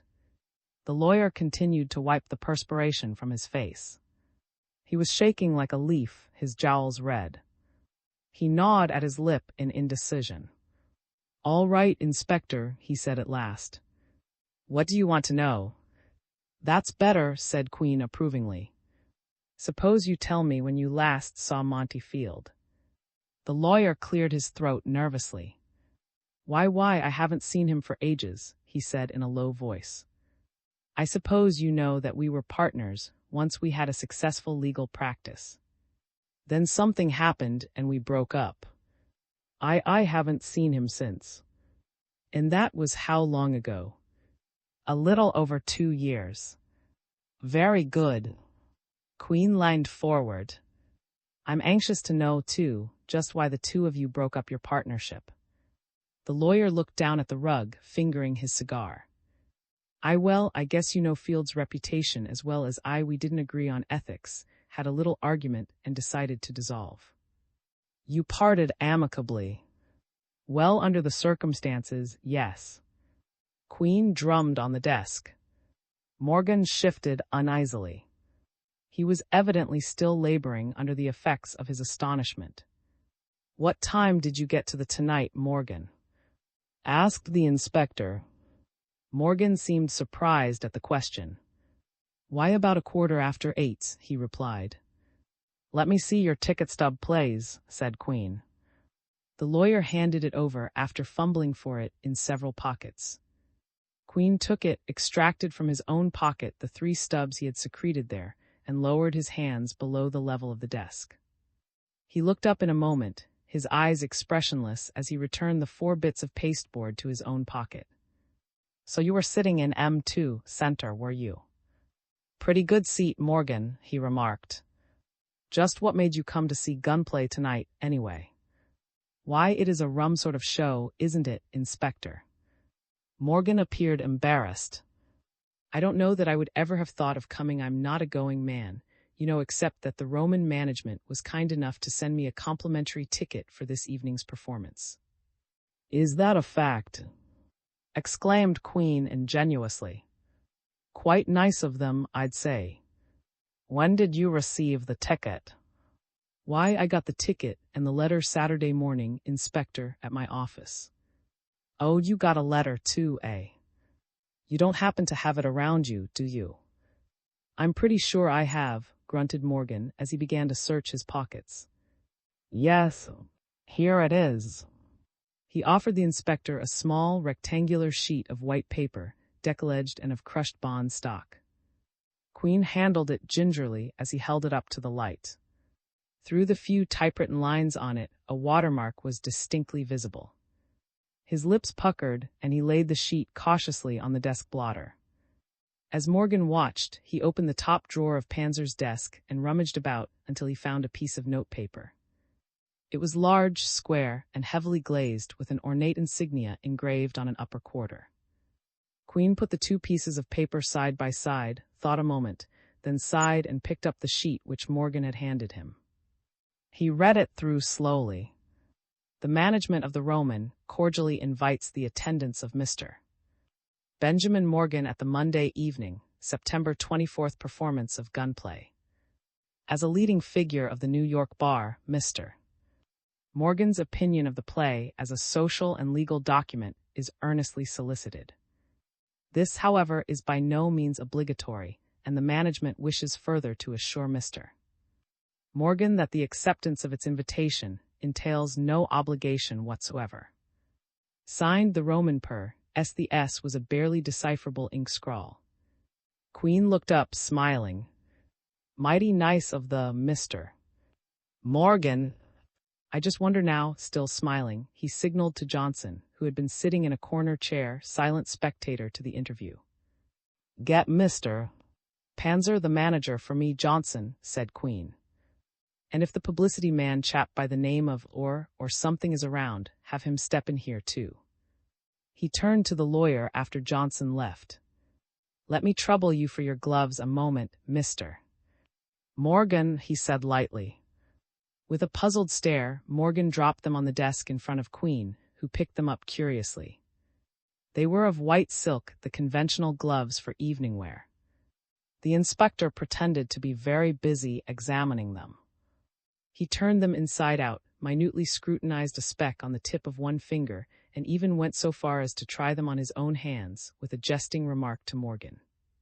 His examination concluded, he gravely handed the gloves back to the lawyer. And oh, yes, Mr. Morgan, that's a mighty spruce-looking you've got there. May I see it a moment? Still silently, the lawyer placed his hat on the desk. Queen picked it up with a carefree air, whistling in a slightly flat key, The Sidewalks of New York. He turned the hat over in his hand. It was a glistening affair of extremely fine quality. The lining was of shimmering white silk, with the name of the maker, James Co. Stamped in gold. Two initials, B.M., were similarly inlaid on the band. Queen grinned as he placed the hat on his own head. It was a close fit. He doffed it almost immediately and returned it to Morgan. Very kind of you to allow me these liberties, Mr. Morgan, he said as he hastily scribbled a note on a pad which he took from his pocket. The door opened to admit Johnson, Panzer, and Harry. Panzer stepped forward hesitantly and dropped into an armchair. What can we do for you, Inspector? Quavered Panzer, making a valiant attempt to disregard the presence of the grizzled aristocrat slumped in his chair. Mr. Panzer, said Queen slowly, how many kinds of stationery are used in the Roman? The manager's eyes opened wide. Just one, Inspector. There's a sheet of it on the desk in front of you. Queen handed Panzer the slip of paper which he had received from Morgan. I want you to examine that sheet very carefully, Mr. Panzer. To your knowledge, are there any samples of it in the Roman? The manager looked it over with an unfamiliar stare. No, I don't think so. In fact, I'm sure of it. What's this? He exclaimed as his eye caught the first few typewritten lines. He cried, whirling on the publicity man. What's this, your latest publicity stunt? He waved the sheet in his face, snatched it from his employer's hand and read it quickly. Well, I'll be switched, he said softly. If that doesn't beat the non-stop exploitation record. He reread it, an admiring look on his face. Then, with 4 pairs of eyes trained accusingly on him, he handed it back to Panzer. "I'm sorry I have to deny any share in this brilliant idea," he drawled. "Why the deuce didn't I think of it?" And he retreated to his corner, arms folded on his chest. The manager turned to Queen in bewilderment. "This is very peculiar, Inspector. To my knowledge, the Roman has never used this stationery, and I can state positively that I never authorized any such publicity stunt." And if denies a part in it, he shrugged his shoulders. Queen placed the paper carefully in his pocket. "That will be all. Thank you." He dismissed the 2 men with a nod. He looked appraisingly at the lawyer, whose face was suffused with a fiery color that reached from his neck to the roots of his hair. The inspector raised his hand and let it drop with a little bang on the desk. "What do you think of that, Mr. Morgan?" he asked simply. Morgan leaped to his feet. "It's a damned frame-up," he shouted, shaking his fist in Queen's face. "I don't know any more about it than you do, if you'll pardon a little impertinence. What's more, if you think you can scare me by this hocus-pocus searching of gloves and hats, and by God, you haven't examined my underwear yet, Inspector." He stopped for lack of breath, his face purple. "But my dear Morgan," said the inspector mildly, "why do you upset yourself so? One would think I've been accusing you of Monty Field's murder. Sit down and cool off, man. I asked you a simple question." Morgan collapsed in his chair. He passed a quivering hand over his forehead and muttered, "Sorry, Inspector. Lost my temper." But of all the rotten deals, he subsided, mumbling to himself. Queen sat staring quizzically at him. Morgan was making a great to-do with his handkerchief and cigar. Johnson coughed deprecatingly, looking up at the ceiling. Again a burst of sound penetrated the walls, only to be throttled in midair. Queen's voice cut sharply into the silence. "That's all, Morgan. You may go." The lawyer lumbered to his feet, opened his mouth as if to speak, clamped his lips together, and clapping his hat on his head, walked out of the room. Johnson innocently lounged forward to help him with the door, on a signal from the inspector. Both men disappeared. Queen, left alone in the room, immediately fell into a fierce preoccupation. He took from his pockets the 4 stubs, the letter Morgan had given him, and the woman's rhinestone evening bag which he had found in the dead man's pocket. This last article he opened for the 2nd time that evening and spread its contents on the desk before him. A few calling cards with the name Francis Pope neatly engraved, 2 dainty lace handkerchiefs, a vanity case filled with powder, rouge, and lipstick, a small change purse containing $20 in bills and a few coins, and a house key. Queen fingered these articles thoughtfully for a moment, returned them to the handbag, and putting bag, stubs, and letter back into his pocket once more, rose and looked slowly about. He crossed the room to the clothes tree, picked up the single hat, a derby, hanging there, and examined its interior. The initials LP and the head size 6 seemed to interest him. He replaced the hat and opened the door. The 4 people sitting in the anteroom jumped to their feet with expressions of relief. Queen stood smiling on the threshold, his hands jammed into his coat pockets. "Here we are at last," he said. "Won't you all please step into the office?" He politely stood aside to let them pass the 3 women and the young man. They trooped in with a flurry of excitement, the women sitting down as the young man himself setting chairs for them. 4 pairs of eyes gazed earnestly at the old man by the door. He smiled paternally, took one quick glance into the anteroom, closed the door, and marched in a stately way to the desk, where he sat down, feeling for his snuff-box. "Well," he said genially, "I must apologize for having kept you people waiting so long. Official business. Now let's see." Yes. I must all right. Now, in the first place, ladies and gentlemen, how do we stand?" He turned his mild gaze on the most beautiful of the 3 women. "I believe, miss, that your name is Francis Pope, although I haven't had the pleasure of being introduced. Am I correct?" The girl's eyebrows went up. "That's quite correct, sir," she said in a vibrant musical voice. although I don't quite understand how you know my name." She smiled. It was a magnetic smile, full of charm and a certain strong womanliness that was extremely attractive. A full-bodied creature in the bloom of youth, with great brown eyes and a creamy complexion, she radiated a wholesomeness that the inspector found refreshing. He beamed down at her. "Well, Miss Pope," he chuckled, "I suppose it is mysterious to a layman. And the fact that I am a policeman no doubt heightens the general effect. But it's quite simple. You are by no means an unphotographed young lady. I saw your picture in the paper today, as a matter of fact, on the society page." The girl laughed a trifle nervously. "So that's how it was," she said. "I was beginning to be frightened. Just what is it, sir, that you want of me?" "Business always business," said the inspector ruefully. "Just when I'm getting interested in someone, I'm brought bang up against my profession. Before we conduct our inquisition, may I ask who your friends are?" An embarrassed coughing arose from the three people on whom Queen bent his eye. Francis said charmingly, "I'm sorry, Inspector, is it? Allow me to introduce Miss Orange and Miss Eve, my very dear friends. And this is Mr. Stephen Barry, my—" Queen glanced at them in some surprise. "If I'm not mistaken, aren't you members of the cast of Gunplay?" There was a unanimous nodding of heads. Queen turned to Francis. "I don't want to seem too officious, Miss Pope, but I want you to explain something. Why are you accompanied by your friends?" He asked with a disarming smile. "I know it sounds impertinent, but I distinctly recall ordering my man to summon you alone." The three thespians rose stiffly. Frances turned from her companions to the inspector with a pleading look. Please forgive me, Inspector," she said swiftly. I've never been questioned by the police before.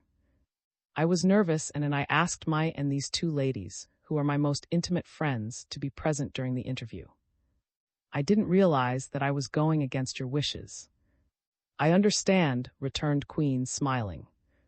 "I understand completely. But you see," he made a gesture of finality. Stephen Barry leaned over the girl's chair. "I'll stay with you, dear, if you give the word." He glared at the inspector belligerently. "But Stephen, dear," Frances cried helplessly. Queen's face was adamant. You'd better all go.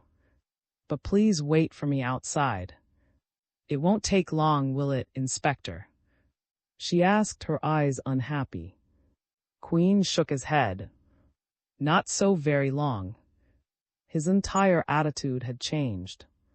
He seemed to be growing truculent. His audience sensed the metamorphosis in him, and in an intangible manner grew antagonistic.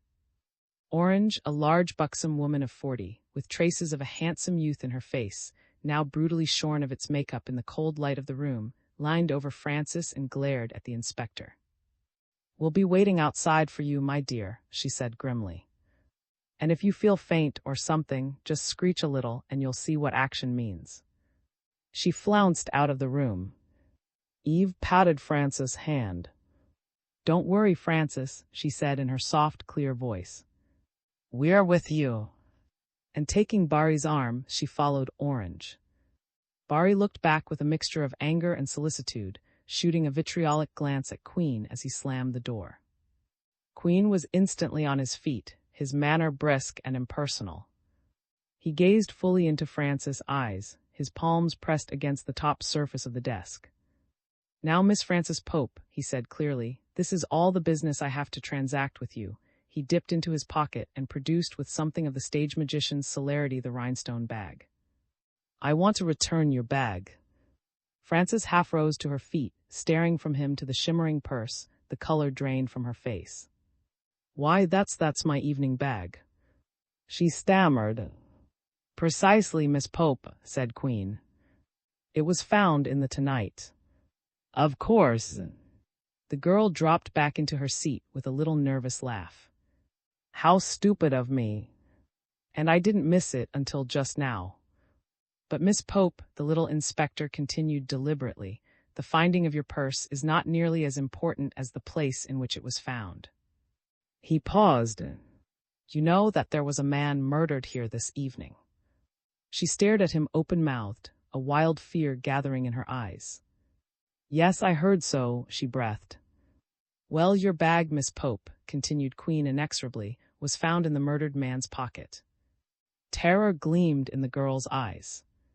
Then with a choked scream, she toppled forward in the chair, her face white and strained.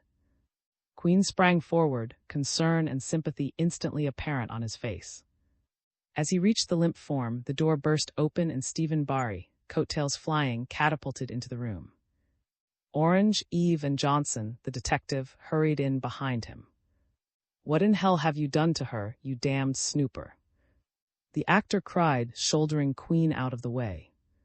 He gathered Frances' body tenderly in his arms, pushing aside the wisps of black hair tumbled over her eyes, crooning desperately in her ear. She sighed and looked up in bewilderment as she saw the flushed young face close to hers. Steve, I fainted, she murmured and dropped back in his arms. Get some water, somebody, the young man growled, chafing her hands. A tumbler was promptly pushed over his shoulder by Johnson. Barry forced a few drops down Frances' throat and she choked, coming back to consciousness. The two actresses pushed Barry aside and brusquely ordered the men to leave. Queen meekly followed the protesting actor and the detective. You're a fine cop, you are, said Barry scathingly to the inspector. What did you do to her? Hit her over the head with the policeman's usual finesse. Now, young man, said Queen mildly, no harsh words, please. The young lady simply received a shock. They stood in a strained silence until the door opened and the actresses appeared supporting Frances between them. Barry flew to her side. Are you all right now, dears? He whispered, pressing her hand. Please, Steve, take me home, she gasped, leaning heavily on his arm. Inspector Queen stood aside to let them pass. There was a mournful look in his eyes as he watched them walk slowly to the main door and join the short line going out. VI, in which the district attorney turns biographer. Inspector Richard Queen was a peculiar man. Small and wiry, thatched with and wrinkled in fine lines of experience, he might have been a business executive, a night watchman, or what he chose. Certainly, in the proper raiment, his quiet figure would mold itself to any disguise. This ready adaptability was carried out in his manner as well. Few people knew him as he was. To his associates, to his enemies, to the forlorn scraps of humanity whom he turned over to the due processes of the law, he remained ever a source of wonder. He could be theatrical when he chose, or mild, or pompous, or fatherly, or bulldogging. But underneath, as someone has said with an over-emphatic sentimentality, the inspector had a heart of gold. Inside he was harmless and keen, and not a little hurt by the cruelties of the world. It was true that to the people who officially came under his eye, he was never twice the same. He was constantly whirling into some new facet of personality. He found this to be good business. People never understood him, never knew what he was going to do or say, and consequently they were always a little afraid of him. Now that he was alone, back in Panzer's office, the door shut tight, his investigations temporarily halted, the true character of the man shone from his face. At this moment it was an old face, old physically, old and wise spiritually. The incident of the girl he had startled into unconsciousness was uppermost in his mind. The memory of her drawn, horrified face made him wince. Frances Pope seemed to personify everything a man of years could hope for in his own daughter. To see her shrink under the lash pained him. To see her turn fiercely in her defense made him blush. Abstemious except for his one mild dissipation, the inspector reached for his snuff-box with a sigh and sniffed freely. When there came a peremptory knock on the door, he was the chameleon again, a detective inspector sitting at a desk and no doubt thinking clever and ponderous thoughts. In truth, he was wishing that would come back. At his hearty come in. The door swung open to admit a thin, bright-eyed man dressed in heavy overclothes, a woolen muffler wound about his neck. "Henry!" exclaimed the inspector, starting to his feet. "What the dickens are you doing here? I thought the doctor had ordered you to stay in bed." District Attorney Henry winked as he slumped into an armchair. Doctors, he said didactically, doctors give me a pain in the neck. How are tricks? He groaned and felt his throat gingerly. The inspector sat down again. For a grown man, Henry, he said decisively, you're the most unruly patient I've ever seen. Man alive, you'll catch pneumonia if you don't watch out. Well, grinned the district attorney, I carry a lot of insurance, so I should worry you haven't answered my question. Oh yes, grunted Queen. Your question. How's Trix, I think you asked. Trix, my dear Henry, are at present in a state of complete nullity. Does that satisfy you? Kindly be more explicit, said. Remember, I'm a sick man and my head is buzzing. Henry, said Queen, leaning forward earnestly, I warn you that we're in the midst of one of the toughest cases this department has ever handled. Is your head buzzing? I'd hate to tell you what's happening in mine. Regarded him with a frown. If it's as you say, and I suppose it is, this comes at a rotten time. Elections not so far off, an unsolved murder handled by the improper parties. Well, that's one way of looking at it, remarked Queen in a low voice. I wasn't exactly thinking of this affair in terms of votes, Henry. A man been killed, and at the moment I'll be frank enough to admit that I haven't the slightest idea who did the job or how. I accept your well-meant rebuke, Inspector, said in a lighter tone. But if you'd heard what I did a few moments ago over the telephone. One moment, my dear Watson, as would say, chuckled Queen, with that startling change of temperament so characteristic of him. I'll bet I know what happened. You were at home, probably in bed.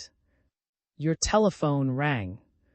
A voice began to crab, protest, gurgle, and do all the other things a voice does when its owner is excited.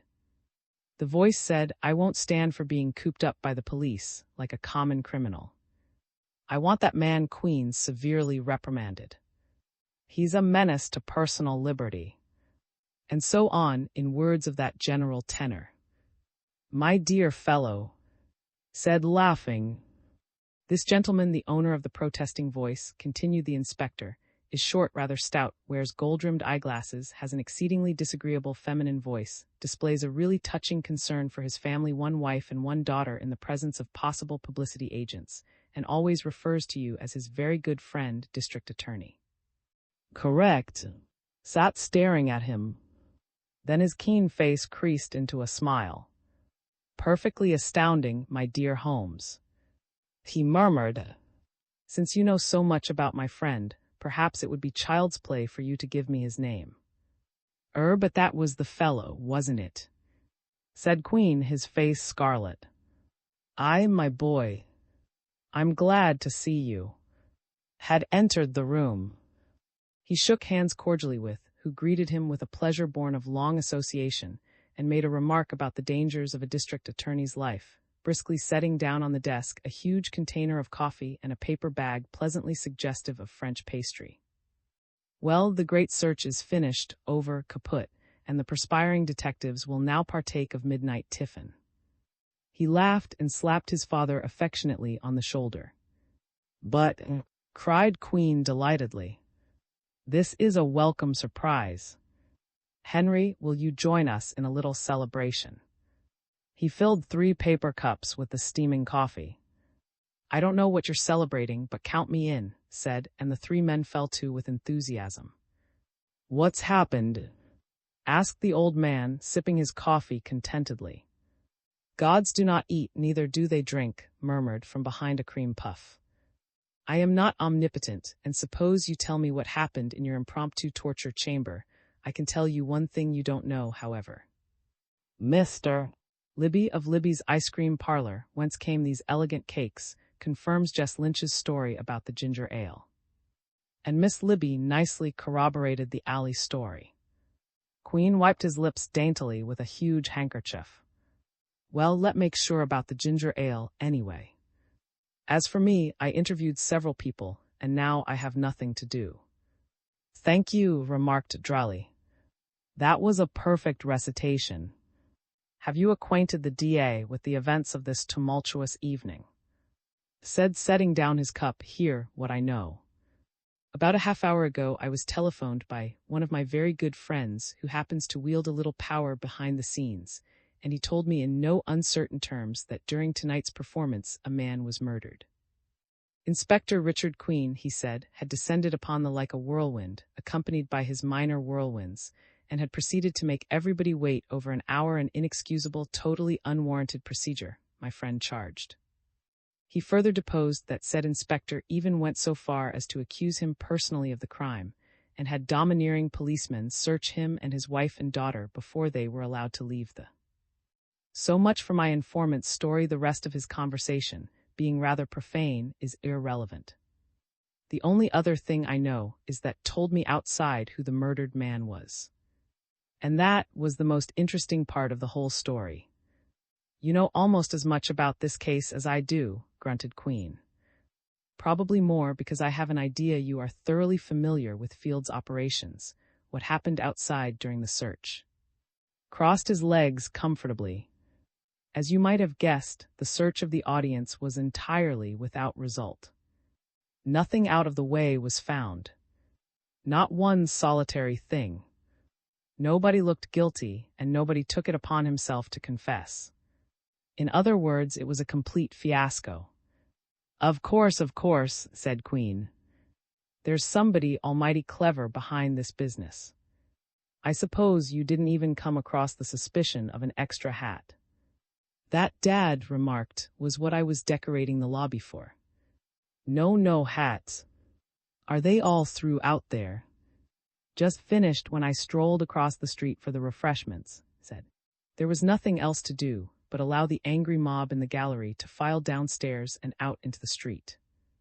Everybody's out now, the gallerites, the employees, the cast, queer species, actors. All night they play God, and then suddenly they find themselves reduced to ordinary street clothes and the ills that flesh is heir to. By the way, also searched the 5 people who came out of this office.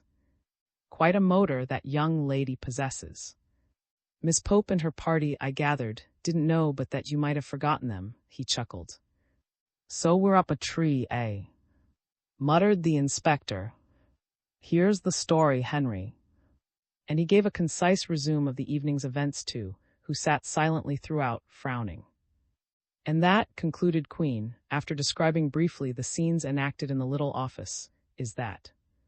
Now, Henry, you must have something to tell us about Monty Field. We know that he was a slick article, but that's all we do know. That would be putting it mildly, said savagely. I can give you almost by rote the story of his life. It looks to me as if you're going to have a difficult time, and some incident in his past might give you a clue. Field first came under the scrutiny of my office during my predecessor's regime. He was suspected of negotiating a swindle connected with the bucket shop scandals. An assistant DA at the time couldn't get a thing on him. Field had covered his operations well. All we had was the telltale story, which might or might not have been true, of a stool pigeon who had been kicked out of the mob. Of course, never let on to Field directly or indirectly that he was under suspicion. The affair blew over, and although was a bulldog, every time he thought he had something he found that he had nothing after all. Oh, no question about it, Field was slick. When I came into office, on fervent suggestion, we began an exhaustive investigation of Field's background. On the QT. Of course. And this is what we discovered. Monty Field came of a blue-blood New England family, the kind that doesn't brag about its Mayflower descendants. He had private tutoring as a kid, went to a swanky prep school, got through by the skin of his teeth, and then was sent to by his father as a sort of last despairing gesture. He seems to have been a pretty bad egg, even as a boy. Nothing criminal, but just wild. On the other hand, he must have had a grain of pride, because when the blow-up came, he actually shortened his name. The family name was Fielding, and he became Monty Field. Queen nodded, eyes introspective, Queen staring steadily at. Field, resumed, wasn't a total loss, understand. He had brains. He studied law brilliantly at. He seemed to have a flair for oratory that was considerably aided by his profound knowledge of legal technology. But just after his graduation, before his family could get even the bit of pleasure out of his scholastic career that should have been theirs, he was mixed up in a dirty deal with a girl. His father cut him off in. He was through out, he'd disgraced the family name, you know the sort of thing. Well, this friend of ours didn't let grief overwhelm him, evidently. He made the best of being done out of a nice little legacy, and decided to go out and make some money on his own. How he managed to get along during this period we couldn't find out, but the next thing we hear of him is that he has formed a partnership with a fellow by the name of one of the smoothest shysters in the business. What a partnership that was! They cleaned up a fortune between them by establishing a select clientele chosen from among the biggest crooks in. Now you know as well as I just how hard it is to get anything on a bird who knows more about the loopholes of the law than the Supreme Court judges. They got away with everything. It was a golden era for crime. Crooks considered themselves top-notch when in field were kind enough to defend them. And then Mr. who was the experienced man of the combination, knowing the ropes, making the contacts with the firm's clients, fixing the fees, and he could do that beautifully in spite of his inability to speak untainted English. Mr. I say, met a very sad end one winter night on the North River waterfront. He was found shot through the head, and although it's 12 years since the happy event, the murderer is still unknown. That is unknown in the legal sense. We had grave suspicions as to his identity. I shouldn't be at all surprised if Mr. Field's demise this evening removed the case from the register. So that's the kind of playboy he was, murmured. Even in death his face is most disagreeable. Too bad I had to lose my first edition on his account. Forget it, you bookworm, growled his father. Go on, Henry. Now, said, taking the last piece of cake from the desk and munching it heartily, now we come to a bright spot in Mr. Field's life. For after the unfortunate decease of his partner, he seemed to turn over a new leaf. He actually went to work, real legal work, and of course he had the brains to pull it through. For a number of years he worked alone, gradually effacing the bad reputation he had built up in the profession and even gaining a little respect now and then from some of our hoity-toity legal lights. This period of apparent good behavior lasted for 6 years. Then he met Ben Morgan, a solid man with a spotless record and a good reputation, although perhaps lacking the vital spark which makes the great lawyer. Somehow Field persuaded Morgan to join him in partnership. Then things began to hum. You'll remember that in that period, some highly shady things were happening in New York. We got faint inklings of a gigantic criminal ring, composed of fences, crooks, lawyers, and in some cases politicians. Some smashing big robberies were pulled off, bootlegging got to be a distinct art in the city environs, and a number of daring holdups resulting in murder put the department on its toes. But you know that as well as I do. You fellows got some of them, but you never broke the ring and you never reached the men higher up. And I have every reason to believe that our late friend Mr. Monty Field was the brains behind the whole business. See how easy it was for a man of his talents. Under the tutelage of his first partner, he had become thoroughly familiar with the underworld moguls.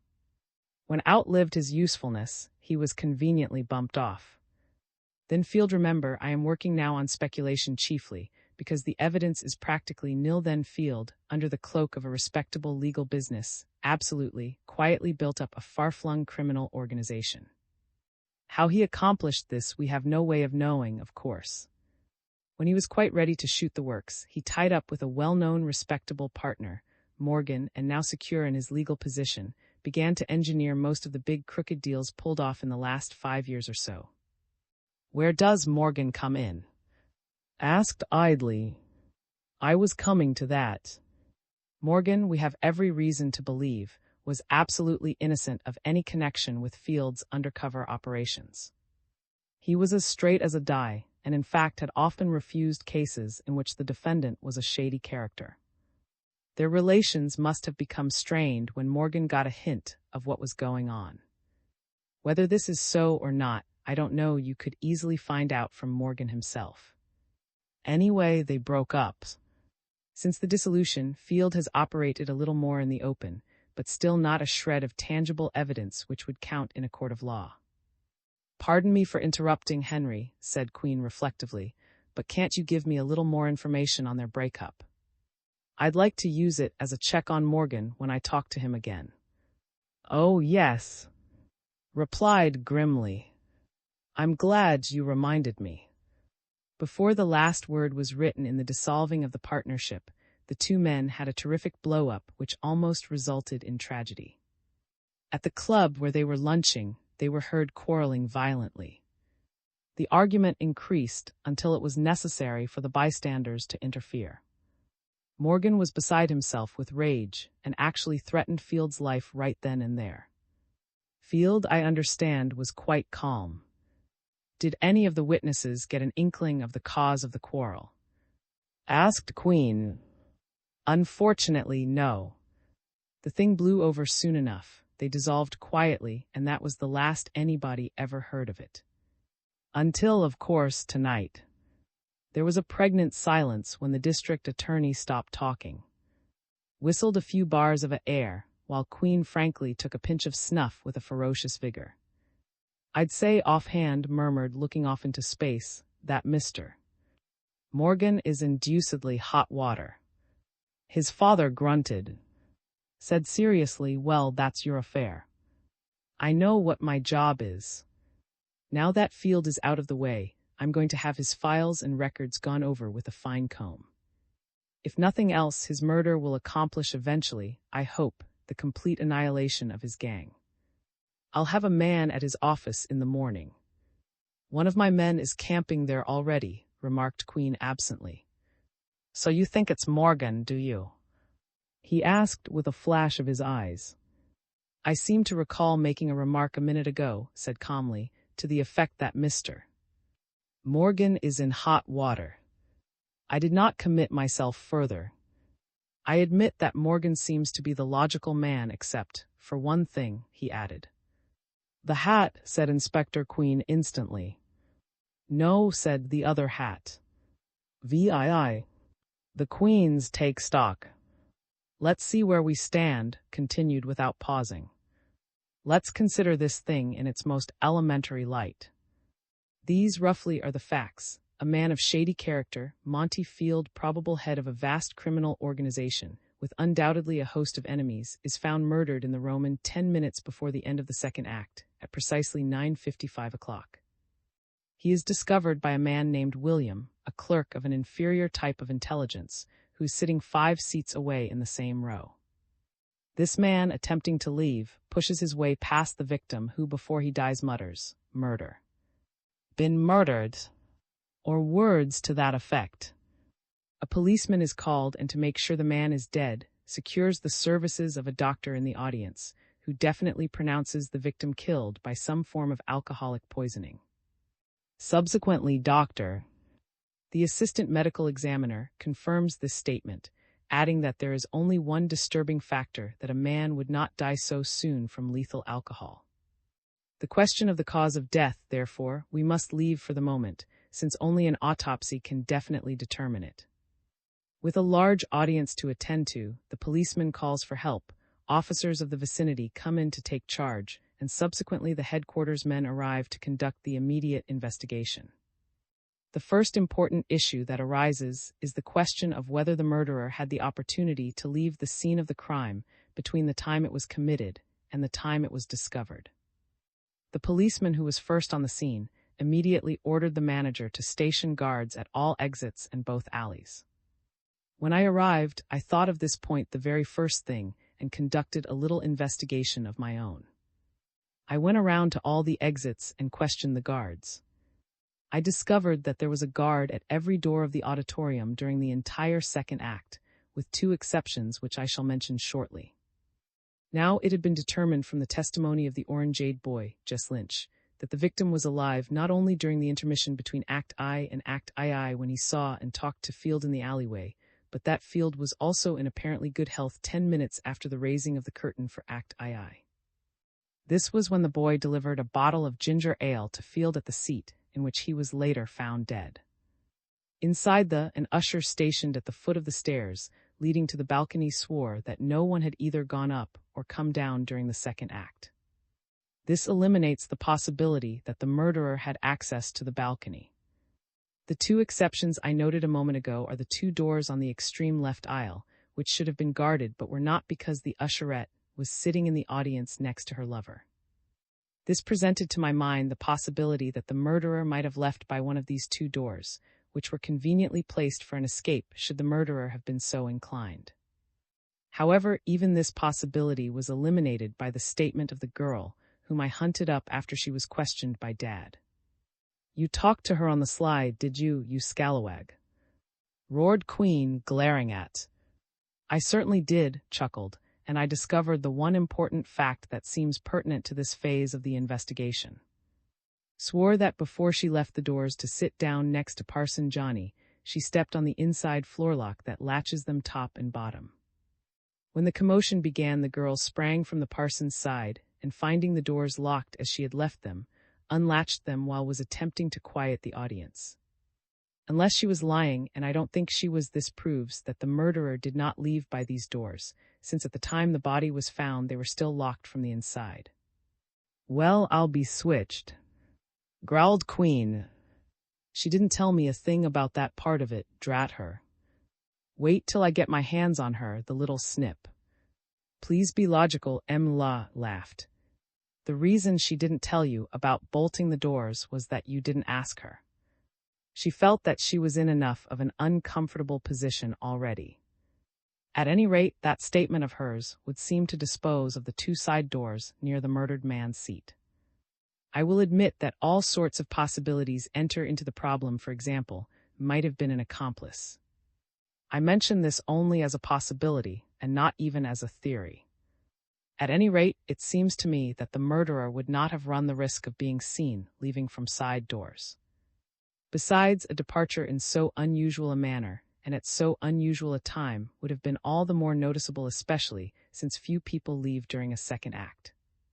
And again, the murderer could have no foreknowledge of the girl's dereliction in duty if she were not an accomplice. As the crime was carefully planned, and we must admit that from all indications, it was the murderer would have discarded the side doors as a means of escape. This probe left, I felt, only one other channel of investigation. That was the main entrance. And here again we received definite testimony from the ticket taker and the doorman outside to the effect that no one left the building during the second act by that route. Except, of course, the harmless orange-eyed boy. All the exits having been guarded or locked and the alley having been under constant surveillance from 9:35 on by Lynch, Johnny chased the usher and after him the police. These being the facts, all my questioning and checking, continued in a grave tone, lead to the inevitable conclusion that from the time the murder was discovered and all the time thereafter while the investigation was going on, the murderer was in. A silence followed's pronouncement. "Incidentally," he added calmly, "it occurred to me when I talked to the ushers to ask if they had seen anyone leave his seat after the second act started, and they can't recall anyone changing seats." Queen idly took another pinch of snuff. "Nice work and a very pretty piece of reasoning, my son, but nothing, after all, of a startling or conclusive nature. Granted that the murderer was in the all that time, how could we possibly have laid our hands on him?" "He didn't say you could," put in, smiling. "Don't be so sensitive, old boy. Nobody's going to report you for negligence in the performance of your duty. From all I've heard tonight, you handled the affair well." Queen grunted. "I'll admit I'm a little peeved at myself for not following up that matter of the doors more thoroughly. But even if it were possible for the murderer to have left directly after the crime, I nevertheless would have had to pursue the inquiry as I did, on the chance that he was still in the—" "But Dad, of course," said seriously, "you had so many things to attend to, while all I had to do was stand around and look Socratic. How about the people who have come under the eye of the investigation so far?" Asked curiously. "Well, what about them?" Challenged. "We certainly can draw no definite conclusions from either their conversation or their actions. We have Parson Johnny, a thug, who was there apparently for no other reason than to enjoy a play, giving some interesting sidelights on his own profession. Then there is a very doubtful character about whom we can make no decision at this stage of the game. She might be an accomplice, she might be innocent, she might be merely negligent, she might be almost anything. Then there is William, who found Field. Did you notice the moronic cast of his head? And Benjamin Morgan, here we strike fallow ground in the realm of probability. But what do we know of his actions tonight? True, his story of the letter and the complimentary ticket sounds queer, since anyone could have written the letter, even Morgan himself. And we must always remember the public threat against Field, and also the enmity, reason unknown, which has existed between them for 2 years. And lastly, we have Miss Frances Pope. I'm exceedingly sorry I was absent during that interview. The fact remains, and isn't it an interesting one, that her evening bag was found in the dead man's pocket. Explain that if you can. So you see where we are, continued ruefully. All we have managed to derive from this evening's entertainment is a plethora of suspicions and a poverty of facts. So far, son, said Queen casually, you have kept on mighty safe ground. But you've forgotten the important matter of the suspiciously vacant seats. Also the rather startling fact that Field's ticket stub and the only other stub that could be attributed to the murderer I refer to the LL30 left stub found by Flint, that these two stubs do not coincide.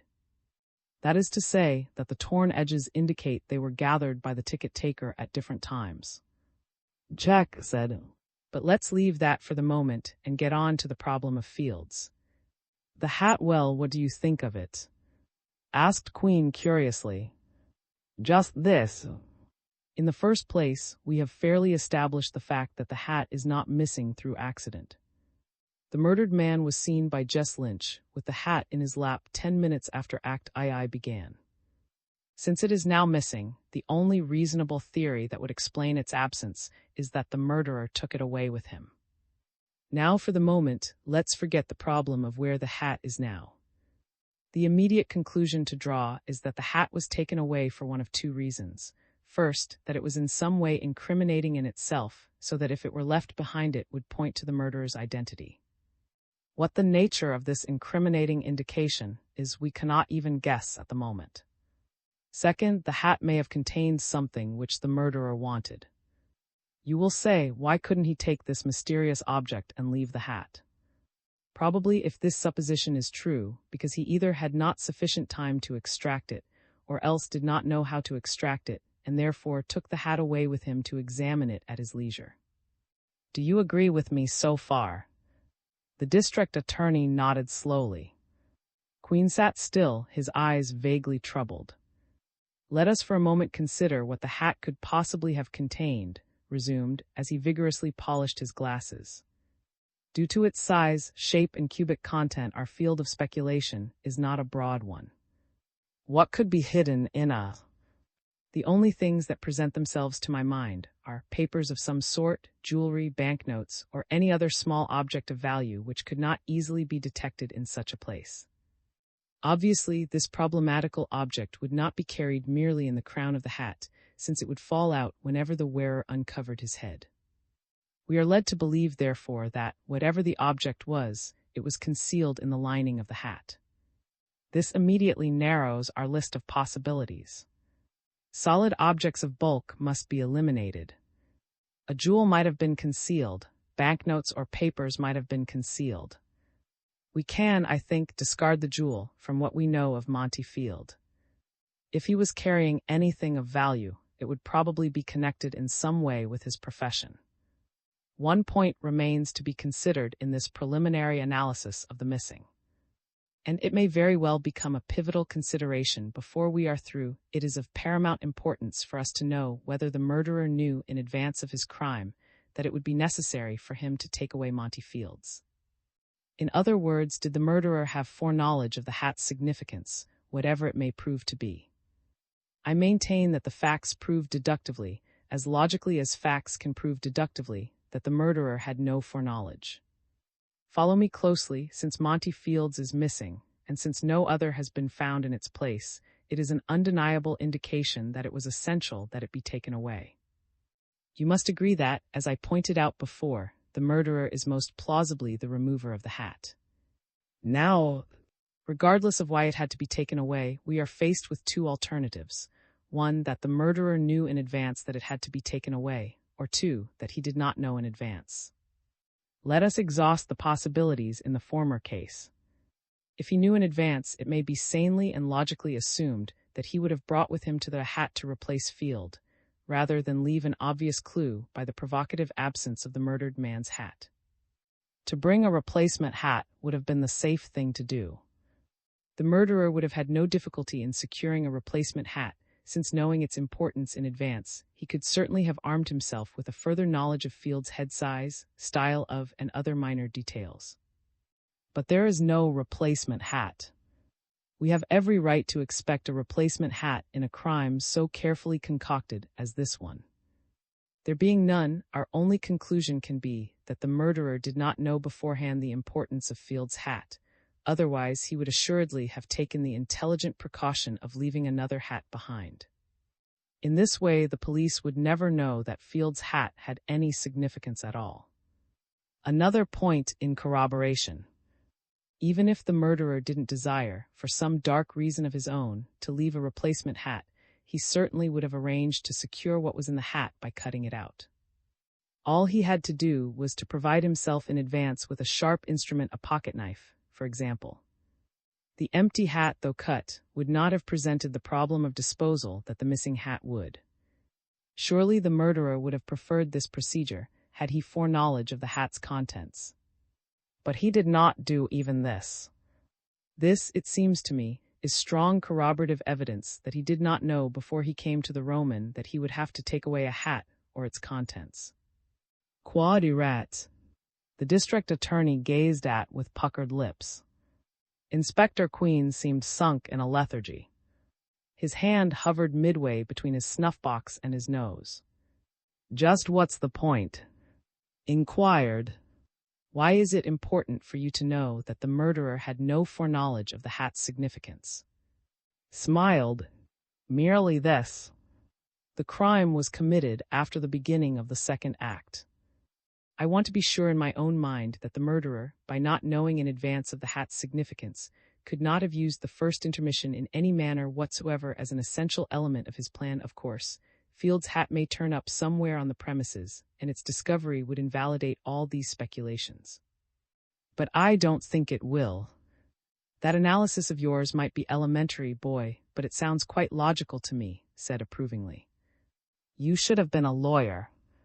"You can't beat the Queen brains," chuckled the old man suddenly, his face wreathed in a wide smile.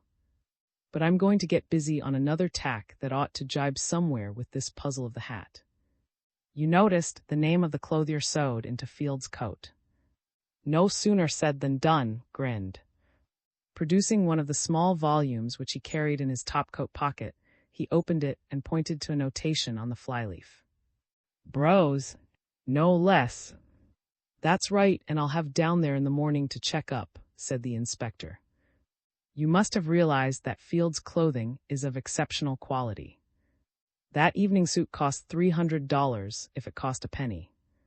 And bros, are the artists to charge such fashionable prices? But there's another point in this connection. Every stitch of clothing on the dead man's body had the same manufacturer's mark. That's not uncommon with wealthy men, and made a specialty of outfitting their customers from head to foot. What more probable to assume than that Field bought his hats there too?" exclaimed with an air of discovery. "Exactly, Tacitus," said Queen, grinning. "His job is to check up on this clothing business, and if possible secure an exact duplicate of the hat Field wore tonight. I'm mighty anxious to look it over." Rose with a cough. "I suppose I really ought to get back to bed," he said.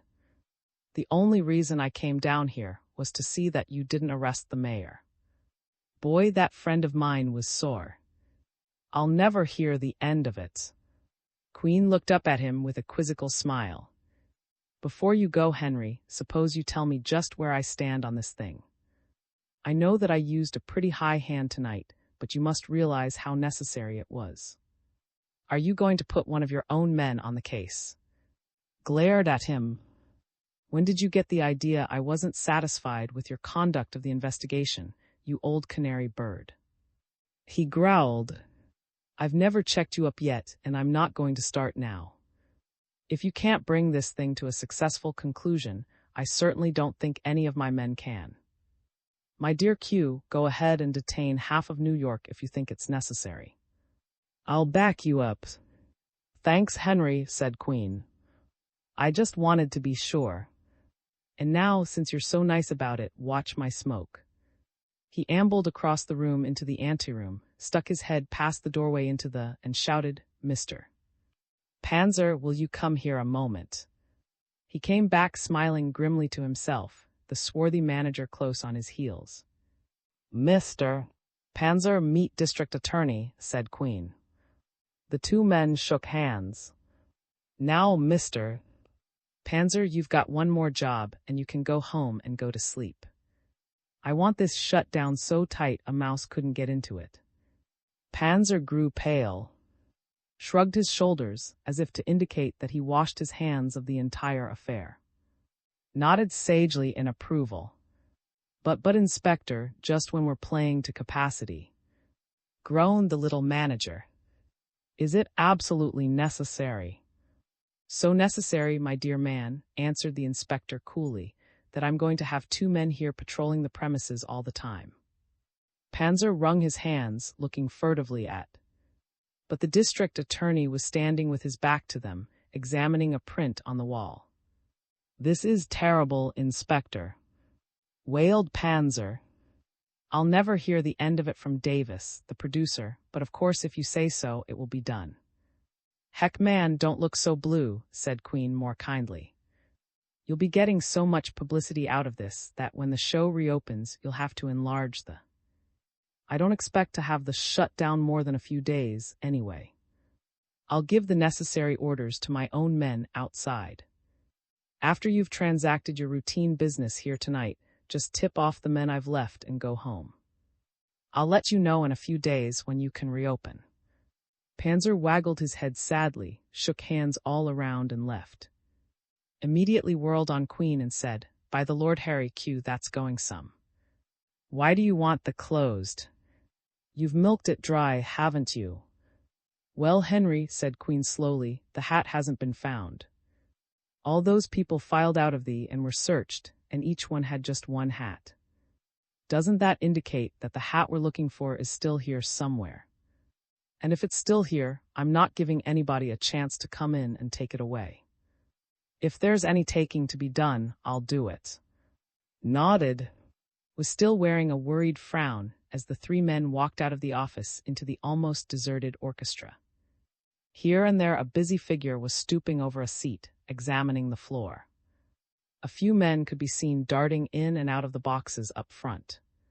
Sergeant stood by the main door, talking in low tones too, and Detective Flint, superintending a squad of men, was working far to the front of the orchestra. A small group of cleaning women operated vacuum cleaners tiredly here and there.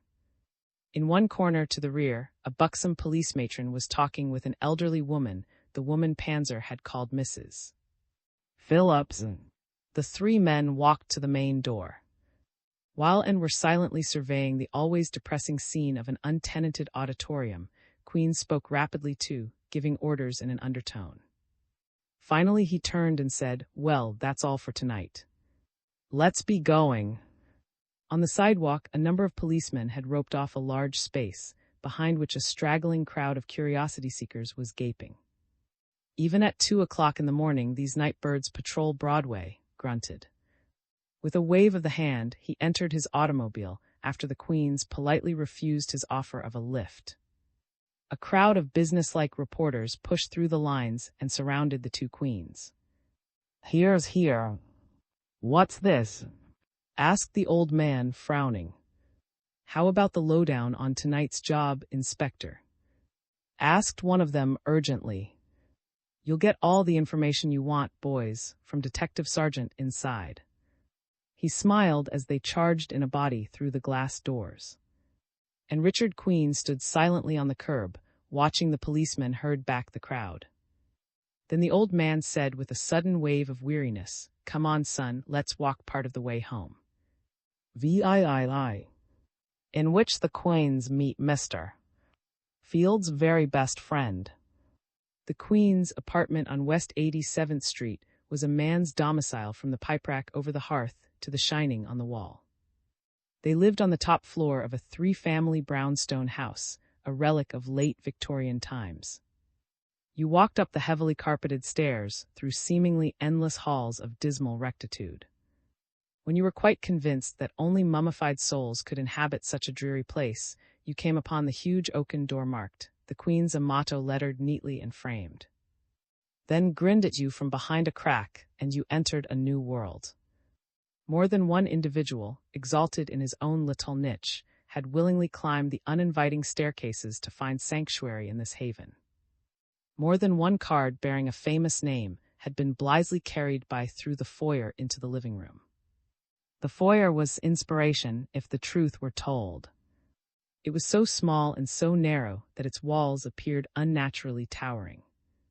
With a humorous severity, one wall had been completely covered by a tapestry depicting the chase, a most appropriate appurtenance to this medieval chamber. Both queens detested it heartily, preserving it only because it had been presented to them with regal gratitude by the Duke of, that impulsive gentleman whose son Richard Queen had saved from a noisome scandal, the details of which have never been made public. Beneath the tapestry stood a heavy mission table, displaying a parchment lamp and a pair of bronze bookends bounding a 3-volume set of the Arabian Nights Entertainment. 2 mission chairs and a small rug completed the foyer. When you walked through this oppressive place, always gloomy and almost always hideous, you were ready for anything except the perfect cheeriness of the large room beyond. This study in contrast was private jest, for if it were not for him, the old man would long since have thrown the foyer and its furnishings into some dark limbo. The living room was lined on 3 sides with a bristling and leathern-reeking series of bookcases, rising tier upon tier to the high ceiling. On the 4th wall was a huge natural fireplace, with a solid oak beam as a mantel and gleaming ironwork spacing the grate. Above the fireplace were the famous crossed, a gift from the old fencing master with whom Richard had lived in his younger days during his studies in Germany. Lamps winked and gleamed all over the great sprawling room. Easy chairs, armchairs, low divans, footstools, bright-colored leather cushions were everywhere. In a word, it was the most comfortable room 2 intellectual of luxurious tastes could devise for their living quarters. And where such a place might after a time have become stale through sheer variety, the bustling person of man-of-all-work, general factotum, errand boy, valet, and mascot prevented such a had been picked up by Richard Queen during the period of studies at college, when the old man was very much alone. This cheerful young man, 19 years old, an orphan for as long as he could remember, ecstatically unaware of the necessity for a surname, slim and small, nervous and joyous, bubbling over with spirit, and yet as quiet as a mouse when the occasion demanded this, then worshipped old Richard in much the same fashion as the ancient Alaskans bowed down to their totem poles. Between him and two, there was a shy kinship which rarely found expression except in the boy's passionate service. He slept in a small room beyond the bedrooms used by father and son, and according to Richard's own chuckling expression, could hear a flea singing to its mate in the middle of the night. On the morning after the eventful night of Monty Field's murder, was laying the cloth for breakfast when the telephone bell rang. The boy, accustomed to early morning calls, lifted the receiver. "This is Inspector Queen's man talking." "Who is calling, please?" "Oh, it is it?" growled a bass voice over the wire. "Well, you son of a gypsy policeman, wake the inspector for me and be quick about it." "Inspector Queen may not be disturbed, sir, unless his man knows who's calling." Who knew Sergeant's voice especially well, grinned and stuck his tongue in his cheek. A slim hand firmly grasped his neck and propelled him halfway across the room. The inspector, fully dressed, his nostrils quivering appreciatively with his morning's first ration of snuff, said into the mouthpiece, "Don't mind Thomas." "What's up?" "This is Queen talking." "Oh, that you, Inspector." "I wouldn't have buzzed you so early in the morning, except that just phoned from Monty Field's apartment." "Got an interesting report," rumbled. "Well," chuckled the inspector. So our friend someone, eh? Who is it, Thomas? You guessed it, sir, came's unmoved voice. He said he's got a lady down there in an embarrassing state of deshabille, and if he stays alone with her much longer, his wife will divorce him. Orders, sir. Queen laughed heartily. Sure enough, Thomas. Send a couple of men down there right away to him. I'll be there myself in 2 shakes of a lamb's tail, which is to say, as soon as I can drag out of bed. He hung up, grinning. Oh, he shouted. The boy's head popped out from behind the kitchenette door immediately. Hurry up with the eggs and coffee, son. The inspector turned toward the bedroom to find, collarless but unmistakably on the road to dress, confronting him with an air of absorption. So you're really up, grumbled the inspector, easing himself into an armchair. I thought I'd have to drag you out of bed, you sluggard. You may rest easy, said absently. I most certainly am up, and I am going to stay up. And as soon as replenishes the inner man, I'll be off and out of your way. He lounged into the bedroom, reappearing a moment later, brandishing his collar and tie. Here, where you think you're going, young man? Roared Queen, starting up. Down to my Inspector Darling, replied judicially. You don't think I'm going to allow that Falconer First Edition to get away from me? Really, it may still be there, you know.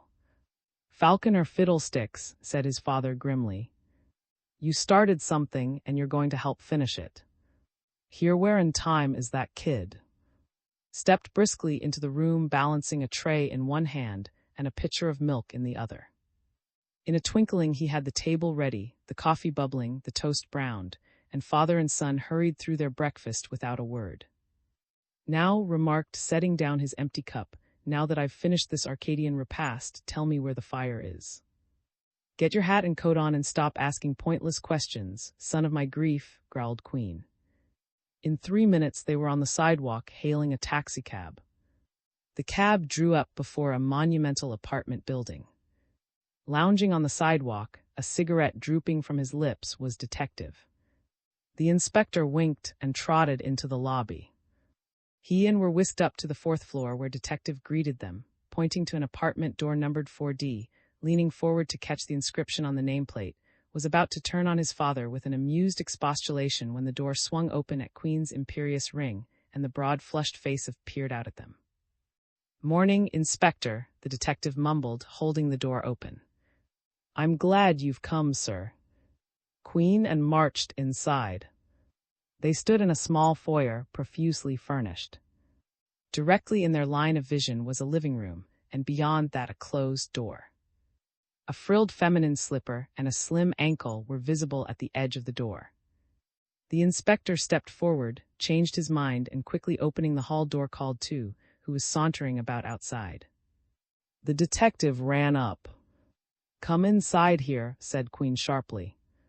Got a job for you. With and the 2 men following at his heels, he strode into the living room. A woman of mature beauty, a trifle worn, the pastiness of a ruined complexion apparent beneath heavily applied rouge, sprang to her feet. She was dressed in a flowing, flimsy negligee, and her hair was tousled. She nervously crushed a cigarette underfoot. Are you the big cheese around here? She yelled in a strident fury to Queen.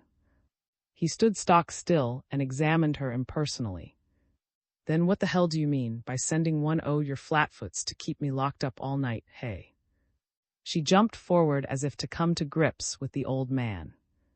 Lumbered swiftly toward her and squeezed her arm. Hear you, he growled, shut up until you're spoken to. She glared at him. Then with a tigerish twist she was out of his grasp and in a chair, panting, wild-eyed. Arms akimbo, the inspector stood looking her up and down with unconcealed distaste.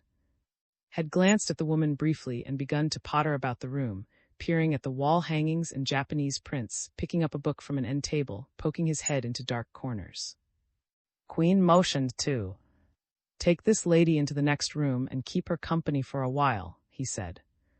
The detective unceremoniously hustled the woman to her feet. She tossed her head defiantly and marched into the next room, following. Now, my boy, sighed the old man, sinking into an easy chair, tell me what happened. Answered stiffly. His eyes were strained, bloodshot. I followed out your orders last night to the dot. I beat it down here in a police car, left it on the corner because I didn't know but what somebody might be keeping a lookout, and strolled up to this apartment. Everything was quiet and I hadn't noticed any lights either, because before I went in I beat it down to the court and looked up at the back windows of the apartment. So I gave him a nice, short ring on the bell and waited. No answer, continued, with a tightening of his big jaw. I buzzed again, this time longer and louder. This time I got results. I heard the latch on the inside rattle and this woman yodels, "That you, honey? Where's your key?" "Aha," thinks I, "Mr. Field's lady friend." So I shoved my foot in the door and grabbed her before she knew what was what. "Well, sir, I got a surprise." "Sort of expected," he grinned sheepishly, "sort of expected to find the woman dressed, but all I grabbed was a thin piece o' silk nightgown. I guess I must have blushed." Ah, the opportunities of our good minions of the law. Murmured, head bent over a small lacquered vase. "Anyway," continued the detective, "I got my hands on her and she yelped plenty. Hustled her into the living room here where she'd put on the light and took a good look at her. She was scared blue, but she was kind of plucky too, because she began to cuss me and she wanted to know who in hell I was, what I was to do in a woman's apartment at night, and all that sort of stuff. I flashed my badge. And Inspector, that hefty Sheba, the minute she sees the badge, she shuts up tight like a blue point and won't answer a question I ask her." "Why was that?" The old man's eyes roved from floor to ceiling as he looked over the appointments of the room. "Hard to tell," Inspector said. "First she seemed scared, but when she saw my badge she bucked up wonderful.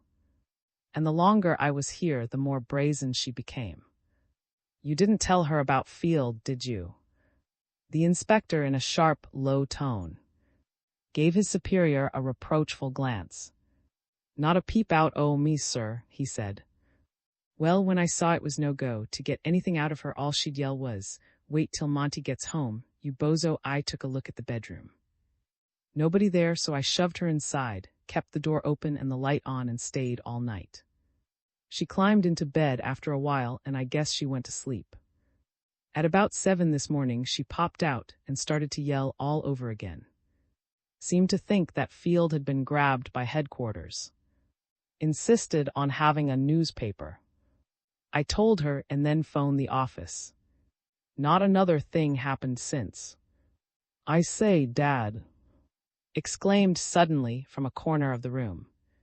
"What do you think our legal friend reads? You'll never guess. How to Tell Character from Handwriting." The inspector grunted as he rose. "Stop fiddling with those eternal books," he said, "and come along." He flung open the bedroom door. The woman was sitting cross-legged on the bed, an ornate affair of a bastard French period style, canopied and draped from ceiling to floor with heavy damask curtains. Leaned stolidly against the window. Queen looked quickly about. He turned to. "Was that bed mussed up when you came in here last night? Did it look as if it had been slept in?" He whispered aside. Nodded. "All right then," said Queen in a genial tone. "Go home and get some rest. You deserve it. And send up on your way out." The detective touched his hat and departed. Queen turned on the woman. He walked to the bed and sat down beside her, studying her half-averted face. She lit a cigarette defiantly. "I am Inspector Queen of the police, my dear," announced the old man mildly. "I warn you that any attempt to keep a stubborn silence or lie to me will only get you into a heap of trouble. But there, of course you understand." She jerked away. "I'm not answering any questions, Mr. Inspector, until I know what right you have to ask 'em. I haven't done anything wrong and my slate's clean. You can put that in your pipe and smoke it." The inspector took a pinch of snuff, as if the woman's reference to the vile weed had reminded him of his favorite vice. He said, "That's fair enough," in dulcet tones. Here you are, a lonely woman suddenly tumbled out of bed in the middle of the night. You were in bed, weren't you? Sure I was, she flashed instantly, then bit her lip. And confronted by a policeman, I don't wonder you were frightened, my dear. I was not, she said shrilly. We'll not argue about it, rejoined the old man benevolently. But certainly you have no objection to telling me your name. I don't know why I should, but I can't see any harm in it, retorted the woman. My name is Mrs. And I'm engaged to Mr. Field. I see, said Queen gravely. Mrs. And you are engaged to Mr. Field. Very good. And what were you doing in these rooms last night, Mrs.? None of your business, she said coolly. You'd better let me go now, I haven't done a thing out of the way. You've got no right to jabber at me, old boy. In a corner peering out of the window, smiled. The inspector leaned over and took the woman's hand gently. My dear Mrs., he said, believe me, there is every reason in the world why we should be anxious to know what you were doing here last night. Come now, tell me. I won't open my mouth till I know what you've done with Monty, she cried, shaking off his hand. If you've got him, why are you pestering me? I don't know anything. Mr. Field is in a very safe place at the moment, snapped the inspector, rising. I've given you plenty of rope, madam. Monty Field is dead. Monty Field is, the woman's lips moved mechanically.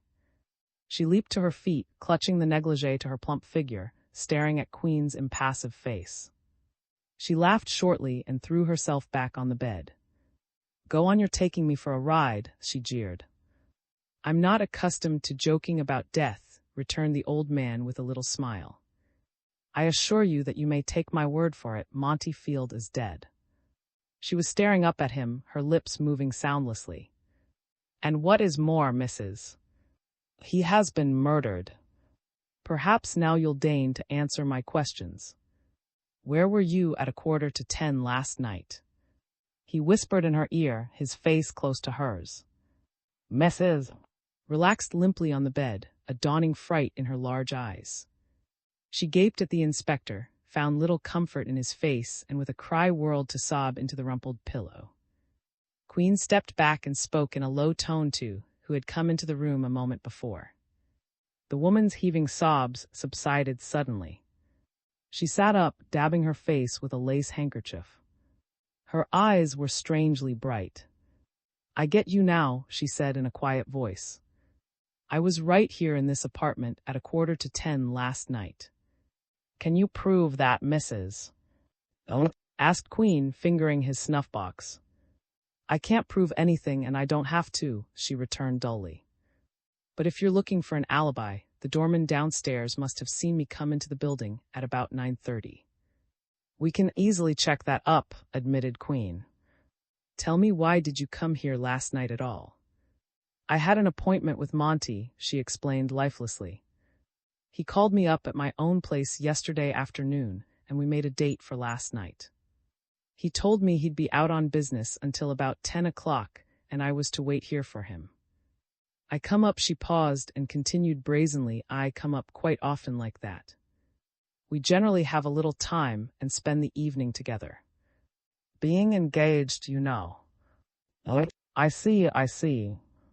The inspector cleared his throat in some embarrassment. And then, when he didn't come on time, I thought he might been detained longer than he'd figured. So I felt tired and took a little nap. Very good, said Queen quickly. Did he tell you where he was going or the nature of his business? No.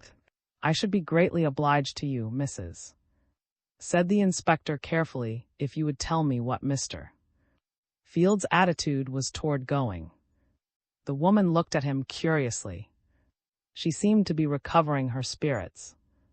Didn't go very often, she snapped. Why? The inspector beamed. Now that's a question, isn't it? He asked. He motioned to who pulled a notebook out of his pocket. Could you give me a list of Mr. Field's personal friends? Resumed Quayne. And any business acquaintances you might know of. Mrs. put her hands behind her head coquettishly. To tell the truth, she said sweetly, I don't know any. I met Monty about 6 months ago at a mask ball in the village. We've kept our engagement sort of quiet, you see. In fact, I've never met his friends at all, I don't think, she confided. I don't think Monty had many friends. And of course, I don't know a thing about his business associates. What was Field's financial condition, Mrs. Trust a woman to know those things. She retorted, completely restored to her flippant manner. Monty was always a good spender. Never seemed to run out of cash. He spent $500 a night on me many a time. That was Monty, a damned good sport. Tough luck for him, poor darling. She wiped a tear from her eye, sniffing hastily. But his bank account, pursued the inspector firmly. Mrs. smiled. She seemed to possess an inexhaustible fund of shifting emotions. Never got, she said. As long as Monty was treating me square, it wasn't any of my business. At least, she added, he wouldn't tell me, so what did I care? Where were you, Mrs. Came in different tones before 9:30 last night. She turned in surprise at the new voice. They measured each other carefully, and something like warmth crept into her eyes. I don't know who you are, mister, but if you want to find out, ask the lovers in Central Park. I was taking a little stroll in the park all by my lonesome from about 7:30 until the time I reached here. How fortunate, murmured. The inspector hastily went to the door, crooking his finger at the other 3 men. We'll leave you now to dress, Mrs. That will be all for the present. She watched quizzically as they filed out. Queen last shut the door after a fatherly glance at her face. In the living room, the 4 men proceeded to make a hurried but thorough search. At the inspector's command, and went through the drawers of a carved desk in one corner of the room. Was interestedly riffling the pages of the book on character through handwriting. Queen prowled restlessly about, poking his head into a clothes closet just inside the room, off the foyer. This was a commodious storage compartment for clothes, assorted topcoats, overcoats, capes, and the like hung from a rack. The inspector rifled the pockets. A few miscellaneous articles, handkerchiefs, keys, old personal letters, wallets came to light. These he put to one side. A top shelf held several hats. Hats, he grunted. Quickly crossed the room, stuffing into his pocket the book he had been reading. His father pointed out the hats meaningly. Together they reached up to examine them. There were 4 discolored Panama, 2 fedoras, 1 gray and 1 brown, and a derby. All bore the imprint of bros. The 2 men turned the hats over in their hands. Both noticed immediately that 3 of them had no linings, the Panama and the 2 fedoras. The 4th hat, an excellent derby, Queen examined critically. He felt the lining, turned down the leather sweatband, then shook his head. To tell the truth, he said slowly, I'll be switched if I know why I should expect to find clues in these hats. We know that Field wore a last night, and obviously it would be impossible for that hat to be in these rooms. According to our findings, the murderer was still in the when we arrived. Was down here by 11 o'clock. The hat therefore couldn't have been brought to this place. For that matter, what earthly reason would the murderer have for such an action, even if it were physically possible for him to do it? He must have realized that we would search Field's apartment at once. No, I guess I'm feeling a little off color. There's nothing to be squeezed out of these hats. He threw the derby back onto the shelf disgustedly. Stood thoughtful and unsmiling. You're right enough, Dad, these hats mean nothing. But I have the strangest feeling, by the way. He straightened up and took off his pince-nez. Did it occur to you last night that something else belonging to Field might have been missing besides the hat? I wish they were all as easy to answer as that, said Queen grimly. Certainly a walking stick. But what could I do about that? Working on the premise that Field brought one with him, it would have been simple enough for someone who had entered the without a walking stick to leave the with Fields. And how could we stop him or identify the stick? So I didn't even bother thinking about it. And if it's still on the Roman premises, it will keep no fear about that. Chuckled. I should be able to quote Shelley or at this point, he said, in proof of my admiration for your mental prowess. But I can't think of a more poetical phrase than you've put one over on me. Because I didn't think of it until just now. But here's the point, there is no cane of any kind in the closet. A man like Field, had he possessed a swanky halberd to go with evening dress, would most certainly have owned other sticks to match other costumes. That fact, unless we find sticks in the bedroom closet, which I doubt, since all the overclothes seem to be here, that fact, therefore, eliminates the possibility that Field had a stick with him last night. Ergo, we may forget all about it. Good enough, Elle, returned the inspector absently. I hadn't thought of that. Well, let's see how the boys are getting on. They walked across the room to where, and were rifling the desk. A small pile of papers and notes had accumulated on the lid. Find anything interesting? Asked Queen. Not a thing of value that I can see, Inspector answered. Just the usual stuff, some letters, chiefly from this woman, and pretty hot too, a lot of bills and receipts and things like that. Don't think you'll find anything here. Queen went through the papers. No, nothing much, he admitted. Well, let's get on. They restored the papers to the desk and rapidly searched the room. They tapped furniture, poked beneath cushions, picked up the rug, a thorough, workmanlike job. As Queen and stood silently watching, the bedroom door opened. Mrs. appeared, saucily apparelled in a brown walking suit and toque. She paused at the door, surveying the scene with wide, innocent eyes. The two detectives proceeded with their search without looking up. What are they doing, Inspector? She inquired in a languid tone. Looking for pretties. But her eyes were keen and interested. That was remarkably rapid dressing for a female, Mrs. said the inspector admiringly. Going home. Her glance darted at him. Sure thing, she answered, looking away. And you live? She gave an address on Mack Street in Greenwich Village. Thank you, said Queen courteously, making a note. She began to walk across the room. Oh, Mrs. She turned. Before you go, perhaps you could tell us something about Mr. Field's convivial habits. Was he now what you would call a heavy drinker? She laughed merrily. Is that all? She said.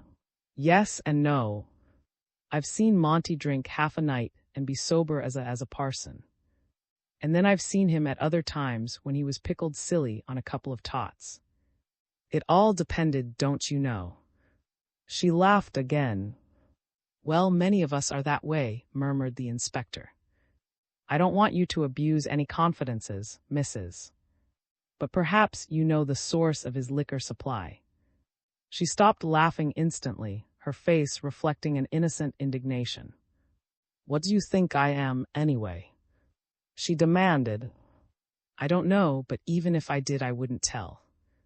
There's many a hard-working bootlegger who's head and shoulders above the guys who try to run him in, believe me. The way of all flesh, Mrs. said Queen soothingly. Nevertheless, my dear, he continued softly, I'm sure that if I need that information eventually, you will enlighten me. There was a silence. I think that will be all, then, Mrs. Just stay in town, won't you? We may require your testimony soon. Well, so long, she said, tossing her head. She marched out of the room to the foyer. Mrs. called Queen suddenly in a sharp tone. She turned with her gloved hand on the front door knob, the smile dying from her lips. What's Ben Morgan been doing since he and Field dissolved partnership, do you know? Her reply came after a split second of hesitation. Who's he? She asked, her forehead wrinkled into a frown. Queen stood squarely on the rug. He said sadly, "Never mind. Good day," and turned his back on her. The door slammed. A moment later strolled out, leaving Queen and in the apartment. The three men, as if inspired by a single thought, ran into the bedroom. It was apparently as they had left it. The bed was disordered and Mrs. S' nightgown and negligee were lying on the floor. Queen opened the door of the bedroom clothes closet. "You," said, "this chap had a quiet taste in clothes, didn't he? Sort of Mulberry Street beau." They ransacked the closet with no result. Craned his neck at the shelf above. "No hats, no canes, that settles that," he murmured with an air of satisfaction. Who had disappeared into a small kitchen, returned staggering under the burden of a half-empty case of liquor bottles. And his father bent over the case. The inspector removed a cork gingerly, sniffed the contents, then handed the bottle to, who followed his superior's example critically. "Looks and smells okay," said the detective. "But I'd hate to take a chance tasting this stuff after last night." "You're perfectly justified in your caution," chuckled. "But if you should change your mind and decide to invoke the spirit of Bacchus, let me suggest this prayer. O wine, if thou hast no name to be known by, let us call thee death." "For I'll have the firewater analyzed," growled Queen. "Scotch and rye mixed, and the labels look like the real thing. But then you never can tell," suddenly grasped his father's arm, leaning forward tensely. The three men stiffened. A barely audible scratching came to their ears, proceeding from the foyer. "Sounds as if somebody is using a key on the door," whispered Queen. "Duck out, jump whoever it is as soon as he gets inside." Darted through the living room into the foyer. Queen and waited in the bedroom, concealed from view. There was utter silence now, except for the scraping on the outer door. The newcomer seemed to be having difficulty with the key. Suddenly the rasp of the locked tumblers falling back was heard, and an instant later the door swung open. It slammed shut almost immediately. A muffled cry, a hoarse bull-like voice, half-strangled oath, the frenzied shuffling of feet, and his father were speeding across the living room to the foyer. Was struggling in the arms of a burly, powerful man dressed in black. A suitcase lay on the floor to one side, as if it had been thrown there during the tussle. A newspaper was fluttering through the air, settling on the parquet just as reached the cursing men.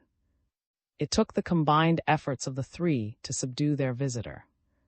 Finally, panting heavily, he lay on the floor, his arm jammed tightly across his chest. The inspector bent down, gazed curiously into the man's red, angry features and said softly, "And who are you, mister?" "IX. In which the mysterious Mr. Michaels appears." The intruder rose awkwardly to his feet. He was a tall, ponderous man with solemn features and blank eyes. There was nothing distinguished in either his appearance or his manner. If anything unusual could be said of him at all, it was that both his appearance and manner were so unremarkable. It seemed as if, whoever he was or whatever his occupation, he had made a deliberate effort to efface all marks of personality. "Just what's the idea of the strong-arm stuff?" he said in a bass voice. But even his tones were flat and colorless. Queen turned to, "What happened?" he demanded with a pretense of severity.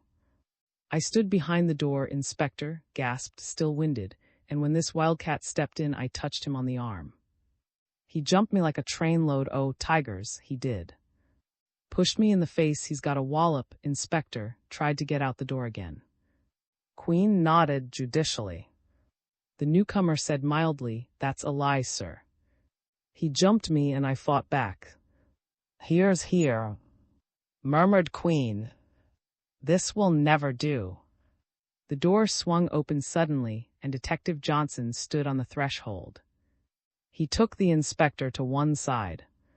"Sent me down the last minute on the chance you might need me, Inspector, and as I was coming up I saw that chap there. Didn't know but what he might be snooping around, so I followed him up." Queen nodded vigorously. Glad you came, I can use you, he muttered, and motioning to the others, he led the way into the living room. Now, my man, he said curtly to the big intruder, the show is over. Who are you and what are you doing here? My name is Charles Michaels, sir. I am Mr. Monty Field's valet. The inspector's eyes narrowed. The man's entire demeanor had in some intangible manner changed. His face was blank as before, and his attitude seemed in no way different. Yet the old man sensed a metamorphosis. He glanced quickly at and saw a confirmation of his own thought in his son's eyes. Is that so? Inquired the inspector steadily. Valet, eh? And where are you going at this hour of the morning with that traveling bag? He jerked his hand toward the suitcase, a cheap black affair which had picked up in the foyer and carried into the living room. Suddenly strolled away in the direction of the foyer. He bent over to pick up something. Sir? Michaels seemed upset by the question. That's mine, sir, he confided. I was just going away this morning on my vacation, and I'd arranged with Mr. Field to come here for my salary check before I left. The old man's eyes sparkled. He had it. Michael's expression and general bearing had remained unchanged, but his voice and enunciation were markedly different. So you arranged to get your check from Mr. Field this morning, murmured the inspector. That's mighty funny now, come to think of it. Michaels permitted a fleeting amazement to scud across his features. Why, where is Mr. Field? He asked. Masses in cold ground, chuckled from the foyer. He stepped back into the living room, flourishing the newspaper which Michaels had dropped during the fracas with. Really now, old chap, that's a bit thick, you know. Here is the morning paper you brought in with you. And the first thing I see as I pick it up is the nice black headline describing Mr. Field's little accident, smeared over the entire front page. And you failed to see the story. Michaels stared stonily at and the paper. But his eyes fell as he mumbled, I didn't get the opportunity of reading the paper this morning, sir. What has happened to Mr. Field? The inspector snorted. Field been killed, Michaels, and you knew it all the time. But I didn't, I tell you, sir, objected the valet respectfully. Stop lying, rapped Queen. Tell us why you're here, or you'll get plenty of opportunity to talk behind bars. Michaels regarded the old man patiently. I've told you the truth, sir, he said. Mr. Field told me yesterday that I was to come here this morning for my check. That's all I know. You were to meet him here. Yes, sir. Then why did you forget to ring the bell? Used a key as if you didn't expect to find anyone here, my man, said Queen. The bell? The valet opened his eyes wide. I always use my key, sir. Never disturb Mr. Field if I can help it. Why didn't Field give you a check yesterday? Barked the inspector. He didn't have his checkbook handy, I think, sir. Queen's lip curled. You haven't even a fertile imagination, Michaels. At what time did you last see him yesterday? At about 7 o'clock, sir, said Michaels promptly. I don't live here at the apartment. It's too small and Mr. Field liked privacy. I generally come early in the morning to make breakfast for him and prepare his bath and lay out his clothes. Then when he's gone to the office, I clean up a bit, and the rest of the day is my own until dinner time. I return about 5, prepare dinner unless I've heard from Mr. Field during the day that he is dining out, and get his dinner or evening clothes ready. Then I am through for the night. Yesterday, after I laid out his things, he told me about the check. Not an especially fatiguing itinerary, murmured. And what things did you lay out last evening, Michaels? The man faced respectfully. There was his underwear, sir, and his socks, his evening shoes, stiff shirt, studs, collar, white tie, full evening dress, cape, hat. Ah, yes, his hat, interrupted Queen. And what kind of hat was it, Michael's? His regular, sir, answered Michaels. He had only one, and a very expensive one it was, too, he added warmly. Bros, I think. Queen drummed lazily on the arm of his chair. Tell me, Michaels, he said, what did you do last night after you left here, that is, after 7 o'clock? I went home, sir. I had my bag to pack, and I was rather fatigued. I went right to sleep after I'd had a bite to eat. It must have been near 9:30 when I climbed into bed, sir, he added innocently. Where do you live? Michaels gave a number on East 146th Street in the Bronx section. I see. Did Field have any regular visitors here? Went on the inspector. Michaels frowned politely.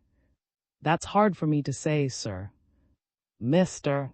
Field wasn't what you would call a friendly person. But then I wasn't here evenings, so I can't say who came after I left. But, yes, there was a lady, sir, Michaels hesitated primly. I dislike mentioning names under the circumstances. Her name, said Queen wearily. Well, sir, it isn't sort of right. Mrs. Her name is, answered Michaels. How long did Mr. Field know this Mrs.? Several months, sir. I think he met her at a party in Greenwich Village somewhere. I see. And they were engaged, perhaps. Michaels seemed embarrassed. You might call it that, sir, although it was a little less formal. Silence. How long have you been in Monty Field's employ, Michaels? Pursued the inspector. 3 years next month. Queen switched to a new line of questioning. He asked Michaels about Field's addiction to going, his financial condition, and his drinking habits. In these particulars, Michaels corroborated Mrs. The statements. Nothing of a fresh nature was disclosed. A few moments ago you said you have been working for Field a matter of 3 years, continued Queen, settling back in his chair. How did you get the job? Michaels did not answer immediately. I followed up an ad in the papers, sir. Quite so. If you have been in Field's service for 3 years, Michaels, you should know Benjamin Morgan. Michaels permitted a proper smile to cross his lips. Certainly I know Mr. Benjamin Morgan, he said heartily. And a very fine gentleman he is, too, sir. He was Mr. Field's partner, you know, in their law business. But then they separated about 2 years ago, and I haven't seen much of Mr. Morgan since. Did you see him often before the split? No, sir, returned the burly valet, in a tone which implied regret. Mr. Field was not Mr. Morgan's A-type, and they didn't mix socially. Oh, I remember seeing Mr. Morgan in this apartment 3 or 4 times, but only when it was a matter of most urgent business. Even then I couldn't say much about it, since I didn't stay all evening, of course. He hasn't been here, so far as I know, since they broke up the firm. Queen smiled for the first time during the conversation. Thank you for your frankness, Michaels. I'm going to be an old gossip. Do you recall any unpleasantness about the time they dissolved? Oh, no, sir, protested Michaels. I never heard of a quarrel or anything like that. In fact, Mr. Field told me immediately after the dissolution that he and Mr. Morgan would remain friends, very good friends, he said. Michaels turned with his politely blank expression at a touch on his arm. He found himself face to face with. Yes, sir, he asked respectfully. Michaels, dear man, said with severity, I detest raking up old coals, but why haven't you told the inspector about that time you were in jail? As if he had stepped on an exposed live wire, Michaels' body stiffened and grew still. The ruddy color drained out of his face. He stared open-mouthed, aplomb swept away into smiling eyes. Why, how did you find that out? Gasped the valet, his speech less soft and polished. Queen appraised his son with approval. And Johnson moved closer to the trembling man. Lit a cigarette. I didn't know it at all, he said cheerfully. That is, not until you told me. It would pay you to cultivate the Delphic oracles, Michael's. Michael's face was the color of dead ashes. He turned, shaking, toward Queen. You didn't ask me about that, sir, he said weakly. Nevertheless, his tone had again become taut and blank. Besides, a man doesn't like to tell things like that to the police. Where did you do time, Michaels? Asked the inspector in a kindly voice. Elmira Reformatory, sir, muttered Michaels. It was my first offense. I was up against it. Starving, stole some money. I got a short stretch, sir. Queen rose. Well, Michaels, of course you understand that you are not exactly a free agent at present.